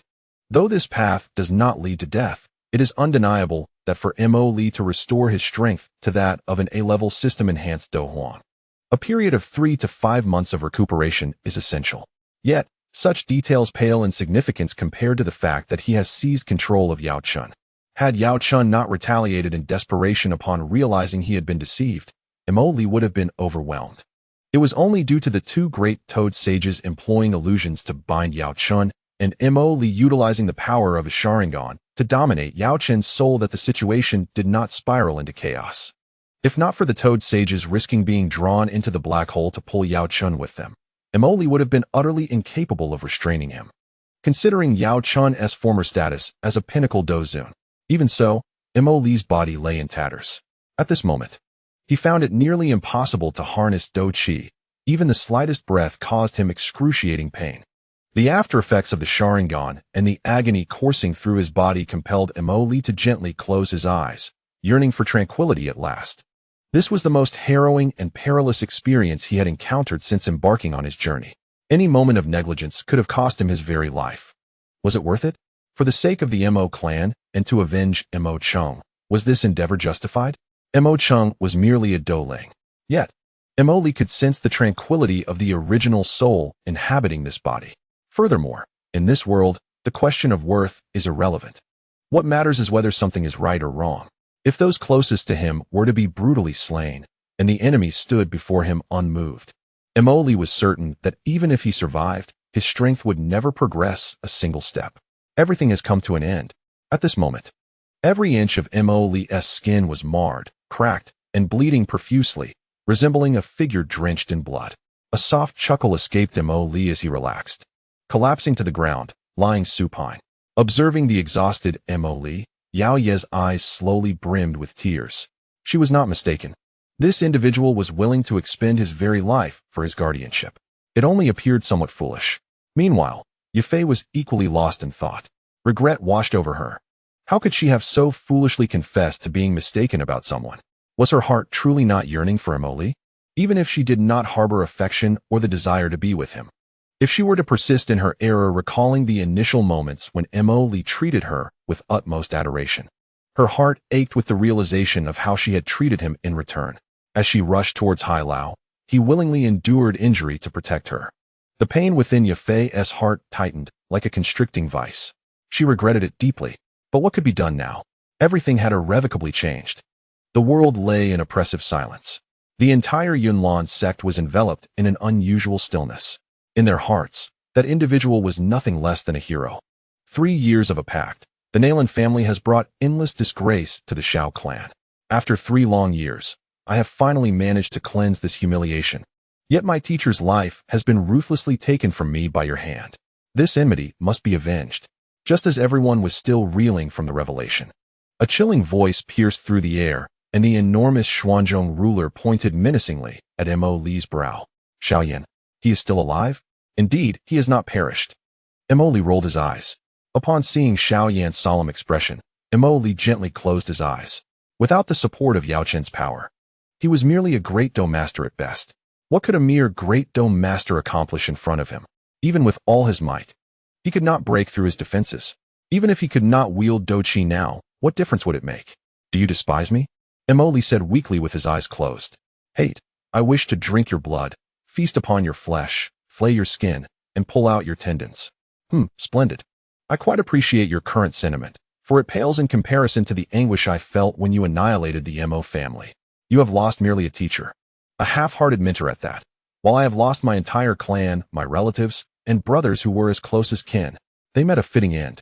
Xiao Yan replied coldly. I relish your tone of self-importance, as if only your actions are justified, while all others are in the wrong.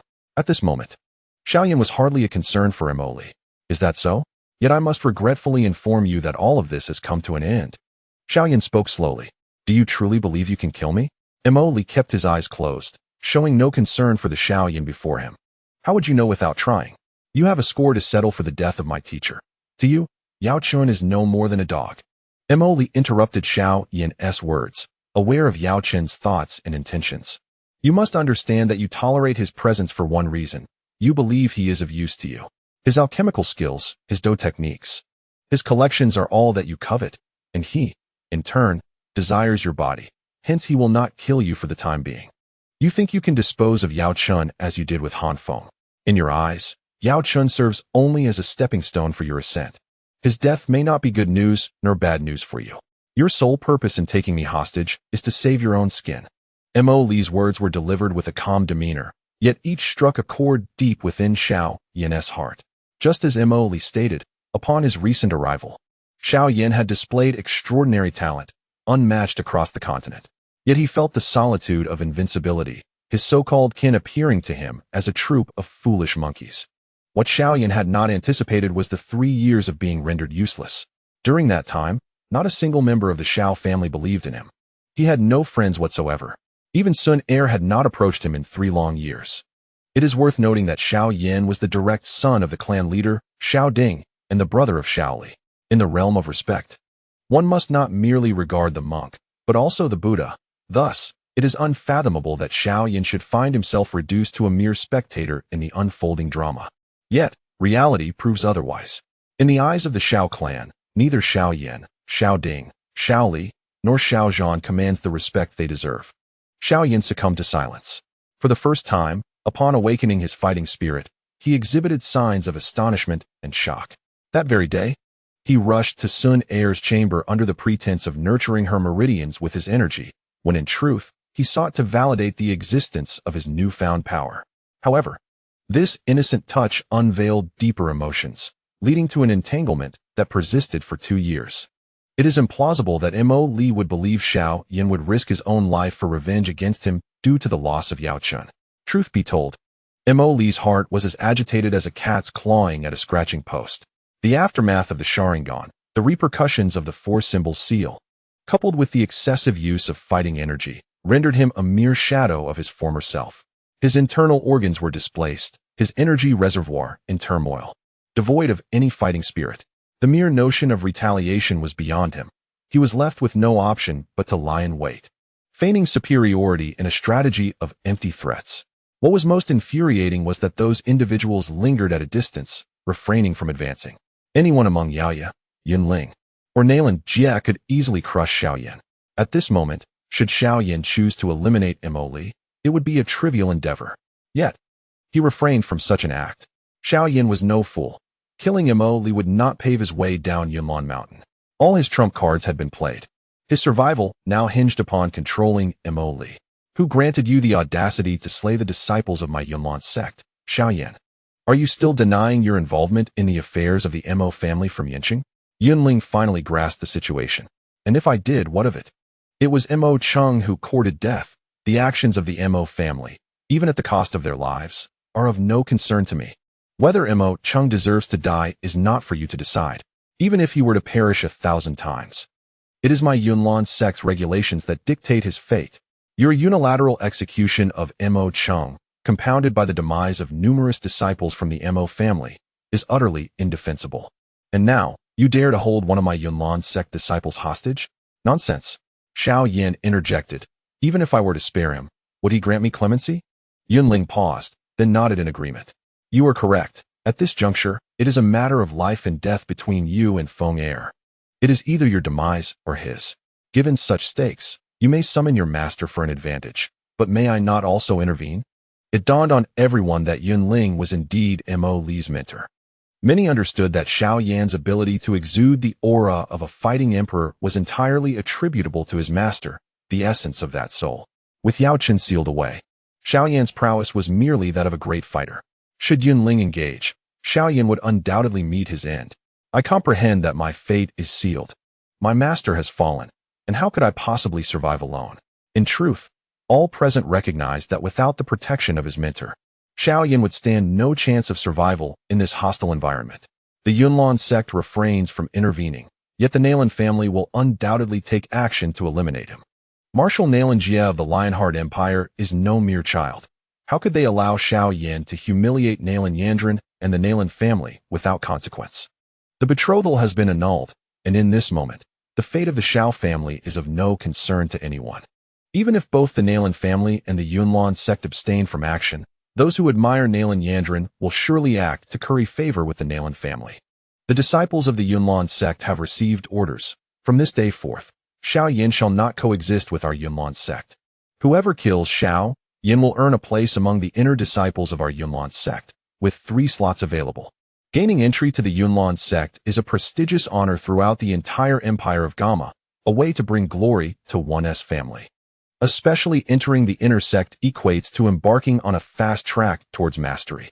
This decree targets families of all sizes. They will go to any lengths to secure a place within the Yunlan Sect. If that is the case, then let none survive. Upon concluding his statement, Xiao Yan forcefully struck down with the heavy ruler in his hand. A sense of dread washed over Mo Li in that moment. He found himself devoid of any strength to resist. Qianfenggang, Yunling bellowed. Xiao Yan, please show mercy. I beg you, show mercy. Yafei suddenly interjected. Little one, you have gone too far. He must not perish. Amid the clamoring voices, only Medusa's voice rang coldly, cutting through the noise with her formidable presence. Among those present, her strength was unparalleled. As Medusa's words echoed, Xiao Yan's heavy ruler made contact with Mo Li's skin, poised to cleave his head in that instant. Suddenly, an invisible energy serpent darted forth from beside Mo Li. The serpent moved with incredible speed, as if it had been lying in wait beside Xiao Yan. Catching him off guard, clang! The heavy ruler was knocked from Xiao Yan's grasp, crashing to the ground and stirring up a cloud of dust. Medusa? She actually intervened? And on behalf of Mo Li, they all recalled that this woman had once fled from Xiao Yan. How could she possibly betray him now? Medusa, are you also turning against me?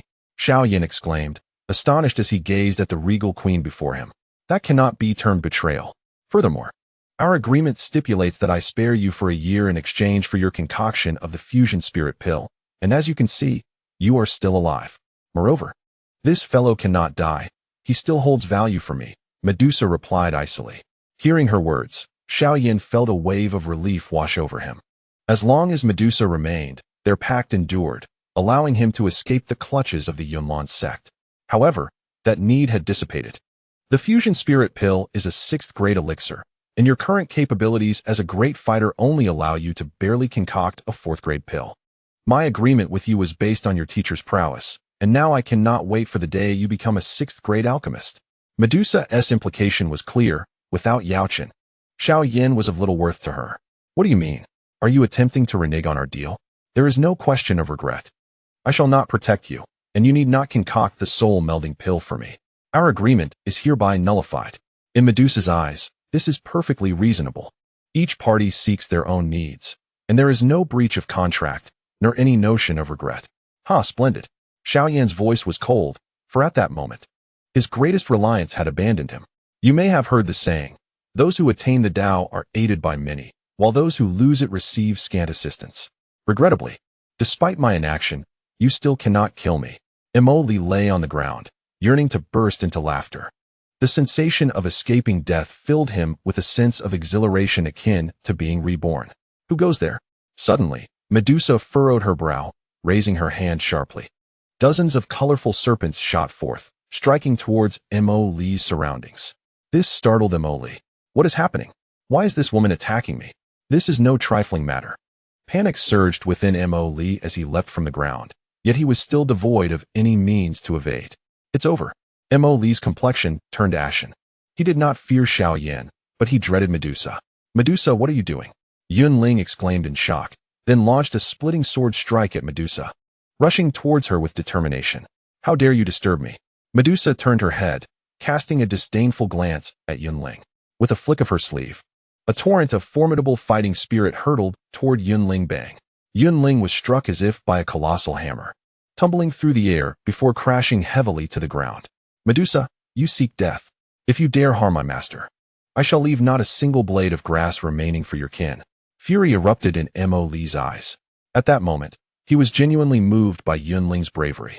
Even if it cost him his life, he would protect Yunling. With your current strength, you cannot kill me.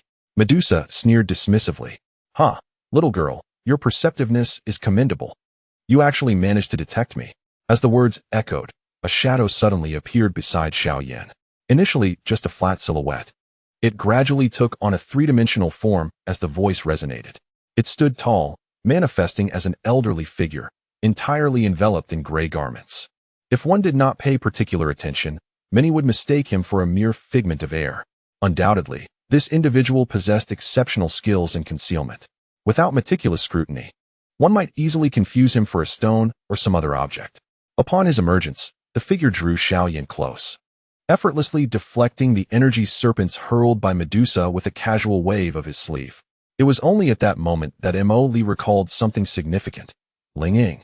The bodyguard beside Sun Er, Ling Ying had been left behind when Sun Er entered the Canaan Academy, tasked with protecting Xiao Yan. How could Mo Li have forgotten this? Ling Ying had arrived long ago, and yet who would have anticipated that a mere 3-year pact between children would escalate into a battle of the Dozong? In the end, the soul within Xiao Yan was sealed, and he regarded this battle as quite spectacular. Particularly notable was that individual named Mo Li, whose talent was unparalleled, even among their ancient clan. If a comparison were to be made, only the young lady could stand against him. Originally, Ling Ying had no intention of appearing, but upon witnessing Medusa unleash her energy serpent towards Xiao Yan, he was momentarily stirred, fearing that Medusa intended to eliminate Xiao Yan, which inadvertently revealed his presence. Medusa furrowed her brow, feeling a surge of astonishment. She hadn't anticipated that this old fellow would come so close before she noticed him. Had he been an enemy intending to ambush her, he would undoubtedly have evaded her detection. Who are you? Medusa gazed coldly at Ling Ying. Ha ha. Who I am is of little consequence. What matters is that I have but one task today, to take Xiao Yan away. Ling Ying replied with a grin. There is no need for your frivolous demeanor. No one is taking him away today. Mo Li interjected, interrupting Ling Ying. Young man, temper your impatience. I recognize your formidable strength. Were you at your peak, I might have had to exercise caution. However, at this moment Ling Ying appraised Mo Li. You lack the qualifications to make such statements. Is that so? Do you believe I have no hidden cards? If I were to say that I have known of your presence here all along, what would you say? I awaited your emergence, Ling Ying. Mo Li suddenly revealed Ling Ying's name, startling him. Who exactly are you? This is impossible, Ling Ying exclaimed. He had concealed himself within the Jamadi Empire, a secret known only to the young lady. Even figures such as Jia Xingtian, Yun Shan, and Yun Yun would not discern him unless he wished it. Yet, this fellow before him not only discovered him, but also called out his name. How could this not astonish Ling Ying? You are not from the 3 great empires. Your aura resembles that of someone from the central state. The young girl, having witnessed much, declared, Well, I've said what I needed to say. I take my leave. Ling Ying dared not linger. I have stated that no one shall take him away. Teacher, prepare the cloud smoke and sun covering array. Ensure he remains here. Mo Li commanded with a cold voice. Cloud Ling, just struck by Medusa, felt his blood surge, yet upon hearing Mo Li's words, he hesitated not. With a wave of his sleeve, the previously dispersed protective array of the Yunlan Sect coalesced once more. Indeed, I have declared that you shall not depart today. Mo Li asserted, swiftly forming hand seals. Second form of the kaleidoscope, Sharingan Susanoo. Leamo. Just as Mo Li completed his seals, Yafei suddenly cried out loudly. Leamo, I implore you, I beg you, spare him, spare Xiao Yan. Grant him a path to survival. Mo Li was momentarily stunned. What is this? Yafei is actually pleading with me to spare Xiao Yan? I know I lack the right to utter such words, but I must still ask you, please. Consider it my final plea. Spare him. I do not know how to repay you, but I am willing to serve you for life, to be your humble servant. Yafei, in her desperation, stamped her foot in frustration. Has this woman lost her mind? The once mighty Xiao Yan has now fallen from grace. Despite his extraordinary talent, that talent has become a matter of public knowledge, no longer a secret, and he has relied heavily on the strength of his master. With his master now sealed, it is the current Mo Li who embodies true power. At such a critical juncture, why do you still cling to the defense of Xiao Yan? In this fleeting moment, Ling Ying hastily pulled Xiao Yan away, leaving only a fleeting shadow in the air as they escaped before the cloud and smoke array could fully converge. Mo Li's so-called celestial-level fighting technique, his so-called Susanoo, remains unrealized. Medusa rolled her eyes at Mo Li, seemingly mocking him for his pretentiousness. Even in this state, he still puts on airs. It would be miraculous if he could even stand, let alone condense fighting spirit. Ignoring Medusa's disdain, Mo Li fixed his gaze on Yafei. Did this woman truly believe she was invincible? Time and again she tests his patience. Provide me with a reasonable explanation. Mo Li's cold gaze bore into Yafei. Young Master Mo Li, allow me to explain. Our middle family is willing to offer unwavering support to Mr. Mo Li. Should Mr. Mo Li require anything, please do not hesitate to ask. Yafei is simply misguided. Do not hold her accountable. The sweat on Mite Tengshan's forehead was palpable. Those who had witnessed the recent battle felt utterly devoid of the will to resist in the presence of Mo Li. Yao Yi and Nalan Yanran also struggled to comprehend Yafei's motives. Was Xiao Yan truly worth such perilous risks? Not only would Mo Li not entertain such demands, but no one would dare to approach him with such audacity. I know what I am doing. To atone for my sins, I will fulfill my promises. Toiling like a beast without complaint, Yafei declared defiantly before turning to descend the cloud mist mountain. Others may not grasp Yafei's intentions, but Yao Yi furrowed her brow in contemplation. She began to understand that Mo Li's reputation within the Gamma Empire would undoubtedly reach its zenith after today. Both the Nalan family and the royal family would be eager to forge alliances, or perhaps even submit to him. However, due to Yafei's actions, such alliances would likely exclude the middle family. Once the middle family is ostracized, it would not be long before they find themselves without a foothold in the Gamma Empire, without requiring Mo Li to intervene. In such a manner, Yafei employed a ruthless strategy. If she could not earn your love, then she would seek to provoke your hatred. As long as she remained by Mo Li's side, even if it meant serving him diligently, no one would dare to harm the middle family, who would regard her as a mere servant.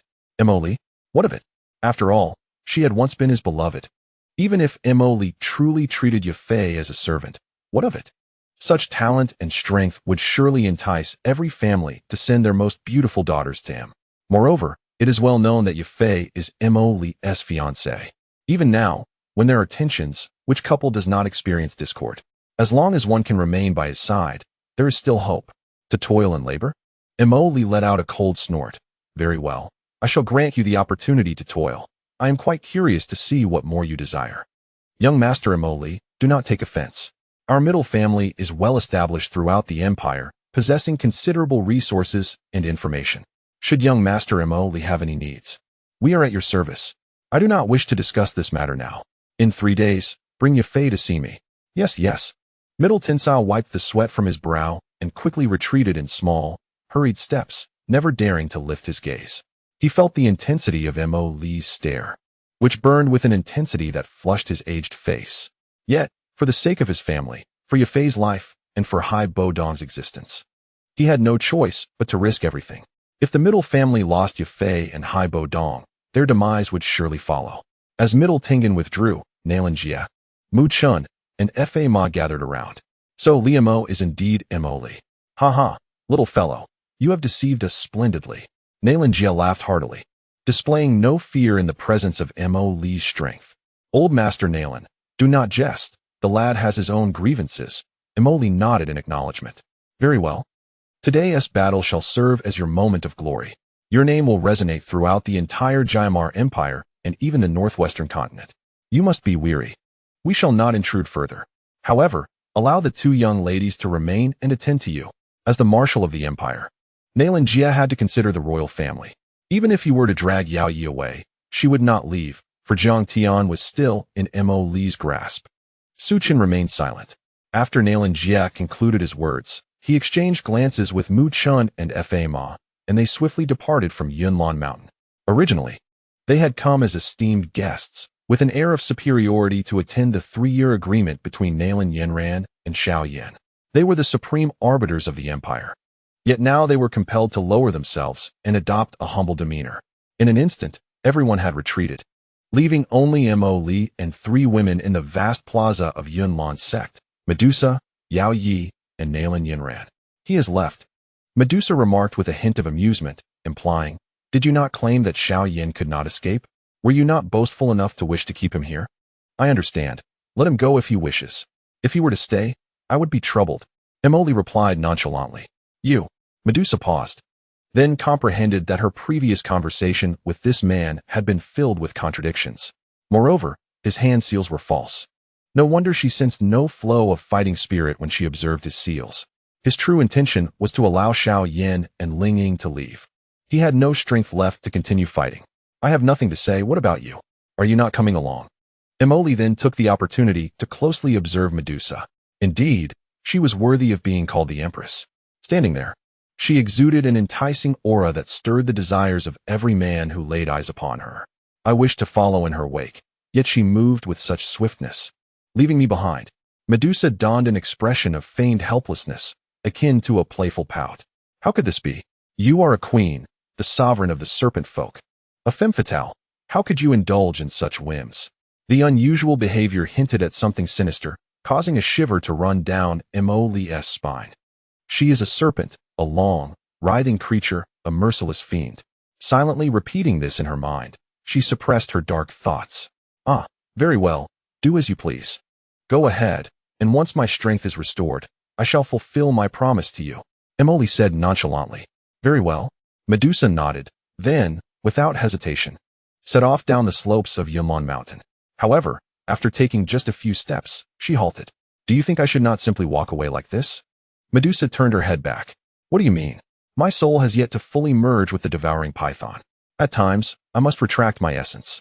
The devouring python has consumed the accompanying amethyst source, and now that Xiao Yan has departed, what do you imply? Xiao Yan was released by you, which means he has taken the amethyst source with him. That little glutton, will you not take responsibility for this?" Medusa swayed her hips teasingly. "Leave. You just claimed Xiao Yan ran away on his own. What has it to do with me?" Yao Yi and Nalan Yanran were taken aback by Mo Li's harsh command. This fellow has lost his mind. That is Medusa, and he dares to order her away. Yet, he is the one who frightened Xiao Yan off. Thus he should bear the consequences. The devouring python remains immature and requires substantial high-energy entities for nurturing. If Medusa departs now, what shall happen to the python? The serpent folk dwell in the desert, devoid of high-energy sustenance. Naturally, even if there were, they would be loath to part with it. Before Emily could respond, Medusa queried, "What is your current strength? At the pinnacle of Dou Qi? Sort of, why do you ask?" "Nothing. I suddenly have no desire to leave just yet. Once you fulfill our agreement, I shall depart." With that, Medusa turned abruptly, raising her hand to draw Emily closer, and without hesitation, she sank her fangs into Emily's neck. "Ah, no." Nalan Yanran and Yao Yi gasped in shock. Yet, with their limited power, how could they hope to thwart Medusa? "Curse you, you wretched serpent." Emily felt utterly powerless to resist, only aware of the sharp pain as her neck was pierced, sending tremors throughout her body. "What are you doing?" she cried, attempting to break free, but found herself utterly incapable of opposing Medusa's might. "I long to remain by your side, yet I am apprehensive of the power you wield, which I cannot subdue. At the very least, your Susanoo and the ocular techniques you possess are beyond my control. Moreover, the prowess of Xiao Yan's master, who stands at the pinnacle of the Dou Zong realm, has been sealed by you. Therefore, as a precaution, I have no choice but to impose a seal upon you." Medusa gazed at Emily with a look of grievance. She herself was perplexed, for she felt an inexplicable urge to speak to this little fellow in a tone that suggested a kind of endearment. Despite her innate aloofness causing her discomfort, words flowed from her lips uncontrollably. Perhaps it was indeed the influence of the devouring python that rendered her unable to restrain herself. A seal? How infuriating! Emily cursed inwardly. Medusa had only just broken through to the Dou Zong realm, with the soul of the devouring python suppressing her. How could she not be astonished upon witnessing Emily's strength? Her surprise was mingled with a trace of fear. After all, when she attempted to slay Jiaxingtian, the sudden emergence of spatial power left her utterly astounded.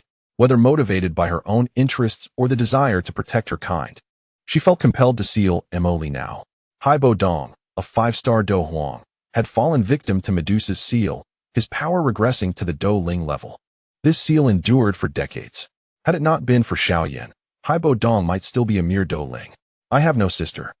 Our serpent people only maintain a single queen. Furthermore, I must inform you about this seal. It is a symbiotic seal of our serpent tribe. From this moment on, your power is restrained to the Great Dome Master level.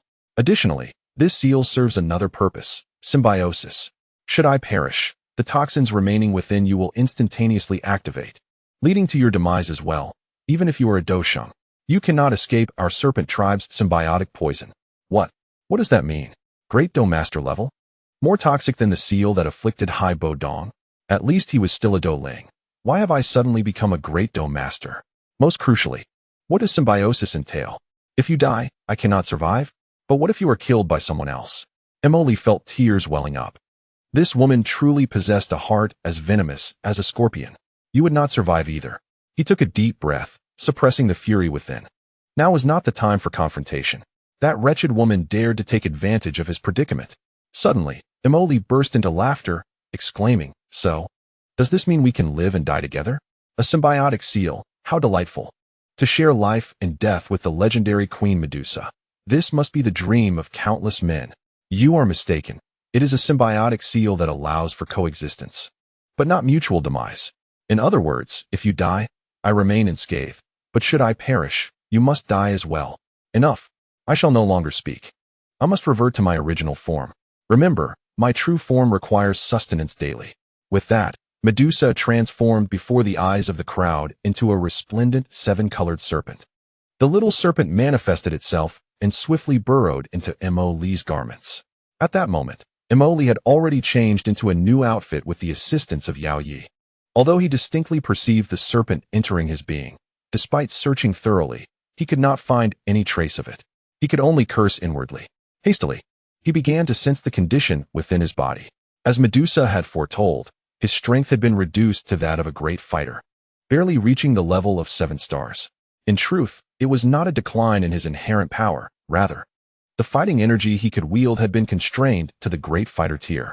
This meant that while he was once capable of exerting 10,000 pounds of force, he was now limited to a mere 100 pounds due to the seal.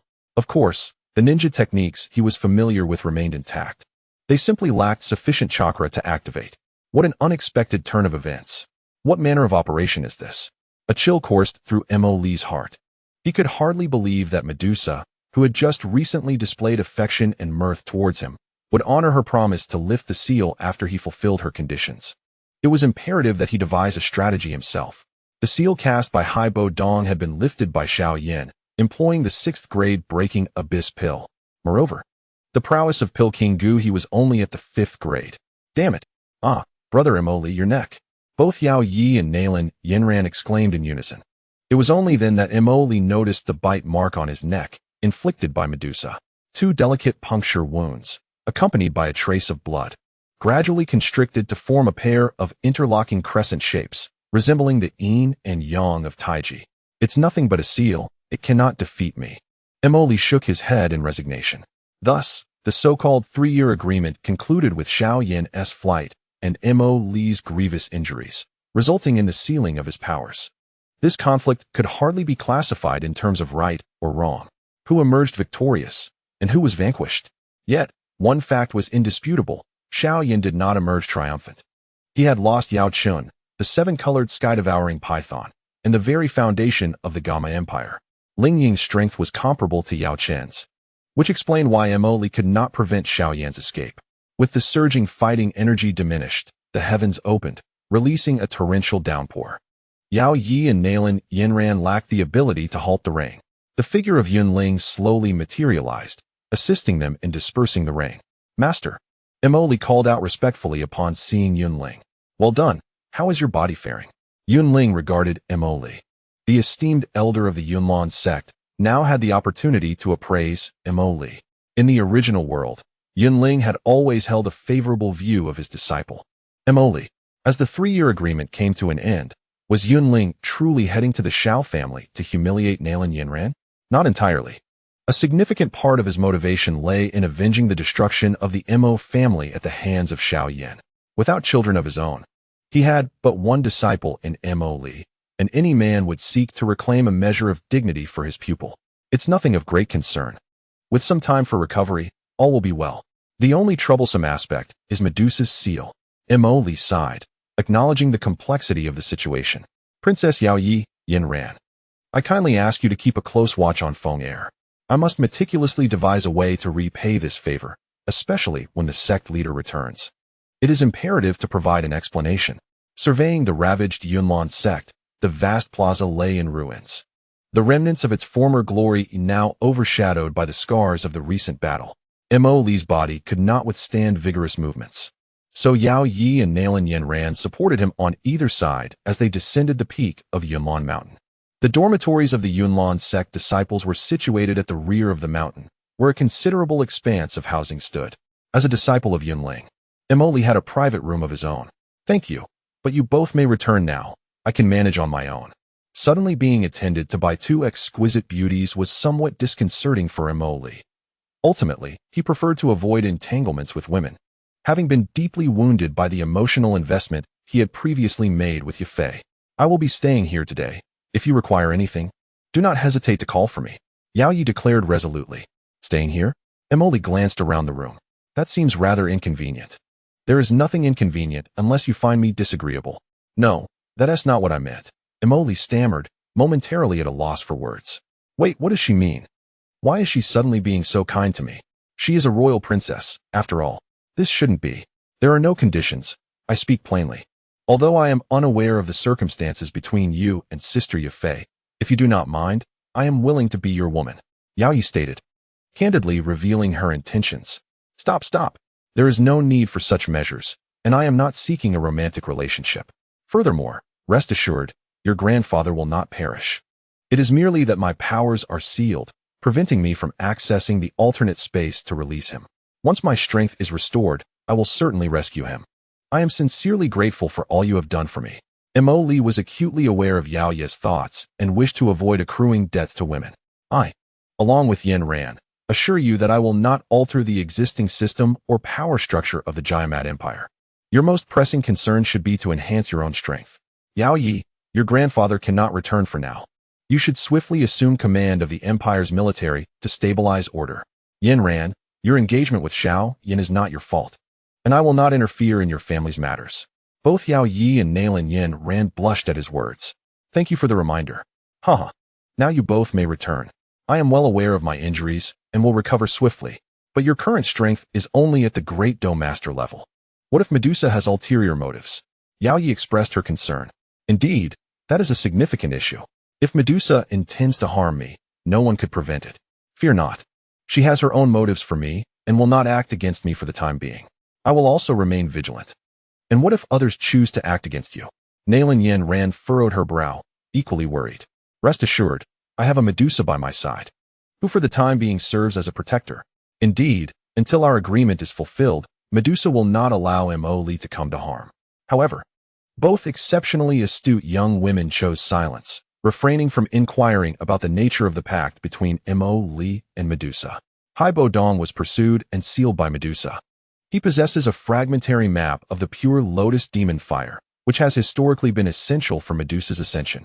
It is not difficult to deduce from various fragmented pieces of information that Hai Bo Dong ventured into the Tagore Desert to steal the map from the Serpent Clan.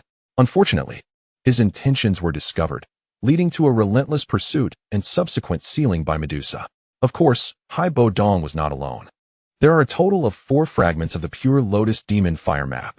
One belongs to Hai Bo Dong, another to a mysterious figure in the Black Corner region. A third is located in the cave of the Little Physician in the Monster Forest, and the last resides in the Spatial Trading Post. For individuals, each with at least the strength of a Dou Huang, or even a Dou Zong, successfully executed the theft and managed to escape. However, it is worth noting that while Hai Bo Dong was sealed, the individual in the Monster Forest cave was gravely injured.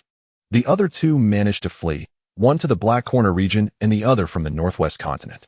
The agreement between Mo Li and Medusa revolves around the pure lotus demon fire.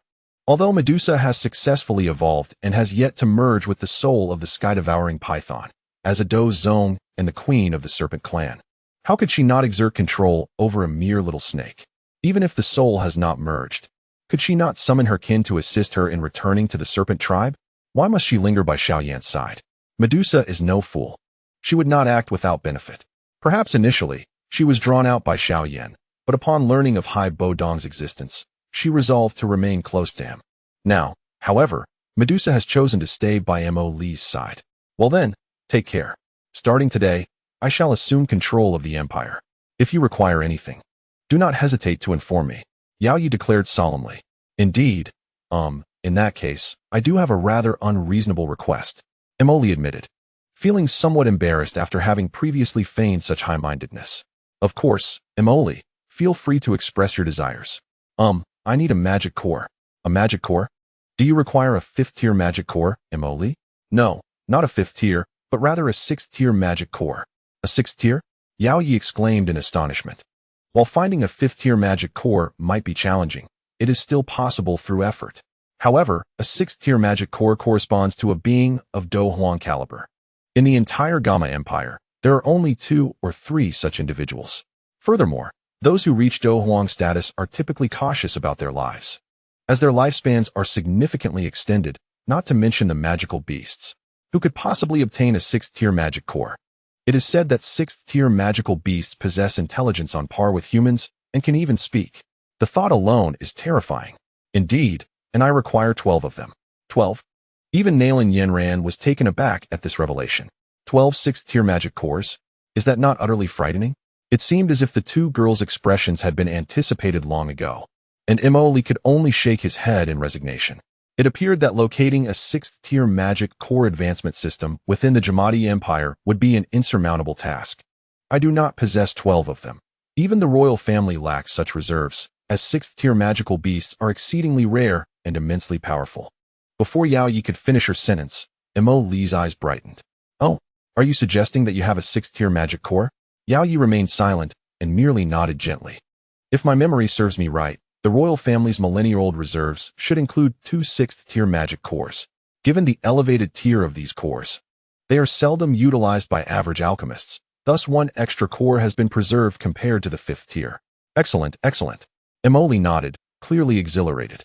It is said that the legendary ancestor Yun Patian once challenged 2 6th-tier ferocious beasts single-handedly and emerged victorious. The sect should also possess 6th-tier magic cores. When my master returns, I will inquire on your behalf. Nalan Yanran interjected. Indeed, good. I am truly grateful to both of you. With this, they had secured 4 6th-tier magic cores, though they had yet to be obtained. At least, there was now a glimmer of hope. 6th-tier magical beasts are relatively easier to locate compared to their lower-tier counterparts. After all, any magical beast of this caliber must possess a magic core to advance, or else they could not proceed to higher tiers. However, finding them is one matter, while acquiring them is another. If he could gather 12 6th-tier magic cores, he would ascend to an S-tier system. 12. What once seemed like an endless journey suddenly felt attainable with the prospect of 4 already in sight. Truly, it echoed the saying, when one reaches the end of the road, a glimmer of hope appears. With Mo Li's unequivocal assurance, the 2 girls felt a tremendous weight lift from their hearts. It seemed they could indeed assist Mo Li, which brought them a sense of reassurance. Without a moment's hesitation, Yao Yi descended from Yunlan Sect and promptly declared that Jia Xingtian would step down due to health issues. From this day forth, the Jamadi Empire would be presided over by her, Yao Yi. Such authority was originally not meant for her, at the very least. It should have been inherited by her father. However, due to Mo Li's influence, the 3 great families of the Jamadi Empire unanimously supported Yao Yi's ascension. Even the royal family echoed this sentiment. Naturally, how could anyone dare to obstruct what Mo Li had facilitated? Thus, the royal ministers and nobles had no objections. 2 days later, the first female emperor of the Jamadi Empire officially ascended the throne. The empire declared a general amnesty, and the nation rejoiced. This jubilant atmosphere undoubtedly resonated with many surrounding smaller nations, who flocked to pay their respects. However, this fervor was somewhat muted within the Yunlan Sect. Mo Li did not partake in Yao Yi's coronation. The long-anticipated battle atop Yunlan Mountain, known to posterity as the First Battle of the Dual Emperors, was set to commence 3 days later. As promised, Mitre Tingshan arrived at Yunlan Mountain with Yafei in tow. To clarify why Mo Li's powers were to be restrained. Firstly, Medusa had witnessed Mo Li's capabilities and would never allow him to survive. Taking advantage of Mo Li's injuries now presented the most opportune moment for her to strike. Secondly, Imoli was sealed because his strength could no longer contend with Medusa. The opportunity to utilize the Sharingan was exhausted, and he was unable to summon Susanoo. At present, he was merely a Dou Huang. Furthermore, it was essential to suppress the protagonist's power in daily life, or the subsequent plot would be rendered untenable. This dynamic allows for Medusa's entanglement while facilitating the continuity of the narrative.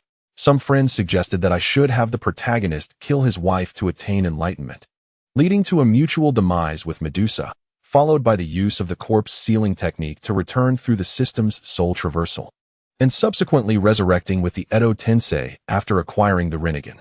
However, such a scenario is unrealistic. Currently, the protagonist's strength permits the use of the corpse sealing technique. Yet the soul cannot return. Moreover, obtaining the Rinnegan necessitates an enhancement of the system, which requires 12 6th-tier magic cores.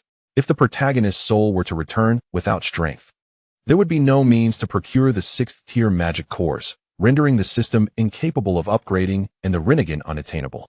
Thus, this is the only viable path forward. Perhaps my limited abilities hinder my capacity to orchestrate the plot effectively. I ask for everyone's understanding. With the 3-year agreement concluded, Xiao Yan escapes, embarking on a journey with Medusa in search of the pure lotus demon fire. Additionally, the Soul Palace will make an appearance.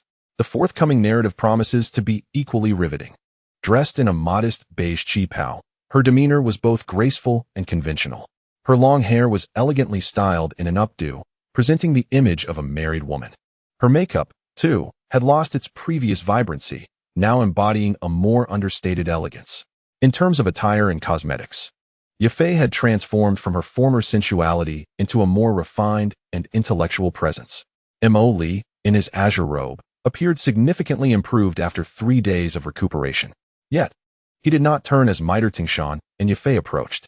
A gentle breeze rustled his garments, imparting an air of mystery about him. Young Master Mo, Mitre Tingshan called with a hint of respect. I require an explanation. Mo Li remained unmoved. Explanation? What explanation? Mitre Tingshan was taken aback. Well, young Master Mo, I have severely reprimanded Yafei upon returning. She confessed that her plea for Xiao Yan was actually. Mo Li interrupted Mitre Tingshan. Mitre Tingshan assumed that Mo Li sought an explanation from Yafei regarding her plea on Xiao Yan's behalf. Yet, what Yafei began to recount was her story with Xiao Yan. Years ago, the engagement between Xiao Yan and Yanran was regarded as the most promising union in the entire holy city. The elders, Xiao Lin and Nalan, shared a bond akin to brothers. However, as Xiao Yan's extraordinary talent emerged, it became apparent that Yanran was no match for him, leading to the neglect of the Nalan family. It was during that time that I was dispatched to Wutan City to be close to Xiao Yan. That same year, Yanran entered the Yunlan Sect. However, after her entry, Xiao Yan's talent erupted. By the age of 10, he attained the 9th tier of Dou Qi, surpassing the Yunlan Sect's master, Yun. At 11, he became a Doja, matching the talent of the legendary Yun Petion. Xiao Yan's remarkable abilities overshadowed all previous masters of the Yunlan Sect, which further fueled his disregard for Yanran, particularly as she had only reached the 8th tier of Dou Qi in the 2nd year after Xiao Yan became a Doja. However, later, when Xiao Yan's talent faded, even the Xiao family could not bring themselves to revisit the idea of this union, allowing it to languish instead. My initial task was to approach the Xiao family. But Yafei did not continue. At this point, even without further words, the situation had become somewhat clear. Yafei and Nalan Yanran both belonged to the 3 great families of the empire. It was akin to growing up in the same large courtyard. They were undoubtedly well acquainted. Middle gazed at Yafei in astonishment, for her revelations diverged entirely from their original script. How could she divulge the truth so openly? Our middle family, with its lineage spanning several centuries, had always found the Xiao family to be enigmatic, and they had only recently relocated to the Jama Empire. Emoli began to grasp Yafei's intentions. The middle family sought to draw closer to the Xiao family through Xiao Yan, or rather, they were quite straightforward in their desire to win over the Xiao family. My role was to approach Xiao Yan, and I had always believed I had succeeded. I had gained the trust of the Xiao family as newcomer and knew that the young lad harbored feelings for me. Thus, I mistakenly took you for Xiao Yan. Only now do I realize that the fault lay entirely with me. I do not expect your forgiveness. I merely wish to atone for my mistakes. Upon finishing her words, Yafei offered no further explanations. You need not atone. You have done no wrong. It is I who have been overly sentimental. Very well. I do not wish to see you again. You may leave. Emily steadfastly refrained from looking back. Young Master Emo. Yafei does not truly have anything to do with Xiao Yan. This girl is simply too rigid, Shan attempted to clarify. No need. I owe her nothing now. Furthermore, regarding that Earth-level combat technique I provided you, I would prefer it remains undisclosed. Understood, understood.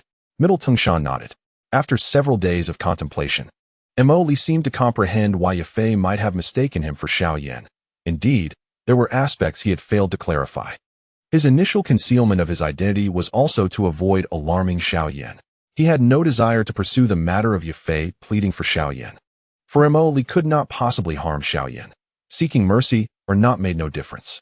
Additionally, should Yafei turn against him, declaring her love for Emily and her intent to eliminate Xiao Yan, it would only deepen Emily's disdain for her. I have stated that I would serve as a slave. That is my pledge. Unless you take my life, I shall not depart. Yafei declared resolutely, disregarding Shan and Emily as she strode directly into Emily's chamber. Ah, child, do you truly believe I would not kill you? Emily replied coldly. That is your prerogative. You may slay me now. Yafei did not halt her steps, entering the room just in time to see the clothes Emily had discarded a couple of days prior, picking them up before heading out. The disciples of Yunlan Sect numbered over 2,000, with 500 of them being inner disciples. The cleansing of these 500 relied entirely on a spring that flowed from the peak of Yunlan Mountain. Many had witnessed and overheard their conversation, giving the impression that the couple had engaged in a quarrel. Observing the bustling figure of Yafei, Emily furrowed his brow. Young Master Emo, young Master Emo. Shan hastily offered his apologies. Take her away. Allah, I have stated before that unless you take my life, I shall not depart. Yafei exhibited no inclination to avoid the conflict. Once I, Yafei, have set my sights on something, I shall not relinquish it. Her voice resonated with unwavering determination. Young Master Emo, perhaps you might allow this girl to serve you here. She appears genuinely remorseful. A shattered mirror cannot be restored. Emily shook his head. Gradually, his form began to dissipate before Shan. It was merely a projection. Shan was taken aback, yet his resolve strengthened. He could never abandon Emily. Should he be forsaken, the Miter family would undoubtedly face abandonment by the Gamma Empire. Why could Yao Yi surpass her father to assume control of the Gamma Empire? It was because she had exchanged a few words with Emily on Yunlan Mountain. Yet, it was unfortunate for Yafei. Was it truly unfortunate? Perhaps not. A day as husband and wife fosters 100 days of affection. What couple does not bicker? Additionally, summon Haiba Dong to meet me tomorrow. He should be aware of the reason. Let him bring what is necessary, for when I arrive, matters shall not be so simple. Emily's voice echoed in the air, causing Shan to halt abruptly. He then nodded firmly. Old Hai, the former sovereign of the Gamma Empire, now commanded by a mere child. Power, indeed, is paramount. However, just as Shan descended the back mountain, Yao Ye's figure appeared, accompanied by Nalan Yanran. Both girls were extraordinary, one exuding an air of independence, the other radiating purity. One carried the aura of a queen, while the other embodied the essence of a mature woman. The simultaneous appearance of these two remarkable girls, both vying for the attention of one man, stirred envy among many disciples of the Yunlan Sect towards Emily. Upon witnessing their arrival, Emily surmised that the magic core he desired had indeed arrived. The progression of events had been somewhat sluggish in recent days. He would expedite arrangements and embark for the next destination. Yao Yi and Nalan Yanran, upon arriving, naturally noticed Yafei laboring not far away. The two exchanged glances. Yafei was older than both of them and had faced more trials. Observing her plight, they simultaneously shook their heads gently. Do you believe Sister Yafei truly harbors feelings for that Xiao Yan? Nalan Yanran inquired softly. Not necessarily. We both understand that she merely approached Xiao Yan at the behest of her family. Our own marriages are but sacrifices to familial interests. Yao Yi replied softly. I presume old Master Nalan has spoken with you as well. Should the need arise, he may suggest you wed Emily. Nalan Yanran nodded. Emily would never regard me. Nalan Yanran shook her head once more. Her previous attitude towards Emily had long since extinguished any hope he had for her.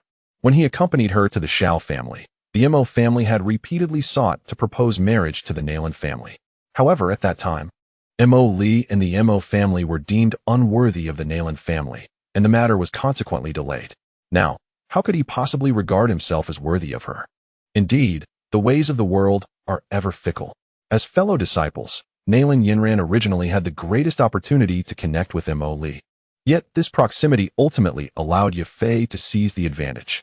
However, despite being the first to gain Mo Li's affections, Yafei's misstep led her to a series of blunders, causing her to forever miss her chance with him. Strangely enough, it was now the aloof Yao Yi, who had no prior ties with Mo Li, who stood the best chance of capturing his heart. Truly, it echoed that fellow's saying, 30 years in the East River, 30 years in the West River.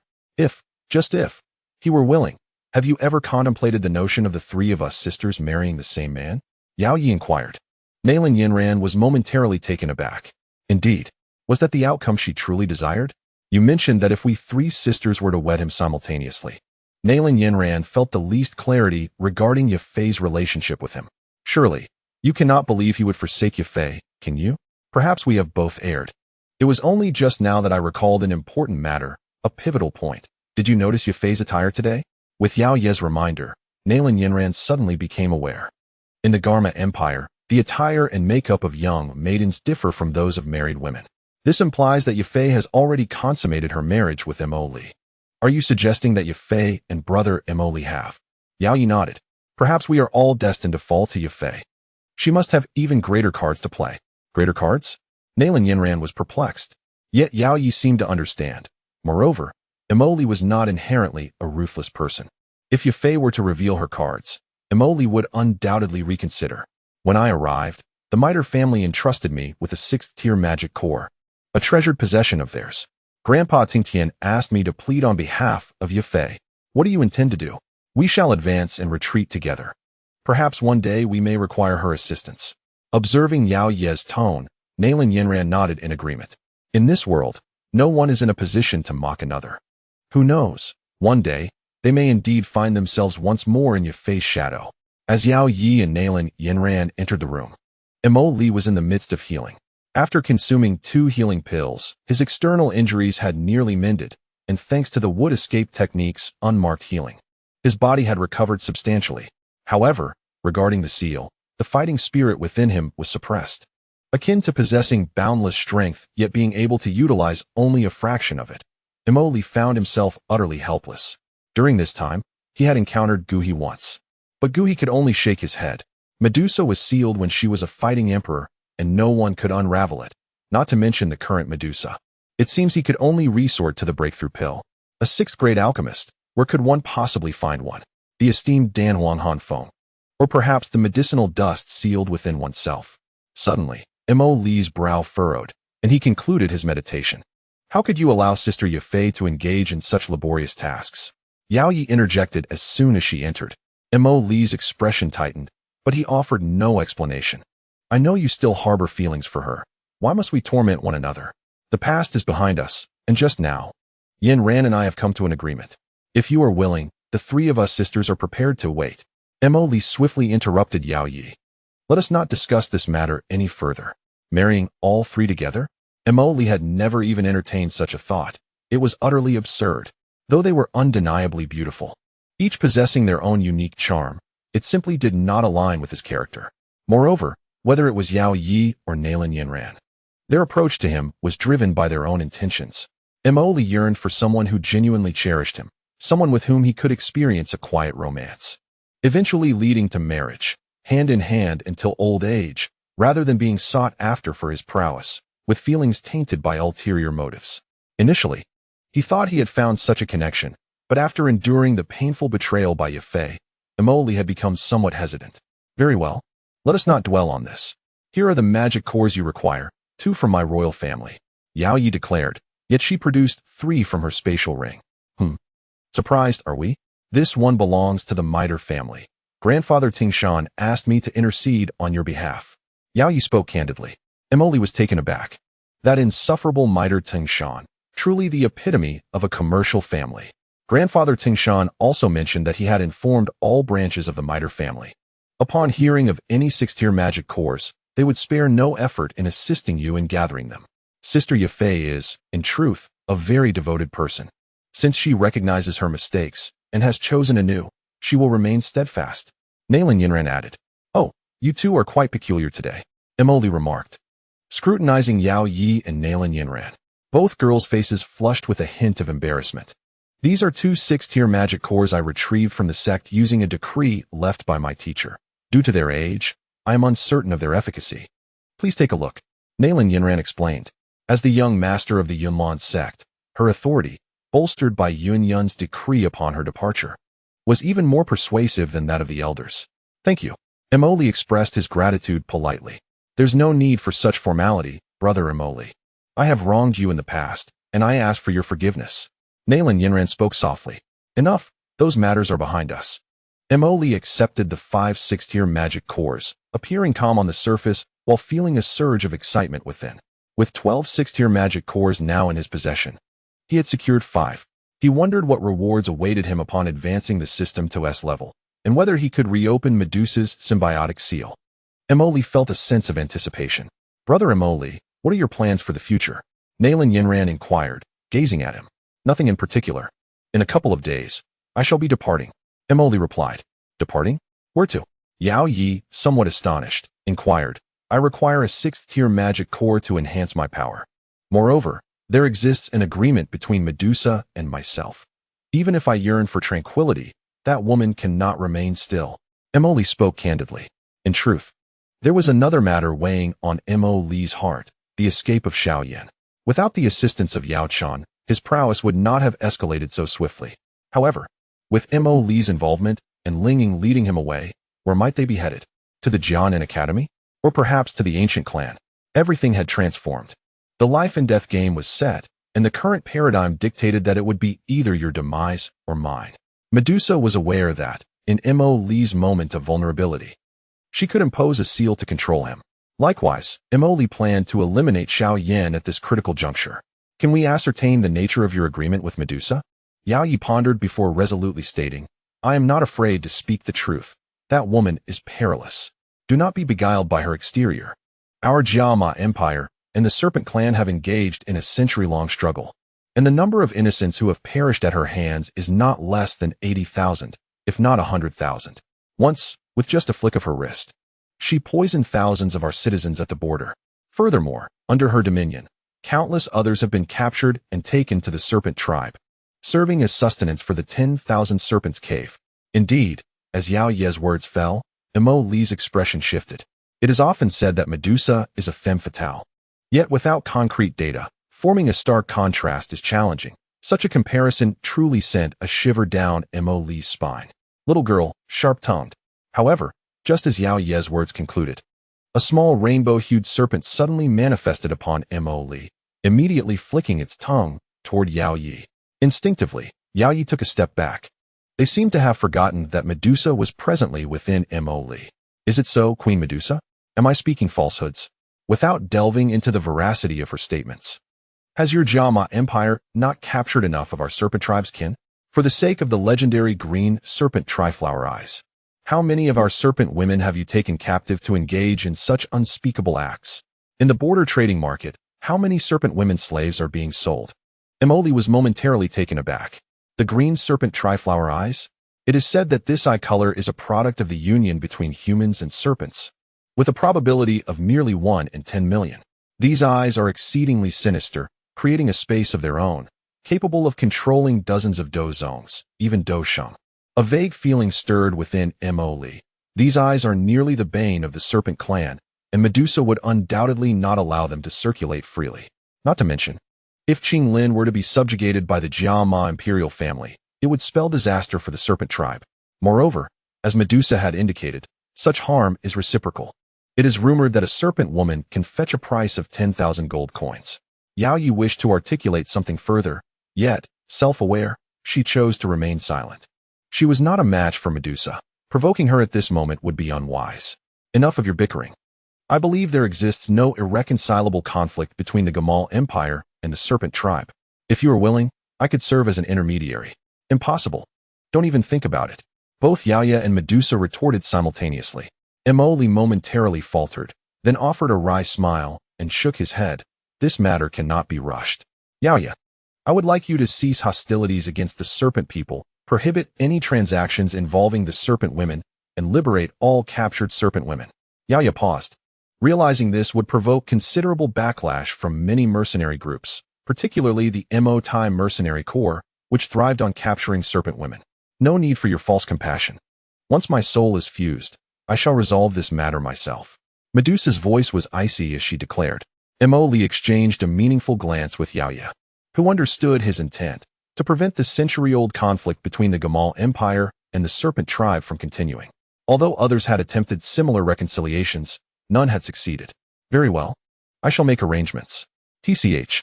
Medusa scoffed coldly, non-committal. Little one, I have little time to spare. If you fail to provide me with precise information, I shall snap your neck immediately, she said frostily. Understood, but do not presume too much. I could easily dissolve our agreement, and you would never obtain that which you seek.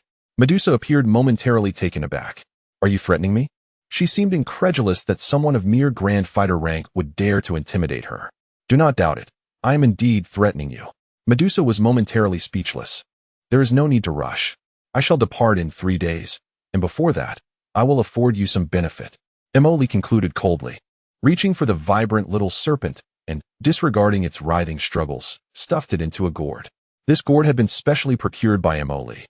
He had not stored it in his spatial ring the previous night. Instead, he had tied it directly to his waist with a rope. This unconventional appearance drew no inquiries from others. Now, regarding your magical cores, I am most grateful. Here is a compilation of combat techniques tailored to your attributes. As a token of my appreciation, Xiao Yan and Nalan Yanran were filled with delight.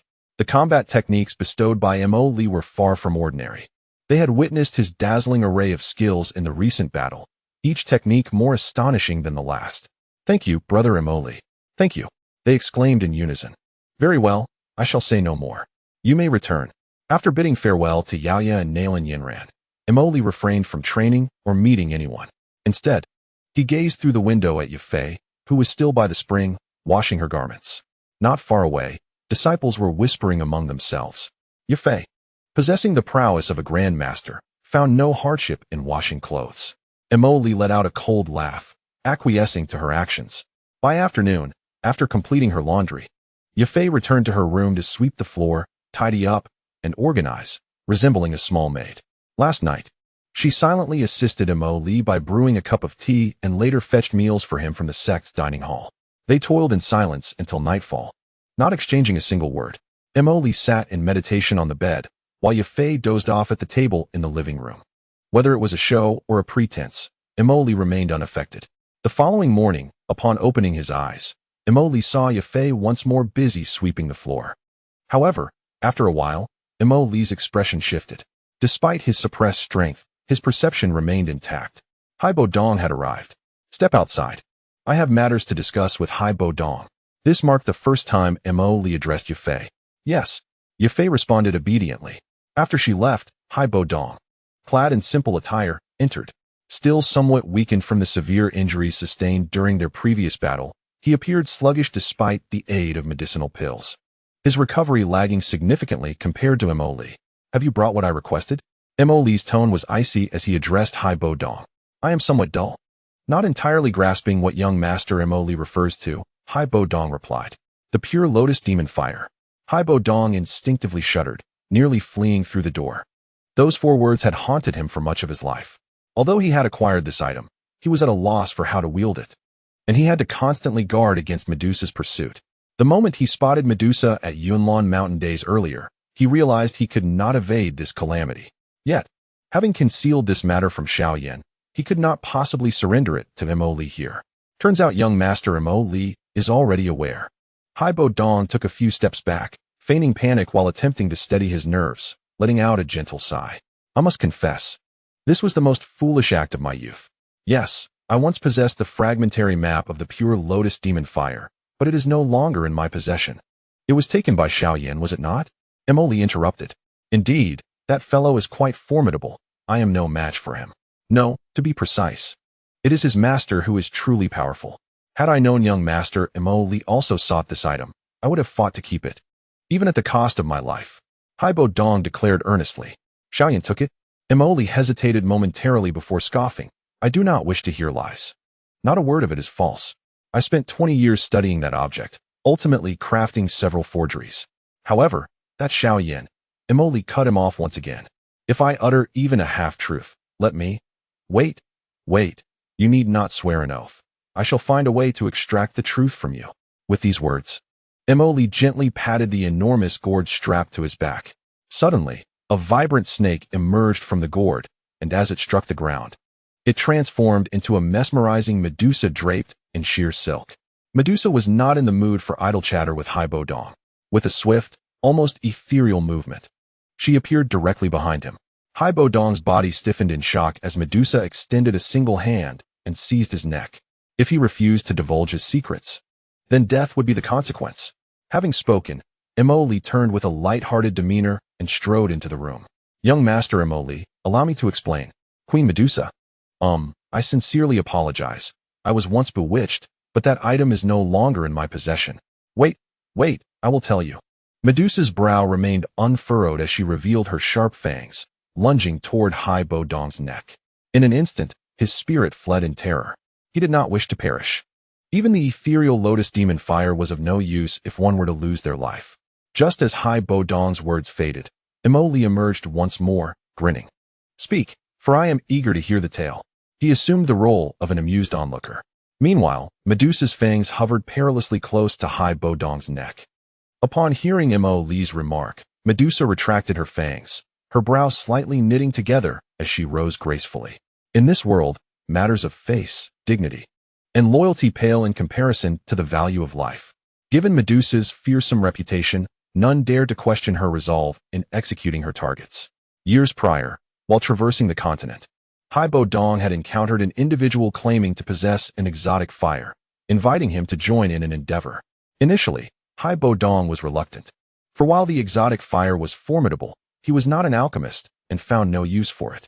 Moreover, his affinity was ice, which would clash with the exotic fire.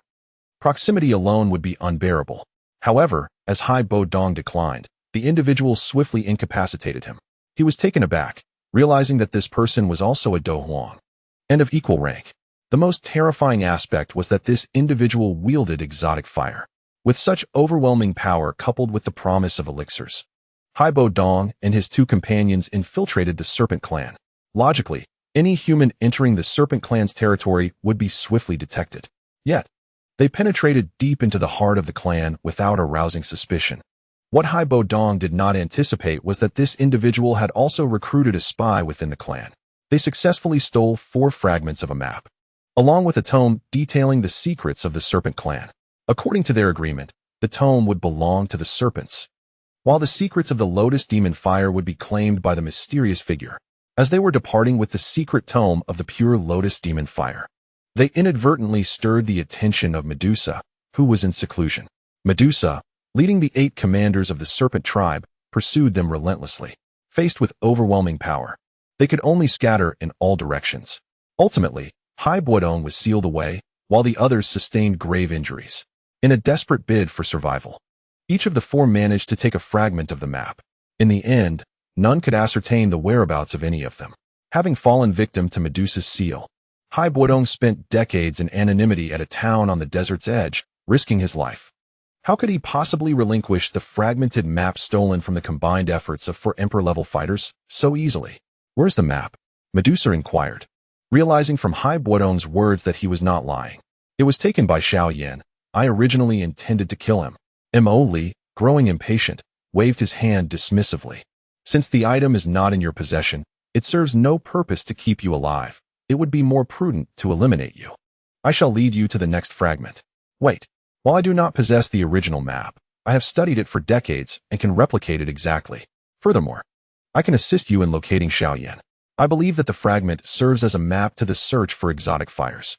As long as I create an identical copy, the authenticity becomes irrelevant. Before Hai Bo Dong could finish his statement, Emoli abruptly conjured a spear of lightning. The Thunderbird spear pierced through Hai Bo Dong, skimming past Medusa as it exited. You have one final opportunity. I do not believe you would give the fragment to Xiao Yan. As you claimed, you can produce an identical map, so the one you intended for Xiao Yan must be a forgery. I speak nothing but the truth. If I utter a single lie, may I meet a wretched end. Despite his injuries, Hai Buodong's words elicited a spurt of blood from his mouth due to Mo Li's attack. Medusa furrowed her brow and took a delicate sniff of the blood flowing from Hai Buodong. With a sudden surge of force, she declared, "My apologies. I have matters to attend to today and will not update during the day." 10,000 flower ice mirror. At that instant, as Medusa exerted her strength, a surge of Dou Qi enveloped Hai Buodong. He was preparing to resist. Yet, even at his peak, he would not stand a chance against the current Medusa. Crack! The ice shield had barely formed to protect Hai Buodong's neck when Medusa shattered it effortlessly, her grip tightening around his throat. "If you kill me, you shall never possess the fragment. The place where I hide it is known only to me. Is that so? Do you truly believe you are well concealed? Do you know why I was able to find you?" Medusa's cold voice sent tremors through Hai Buodong's body. "If I can locate you, I can certainly find the remaining 3 fragments. And do not think that your death will absolve you. If you perish, the Meitel family will undoubtedly be obliterated. Do not underestimate my resolve. Even if I cannot accomplish it, Medusa would carry out such deeds without a moment's hesitation." The chilling words of Mo Li left Hai Buodong trembling uncontrollably. Indeed, he was the esteemed elder of the Meitel family. His duty is to protect the middle family. He may perish, but what becomes of the middle family after his demise? With your strength, there is potential for further advancement, yet if you were to die like this, it would be rather regrettable. Moreover, that fragmentary map holds no value for you. Do you truly believe that your ice attributes can subdue a foreign flame? You have 1 final second to ponder this. Very well, Xiaomei, you may proceed to eliminate him. Mo Li's cold laughter echoed. Xiaomei. Medusa cast a sidelong glance at Mo Li but did not resist, coldly tightening her grip around Hai Buodong's neck. "If I hand over that fragment, what then? You will spare my life. Merely surrendering the fragment is insufficient. He must also reveal the whereabouts of the other 3 fragments and the volume of our Serpent Clan's secret tome." Medusa interrupted Mo Li's words. "Secret tome? What tome?" Mo Li was taken aback. "I know that when the Serpent Clan's expert betrayed us, they stealthily absconded with a tome from the Serpent tribe, said to be a closely guarded secret." Hai Buodong resolved to relinquish the fragment, feeling considerably relieved for a moment. The Serpent Clan's closely guarded secret? What could that possibly be? Judging by Medusa's demeanor, it seemed to surpass even the pure lotus demon flame. "I have not heard of it. Where's that tome?" "I do not know. We got separated back then, each fleeing with a fragment, and I have not seen them since. I thought they had all been captured by you." "Where's the fragment?" Mo Li inquired. "It is within my spatial ring." After a moment's hesitation, Hai Buodong ultimately capitulated. "Release Hai Buodong." With a flick of his wrist, a tattered image materialized in his palm. The image was riddled with obscure runes and various colored patterns. Upon receiving the fragment, Medusa emanated a faint energy from her palm, enveloping the fragment. Moments later, a soft white glow radiated from the fragment, revealing the faint outline of a humanoid figure surrounded by several runes. "So it is." Hai Buodong gazed in astonishment at this scene. No wonder he had made no progress after decades of research. He had assumed it was a map. It is ironic that he had developed a reputation as a master cartographer, only to discover that this was not a fragment of a map, but rather an array or a ceiling formation, an array of storage. "The fragment is indeed genuine. You may leave now, and do not let me see you again," Medusa commanded coldly. "Ah." Hai Buodong nodded, his face pale, for he had just been pierced by Mo Li's 1,000-bird strike, leaving burn marks on his body. Mo Li, naturally, had no intention of inquiring about Hai Buodong's injuries. "Well, did I deceive you? I told you I could lead you to the pure lotus demon flame. And I have indeed found it," Mo Li remarked with a smile, observing Medusa as she stowed away the fragment. With Medusa's verification, the fragment in Xiao Yan's possession must undoubtedly be a counterfeit. The pure lotus demon fire and the pure lotus demon saint are indeed legendary existences. It is inconceivable that anyone fortunate enough to possess them would relinquish them so easily. Moreover, there are 3 remaining fragments of the map, in addition to a secret tome from my clan. Medusa stated. "Very well, these conditions pose no issue, yet you must disclose the nature of your clan's secret tome." Mo Li was no fool. He had never heard of the serpent people's secrets being divulged. Medusa pondered for a moment before softly uttering a few words. "The 7-colored poison scripture." "The 7-colored poison scripture?" Mo Li was taken aback. How could this artifact belong to the serpent clan? It seemed implausible. If his memory served him right, the seven-colored poison scripture had already been taken by the little medical sage. Indeed, Emoli suddenly smacked his forehead in realization. The seven-colored poison scripture and the seven-colored devouring python must be intricately linked. How could he have been so foolish? When Xiao Yan departed from his clan to train in the monster beast forest, he encountered the little medical sage in Qingshan town. Together, they discovered a mysterious cave. Inside this cave, the little medical sage acquired the seven-colored poison scripture, while Xiao Yan secretly pilfered a fragment of the map and a tome on aerial combat techniques. The act of thievery was necessitated by their prior agreement on how to divide the spoils, yet Xiao Yan deceitfully absconded with the most valuable fragment. If the seven-colored poison scripture is indeed authentic, then the traitor from the serpent clan who conspired with Haiba Dong to steal the pure lotus demon fire must be concealed within that cave. Nonetheless, Emoli sensed an incongruity. If the cave's proprietor were a traitor of the serpent clan, one would expect a being that is half human and half serpent. After all, the serpent clan is inherently a hybrid of both. Even Medusa, upon her first appearance, manifested as a being of both forms. It is only upon attaining the rank of Dou Zong that one can fully transform. This surpasses the typical transformation of ordinary magical beasts, which occurs only at the 7th tier. The traitor may be half human and half serpent, yet the skeletal remains from which Xiao Yan obtained the fragment were distinctly human in form. A sudden epiphany struck Emoli. Those skeletal remains were not the cave's owner. Upon closer contemplation, if the skeleton were indeed the cave's master, how could it possibly conceal the fragment within its own bones? Was it placed there after death? Or was it forcibly inserted while still alive, tearing flesh and cracking bones? Such scenarios defy logic. Moreover, the arrangement of items within the cave evidently constituted a trap. Upon entry, there were 3 boxes containing treasures. Was this not an obvious invitation for others? If it were a gift, why then seek such a concealed cave, complete with mechanisms at its entrance? All of this seemed rational at first glance, yet upon further scrutiny, it appeared far less certain. At the very least, the traitor was not deceased, and the skeleton belonged to another. The fragment Xiao Yan procured from the cave was also a forgery. If the seven-colored poison scripture is indeed a treasured artifact of the serpent clan, then it is plausible that the tome taken by the little medical sage is likewise a counterfeit. How could a traitor, having painstakingly obtained such an item, so easily bestow it upon another? What? Do you have knowledge of the whereabouts of that poison scripture? Medusa gazed at Emoli with immediate delight. Ahem. I actually know about that. Emoli replied somewhat awkwardly. However, just as Medusa was about to say something further, Emoli swiftly changed the subject. I can't guarantee whether we can find it, or if it even exists. Do not hold me accountable if we fail to locate it. Rest assured, I am not one to do such things. Medusa nodded in agreement. Then help me break the seal, and I shall take you there. Emoli said with a bold grin. Absolutely not. Medusa flatly rejected. Humph, with my limited strength, should we venture to such a perilous place? What if I accidentally perish? Besides, our transaction has already concluded. I have led you to the remnants of the map, have I not? The people of the Serpent Clan truly do not keep their word. With me by your side, you shall not perish. Medusa retorted coldly. Emoli was drenched in cold sweat. This woman. He needed to devise a strategy to subdue her. The sensation of entrusting his life to another was rather unsettling.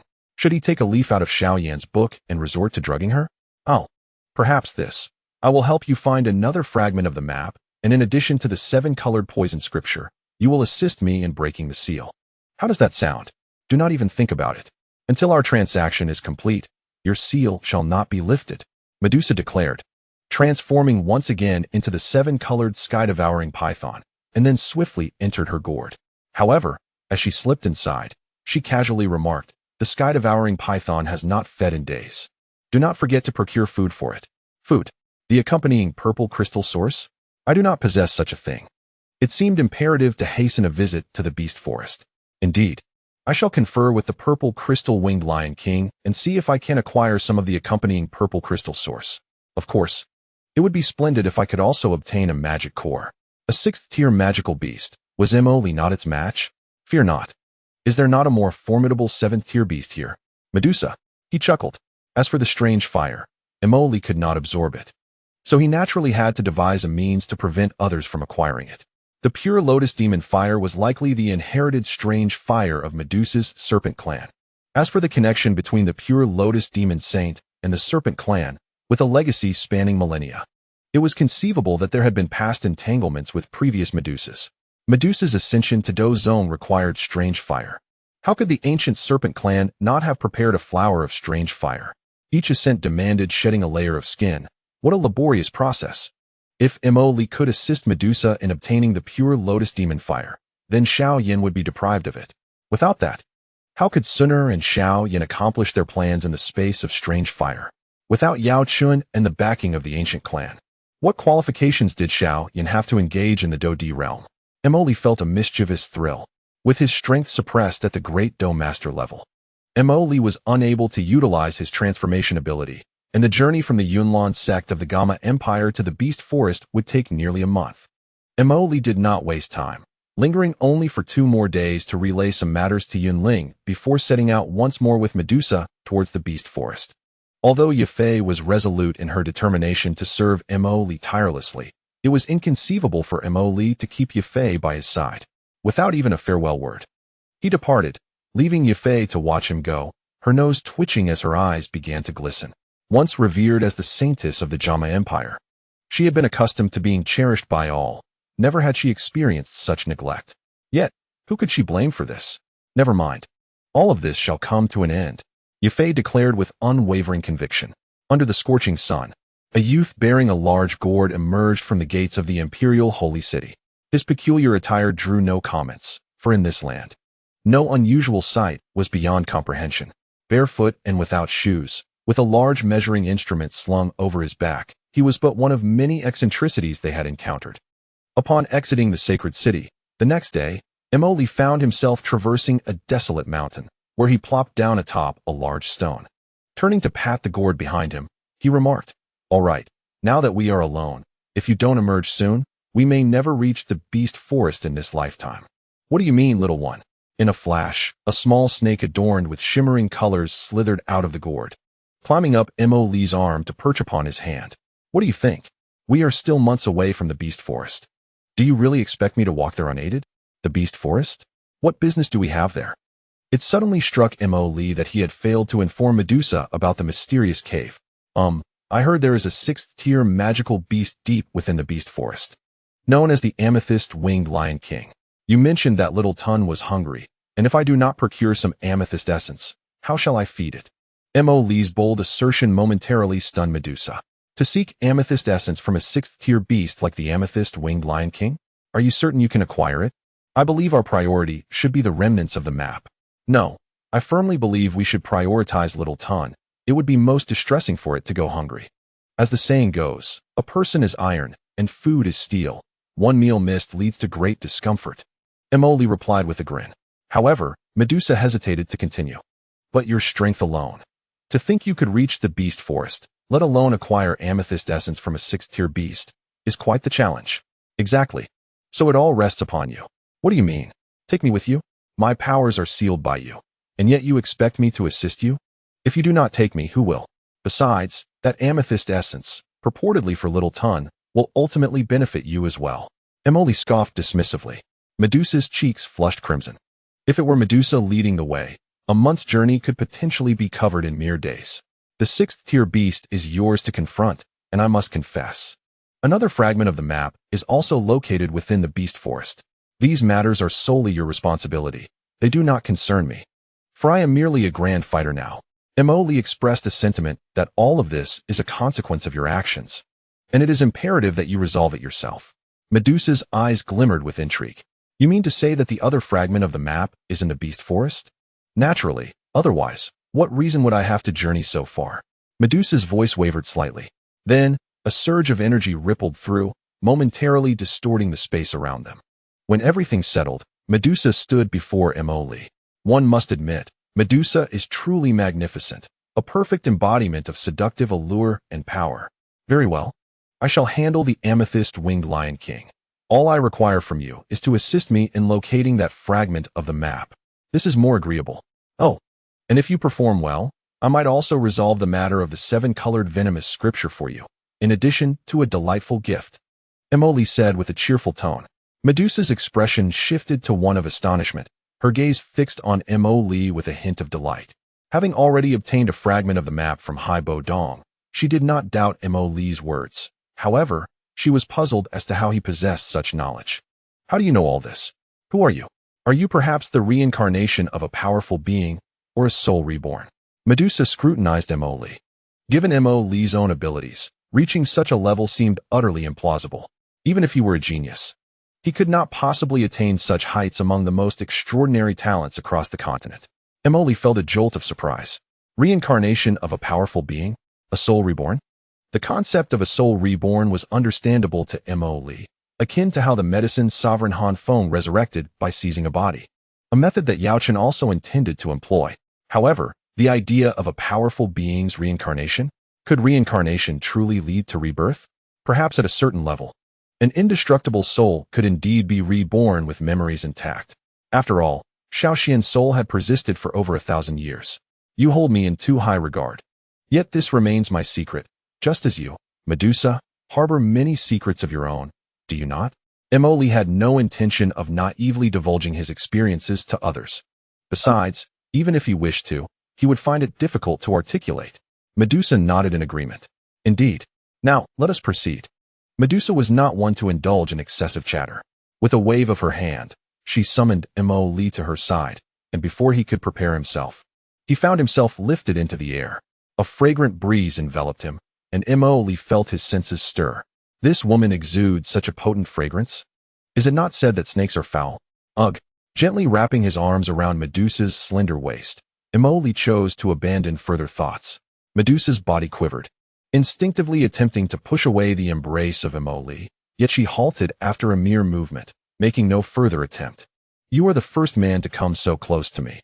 If you wish to live, it would be wise to exercise restraint. Medusa's icy words jolted Mo Li back to clarity. Indeed, if one wishes to avoid peril, it is prudent to maintain a distance from this woman. Mo Li has no desire to become Su Xian. How vast is the beast forest of this continent? It nearly encircles half of the Jama Empire. One can traverse the beast forest from Qingshan Town to reach the Tagore Desert. Qingshan Town is not far from Wutan City, while the opposite end of the forest leads to the other side of the empire. Within the beast forest resides a lion king, who reigns over the entire forest. 6th-tier magical beasts can articulate human speech, and 7th-tier beasts can even assume human form. One must wonder, why do these beasts, whose physical prowess vastly surpasses that of humans of the same rank, need to transform into human shapes? Most 7th-tier beasts appear in humanoid forms, such as the 7th-tier heavenly poison scorpion dragon beast, which even seeks human women for companionship. Even a single pill requires the beast to take on human form. Mo Li contends that only humans possess the unique advantage of a soul, enabling them to perceive natural energies and wield combat techniques. Humans alone are the beings closest to the Tao of heaven. For an individual to cultivate and ascend to the rank of Dou Emperor, the process is remarkably swift. As demonstrated by figures like Xiao Yan, Sun Er, and Medusa. Medusa, upon evolving into her human form, reached the pinnacle of the continent within mere decades. In stark contrast, a magical beast, such as the ancient void dragon, takes hundreds of years to mature. One would feel embarrassed to proclaim oneself a dragon without at least a millennium of existence. Take Ziyan, for instance. Is she merely a young girl? Incorrect. Ziyan is actually over 1,000 years old. Her father, Zhu Kuan, is sealed within the ancient cave of Tuo, she in the Canaan Academy. And since Ziyan was brought forth by him, her age must be at least a millennium. However, due to a youthful mishap involving the transformation grass, she retains the appearance and demeanor of a mere teenager. After transforming, Ziyan wandered the primordial forests near Canaan Academy until the dean brought her back, subsequently establishing her dominance there. After centuries of cultivation, she attained the rank of Dou Wang. If a dragon requires such a lengthy period to reach its zenith, one can only imagine the timelines for other magical beasts. Indeed, it is only after a magical beast transforms that its strength can advance rapidly. But why ponder these matters? My singular desire is to obtain a 6th-tier magical core. The 6th tier corresponds to the human Dou Huang level, while the 7th tier aligns with the Dou Zong level. Medusa must confront the 6th-tier purple crystal-winged Lion King, yet Mo Li harbors no trepidation, gazing at the colossal lion radiating a purple glow in the cosmos. Alongside the exquisite beauty at his side, Emily suddenly felt a twinge of apprehension. That immense form, covered in a layer of deep purple crystalline substance, appeared to possess inherent defenses. To speak of combat is one thing. Even standing motionless, with Emily's current strength, he could hardly shatter a single crystal fragment. At this moment, the afternoon sun casts a warm glow, illuminating the purple crystals, which shimmer and radiate brilliance. The lion's head, adorned with purple crystals and spiraled horns ablaze with purple flames, complements its wings, which stir flames with every flap. It is said that wings are a boon to a tiger. If a tiger were to sprout wings, it would become nearly unfathomable. If this lion were to take flight, it would ascend to the heavens. The colossal beast towered in the void, an invisible pressure descending from the heavens, causing Emily's heart to tremble. Could this woman truly contend with the amethyst-winged Lion King? Medusa, what brings you uninvited to my domain? The massive lion surveyed the ground, fixating on Medusa and Emily. You, the esteemed queen of the serpent folk, are actually allied with a human? The disdain in the amethyst-winged Lion King's voice was palpable. I seek the amethyst source, Medusa replied, undeterred by the lion's imposing presence. Such audacity. If you desire the amethyst source, first, you must defeat me. Medusa slowly shook her head. We have known each other for decades. I have been aware of your existence since you took root in this monster forest. You are no match for me now. Whether one is a match is not determined by mere words, exclaimed the amethyst-winged Lion King, suddenly stomping the ground. An immediate tremor rippled through the air. Lowering its head, a brilliant purple light erupted from its spiraled horns, tearing through the space as it surged towards Medusa. Monsters are indeed quick to resort to violence. Alarmed, Emily hastily retreated. Such a battle was beyond his capability to engage in. Even the slightest miscalculation could cost him his life. Faced with the amethyst-winged Lion King, Medusa could not afford any hesitation. Though she was now a dozone, she had yet to merge with the soul of the sky-devouring python. To confront a 6th-tier amethyst-winged Lion King, especially one on the verge of transformation into a 7th-tier beast, required utmost caution. Were it not for the amethyst source, Medusa would never have chosen to engage in combat with the amethyst-winged Lion King. As her body retreated rapidly, Emily discreetly glanced at the impending clash in the sky, and then his thoughts shifted as he noticed a cave not far off. The cave of the amethyst-winged Lion King? How intriguing. In a flash, Emily vanished from his spot and made his way towards the cave. Inside lay the coveted amethyst source and a young lion. If he could capture that cub and turn it into his guardian beast, it would be quite advantageous. Boom. Just as Emily reached the concealed entrance of the cave, a thunderous roar echoed from the sky. At that moment, Medusa had already engaged the amethyst-winged Lion King in battle. Perfect. Now was the opportune moment. Emily took another covert glance at the amethyst-winged Lion King, currently entangled with Medusa. Utilizing the earth escape technique, he transformed his chakra to convert the soil into fine grains of sand, burrowing through the ground like an earth dragon. Emily was no fool. Not only was the cave's entrance surrounded by defensive monsters, but there was also a smaller amethyst-winged Lion King within. In his quest for the amethyst source, Xiao Yan had resorted to underhanded methods, employing a sleeping potion. Lacking knowledge of alchemy, Emily had to rely on clever tactics. Swiftly submerging underground, he utilized his internal fighting energy to convert the soil into minute grains of sand, effortlessly traversing beneath the surface. Though invisible, the crimson eyes. Emily had long possessed the skill of the crimson gaze, reputed to be the natural enemy of the white eyes, capable of conjuring illusions, perceiving objects, and sensing power. Outside, Medusa and the amethyst-winged Lion King continued their fierce confrontation, and Emily dared not linger, swiftly advancing underground. Upon discerning the direction, he charged towards a nearby fork in the tunnel. According to Emily's perception, that little creature resided there, a diminutive version of the amethyst-winged Lion King. The accompanying amethyst source, produced alongside the Lion King, was thus named. Emily pondered whether the entity birthed during production could be something akin to amniotic fluid. The thought was rather nauseating. This also constituted the sustenance for the young amethyst-winged Lion King, said to evolve to the 4th tier upon consuming it, a level akin to the formidable human doling. Nearly a year had elapsed since Xiao Yan had taken the accompanying amethyst source. He wondered if any remained, hoping the little one had not consumed it all. If it had, then the little swallow would find itself deprived of nourishment. Found it. Mo Li's expression tightened, a thrill of excitement coursing through him. He then retracted his hidden arts, revealing his form. Upon his appearance, the amethyst-winged Lion King detected the intruder. Roar. The little Lion King, initially in slumber, erupted with a furious roar. Easy now, don't move. I mean you no harm. Mo Li reassured, chuckling to himself, nearly drooling with anticipation. With his heightened perception, Mo Li discerned that the little creature remained at the third tier, indicating that it had not yet consumed the accompanying amethyst source. A third-tier being, it could potentially ascend to the fourth tier at any moment. If tamed, it would be perfect. Yet, the instant the little lion roared, a surge of unease coursed through Mo Li.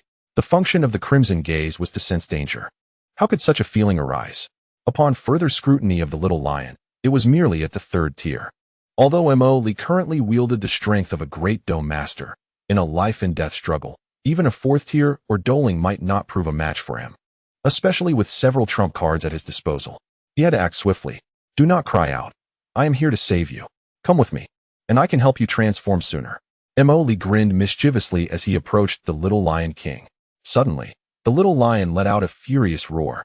A lion's roar? It seems all lions possess this ability. Mo Li certainly could not allow the little lion to summon the larger amethyst-winged Lion King. Shadow Clone Technique. 4 Purple Flame Formation. Though his chakra reserves were only at the Great Dou Master level, he could still utilize the skills at his disposal, provided his chakra was sufficient. Whoosh. Just as the little lion was about to roar again, Mo Li split into 4, his hands moving swiftly as they pressed against the ground. Bang. A square purple pillar materialized, instantly enveloping the small lion within its confines. A fierce roar erupted in that moment, reverberating through the air. Yet, a beast is still a beast, and within the enclosed space, the sound waves delivered an indiscriminate assault. In an instant, the feeble barrier of the 4 purple flames was shattered by the force of the roar, causing the little lion to stagger back 2 steps. As it struggled to regain its composure, Mo Li couldn't help but laugh heartily at the sight of the dazed creature. Would escape, silent binding technique. Amidst the chaos and laughter, Mo Li held no hesitation in confronting the young purple crystal-winged Lion King. Seizing the opportunity while the small lion was momentarily distracted, Mo Li swiftly formed hand seals and abruptly extended a wooden branch that swiftly ensnared the little lion like a rope. The small lion found itself utterly immobilized, unable to move even an inch. With remarkable speed, Mo Li dashed forward, cradling the diminutive creature, no larger than a small dog, in his arms, preparing to make a hasty retreat. However, just as Mo Li initiated his escape, an overwhelming sense of danger washed over him once more. Reacting instinctively, he had no time to glance back. He immediately heightened his defenses to the maximum while relinquishing the small lion from his grasp. In a flash, he executed the instant body technique. Whoosh! He vanished from sight. Boom! A tremendous shock wave surged forth, causing the very cavern to tremble. Though the cavern was vast, the small lion's chamber was rather confined, limiting Mo Li's options for evasion. As he barely made it to the entrance of the cave, the force of the blast toppled him. In a fleeting moment, his heart raced as he realized the gravity of the situation. The purple crystal-winged Lion King? How did it breach the sanctum? Damn that Medusa, where has she gone? The purple crystal seal, Medusa, this time, you cannot escape your fate. What a farce. This mere crystal seal cannot restrain me. But wait, Medusa and the purple crystal-winged Lion King are still battling outside. Who then is this entity within the cavern? Now is not the time for contemplation. Cursing under his breath, Mo Li scrambled to his feet. The prospect of confronting the young purple crystal-winged Lion King was no longer viable, as escaping this precarious situation was paramount. 2 purple crystal-winged Lion Kings? How could there be 2? Earth escape, rock concealment technique. Mo Li's form vanished amidst the surrounding stones. Bang! The very rock from which he had just disappeared was obliterated by the force of the purple crystal-winged Lion King's strike, shattering into fragments that even breached Mo Li's defenses. Coughing up a mouthful of blood, Mo Li felt his concealment technique crumble. Blood splattered across the stone, a testament to his dire state. With his current strength, facing the purple crystal-winged Lion King was nothing short of a fool's errand. Despicable human. The Lion King roared in fury. Then, with powerful limbs, it forcefully kicked a stone weighing over 100 pounds that had fallen to the ground. The stone struck like a shooting sword, crashing into the rock of the cave with a resounding thud. Emoli was compelled to leap from the stone, realizing the dire predicament he was in. How could there be two amethyst-winged lion kings? And he found himself trapped within this cave. The amethyst-winged lion king reigned supreme in the Beastmaster Forest. When Xiao Yan sought the accompanying amethyst source, the Lion King had just welcomed its offspring. Accompanying, indeed, was the essence that emerged with the birth of the young lion. One Lion King alone was insufficient for procreation. How could Emoli be so foolish? Cursed be it all. Cold sweat streamed down Emoli's forehead. Back when Yun sought the purple ling crystal, the mother Lion King had just given birth and had yet to regain her strength. Hence, she did not confront her. Moreover, although the male Lion King outside was at the 6th tier, he had personally acknowledged during negotiations with Yun that he was on the verge of transformation, a threshold only 7th-tier magical beasts could surpass. This meant that the amethyst-winged Lion King was, in essence, a peak 6th-tier magical beast, nearly on par with the 7th tier, with Yun possessing only the strength of a 3rd-tier Do Huang to seize the purple ling crystal. It was akin to courting death. But what to do now? Emoli absurdly contemplated sneaking in alone to take the young lion away. Ahem, dear Lion King. There has been a misunderstanding, a grave misunderstanding. Emoli chuckled awkwardly, while his mind raced to devise a strategy. Misunderstanding? You audacious human. Dare you claim all this is a misunderstanding? Prepare to die. The mother Lion King roared in fury, charging fiercely towards Emoli. Given the Lion King's massive frame, the cave proved to be quite spacious. Emoli hastily retreated, sensing a terrifying force coalescing within the mother Lion King, radiating an ominous purple glow. Suddenly, a thought struck him, sealing techniques. Damn it, there was no time. With a swift flick of his wrist, Emoli unleashed a flurry of explosive talismans, mingled with a few smoke bombs. Wood escape transformation. Utilizing the wood escape technique, he ensnared branches around himself, transforming into a likeness of the enemy. Remarkably lifelike and nearly impossible to discern. This was a technique employed by Dou Qi, and fortunately, Emoli had acquired it. If ordinary beings could not see through it, one could only imagine how a magical beast would fare. Under the cover of smoke, Emoli instantaneously employed the wood escape to morph into the young Lion King. Ahem. There was no alternative. Emoli had to resort to this tactic to escape amidst the chaos. The Earth Dragon concealment and rock concealment techniques he had used to enter were no longer options. Though these ninjutsu could render him invisible, their speed was considerably slow, and he feared being discovered by the Lion King, leading to his immediate demise within the stone. Boom. The explosive talismans detonated, filling the cave with a fiery aura.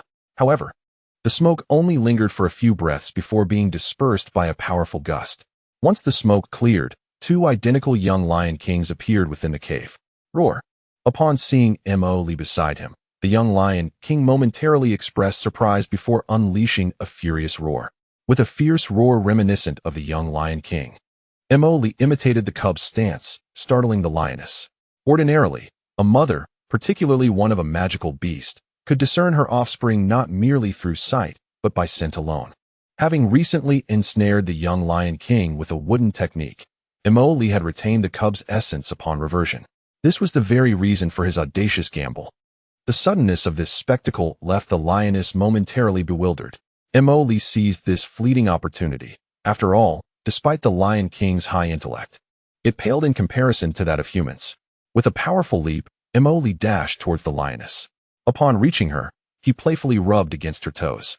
Given the lioness's towering stature, Emoli's transformed cub form was only as tall as her calf. Sharing the same scent and exhibiting such proximity, the lioness swiftly discerned the truth, launching an attack towards her genuine offspring, the real young Lion King. The ferocity of her strike was so intense that even Emoli felt a pang of anxiety. It was over, under such an onslaught. There was no conceivable way for the young Lion King to survive. Such a splendid guardian beast would be lost. Yet, this was not the time for lamentation. Survival was paramount. With no time to revert from his transformation, Emoli galloped away at breakneck speed. Though the cavern was vast, he managed to burst forth from its entrance in mere moments. Simultaneously, an earth-shattering roar echoed from within the cave, followed by the lioness's thunderous growl. Humans, cunning humans. Daddy, Mommy has gone mad.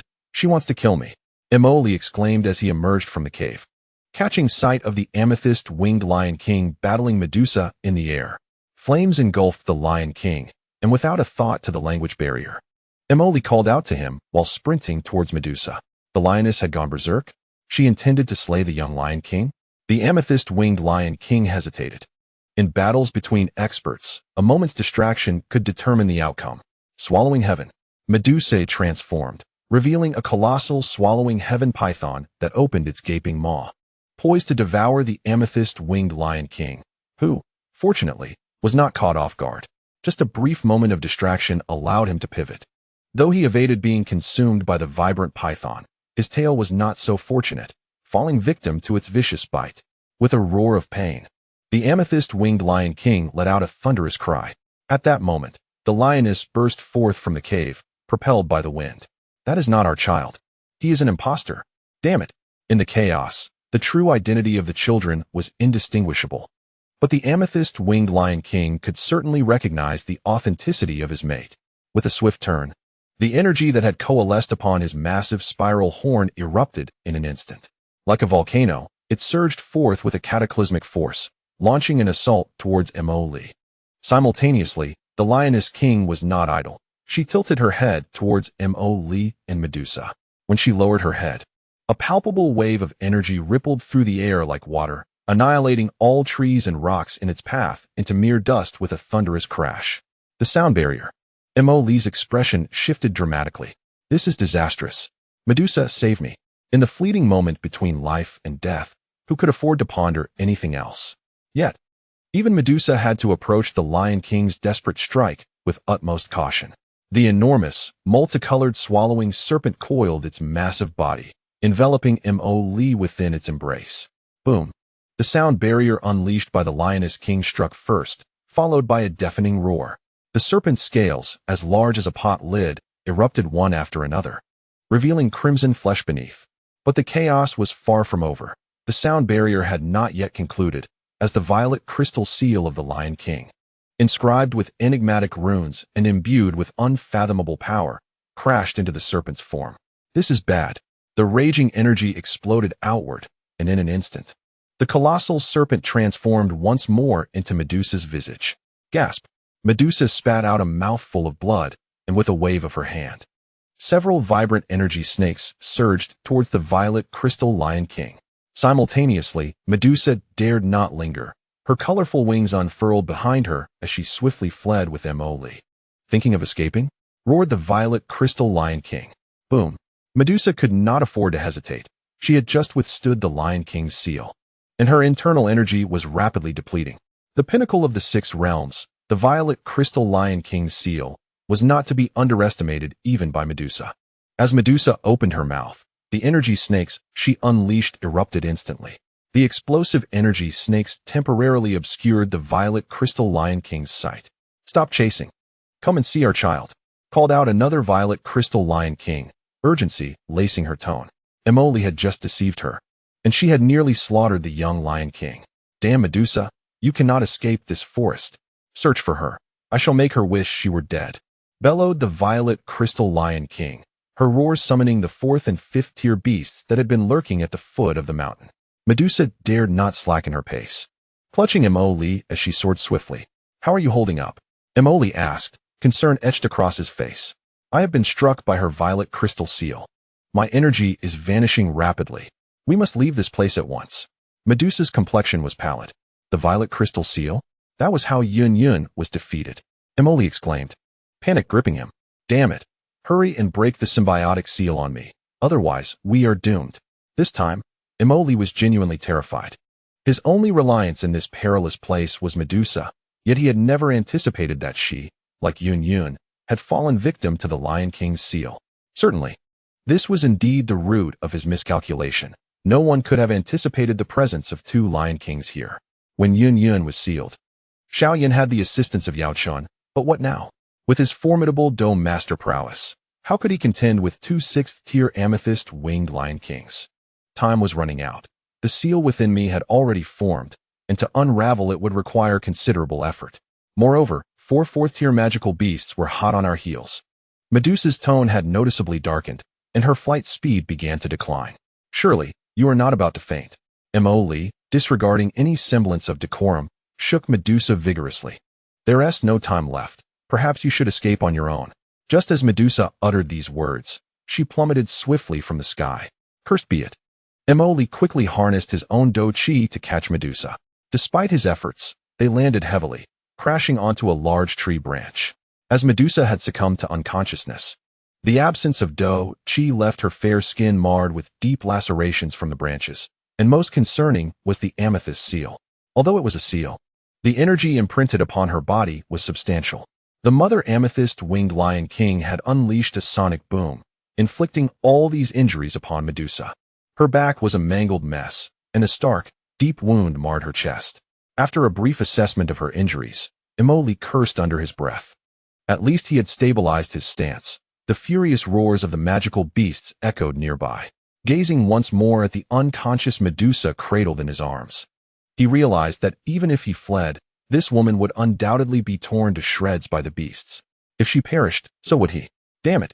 Mo Li cursed vehemently again, glancing at the encroaching magical beasts before disregarding Medusa and leaping from the tree. In a mere blink, he vanished from sight. Once Mo Li's figure had disappeared, the formerly unconscious Medusa slowly opened her eyes, watching the direction in which he had vanished, shaking her head in disappointment. Humans, indeed, are unreliable. Since you have forsaken me, do not blame me for being merciless. Having uttered these words, Medusa gently lifted her delicate hand, forming a unique seal. Coexistence seal. Break. Once she shattered the coexistence seal, the toxin she had left within Mo Li would ignite instantaneously, culminating in his demise within mere seconds. Even if the opponent was, however, as Medusa initiated her seal, her internal Dou Qi suddenly grew chaotic, roiling within her and forcing a mouthful of blood from her lips. Cursed be it, her Dou Qi was already waning. Was she truly destined to perish here? The esteemed queen of the serpent people. To fall victim to these lowly beasts would be an affront to her very essence. Very well, let us allow you to linger a little longer. With her hands weakly dropping to her sides, a fleeting illusion danced in Medusa's enchanting gaze. In that moment, a glimmer of hope flickered within her. Perhaps that man could return. This thought brought a faint smile to Medusa's lips. Yet, even if he did return, what could he accomplish with merely the strength of a great fighter?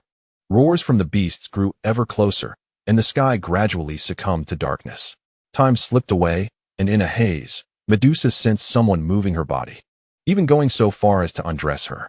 Instinctively, she rolled over and seized the intruder by the throat.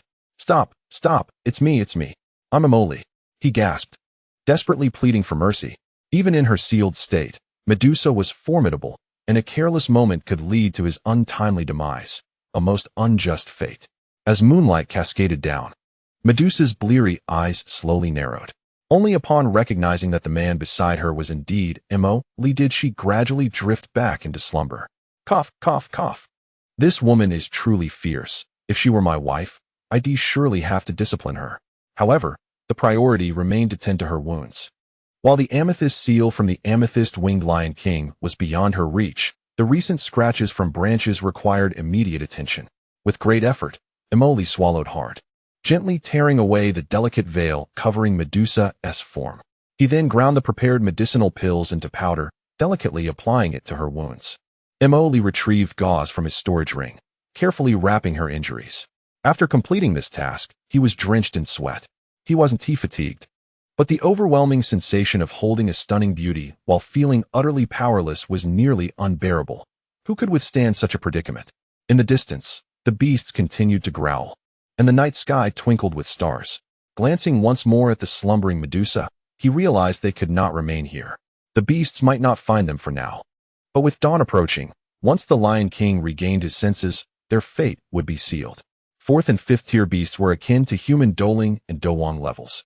Even Marshal Nalan had nearly lost his life facing a 5th tier beast, the iron poison mark python, let alone Mo Li, who was merely a great fighter. Yet, they had fallen amidst a great tree, and it was perplexing that the beasts had searched for them throughout the night without success. This was due to Mo Li employing an illusion, a fox heart technique, that misled the adversaries into mistaking one location for another. This technique caused foes to endlessly circle the same area, unable to escape the maze of illusions. Though a low-tier illusion, it was still effective against beasts. Lee had swiftly ventured out to set up obstacles, unaware that Medusa had nearly ended him in the process. Should he have been poisoned without cause, it would have certainly sparked quite the commotion. After completing all these tasks, Lee exchanged all his remaining points for explosion talismans, and then set traps around him before returning to assist Medusa with her bandages.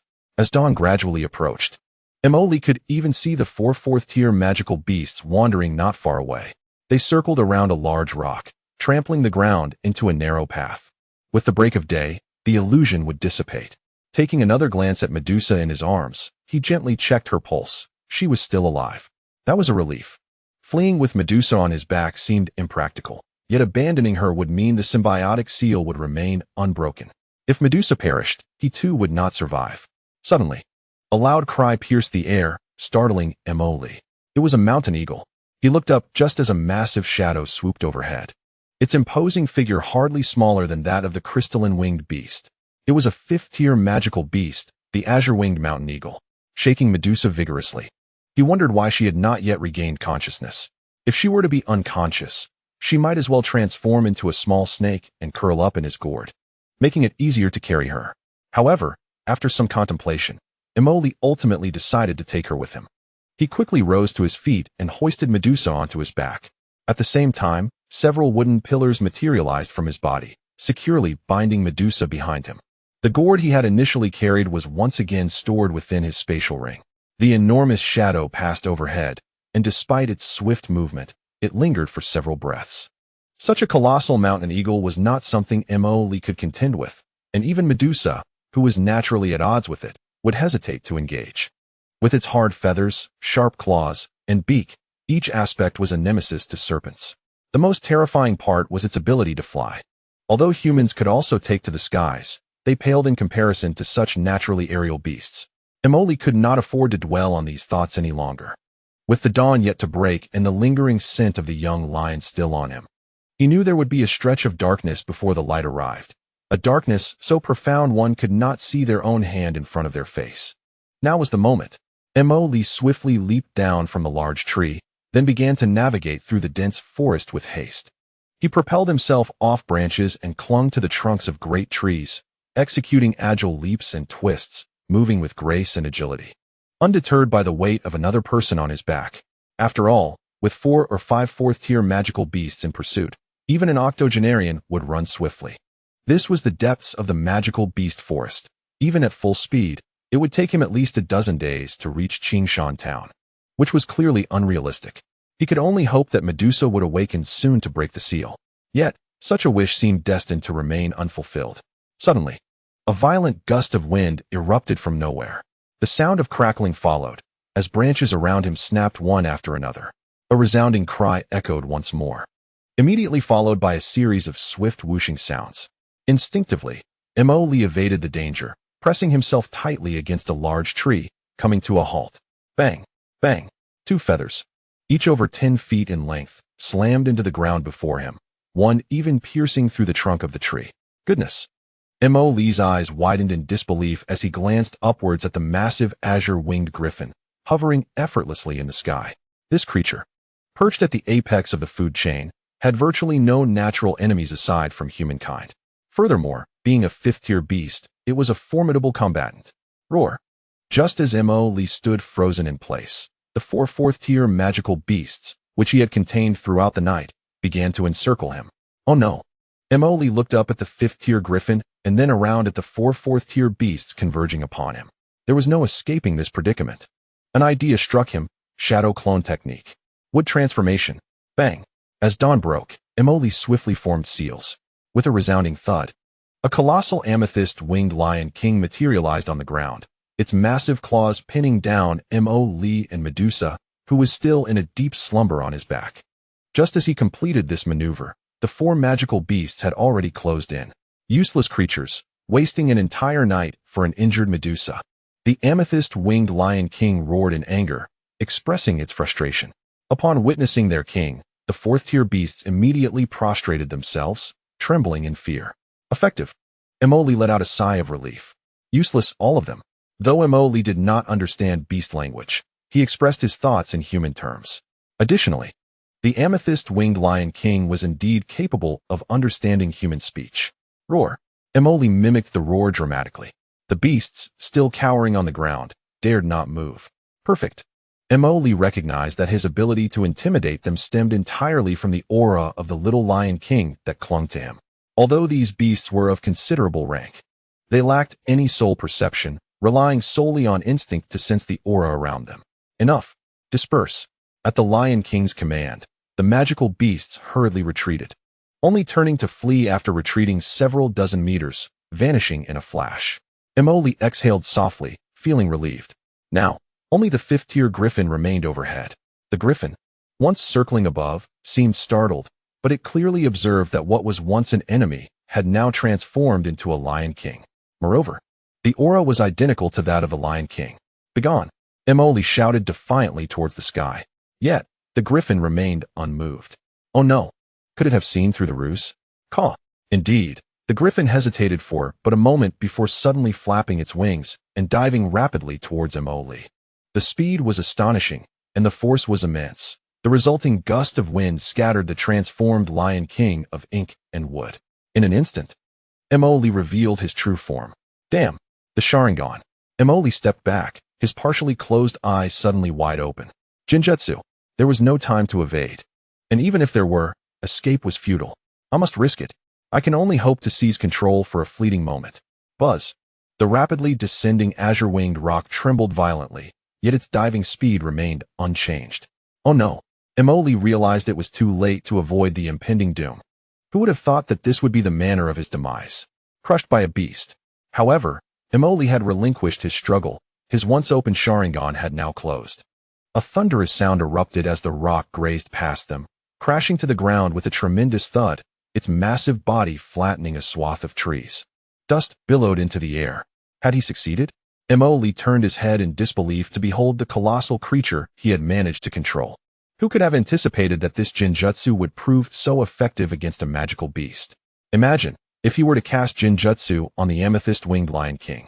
What marvelous consequences might ensue? If he could gain control over that Lion King, it would be nothing short of extraordinary. Two peak sixth-tier guardian beasts and a young lion in its growth phase. Roar. Last night, Medusa had been injured, and she had not ventured far with Mo. The commotion instantly alerted the nearby Lion King. With a mighty roar, an overwhelming aura bore down upon them. Move quickly. Mo nimbly leaped onto the back of the fallen rock. Rise. He pressed a hand against the rock's shoulder and commanded softly. The rock, momentarily dazed from its fall, struggled to rise. Its massive body stirred, shaking the very ground. However, under Mo's Jinjutsu control, it offered no resistance. Its enormous wings flapped a few times before it let out a piercing cry and soared into the sky. In the blink of an eye, they were several kilometers away. A moment later, the furious roar of the amethyst-winged Lion King echoed from their previous battleground. Human, you shall pay dearly. Yet, Mo no longer cared about any of it. Riding a flying mount was truly exhilarating. The speed rivaled that of a battle emperor, and its endurance surpassed even that of a battle emperor. After all, flight was an innate ability of magical beasts. Mo carefully assessed the rock's size. While calling it a small mountain might be an exaggeration, its wingspan exceeded 20 meters, and with two pairs of wings, that amounted to over 40 meters in length. Due to his training, each feather measured over a meter long and was as hard as iron. These feathers served as weapons in its arsenal. After setting Medusa down, Mo reclined on the grand rock's back, listening to the howling wind beside him. He had indeed escaped from the jaws of death. In a remarkable display of skill, a formidable fighter slipped away right under the watchful eyes of two amethyst-winged Lion Kings, even managing to carry off a fifth-tier mountain eagle. Such an accomplishment would be beyond the reach of even a Dou Huang. After soaring through the sky for the better part of a day, Mo felt he had distanced himself from the territory of the amethyst-winged Lion Kings. He found himself contemplating whether to return to the Jiamar Empire or to descend upon Qingshan Town. Just as he was mired in indecision, a sudden chill enveloped him from behind. A slender, icy serpent coiled around his neck twice, its sharp fangs piercing his skin. "What have you done to me?" came the cold voice of Medusa from behind. "She has awakened? Thank the heavens. You have finally regained consciousness. We nearly perished. Lee exclaimed, turning around with excitement, only to be met with the pale visage of Medusa. She raised her right hand, and the serpent that had been wrapped around Lee's neck was now firmly in her grasp. It seemed that she could command the creature to sink its fangs into him at any moment. What have you done to me? Medusa repeated, her gaze drifting to the bandaged wounds adorning her body. Originally shrouded in delicate veils, the fabric had seemingly vanished amidst Lee's frantic escape and the recent battle. Perhaps it had been whisked away by the fierce winds while clinging to the mountain eagle. Yet, it should not have been so. Lee was entirely oblivious to the fact that Medusa now sat before him, completely bare. The sight was overwhelming. What was meant to be seen and what should not have been, voluptuous, alluring, enchanting, and slender. Lee found himself at a loss for words. Are you still looking? Medusa's cheeks flushed slightly, though her eyes remained icy. Cough. I apologize. How did you lose your clothes? Lee inquired, genuinely perplexed. He had no idea when her attire had disappeared. In our serpent clan, any human who gazes upon Medusa's form must perish. What? Lee gasped, recognizing the seriousness in her eyes. Was this woman truly intent on killing him? Are you serious? Anyone who has seen my body must die. But I saved your life. And it was unintentional. You were ensnared by the seal of the amethyst-winged Lion King, and my bandaging was out of necessity. Panic began to swell within Lee. These are mere excuses. Today you must die. All right, I can accept death. However, could you first release the serpent? There are still many matters left unresolved, such as your quest for the 7-colored poison scripture and the remnants of the purifying lotus demon fire. If I perish now, the mountain eagle will be left unrestrained. Do you truly believe you can survive? Medusa hesitated momentarily. But my body cannot be seen without consequence. Is there no other way? Perhaps you could also look at me? Please, I was merely jesting. How about we postpone my demise? I could offer other forms of compensation, Lee suggested tentatively. Agreed. Medusa nodded, declaring, I want your eyes. Lee was taken aback. When Qing Lin was captured by Mo Chung, it was said that he intended to transplant eyes. Now, with Medusa demanding his eyes, it appeared that this world indeed possessed means for such transplants. No, Lee resolutely shook his head. You might as well kill me. Very well, then I shall kill you. Wait. Is there no other way? After all, I have only one pair of eyes. Without them, I would be blind. There is another method. Yes, what method? Given our familiarity, let's not speak of life and death so lightly, shall we? Lee chuckled awkwardly. Marry me, Medusa stated coldly. That's more like it. As long as you spare my eyes and do not kill me, I can accept anything. However, Lee's words abruptly halted. Her eyes widening, mouth agape, filled with disbelief. What had she just said? Do you remember the little toad from the spirit summoning technique? Now. Lee gaped as if she had swallowed a frog whole. What did you say? Lee exclaimed, her face a mask of incredulity. How is that possible? Did that woman just suggest that I marry her? No way. Absolutely impossible. Medusa, the supreme queen of the serpent people, a being that humans feared. Most importantly, she was a serpent. How could a snake possibly wed a human? Marry me, Medusa reiterated with even more conviction. I was a bit dazed just now. And after using the Sharingan, I have a slight headache. Oh dear, my head hurts. I'll take a short rest. Call me when we arrive. Lee hastily attempted to change the subject. The character she most wished to avoid in this world was Medusa. Yafei, clever, alluring, with exceptional business acumen. Yanran, aloof, beautiful, with remarkable cultivation talent. Yao Yi, noble, stunning, possessing great military prowess. Xiao Yan, cold and ruthless, with a masterful gift for poison. Sun Er, cute, exquisite, with immense family power. But Medusa, she was not even human. It was unthinkable. As Lee began to turn away, the venomous snake coiling around her neck hissed, flicking its tongue. Alarmed, Lee froze in place. Well, I shall speak plainly. I am quite fond of you as well. I fell for you the moment we met. Your proposal to marry me is precisely what I desire. Lee was determined to express his feelings. Contemplating why Medusa was seeking a man, the serpent people practiced a single lineage, suggesting that they might need to consider reserving the next generation, which was likely the reason Medusa had previously conceived with Xiao Yan. Now that she had parted ways with him, the plot had shifted, and she sought to have children of her own. Really? Medusa's expression softened, her raised hand falling limply, as if she had endured a long struggle. As soon as Medusa relaxed, the serpents entwined around Maliri's neck fell to the ground. Rest assured, I will not bind you. I merely need to wait. Allow me to express my thoughts. If you heed my words and still insist on marrying me, I shall have no objections. Maliri interrupted Medusa. Medusa paused, nodding slightly. Speak. It is such that in my youth, I suffered grave injuries during my cultivation, Maliri began, but before he could continue, Medusa's expression tightened at the mention of his wounds. Her reaction caught Maliri by surprise. She adapted to her role rather swiftly. And then, noticing Maliri's momentary daze, Medusa took the initiative to speak, as if Maliri were already her husband. Well, although my injuries have healed, I have lost the ability to bear children. Maliri bravely raised his gaze to meet Medusa's. You cannot bear children? Medusa was momentarily stunned by his revelation. Indeed, her desire for Maliri's hand was rooted in the need to secure the next generation of their kind. Traditionally, such selections occurred within their clan. However, having encountered talents like Xiao Yan and Maliri during her unintentional sojourn among humans, Medusa found herself astonished. Moreover, there was a crucial factor to consider.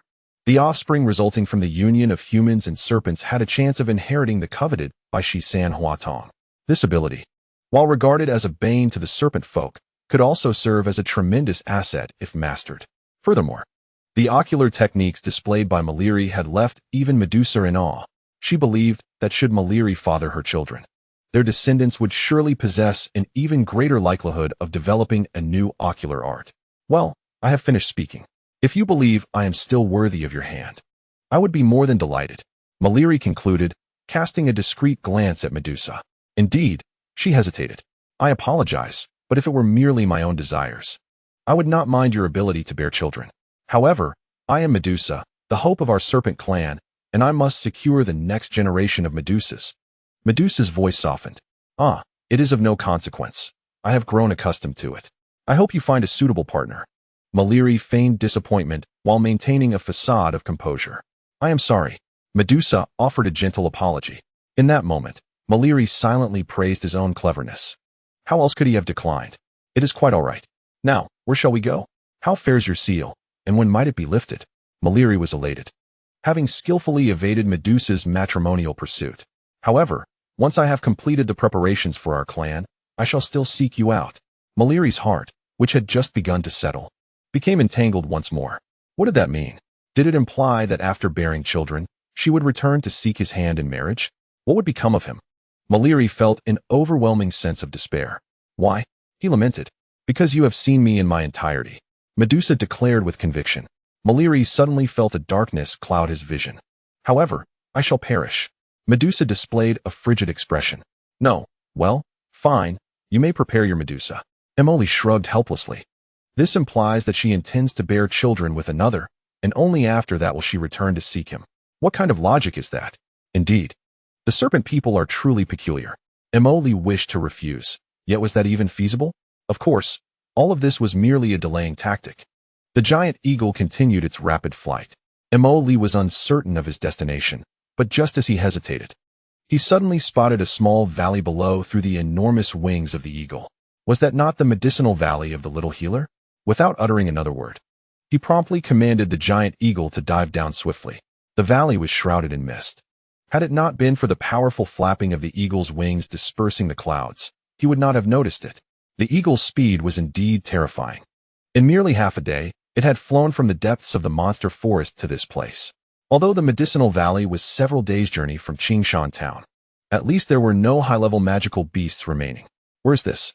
Upon landing, Medusa was also captivated by the aromatic scents of herbs and flowers that permeated the surroundings. Indeed, no matter how formidable a woman may be, she possesses no resistance to such exquisite beauty. I am not certain, but it appeared from above that there were signs of habitation here. Emily feigned nonchalance, though he had already sensed that the little healer was not present. At this moment, the little healer had been separated from Xiao Yan for over a year. It seemed she had departed from the Jaimar Empire to venture towards the Shuyan Empire. This place was now unclaimed. The valley was expansive, with a small wooden cabin at its center and a cave on a nearby cliff. Well, enough pondering. Quickly unseal the enchantment. and we shall return to exact vengeance upon those two lion kings. Li earnestly assisted Medusa down from the eagle's back. He then employed an illusion spell on the eagle once more, strengthening his dominion over it. He believed that this creature would never unravel the enchantment in this lifetime. Medusa's visage was ashen. It seemed the seal of the purple crystal-winged Lion King had a fortifying effect on their serpent clan. In truth, Li had never taken Medusa's so-called engagement to heart. Setting aside her need to prepare for the next generation of Medusas, she was not even pregnant yet. Conception and childbirth could not be accomplished in an instant. Even if that time were to come, he was certain he would find a way to evade the so-called symbiotic seal. At that moment, a single Medusa would not pose any threat to him. In summary, he had no intention of marrying Medusa. For now, however, under the eaves, one must bow their head. Medusa, disembarking from the eagle, did not hesitate, immediately entering the wooden cabin to cultivate and break the seal. Bored and restless, Li wandered around the valley, which was abundant with rare medicinal herbs. However, for him, only the sixth-tier herbs held any significance. The rest were inconsequential, merely capable of yielding a few gold coins. In truth, Li had little regard for gold. The sixth-tier herbs and magic cores transcended mere monetary value. Since the intense battle following his 3-year agreement with Xiao Yan, coupled with the recent skirmish, his points within the system had been entirely depleted. What remained were days of hardship. To regain points, he could only harvest sixth-tier herbs. But where could he find such herbs? The valley was vast, surrounded on all sides by steep cliffs, and its summit perpetually shrouded in mist. It was a place difficult for the average person to discover without aerial access. After meticulously surveying the valley, Li discerned connections to both Xiao Yixian and Xiao Yan. Yet, these matters did not pique his interest. Sitting cross-legged in a cave at the cliff's edge, he took a moment to regulate his breathing as twilight gradually descended. He approached a small wooden cabin and glanced inside at Medusa, who was still engrossed in her cultivation. Shaking his head lightly, Li's thoughts drifted to an old acquaintance, Yao Chun. Previously, he had utilized the four-symbol seal to imprison Yao Chun's soul within his own body. Now seemed the opportune moment to converse with this former pinnacle alchemist of the continent. Yao Chun had roamed the Dou Qi continent for a considerable duration, possessing unparalleled knowledge and experience in alchemy, far beyond Li's comprehension. Moreover, the continent had transformed since the time he had last known it.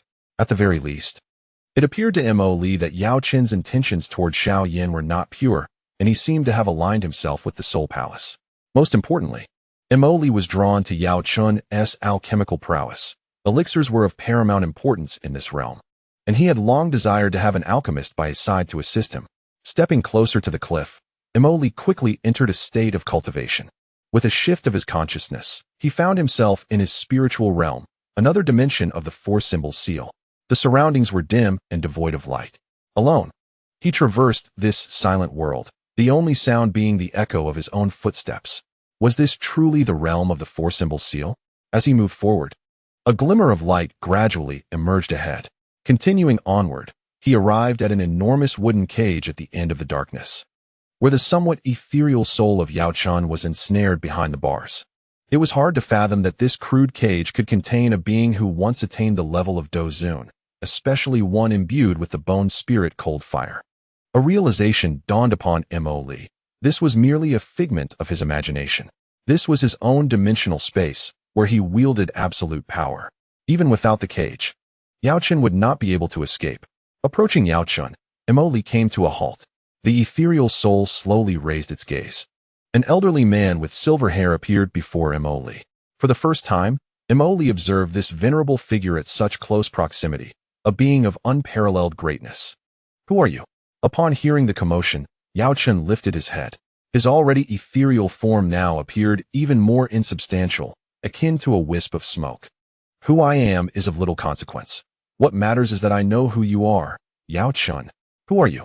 Yao Chun was genuinely alarmed upon hearing Li directly utter his name. As a sole entity, he had infiltrated the Xiao family of the Gamma Empire in the northwest. Attached to a spatial ring, the number of individuals aware of his existence could be counted on one hand, and none among them bore the name Li. How did he come to know of him? "My identity is unimportant. I have several questions that require your answers. What is your true purpose for infiltrating the Xiao family?" I do not comprehend what you are saying. Yao Chen replied coldly. It appears you have yet to grasp the gravity of your situation, Emoli exclaimed, his eyes widening suddenly. Amaterasu. Instantly, a streak of black flame manifested upon Yao Chun's translucent soul form.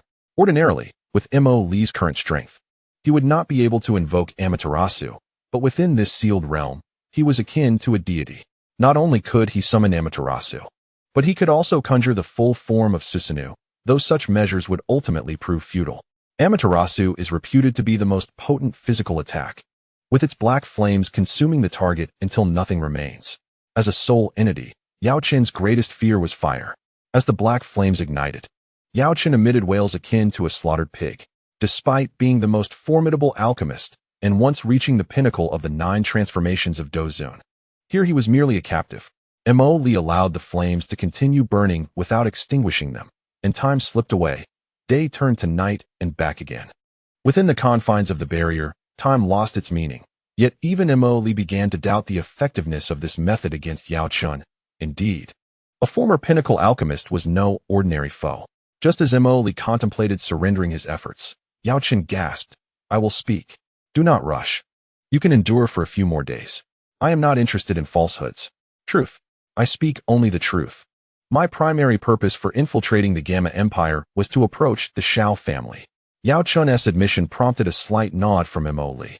And then, what was your intent upon approaching the Xiao family? To obtain a piece of jade. Oh, Mo Li paused momentarily.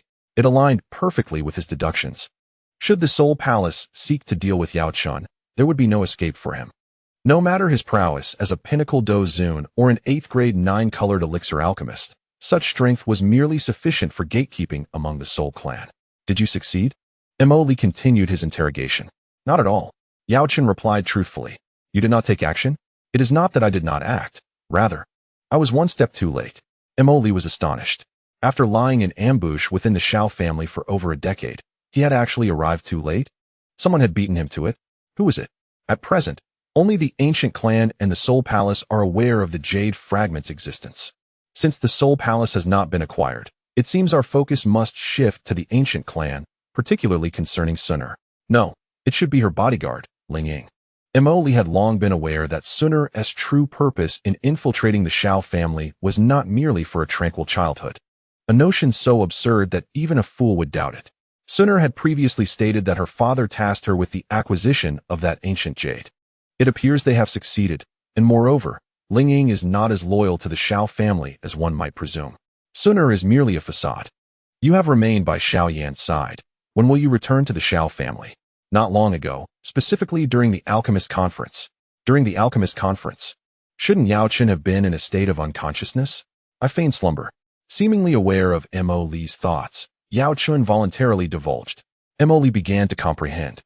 Yao Chen had recovered to the level of a Dou Qi, easily capable of repelling the 8-winged Black Serpent Emperor and the Green Barbarian without requiring Xiao Yan's assistance with the Buddha's Fury Lotus, let alone merely aiding Xiao Yan in fending off the embryonic Buddha's Fury Lotus. Yet, Yao Chen chose to play dead at that moment, ostensibly to distance himself from Xiao Yan. Why? The Soul Palace appeared impatient, considering Yao Chen had been lurking within the Xiao family for over a decade. When Yao Chen concealed himself within the spatial ring and entered the Xiao family, Suner had already infiltrated. It can be said that both the Soul Clan and the Ancient Clan simultaneously targeted the Xiao family. After all these years, Yao Chen still had not obtained the Dou Qi Ancient Emperor Jade, and the Soul Clan could no longer wait. However, if Yao Chen took action, how could Ling Ying have acted first? At that time, in order to temporarily extricate myself from Xiao Yan, I pretended to be asleep, only to discover upon my arrival that the Xiao family had been robbed a month prior. Mo Li fell silent. A month before the Alchemist Conference? Yao Chen returned at that precise moment. Did they anticipate this? Observing Mo Li lost in contemplation, Yao Chen too remained silent. The already tranquil barrier space now felt eerily vacant. How many years have you served the Soul Palace? Since Ling Ying has taken the item. This matter has become rather intricate. Mo Li, unwilling to delve into the Dou Qi Ancient Emperor Jade, found himself powerless to inquire further. As the ancient clan had acted preemptively and secured the Jade, Mo Li shifted his focus from the Dou Qi Ancient Emperor Jade to the matter concerning Yao Chen. 15 years ago, Yao Chun had uttered a few words, suddenly becoming stunned and gazing at Mo Li with astonishment. How do you know about the Soul Palace? Huh? You need only answer my questions. You have no right to inquire. Mo Li held no affection for Yao Chun. 15 years ago, I was targeted by the Soul Palace. They conspired with my disciple, Han Feng, to ambush me, leaving me gravely injured and on the verge of death. Just as my soul was about to escape, individuals from the Soul Palace appeared. I am not interested in the details of your demise. I only wish to know why you did not join the Soul Palace, but instead fled to the Xiao family. I exchanged my lifelong collection for a chance at survival, and their trial for me was to infiltrate the Xiao clan in the city of Wutan within the Gamma Empire, gaining their trust. Once I accomplished this task, I would ascend to the rank of a revered elder. However, as I exist as a soul entity, I cannot linger in this world for too long. I had to seek someone to forge the soul ring. Later, in a hidden cave, I encountered Xiao Lin and Nalan Jia. Xiao Lin brought me back and entrusted me to Xiao Yan's mother. A year later, just as I was about to establish contact with her, she discovered me and refused to accept my presence, leaving me with no choice but to eliminate her. In truth, the ring I was hiding in was not meant for Xiao Yan, but rather intended to keep him away from me. With the experience gained from dealing with Xiao Yan's mother, I knew I could not reveal myself to Xiao Yan right from the start. It would be of no advantage to me. Yao Chun continued to speak, and Mo Li did not interrupt him, allowing Yao Chun to proceed uninterrupted. Suddenly, a grave thought struck Mo Li regarding Xiao Yan's talent. Xiao Yan lost his grandfather at the age of 3 and his mother at 4. If Xiao Yan began cultivating at 4, Yao Chun would have already been present within him. As you might know, Xiao Yan's talent was mediocre, but he uniquely possessed the potential to become a medicinal alchemist. Thus, I subtly manipulated circumstances to elevate him to prominence. Everyone believed Xiao Yan to be extraordinarily gifted. Indeed, he lived up to my expectations during those years of exceptional talent, looking down upon everyone, including his own kin. Moreover, his character was quite deplorable, indulging in inappropriate behavior such as peeping on his cousin while she bathed and sneaking into his sister's room. Yet, I must concede, his physique was remarkably suited to my needs. Seeing that Mo Li remained silent, Yao Chun reluctantly shifted the topic. It is likely you are already aware that I withdrew my support for his fighting spirit, leading to his immediate fall from grace and the scorn of the masses, precisely what I required. Coincidentally, when you came to annul the engagement, I recognized my opportunity had arrived, and I revealed myself. At that moment, Xiao Yan was completely obedient to me. Mo Li seemed to grasp certain aspects. Xiao Yan's talent was bestowed by Yao Chun, and his descent into a waste was also orchestrated by Yao Chen's withdrawal of support.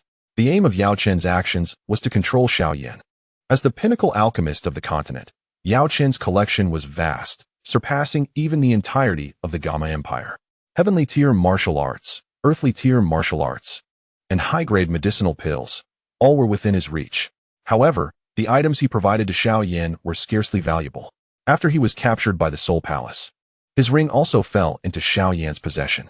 Yet, even then, Xiao Yan found not a single volume of heavenly tier martial arts within Yao Chen's ring. So it was. What he referred to as a collection was merely a remnant of the past, and those treasures had long since belonged to the Soul Palace. Had I not appeared, would you have seized Xiao Yan's body? Mo Li harbored an inexplicable feeling toward Xiao Yan, sensing that his own presence had altered the course of Xiao Yan's destiny. Even though he was acutely aware that the cause of all this turmoil stemmed from his own presence, he incessantly sought alternative excuses to mask his transgressions. Mo Li's inquiry left Yao Chun momentarily speechless, seemingly at a loss for words. It dawned on Mo Li that Yao Chen's true objective was the body of Xiao Yan and the ancient Jade of the Xiao clan, and by posing such a question, he inadvertently undermined Yao Chen's intentions. Moreover, there was another matter at hand. I require the Pi Dan, and you must devise a solution for me. Yao Chun had previously aided Hai Bo Dong in concocting such a pill, and he had provided 2 or 3 portions of the requisite herbs. The Pi Dan, that is a 6th-grade elixir, and given my current capabilities, Yao Chun was instantly thrown into a state of panic. I can grant you a month for recuperation. By then, I do not wish to hear any excuses. By the way, regarding the herbs, you must still have 1 portion, right? Mo Li stated coldly. Yao Chun was utterly taken aback by Mo Li's words. It felt as though he had no privacy in front of him. Mo Li even knew that he possessed the materials for the Pi Dan. Indeed, I have the herbs, but I am still missing one, Shaji Mandala. Yao Chen quickly interjected. The Shaji Mandala? That is a rare ingredient that even Hai Bo Dong failed to acquire. It was ultimately Xiao Yan who retrieved it from Tagore. Reportedly found only in the headquarters of the Serpent Clan and extremely difficult for humans to obtain. Damn it, to lack such a crucial component. Logically, acquiring it should be simple. He merely needed to ask Medusa for it. However, what excuse could he possibly concoct to request the Shaji Mandala? Medusa, might you provide me with the Shaji Mandala? I needed to concoct the Paidan and break your seal? Very well. I can assist you in locating the Shaji Mandala, and in return, you shall help me in pill refining. Li then posed several more questions before relinquishing Yao Chun and leisurely exiting the boundary realm. What Li did not anticipate was that, not far from the beast forest in Haiyan City, Xiao Yan, who was in deep meditation, was suddenly jolted awake. Observing the faint white glow emanating from the black ring on his hand, Xiao Yan exclaimed in delight, Master! Master? Wasn't Yao Chen Xiao Yan's teacher? Looking at the suddenly luminous black ring, Xiao Yan himself was somewhat astonished. Yao Chen had been sealed, and he had barely escaped with his life. How could this be? Could it be that the master had not been sealed? Do not speak. Indeed, after Xiao Yan's call, Yao Chen's voice, albeit weak, reached him. Xiao Yan sprang to his feet. His master was not sealed. He was still alive. Do not move. My identity must remain concealed. I am still within that little one's seal. Yao Chen chuckled coldly. What is happening, master? You. Xiao Yan quickly grasped the situation. His master must have stealthily emerged. Master, that individual is incredibly formidable. I am no match for him. If it were not for Elderling, I would not have managed to escape from Yunlan Sect. Xiao Yan's expression darkened. Overall, he faced a crushing defeat in this battle. A loss so devastating that it left him in utter disarray. I recognize that I miscalculated. I never anticipated that fellow would possess sealing techniques. The voice of Yao Chun was faint and frail. Master, you just mentioned that you remain ensnared within that person's sealing technique. What does that imply? This is the enigma of the soul. Years ago, I fortuitously acquired a celestial-level combat technique, specifically designed for the cultivation of the soul. It allows one to bifurcate the soul, and upon reaching a certain level of mastery, it can even be divided into multiple fragments. You must have heard of the term reincarnation and recultivation, haven't you? The formidable individual from back then delved into this technique, enabling him to split his soul in two. The separated portion could either seize a new body and be reborn, or undergo reincarnation and recultivation. Xiao Yan was utterly astounded upon hearing this. It bore a striking resemblance to the tales of attaining enlightenment and transcending into immortality from his own era, where one would sever their consciousness and reincarnate. He was taken aback to learn that such concepts were not merely myths here, but indeed a reality. The separated soul could recultivate and eventually merge back with the original. An experience that could endow the original body with immense power, potentially allowing it to ascend to the realm of emperors. Is this the method you employed, master? Xiao Yan inquired. While I am not yet capable of seizing another's body, I can indeed split my soul in two. Initially, as a precaution, I divided a portion of my soul to take over Mo Li's body, but I never anticipated falling prey to his sealing technique. Xiao Yan began to comprehend. Presently, Yao Chen's soul was but a fragment, with the other half still in Mo Li's possession. Then does your strength remain affected? It is. Yet if you assist me in locating a medicinal herb to restore my soul, I can regain my former state. Moreover, this way, I can also help you monitor that individual's movements. The experiences of the two soul fragments are shared, effectively placing a spy in close proximity to him. Xiao Yan asserted. Indeed, however, for the two souls to exchange experiences, it must occur at the very moment he releases the seal. Yao Chen's voice, though weak, was tinged with excitement. My apologies, master. I had thought you believed you would never see me again, Xiao Yan said. Ah, little one, you have performed admirably. I am truly gratified. Now, I must rest. Ensure that no one learns of my presence beside you, or it will lead to complications. Understood. Xiao Yan nodded solemnly. Silence enveloped the space once more as Xiao Yan resumed his cultivation. In just 2 days, he would return to the Xiao clan. The 3-year pact was nearing completion, and soon he would journey to Canaan Academy in search of Sun Heir. Sun Heir, await my arrival. However, upon reaching the Xiao family estate, Xiao Yan was met with devastation. The family business had been usurped by the Jade family, and the clan members were suffering immensely. Had he not returned in time, the Xiao clan would have faced annihilation. With a furious roar directed at the heavens, Xiao Yan unleashed his wrath, decisively slaying members of the Jade family along with another clan. Young Master Xiao Yan, you have finally returned. If you hadn't come back, our Xiao clan would have perished. Moreover, your father has been missing for 2 months now. The elder of the Xiao clan gazed sorrowfully at Xiao Yan in the council chamber. Xiao Yan, perplexed, wondered why he had not seen his father upon returning. Upon hearing the elder's words, he abruptly rose, an aura of fierce energy enveloping him. Who was responsible for this? 2 months prior, a man claiming to be an elder from the Yunlan Sect arrived at our Xiao family, directly confronting the clan leader. What transpired between them remains a mystery. Thereafter, the clan leader left with Elder Yunling and has not returned since. The elder's lament was continuous. With your impending ascent to the Yunlan Sect in a month, we suspect that individuals from the sect are using your father's life as leverage to coerce you into a wager involving Nalan Yanran. I dispatched someone to the holy city to contact you, but that person has yet to return, and the signs indicate that their fate is grim. The second elder of the Xiao clan bore an expression of profound anger. Had it not been for your timely return, our clan would have faced annihilation. Cousin Xiao Yan, during your absence, we have endured great suffering. They claim we have offended the Yunlan Sect and the Lionheart Marshal of the Gamma Empire. Our days are numbered, and many have come to bully us. You must avenge Uncle Xiao. A remarkably beautiful young girl, her eyes reddened, spoke to Xiao Yan. Upon hearing her voice, Xiao Yan turned, his eyes suddenly brightening. Xiao Mei, this girl has blossomed into a graceful beauty after 2 years. Her appearance and figure rivaled even Sun Air's. A fleeting look of surprise crossed his face.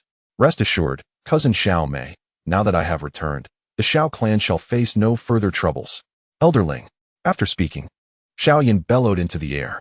Just as the onlookers from the Xiao clan were filled with confusion, a hazy figure abruptly materialized in the center of the chamber. Gradually becoming more distinct, the figure of Ling Ying emerged. Hee, what orders do you have for me, young Master Xiao Yan? Speak freely. By the lady's command, I am to escort you back to the Canaan Academy after the 3-year agreement. The sudden appearance of this figure caused the 3 elders of the Xiao clan to change their expressions dramatically. The oppressive aura and the peculiar manner of entrance indicated the presence of a formidable individual. When had young Master Xiao Yan become acquainted with such a powerful figure? Moreover, the individual seemed completely obedient to him.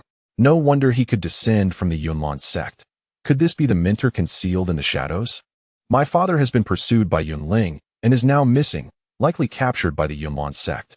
It makes sense that they employed the Yunyan Furuing formation to prevent me from learning about my father's predicament. However, Yunlan Sect, do you truly believe this information can be forever concealed? Elderling, I require your assistance. I shall ascend to the Yunlan Sect once more. My father's disappearance cannot be in vain, and I shall ensure that Yunling pays for his life. Hee, young Master Xiao Yan. Who you wish to eliminate is of no concern to me. My task is to guarantee your safety and escort you to the Canaan Academy. As for the Yunlan Sect, its necessity of existence is not for you alone to decide. Ling Ying chuckled, her words reflecting a profound disdain for the Yunlan Sect, as though it were utterly inconsequential. Well, now that I know Yao Chun is alive, and with a formidable ally like Ling Ying by my side, Xiao Yan's spirit surged once more. Young Master Xiao Yan, a family cannot be without a leader, and with the eldest and second young masters absent, you are the only one capable of assuming the role. Indeed, you are departing, and we cannot predict your return. Starting today, you shall be the patriarch of the Xiao clan. Yes, Cousin Xiao Yan. You are now the most powerful individual in our clan. This position of leadership rightfully belongs to you. Xiao Mei's eyes sparkled with admiration. 3 years younger than Xiao Yan and at the tender age of blossoming affection, she was captivated by the extraordinary talent and vigor he exuded. Xiao Yan was not one to hesitate. He remained with the Xiao family for an additional day, accepting the weighty responsibilities of the clan's patriarch. The entire Wutan city buzzed with the news of the Xiao clan's remarkable ascent, consolidating the resources of the 3 prominent families, rendering the Xiao clan the preeminent force and reclaiming all lost markets. On the following day, fueled by a fierce determination, Xiao Yan raced towards the holy city of the Gamma Empire, heading straight for the Yunlan Sect. He understood that at this moment, the Yunlan Sect was but a hollow shell. With Yun Shan in seclusion and Yun absent, Only the relatively unremarkable Yunling remained. They could not possibly anticipate his return with a vengeance. It was time for the Yunlan Sect to meet its demise. Utilizing Ling Ying's prowess and his teacher's strength, Xiao Yan longed to unleash a complete version of the Buddha's Wrath Lotus at the Yunlan Sect Square. 7 days later, in the small medicinal valley of the monster beast forest, Mo Li, feeling somewhat bored, surveyed the surroundings from his vantage point atop a mountain eagle. Eventually confirming the location of the cave where Xiao Yan and the little medicinal sage had discovered the treasure.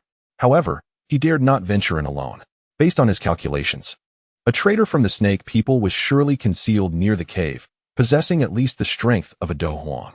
The task of cleansing their ranks, naturally, should be entrusted to Medusa personally. Finally, on the 8th day, an overwhelming aura erupted from the wooden cabin within the small valley.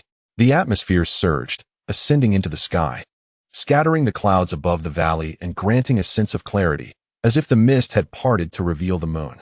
The wooden door swung open, and Medusa emerged with graceful steps. Clad once more in a gossamer veil, her complexion radiant, she exuded the regal presence of a sovereign. Have you resolved it? Mo Li inquired with a smile from a distance. Medusa nodded gently. Let us return and strike back. She affirmed with another nod. By the way, regarding the seal upon me, could you see if it has been lifted? Our agreement remains intact, but about the seal? Mo Li ventured tentatively. No. Medusa resolutely denied. Why? Mo Li was taken aback. I harbor no ill intentions towards you. Otherwise, when you were breaking the seal, I could have easily disposed of you. You dare not, for if I perish, you would not survive either. Mo Li found himself momentarily speechless. How stubborn this woman is. Very well.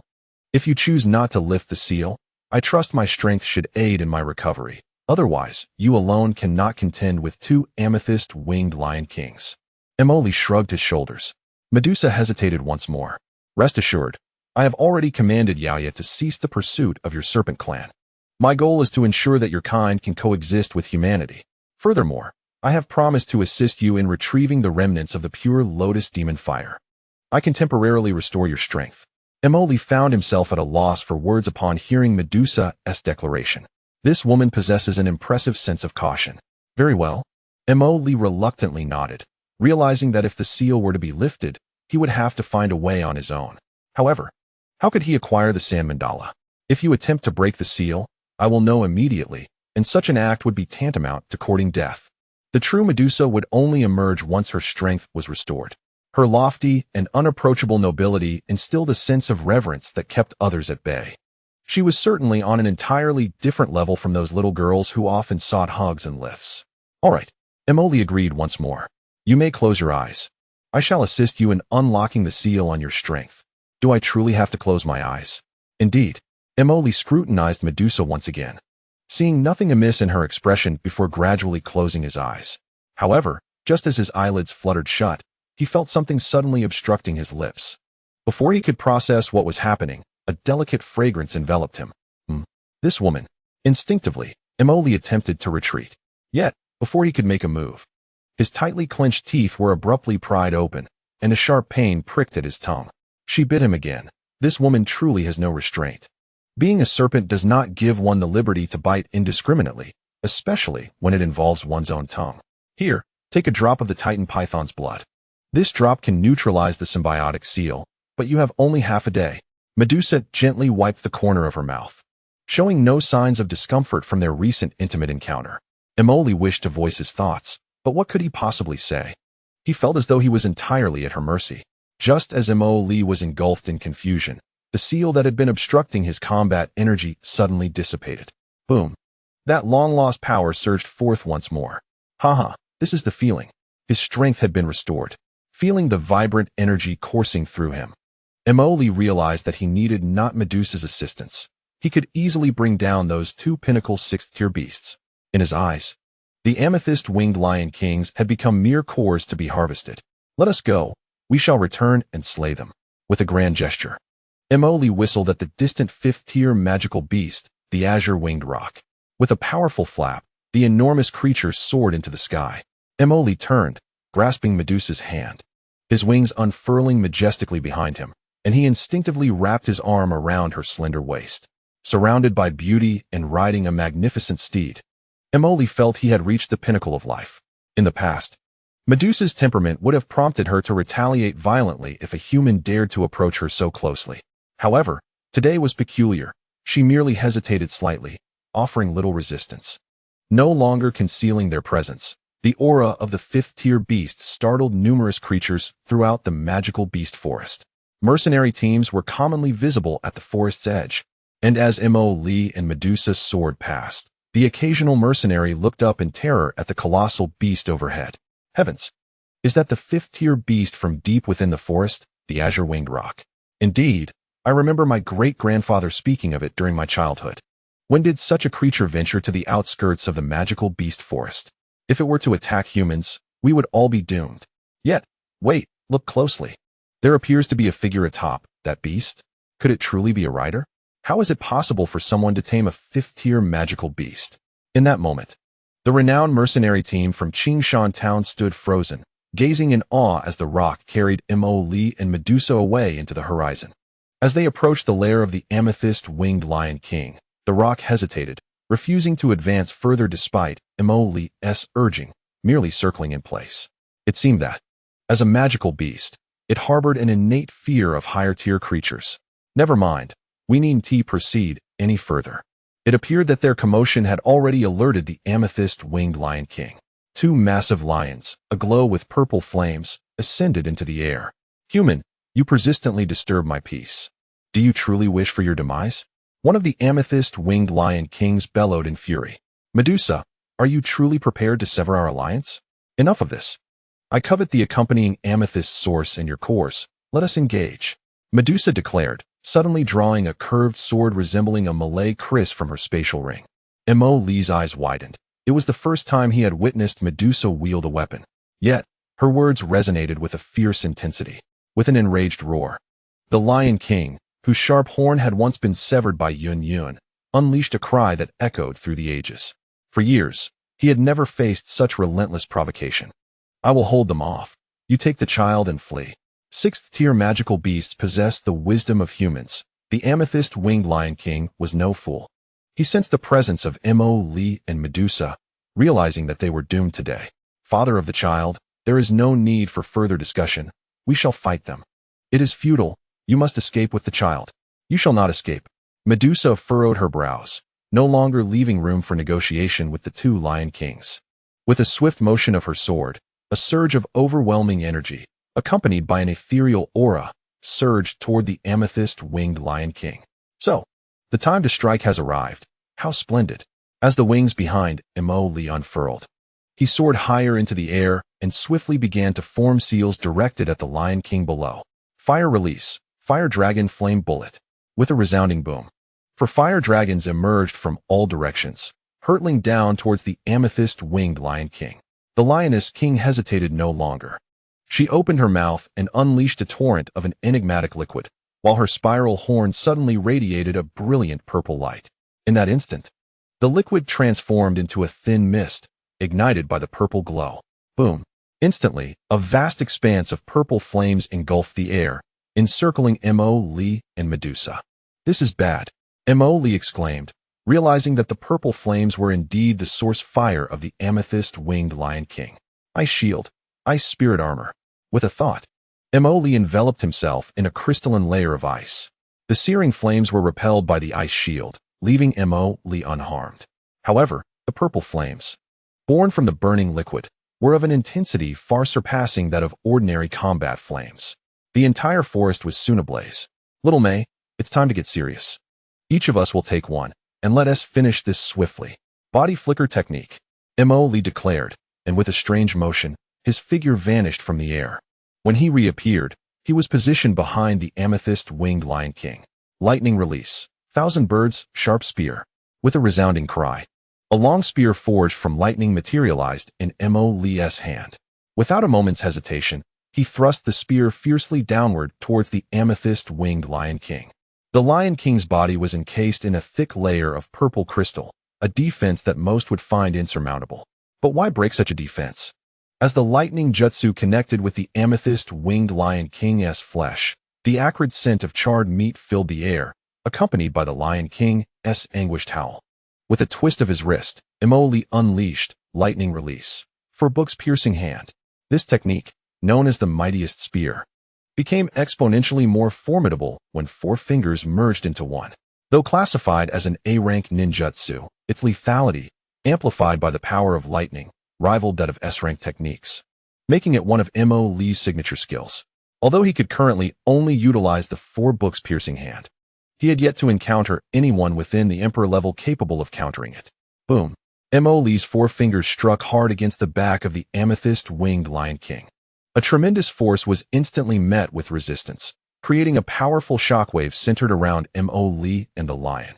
The shockwave radiated outward, snapping trees in half upon collision and leaving deep gashes upon impact with the rocks. Has it been defended against? Li gazed intently at the unyielding, unchanged purple crystal. No wonder it is called the amethyst-winged Lion King. The defensive capabilities of this amethyst are indeed formidable. Crack! Suddenly, a fine fissure formed beneath it. A hint of a smile appeared at the corners of Li's mouth. I told you, even if you are like a turtle shell, I can still shatter you. Crack! The fissure widened, and the hard purple crystalline body of the amethyst-winged Lion King was indeed shattered. How? The Lion King, in pain, swung its massive tail violently. Li nimbly executed a backflip to evade. In agony, the Lion King abruptly turned around, opening its large mouth. Roar. The lion's roar technique? I want to allow you to unleash it again. Would release, silent binding technique. Li formed seals once more, and from his palm, a wooden pillar emerged immediately. The pillar was remarkably agile, coiling around the gigantic amethyst-winged Lion King like a rope. Ultimately, it firmly bound the Lion King in place. The wooden pillar detached from Li. Regardless of how the Lion King struggled, it could not escape the binding of the wood release. What had escaped its lips transformed instantly into a low, mournful wail. This silent binding was no ordinary restraint. Even the amethyst-winged Lion King could not withstand its force. Li casually clapped his hands. All that remained was to extract the magic core. It has been ages since I witnessed such a lively battle. Just as Li swiftly dove down to claim the magic core from the amethyst-winged Lion King, a strange laugh suddenly echoed. The sound was exceedingly jarring, akin to 2 hard objects grinding against each other. For safety's sake, Li quickly retreated after making contact with the Lion King's body. At that moment, Medusa seemed to sense something amiss, abandoning the other amethyst-winged Lion King to rendezvous with Li. The legendary amethyst-winged Lion King was indeed astonishing. It was being subdued. The source of the unsettling laughter remained hidden, continuing to cackle coldly. What on earth? Could it be another magical beast? Red eyes activate. The red eyes possessed the power of clairvoyance. Li immediately scanned his surroundings with heightened vigilance. However, to his bewilderment, within the scope of his red eyes, there was no sign of anything unusual. This meant that the individual was not nearby, or perhaps her power far surpassed their own. Surely not. It was merely an endeavor to hunt a magical beast. How could it lead to such complications? It's her. Medusa's expression remained unchanged as she uttered a statement that left Li astounded. Who? Do you know her? I have been searching for her for a long time. As if responding to Li's inquiry, or perhaps speaking to herself. Searching for her for so long. Li was taken aback, then suddenly thought of an individual. The owner of the cave at the edge of the magical beast forest, or more accurately, the mastermind behind the cave that had bewildered Xiao Yan and Xiao Yan. This was the traitor of the Serpent Clan, who conspired with Hai Buodong to steal the remnants of the pure lotus demon fire and the 7-colored poison scripture. For a traitor of the Serpent Clan, the magical beast forest might well be the perfect hiding place. Even Medusa cannot casually see someone. During this delay, the wooden pillar binding the amethyst-winged Lion King withered under its tremendous strength and shattered. Both Lion Kings let out a thunderous roar, glaring fiercely at Li and Medusa. This situation has become rather troublesome. Be cautious, Medusa cautioned, her gaze fixed intently on a certain point. Following her lead, Li discerned what her eyes were directed toward, a massive, fractured tree, its branches sprawling. At that moment, the entwining vines appeared to awaken, morphing before Li's very eyes into a writhing serpent. The serpent elongated in the breeze, swiftly reaching a humanoid size. To Li's astonishment, the serpent transformed into a stunningly beautiful woman, sensual and alluring. Another Medusa?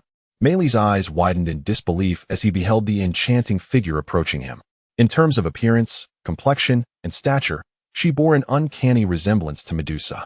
The sole distinction lay in her hair color, while Medusa's ebony locks fell gracefully, exuding an air of nobility and aloofness. This woman sported fiery red tresses, radiating a captivating and fiery allure. Nalan, it has been ages, the woman exclaimed, halting before Medusa. Xiao Qing, Medusa gently shook her head. Turn back? Xiao Qing questioned. If you do, can you allow me to become Medusa? Turn back? Do you have any idea how I have endured these past decades?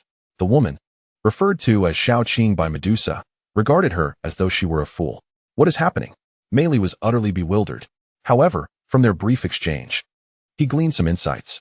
His insatiable curiosity ignited.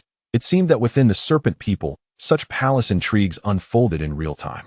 It appeared that, as a precaution, the serpent people maintained 2 Medusas, yet only one could ultimately ascend to power. The other would face execution or elimination. For reasons unknown, Xiao Qing had been spared and had ventured into the outside world, pilfering the remnants of the pure lotus demon fire and the 7-colored poison scripture. The evolution of successive Medusas relied on the residual spiritual consciousness left within the remnants of the pure lotus demon fire. This was also why Medusa sought evolution, necessitating her quest for other foreign fires, which nearly led to her demise by burning. Perhaps, had Xiao Qing not interfered, Medusa could have evolved 2 decades ago, sparing her from such suffering. Do not remain obstinate. Medusa's brow furrowed slightly. Obstinate? I believe it is you who is truly obstinate. Do you know that since the very day you set foot in the monster forest, I have been aware of your existence? The entire monster forest cannot escape my surveillance. Do you know why I have not killed you? It is because you are no match for me, Xiao Qing declared, turning her gaze toward Mei. Is this truly your man? He doesn't seem remarkable at all. Mei felt a twinge of frustration. He yearned to showcase his worth to this woman, to demonstrate that he was indeed formidable and not unattractive. Indeed, Medusa candidly acknowledged the need for reform within the serpent people, declaring that she would not allow the next Medusa to engage in self-destruction. A noble aspiration, yet regrettably, you shall not have the opportunity to realize it. We are serpents, cold-blooded and devoid of emotion. Our sole purpose is slaughter. Only through carnage can our race thrive and expand. Just look at how much territory we have lost since you assumed leadership. We now languish in the desert, barely surviving. All things shall pass, and the serpent people and humanity will coexist peacefully, Medusa argued calmly, leaving Mei astounded. It was he who had proposed the idea of peaceful coexistence. Yet Medusa had previously ridiculed it. How was it that today she seemed to embrace it? Ha ha, I believe I have just heard the most ludicrous joke in decades. I told you, you will not have this chance. Lion King, join me in eliminating him. I can assist you in controlling humanity and locating the transformation grass. With that, Xiao Qing bellowed. Roar. The 2 massive amethyst-winged Lion Kings let out a thunderous roar, shaking the very ground beneath them and sending tremors throughout much of the beast forest. With 2 peak 6th-tier beasts and a successfully evolved Medusa on her side, it was no wonder she exuded such confidence. Hold off those 2 Lion Kings for me. I shall handle matters here. Medusa glanced at Mei. The pressure of facing 2 6th-tier Lion Kings weighed heavily on him, yet he believed that with utmost effort, it was not insurmountable. However, he sensed that Medusa's confrontation with the scheming Xiao Qing might lead to dire consequences. Are the roles assigned? If so, let us commence, Medusa. I have awaited this moment for far too long. Xiao Qing sneered, clapping her hands together with a resounding snap. Suddenly, a thick black smoke erupted from an unknown source, quickly filling the sky and accompanied by a faint, ominous buzzing sound. Upon seeing the smoke, Medusa's expression shifted dramatically. The tobacco moth? We must flee. Medusa shouted to Mei, forming a hand seal with her palms open, summoning a vibrant green flame that blossomed like a lotus in her grasp. This flame, recognizable to Xiao Yan, was the heart of the azure lotus fire. Though the heart of the azure lotus fire had been taken by Xiao Yan, the flame in Medusa's hand was merely a fragment, a wisp of fire formed from her absorption of the original. The so-called child fire is but a fraction of the mother fire, significantly weaker in power and capability. If it were truly a foreign flame, I might find you troublesome. However, at this juncture, do you still intend to deceive me with such tricks? Since you are familiar with the tobacco moth, You must also understand that this entity is insurmountable. Once the tobacco moth emerges, it heralds inevitable devastation. Today, I shall offer you as a tribute. With a cold laugh, Xiao Qing clapped her hands nonchalantly. The billowing smoke surged towards Mo Li and Medusa with a menacing intent. Be cautious. Do not allow that smoke to approach you. It is not mere vapor. It is a form of poisonous curse, an exceedingly minute moth. Once this moth infiltrates the human body, it voraciously consumes one's fighting spirit, growing exponentially until it bursts forth, dense as smoke, hence its name. In truth, Medusa omitted a crucial detail. The tobacco moth must be cultivated using living hosts. Emoli was taken aback. Such a malicious technique exists in this continent? No, to be precise, this transcends mere technique. It is poison. Prevent that black mist from drawing near. Azure fire engulfed the heavens. Medusa's azure lotus erupted instantly, creating a vast sea of flames centered around her. The inferno effectively barred the encroaching black smoke. Mo Li, too, did not dare to be complacent. Fire escape, great fire extinction. That which could even cause Medusa to pale was surely formidable. Mo Li refrained from trivial techniques, launching a sweeping fire attack. Soaring into the air, he transformed vast amounts of fighting spirit into flames, exhaling them instantaneously. While still airborne, Mo Li unleashed a colossal fireball that immediately morphed into a wall of flames, turning everything in its vicinity into a blazing inferno. The omnipresent black mist emitted a shrill cry upon contact with the flames, as if it had come to life, halting its advance a considerable distance from the massive fireball. Very well, but I am curious to see how long you can endure. Clapping her hands once more, Xiao Qing instigated an alarming phenomenon. A roiling mass of dark clouds advanced from a distance, dense and ominous. Damn it, there are still so many tobacco moths. There is no way to eliminate them. Medusa recognized the gravity of the situation and swiftly transformed into a colossal serpent. Xiao Qing was not to be underestimated. Being a candidate for Medusa's prowess, her strength was undoubtedly formidable. Moreover, as Medusa had utilized the azure lotus core fire for her evolution, her soul had not fully merged with the seven-colored devouring serpent, meaning that the current Medusa might not necessarily be Xiao Qing's equal. Humans, your demise approaches. The amethyst-winged lion king roared, as two of its kin gradually encircled Mo Li. This is quite troublesome. Roar. Lion's roar sonic boom. Before Mo Li could react, a tumult surged within him. The sonic explosion struck instantaneously, reducing the trees behind him to mere splinters. Your little man appears to be rather lackluster. Xiao Qing laughed heartily, transforming into another azure serpent. Hearing the commotion beside her, the transformed Medusa's expression faltered momentarily. Xiao Qing craved this opportunity. In an instant, the emerald serpent lunged forth, sinking its fangs into the vulnerable neck of the sky-devouring python. The two colossal serpents entwined in a fierce struggle, their immense bodies nearly flattening the Beastmaster's forest. They soared into the air, then crashed down, the massive tail of the python whipping out with such terrifying force that the very fabric of space warped around them. With its neck caught in the grip of the emerald serpent, the sky-devouring python found itself utterly defenseless, helplessly rolling on the ground beneath its assailant. My dear sister, you truly have a fondness for that man, don't you? Rest assured, when you depart this world, I shall treat him well. I will seek out many serpent maidens to attend to him diligently. The voice of the emerald serpent slithered forth with a sinister chuckle. Upon witnessing Mo Li being struck down by the Lion King, Medusa was taken aback. She was acutely aware of the prowess possessed by a peak 6th-tier beast, and with Mo Li's strength sealed by her own, she pondered whether it had been completely restored, or if there were lingering aftereffects. Should that wretched creature indeed perish, how would she procure the remaining fragments of the pure lotus demon fire?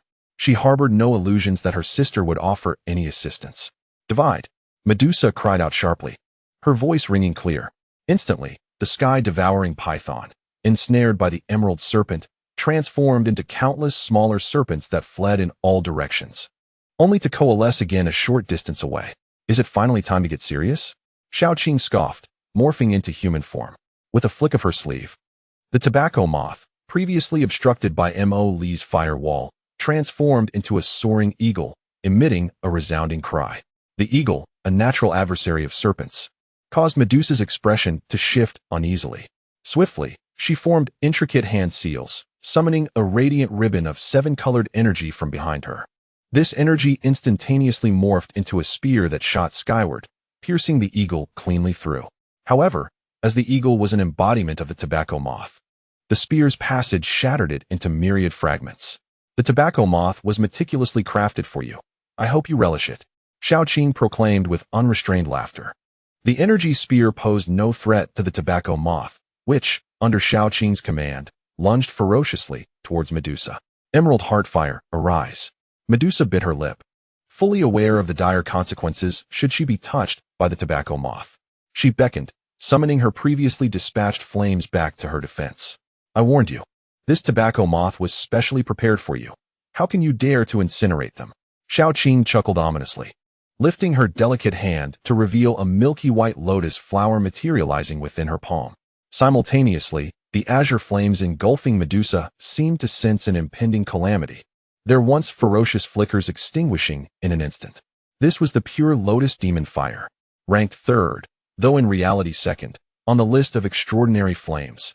The pure lotus demon fire manifested as a milky white lotus-shaped blaze, a mysterious flame capable of purifying all things. Anything that comes into contact with it, even to the slightest degree, will be purified into a state of nothingness. The pure lotus demon fire can even draw upon human emotions to enter the body, rendering flesh, soul, and spirit into void. This extraordinary flame exists solely in this realm. It is said that during the most recent descent of the demon fire, 2 moons appeared simultaneously, and the 9 stars aligned, causing a tidal phenomenon in the heavens and earth. However, the pure lotus demon fire in the hands of the young girl before me is evidently not the original. Yet, even this residual flame is astonishing in its own right. It is known that the remnants of the pure lotus demon fire have eluded the serpent people for countless years, and their attempts to extract a fraction of its power have been in vain. The evolution of the Medusa within the serpent people requires a unique flame. Yet not just any flame will suffice. The primary candidate is indeed the pure lotus demon fire, followed by the green lotus heart fire.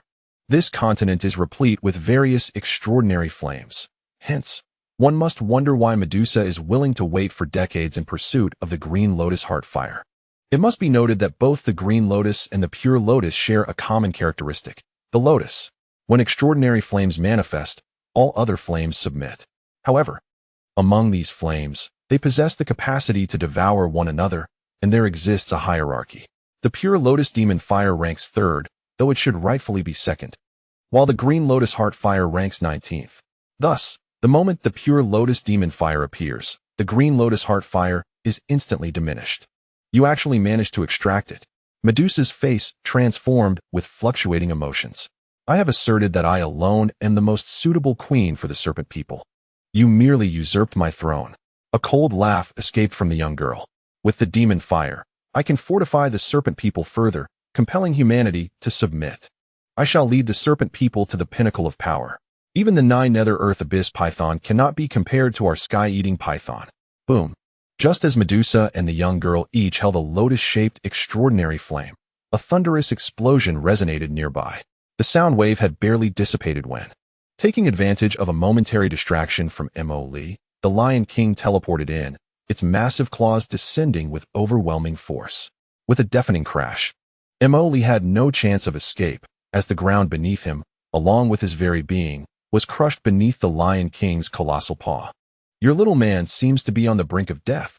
It appears that not only is your strength lacking, but your vision is rather mediocre as well. The young girl sneered. Medusa's form shifted as she attempted to rescue Mo Li. However, the moment she moved, the young girl swiftly positioned herself once again in front of Medusa. My dear sister, your opponent is me. Cursed. Medusa felt a surge of urgency. Yet no means of escape presented itself. Gritting her teeth, she cast the green lotus heart fire into the air. The emerald green lotus-shaped flame immediately transformed into a grand lotus formation, transforming oneself into a flame. Without the slightest hesitation, Medusa leapt upward, positioning herself upon the lotus platform. With one hand poised before her chest, and the other arm extended downward in opposition, an explosive surge ignited around her. To turn one's life into flame? The colossal amethyst-winged Lion King struck Mo Li down to the ground with a resounding slap, letting out a fierce roar that echoed through the skies, exuding an imposing presence. Yet, before it could fully revel in its might, countless tendrils swiftly emerged from beneath its massive claws. These vines grew rapidly in the wind, and within the blink of an eye, they transformed into a towering tree that firmly ensnared the amethyst-winged Lion King.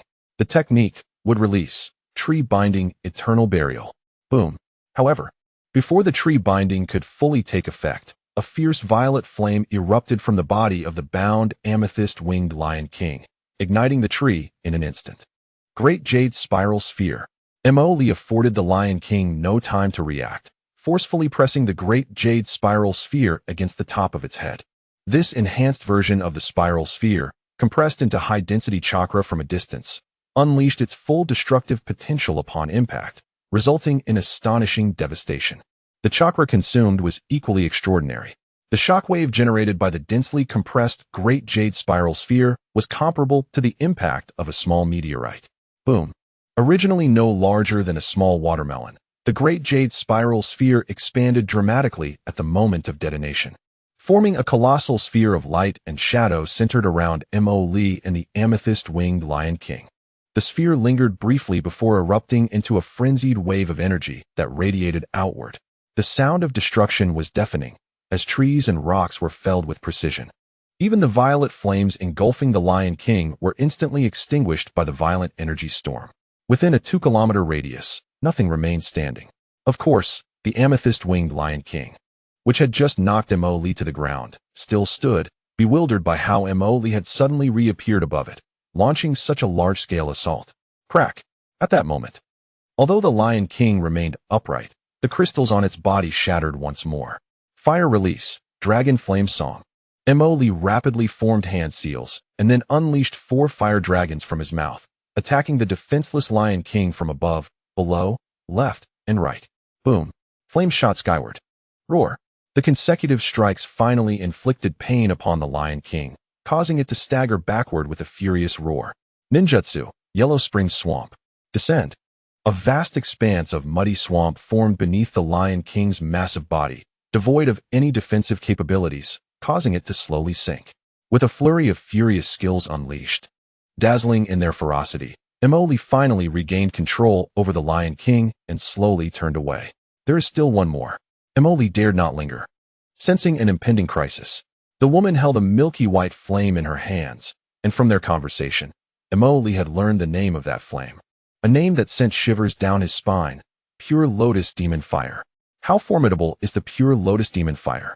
It has turned against its master, the Pure Lotus Demon Saint, breaking free and subsequently controlling several battle saints within the realm of demon fire, turning them into its fiery thralls. Now, even a mere flicker of its flames, a wisp of its demonic consciousness, is sufficient to bring about their downfall. One Lion King, already wounded, recklessly charged forward. Without employing any combat techniques, it relied solely on its formidable purple crystal defense and the spiraled horns atop its head, barreling straight towards MOLE. Excellent. MOLE let out a cold laugh. Kaleidoscope Sharingan Susanoo, second form, activate. Boom. The charging Lion King, propelled by an unparalleled force and momentum, stirred up a tempest of stones in the air. Yet, that unmatched speed and strength suddenly came to a halt. A colossal purple Susanoo materialized, pinning down the advancing Lion King. Although the Susanoo was also pushed back a few steps, it was only a minor setback. The purple crystal-winged Lion King could advance no further. The second form of Susanoo, built upon the skeletal structure of its first form, was now infused with tendons and flesh. Enveloped in a cloak of chakra, it could wield its unique weaponry and ninjutsu, such as the Yata mirror and bows. Additionally, in this state, Susanoo could unleash the universal long-range attack ninjutsu, Yasakani's Magatama. MOLE chose not to arm the second form of Susanoo, but instead directly restrained the charging purple crystal-winged Lion King with his hand. The purple crystal-winged Lion King is a peak 6th-tier magical beast, comparable in strength to what Yao Chun has demonstrated. This time, MOLE exerted all his energy, activating the second form of Susanoo. The sheer power radiating from its muscular frame was astonishing, even for a beast renowned for its strength. Even a peak 6th-tier magical beast could still defend with ease, with one hand holding back the charging Lion King. Susanoo raised its other hand high before bringing it crashing down. Roar! The purple crystal-winged Lion King sensed the man's overwhelming power and attempted to break free. Yet, Emoli would not grant him such an opportunity. Hidden within Susanoo, Emoli formed hand seals, causing countless wooden pillars to sprout from the ground, firmly restraining the purple crystal-winged Lion King. Then, Susanoo's other hand came crashing down. 1 punch, 2 punches, 3 punches. The massive form of the purple crystal-winged Lion King was forcefully driven into the ground. At this moment, blood streamed from its mouth and nose, and its limbs faltered in submission. The once formidable purple crystal began to fracture inch by inch. Emoli did not relent. The enormous Susanoo continued to rain down punches, relentlessly striking until the 16th blow. I submit. I am willing to submit. The purple crystal-winged Lion King, now on the brink of death, barely managed to utter the words of surrender. With just one more punch, Emoli could crush this Lion King's life out of existence. That decisive fist, poised to seal the Lion King's fate, hovered merely an inch from its head after the words of submission were spoken. After a brief pause, Emoli refrained from launching another attack. At this moment, the 2 amethyst-winged Lion Kings were in dire straits. One was struck by the great Jade spiral and the dragon flame, barely holding on, ultimately succumbing to the yellow spring swamp, with only its head above the surface. The other was nearly crushed to death. For a beast to utter the words of submission, it must be defeated in its domain of expertise. What is the amethyst-winged Lion King's forte? Fire? Strength? Defense? Coincidentally, Emoli had inflicted severe blows upon them in all these aspects. The consecutive defeats Emoli dealt to the 2 Lion Kings were an unprecedented display of power in their lifetimes. Moreover, it is important to note that reaching such heights in cultivation is not an achievement of mere decades. Furthermore, he was but a step away, a mere step from transforming into a human. I accept your submission, but this is your only opportunity. Should you harbor any treachery in the future, I shall assuredly take your life. Slowly releasing the amethyst-winged Lion King, Emoli's immense Susanoo gently turned. At that moment, Medusa was engulfed in a fierce emerald flame. Emoli furrowed his brow. He could sense Medusa's life force rapidly dwindling. If this continued, her life would surely be lost, at the cost of her own vitality. Medusa ultimately unleashed the full power of the azure lotus earth fire. The entire sky was suffused with a verdant hue, the flames burning so intensely that much of the monster forest was instantly reduced to ashes.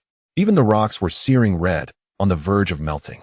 The tobacco moths, meticulously nurtured by Xiao Qing, merely emitted a few hissing sounds before turning to ash. Xiao Qing's expression shifted. I must admit, I am somewhat impressed. You truly can summon the azure lotus earth fire.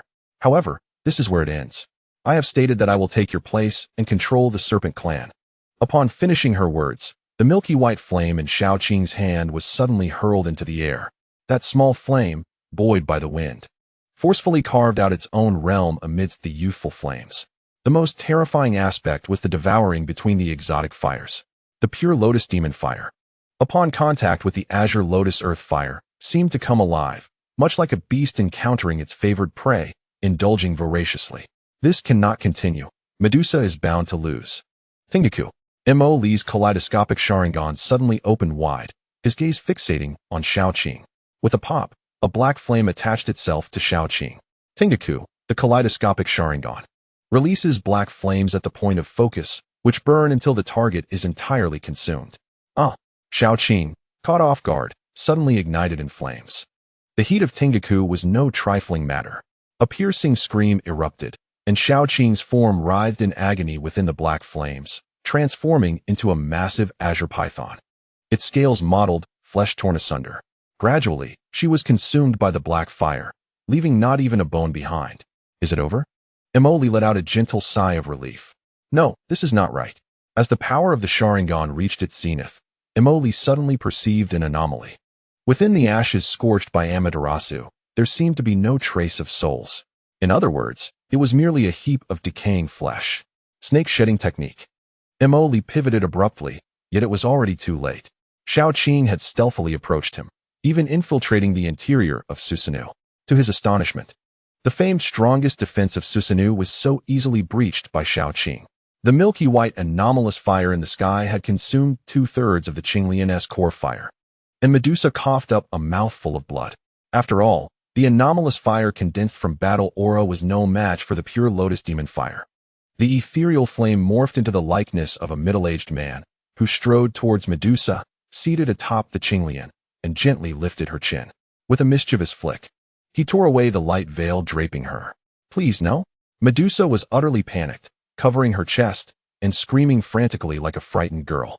The scene shifted, and Imoli found himself in a room where Medusa was bound and kneeling before Xiao Qing, who brandished a longsword, revealing a sinister smile before bringing it down upon her. Imoli jolted awake, his senses heightened. At that moment, petals of milky white began to drift down from the sky, starting from a single petal, then doubling, quadrupling, until the air was filled with them. "Little one, you're not as formidable as you believe." Xiao Qing materialized beside Imoli, and the colossal Susanoo dissipated in an instant. Xiao Qing's head leaned closer to Imoli's neck, revealing two sharp fangs. Illusion. The pure lotus demon fire could purify all, yet also ensnare the mind. The former pure lotus demon sage had once employed a technique called nightmarish mist, ensnaring millions in a city to live for centuries within a dream, only to awaken and realize their experiences were not but a fleeting illusion.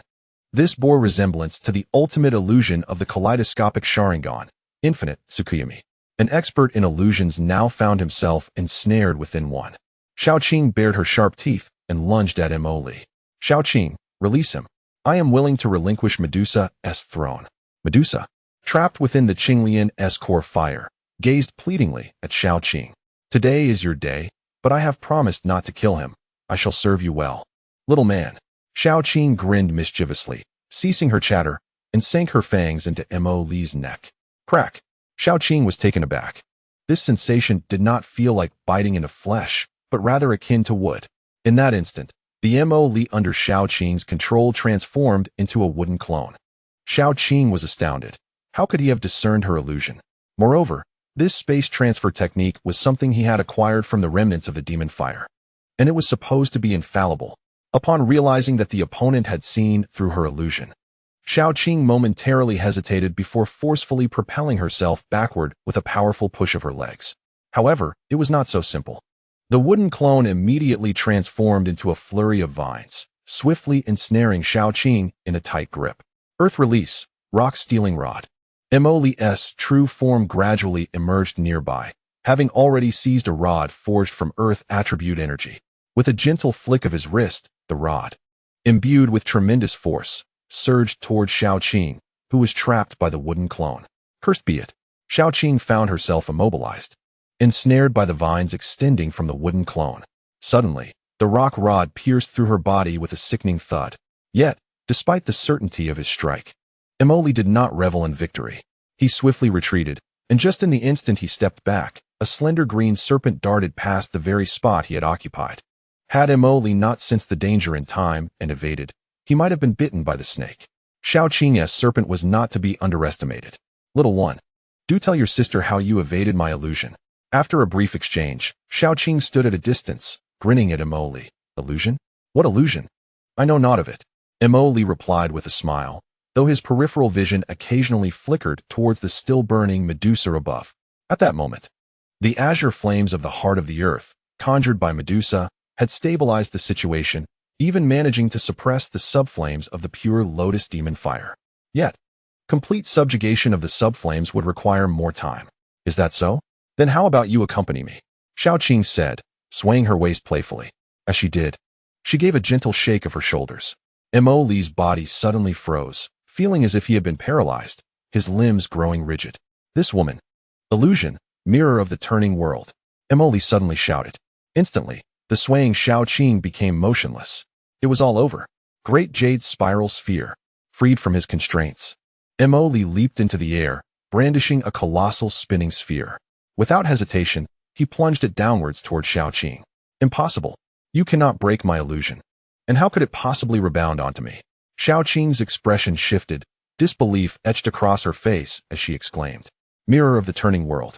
This technique not only dismantled the illusion cast upon oneself, but also reflected its effects back onto the caster. It achieved the effect of using the enemy's spear against their shield. Essentially, illusions cast upon Mo Li would have little to no effect. The moment the illusion was reflected back onto Xiao Qing, Mo Li felt he had finally grasped her true form. Boom! The great jade spiral sphere struck once more. This time, Mo Li sensed he had truly hit his mark. With a deafening roar, a tempestuous energy radiated outward from Mo Li, creating a vast, bowl-shaped crater in the earth. As the dust settled, Mo Li, nestled within the depths of the pit, exhaled heavily. The series of battles had finally left him with a hint of fatigue, and his internal fighting spirit was waning. He raised his gaze to the sky, where Medusa was engulfed in flames, seated atop a cerulean lotus, resembling a deity reborn from the ashes. The light of the deity shone brightly. Meanwhile, the flicker of the pure lotus demon fire had been entirely enveloped by the azure flames, darting left and right, ultimately curling up like a mouse in a corner. It was merely a matter of time before it would be consumed. Suddenly, Mo Li discerned a crucial detail. In the crater formed by the spiral sphere, there was still no trace of the elusive Xiao Qing. This indicated that he had once again failed to strike his target. TSK, TSK, TSK. Does this little one resort to such brutality against a beauty? Such behavior is hardly commendable. At that moment, Xiao Qing's voice echoed once more, sending a shiver down Mo Li's spine. What was happening? Was she akin to an eel, slipping away effortlessly? I told you, you are no match for me. So, will you concede? Xiao Qing's figure reappeared in the sky. Impossible. Mo Li observed the woman with a calm demeanor, with his crimson eyes fully awakened. He realized that she was no mere illusion, but her true form. Yet, how could she escape at the moment of attack? Time was running out. If he did not curtail Medusa's flames, she would surely face devastation. Suddenly, a thought struck Mo Li. The serpent people possessed a unique ability to split. Yumei of the serpent clan had this skill, Medusa had it, and so did the present Xiao Qing. This ability allowed the serpent's essence to divide into countless fragments. As long as one fragment survived, the essence would remain unscathed. So that was it.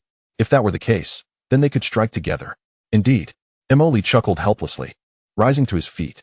What benefit would surrender yield me? He smiled at Xiao Qing. Rest assured, our serpent clan may lack in some areas, but we have an abundance of beauties. As Xiao Qing spoke, her delicate waist swayed enticingly. It was only now that Mo Li noticed she was barefoot, and her attire was scant. Suspended in midair, her legs dangled gracefully. No wonder serpent women fetched a high price in the market. And even I, Xiao Qing exclaimed, extending her tongue to lightly caress her lips. But what of her? Mo Li glanced at Medusa. Her? Naturally, she will turn to ashes. How could such a fool lead the serpent clan? Oh, by the way, do you know why she resorts to such means? Xiao Qing's expression was one of disdain. Why? Mo Li inquired, puzzled. Medusa had successfully evolved. Even if she were no match for Xiao Qing, she should not be in such a passive position. The opponent hardly made a move before ensnaring her completely. Were it not for my intervention, Xiao Qing would have effortlessly slain Medusa. The milky white flame is an extraordinary fire, a formidable anomalous flame that I have already unleashed. Should this flame spiral out of control and ignite the beast forest, the entire expanse, including the towns at the edges, would be reduced to nothingness. Xiao Qing hesitated for a moment. Moreover, this anomalous flame possesses illusory properties. It can ensnare anyone who gazes upon it in a hallucination, from which only I can aid them in escaping. Mo Li was taken aback. This implies that Medusa is risking her very life to control the pure lotus demon fire. For reasons unknown, Medusa's image in Mo Li's heart suddenly grew grander. Perhaps the idea of coexistence between humans and the serpent folk had altered some of her perceptions. Regardless, she cannot perish. Mo Li believed that if it were indeed Xiao Qing who held dominion over the serpent folk, it would spell disaster. What if I refuse? Mo Li continued to regard Xiao Qing with a smile. Refusal would not pose a problem. I would shatter your legs, gouge out your eyes, and cast you to the serpent folk.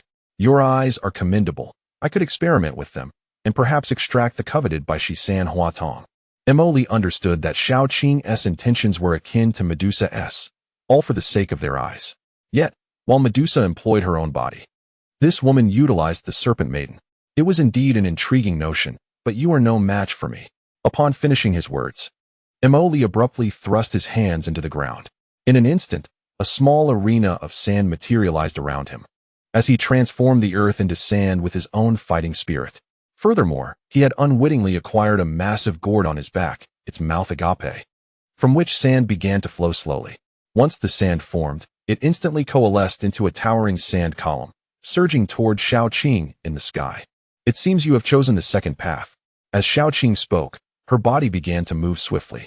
Yet, no matter how rapid her movements, the sand column remained in close pursuit. Twisting and turning, rising and sinking, it multiplied from 1 to 2, then to 4 columns. The spectacle was indeed magnificent, with Xiao Qing maneuvering in front while numerous sand columns flanked her from behind. Ultimately, in a moment of carelessness, one sand column ensnared one of her feet.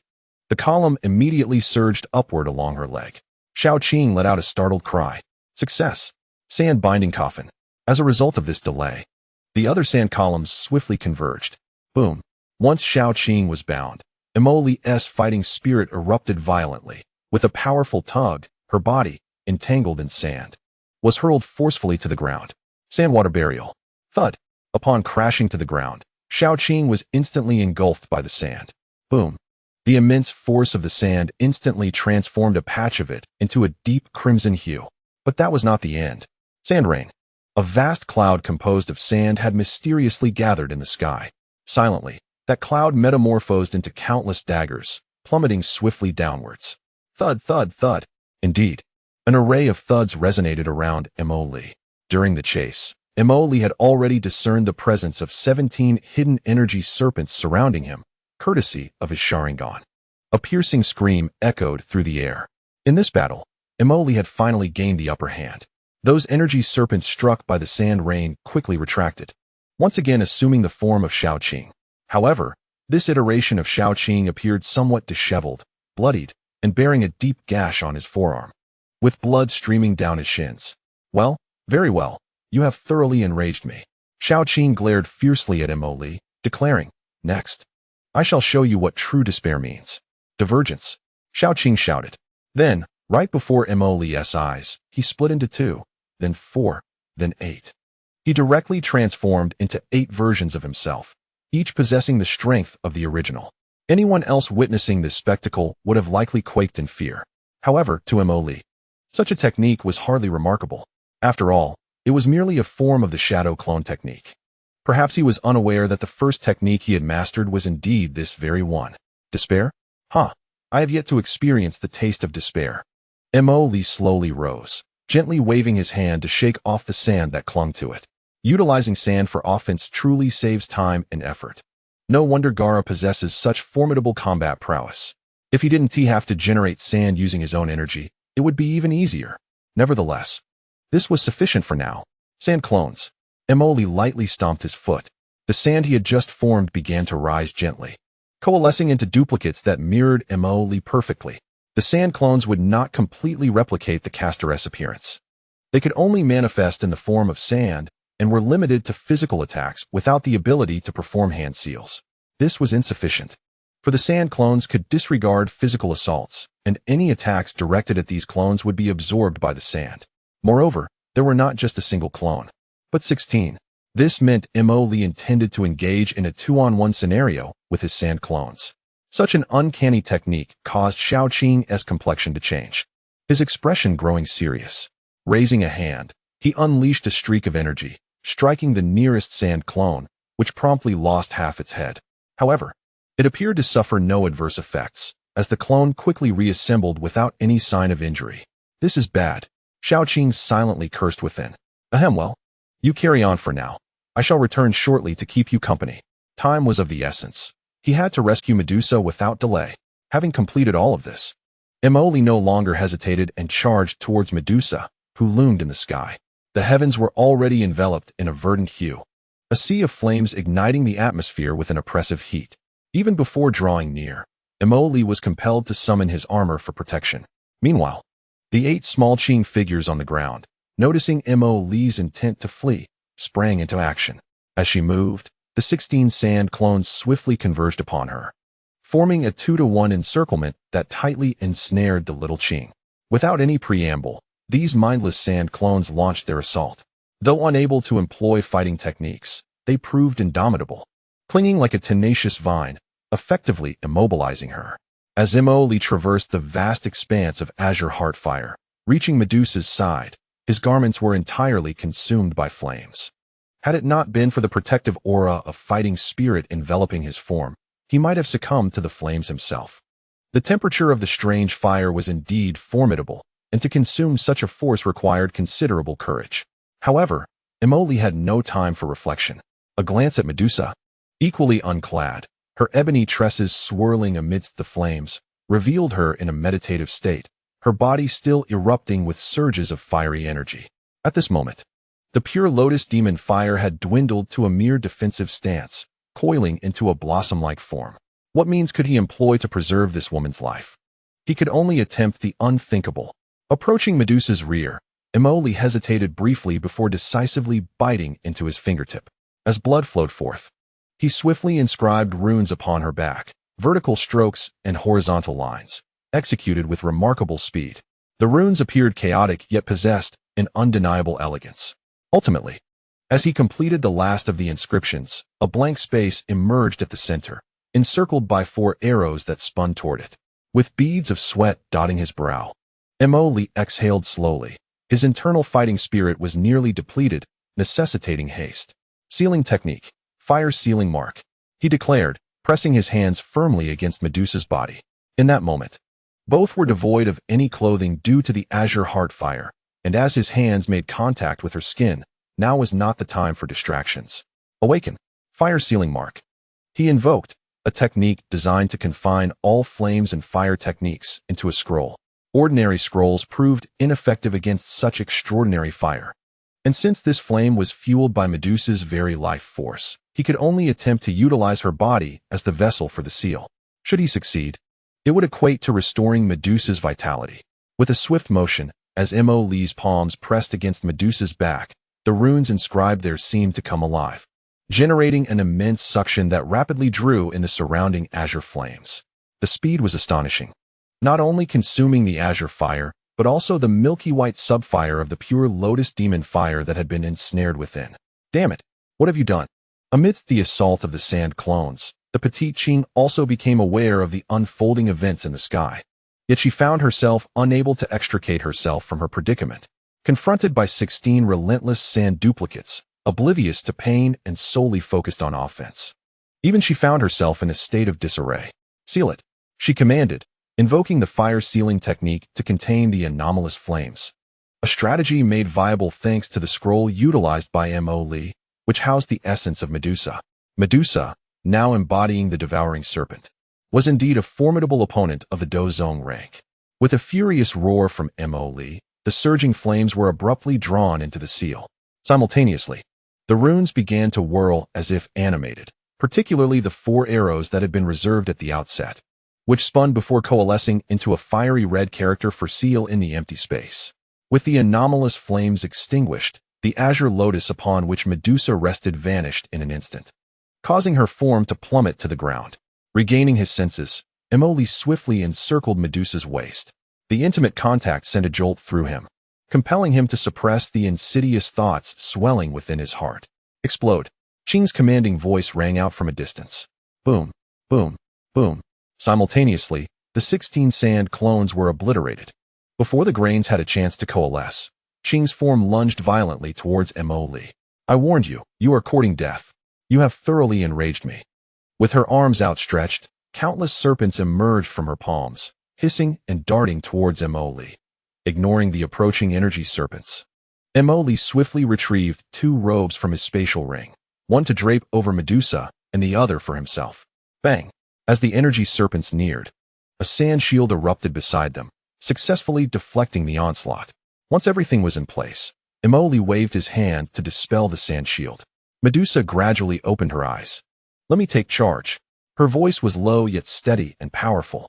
Mo, having just begun to gather his Dou Qi, paused upon hearing Medusa's words, allowing the energy he had amassed to dissipate. This was, after all, an internal conflict of their serpentine kin. Thus, it was acceptable. I must admit, you have chosen a fine man. Qing halted before Medusa. Turn back, and I may spare your life. Although clad in the unsightly black robe of Mo, Medusa's countenance exuded an indomitable spirit, embodying a unique beauty. Her hair billowed, and in that moment, Emoli found himself momentarily entranced. Unlike Yanran, Xiao or Yafei, none could rival Medusa's maturity. The regal aura she emanated with each subtle gesture spoke volumes of her experience. A mature woman's allure, an innate sensuality. It seems a tad premature for you to speak thus. Qing extended her palms. Come forth, let us determine the victor. As Qing moved, the heavens shifted, and a pale gray mist began to envelop the sky above the monster forest. Clap! Medusa clasped her hands together, and from her back erupted a multitude of vibrant energy serpents.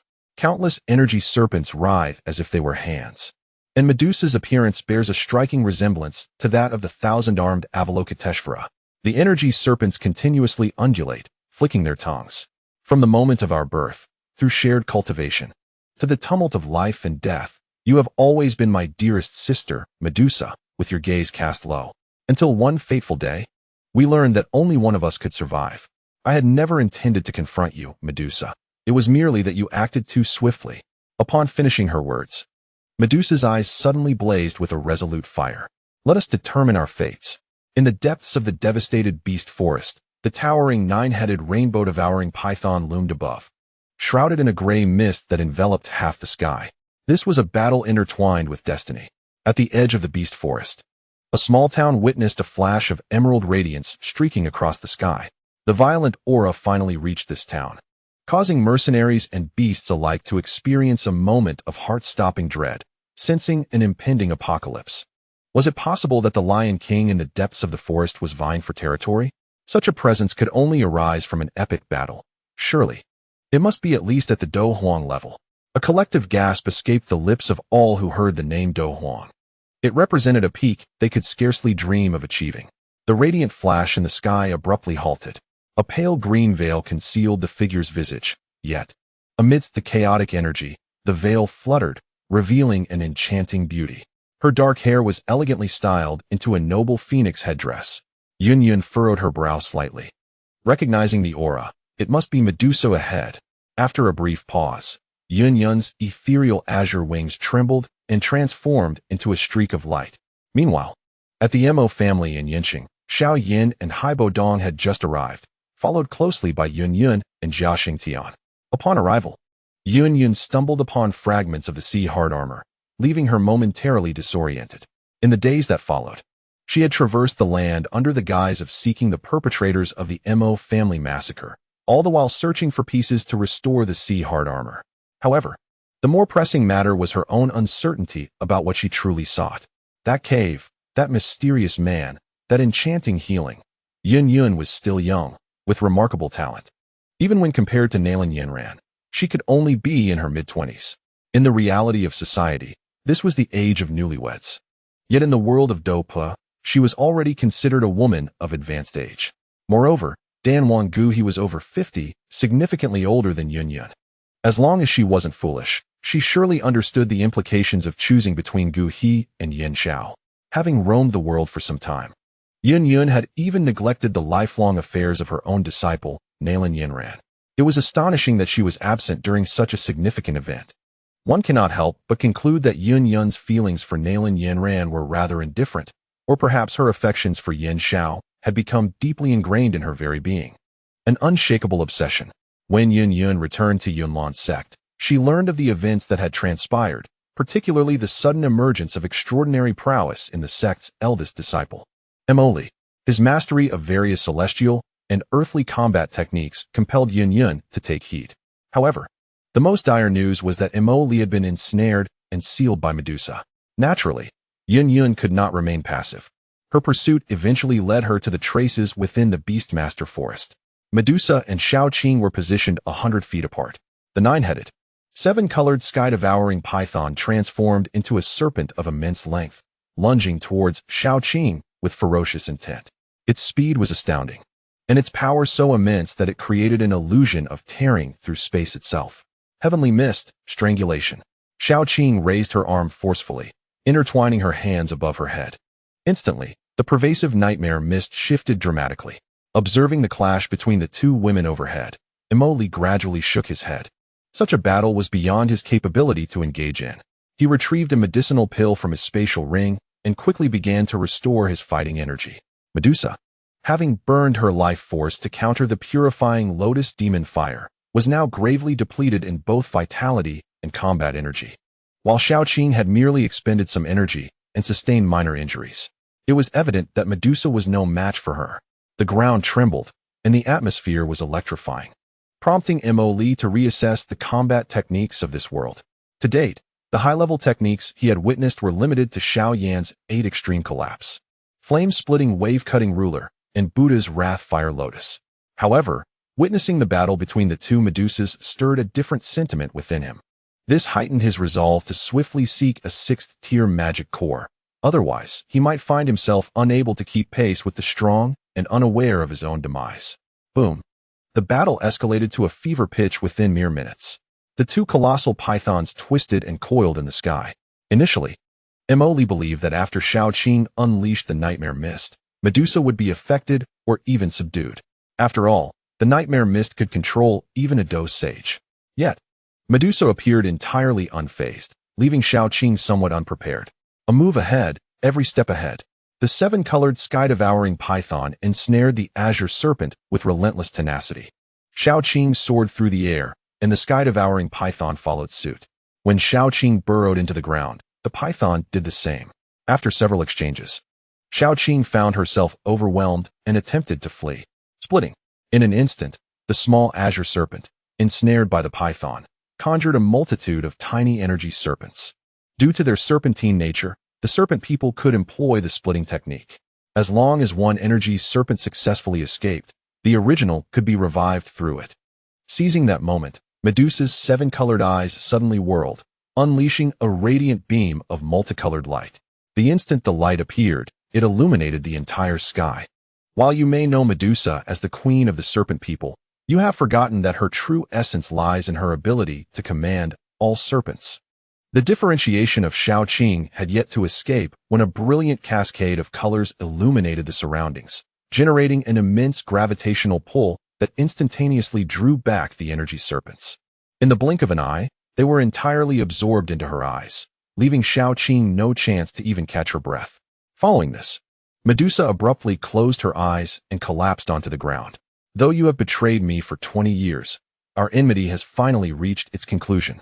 2 streams of blood trickled from Medusa's eyes, accentuating her exquisite features and imparting a haunting beauty of despair. Is that the eye technique? Mo Li gasped in astonishment. He clearly witnessed how, as the multitude of energy serpents attempted to flee, a kaleidoscopic light emanated from Medusa's eyes. Furthermore, it was evident that using such a power came with its own repercussions. While it was common knowledge that Medusa possessed formidable abilities, the specifics remained shrouded in mystery. One had only heard of the 3-flowered serpent eye, but never of the 7-colored devouring eye. This was a closely guarded secret of Medusa's lineage. Devised to thwart the rebellious serpent kin, Medusa's tone grew somber. To personally end the life of a sister she had grown up with would weigh heavily on anyone's heart. The 7-colored devouring eye? Are you all right? Mo Li inquired, not wishing to delve into the nature of the devouring eye, yet aware that after burning her life essence and battling Xiao Qing, the toll on Medusa would be significant. I am fine. However, I may be blind for several days. She replied, as I have not fused with the soul of the devouring python. Employing the devouring eye is quite taxing. Medusa paused. My ability to subdue Xiao Qing is also thanks to you. Me? Mo Li queried, puzzled. You possess the remnants of the pure lotus demon fire, and you extracted a fragment of its essence. To be candid, there are 4 portions of the pure lotus demon fire's remnants, each containing a fragment of essence. This essence is essential for our evolution. Once evolved, Medusa can utilize the fragments for her own benefit. Mo Li chose not to interrupt her, trusting in Medusa's honesty. After I was chosen as Medusa, Xiao Qing vanished. I thwarted the elder's decision to pursue her. A year later, as I needed to evolve, Xiao Qing made contact with outsiders and absconded with the remnants of the pure lotus demon fire, delaying my evolution by decades. Without the pure lotus demon fire, I was compelled to seek other anomalous flames. Only the azure lotus earth fire shares a common origin with the pure lotus demon fire. The azure lotus earth fire takes a decade to attain spirit, a century to take shape, and a millennium to bloom into a lotus. At its pinnacle, it manifests a bluish hue, with a cluster of azure flames emerging from its heart, known as azure lotus fire. The millennium-old azure lotus earth fire is another anomalous flame preserved by our serpent kin. Discovered 2 centuries ago, it remained untouched due to its incomplete development. Medusa reflected, indeed. The azure lotus earth fire requires a millennium to fully materialize, and in the desert, it is inherently the domain of the serpent kin. It is indeed impossible to discover the heart of the azure lotus fire. I simply did not anticipate that during my evolution, I would encounter human interference. In truth, Emoli was already aware of this, yet the intricacies of the situation unfolded in such a manner.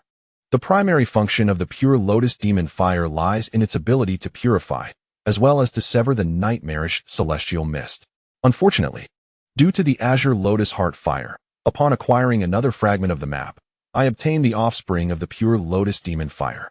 Thus, Xiao Qing's nightmarish celestial mist proved ineffective against me. Otherwise, I would have had no chance to subdue her. Therefore, I must express my gratitude. How enlightening. If blame must be assigned, it can only be directed towards Xiao Qing's unfortunate fate. Had Medusa not crossed paths with me, it is quite possible that Xiao Qing would have completely overpowered her. Once Medusa is eliminated, the serpent people would be compelled to accept Xiao Qing. For a headless serpent people is an untenable situation. Should Xiao Qing take control of the serpent people, it would herald an unprecedented catastrophe for humanity. The nightmarish celestial mist, upon facing Mo Li and Medusa, surprisingly proved to be utterly ineffective. In terms of illusions, none can rival Mo Li. Suddenly, a thought struck Mo Li. Are you suggesting that in the division of our serpent people, Xiao Qing might evade capture? Medusa let out a soft sigh and gently raised her hand, unleashing a stream of energy. Damn it, no? You beast, we cannot coexist. Sister, please spare me. Xiao Qing's voice echoed with trepidation, and at that moment, she finally felt fear. With her startled cry, a tiny energy serpent, no larger than a thumb, darted out like a bolt of lightning. However, it was all too late. With Medusa's strike, that stream of energy ruthlessly obliterated the last vestige of Xiao Qing's division. Simultaneously, Medusa beckoned. An verdant green storage ring along with a circular green object materialized in her hands. No, what does this have to do with me? Emoli thought to inquire about the missing fragment of the pure lotus demon fire map. He had not instructed Medusa to eliminate Xiao Qing. Leaving behind Xiao Qing's final division, it remained unclear whether Medusa acted intentionally or by chance. But after Mo Li raised the matter, she ultimately resorted to decisive measures. With a flick of her wrist, an aged fragment of the map appeared in her grasp. A brief glance revealed to Medusa that this was indeed the second fragment. However, upon further inspection, her expression shifted. What is the matter? Is this fragment a forgery? Emoli also sensed the anomaly. No, this fragment is authentic. It merely lacks one essential component. Medusa's brows furrowed slightly. What is it? The secret inheritance of our serpent people. Bloodstains still lingered on Medusa's face.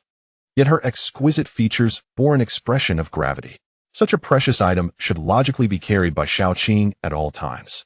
If it is not within her storage ring, then it would be exceedingly difficult to locate. Could it be that she has hidden it elsewhere? What is that item? And how significant is it? Emoli inquired. It is of utmost importance, for it is known alongside the pure lotus demonic fire as a closely guarded secret of our serpent clan.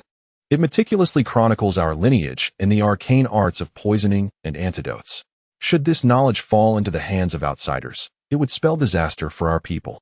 Are you referring to the 7-colored poison manual? Emoli suddenly recalled a matter concerning the little medical sage who had discovered a tome within that cave, the 7-colored poison manual. Initially, he had presumed that the artifacts within that cave were mere fabrications. After all, the fragment of the pure lotus demonic fire that Xiao Yan obtained was indeed a falsehood. It is inconceivable that the 7-colored poison manual, which Xiao Qing had painstakingly acquired, would be so easily relinquished. Moreover, as it is a secret of the serpent clan, if Xiao Qing aspires to ascend, retrieving these 2 treasures is imperative. Yet, Emoli found himself perplexed by the woman's actions. What could be her intent in bestowing the serpent clan's secret manual upon the little medical sage? In Emoli's eyes, Xiao Qing had essentially gifted the 7-colored poison manual to her, given her prowess and her concealment within the magical beast forest. If it were not intentional, even Yao Chun would be unable to gain any advantage over her. Do you know where she is? Medusa had grown accustomed to this fellow's information. Ahem, I indeed know, but at this moment, she may no longer reside within the Jiama Empire. When the little medical sage parted ways with Xiao Yan, she mentioned her intention to journey to the Cloud Empire, not in the Jiama Empire. You imply she has bestowed the 7-colored poison manual upon someone else, and that individual has departed the Jiama Empire. Truly, Medusa, with just a single remark, had already surmised the conclusion. Mo Li gently nodded in acknowledgement. Who is it? Medusa's tone had taken on a grave seriousness. Indeed, if the 7-colored poison manual contains the weaknesses of the Serpent Clan and the methods of poisoning and antidoting, then whoever obtains the manual would essentially hold the fate of our kind in their hands. In the previous world, the little medical sage launched a significant offensive against the Jiama Empire, and Medusa vowed to eliminate her at all costs. Having once stated that the little medical sage had harmed countless members of the Serpent Clan, the little medical sage requires toxins for her sustenance. And with her control over the fate of the Serpent Clan, it is conceivable that she could indeed perpetrate such actions.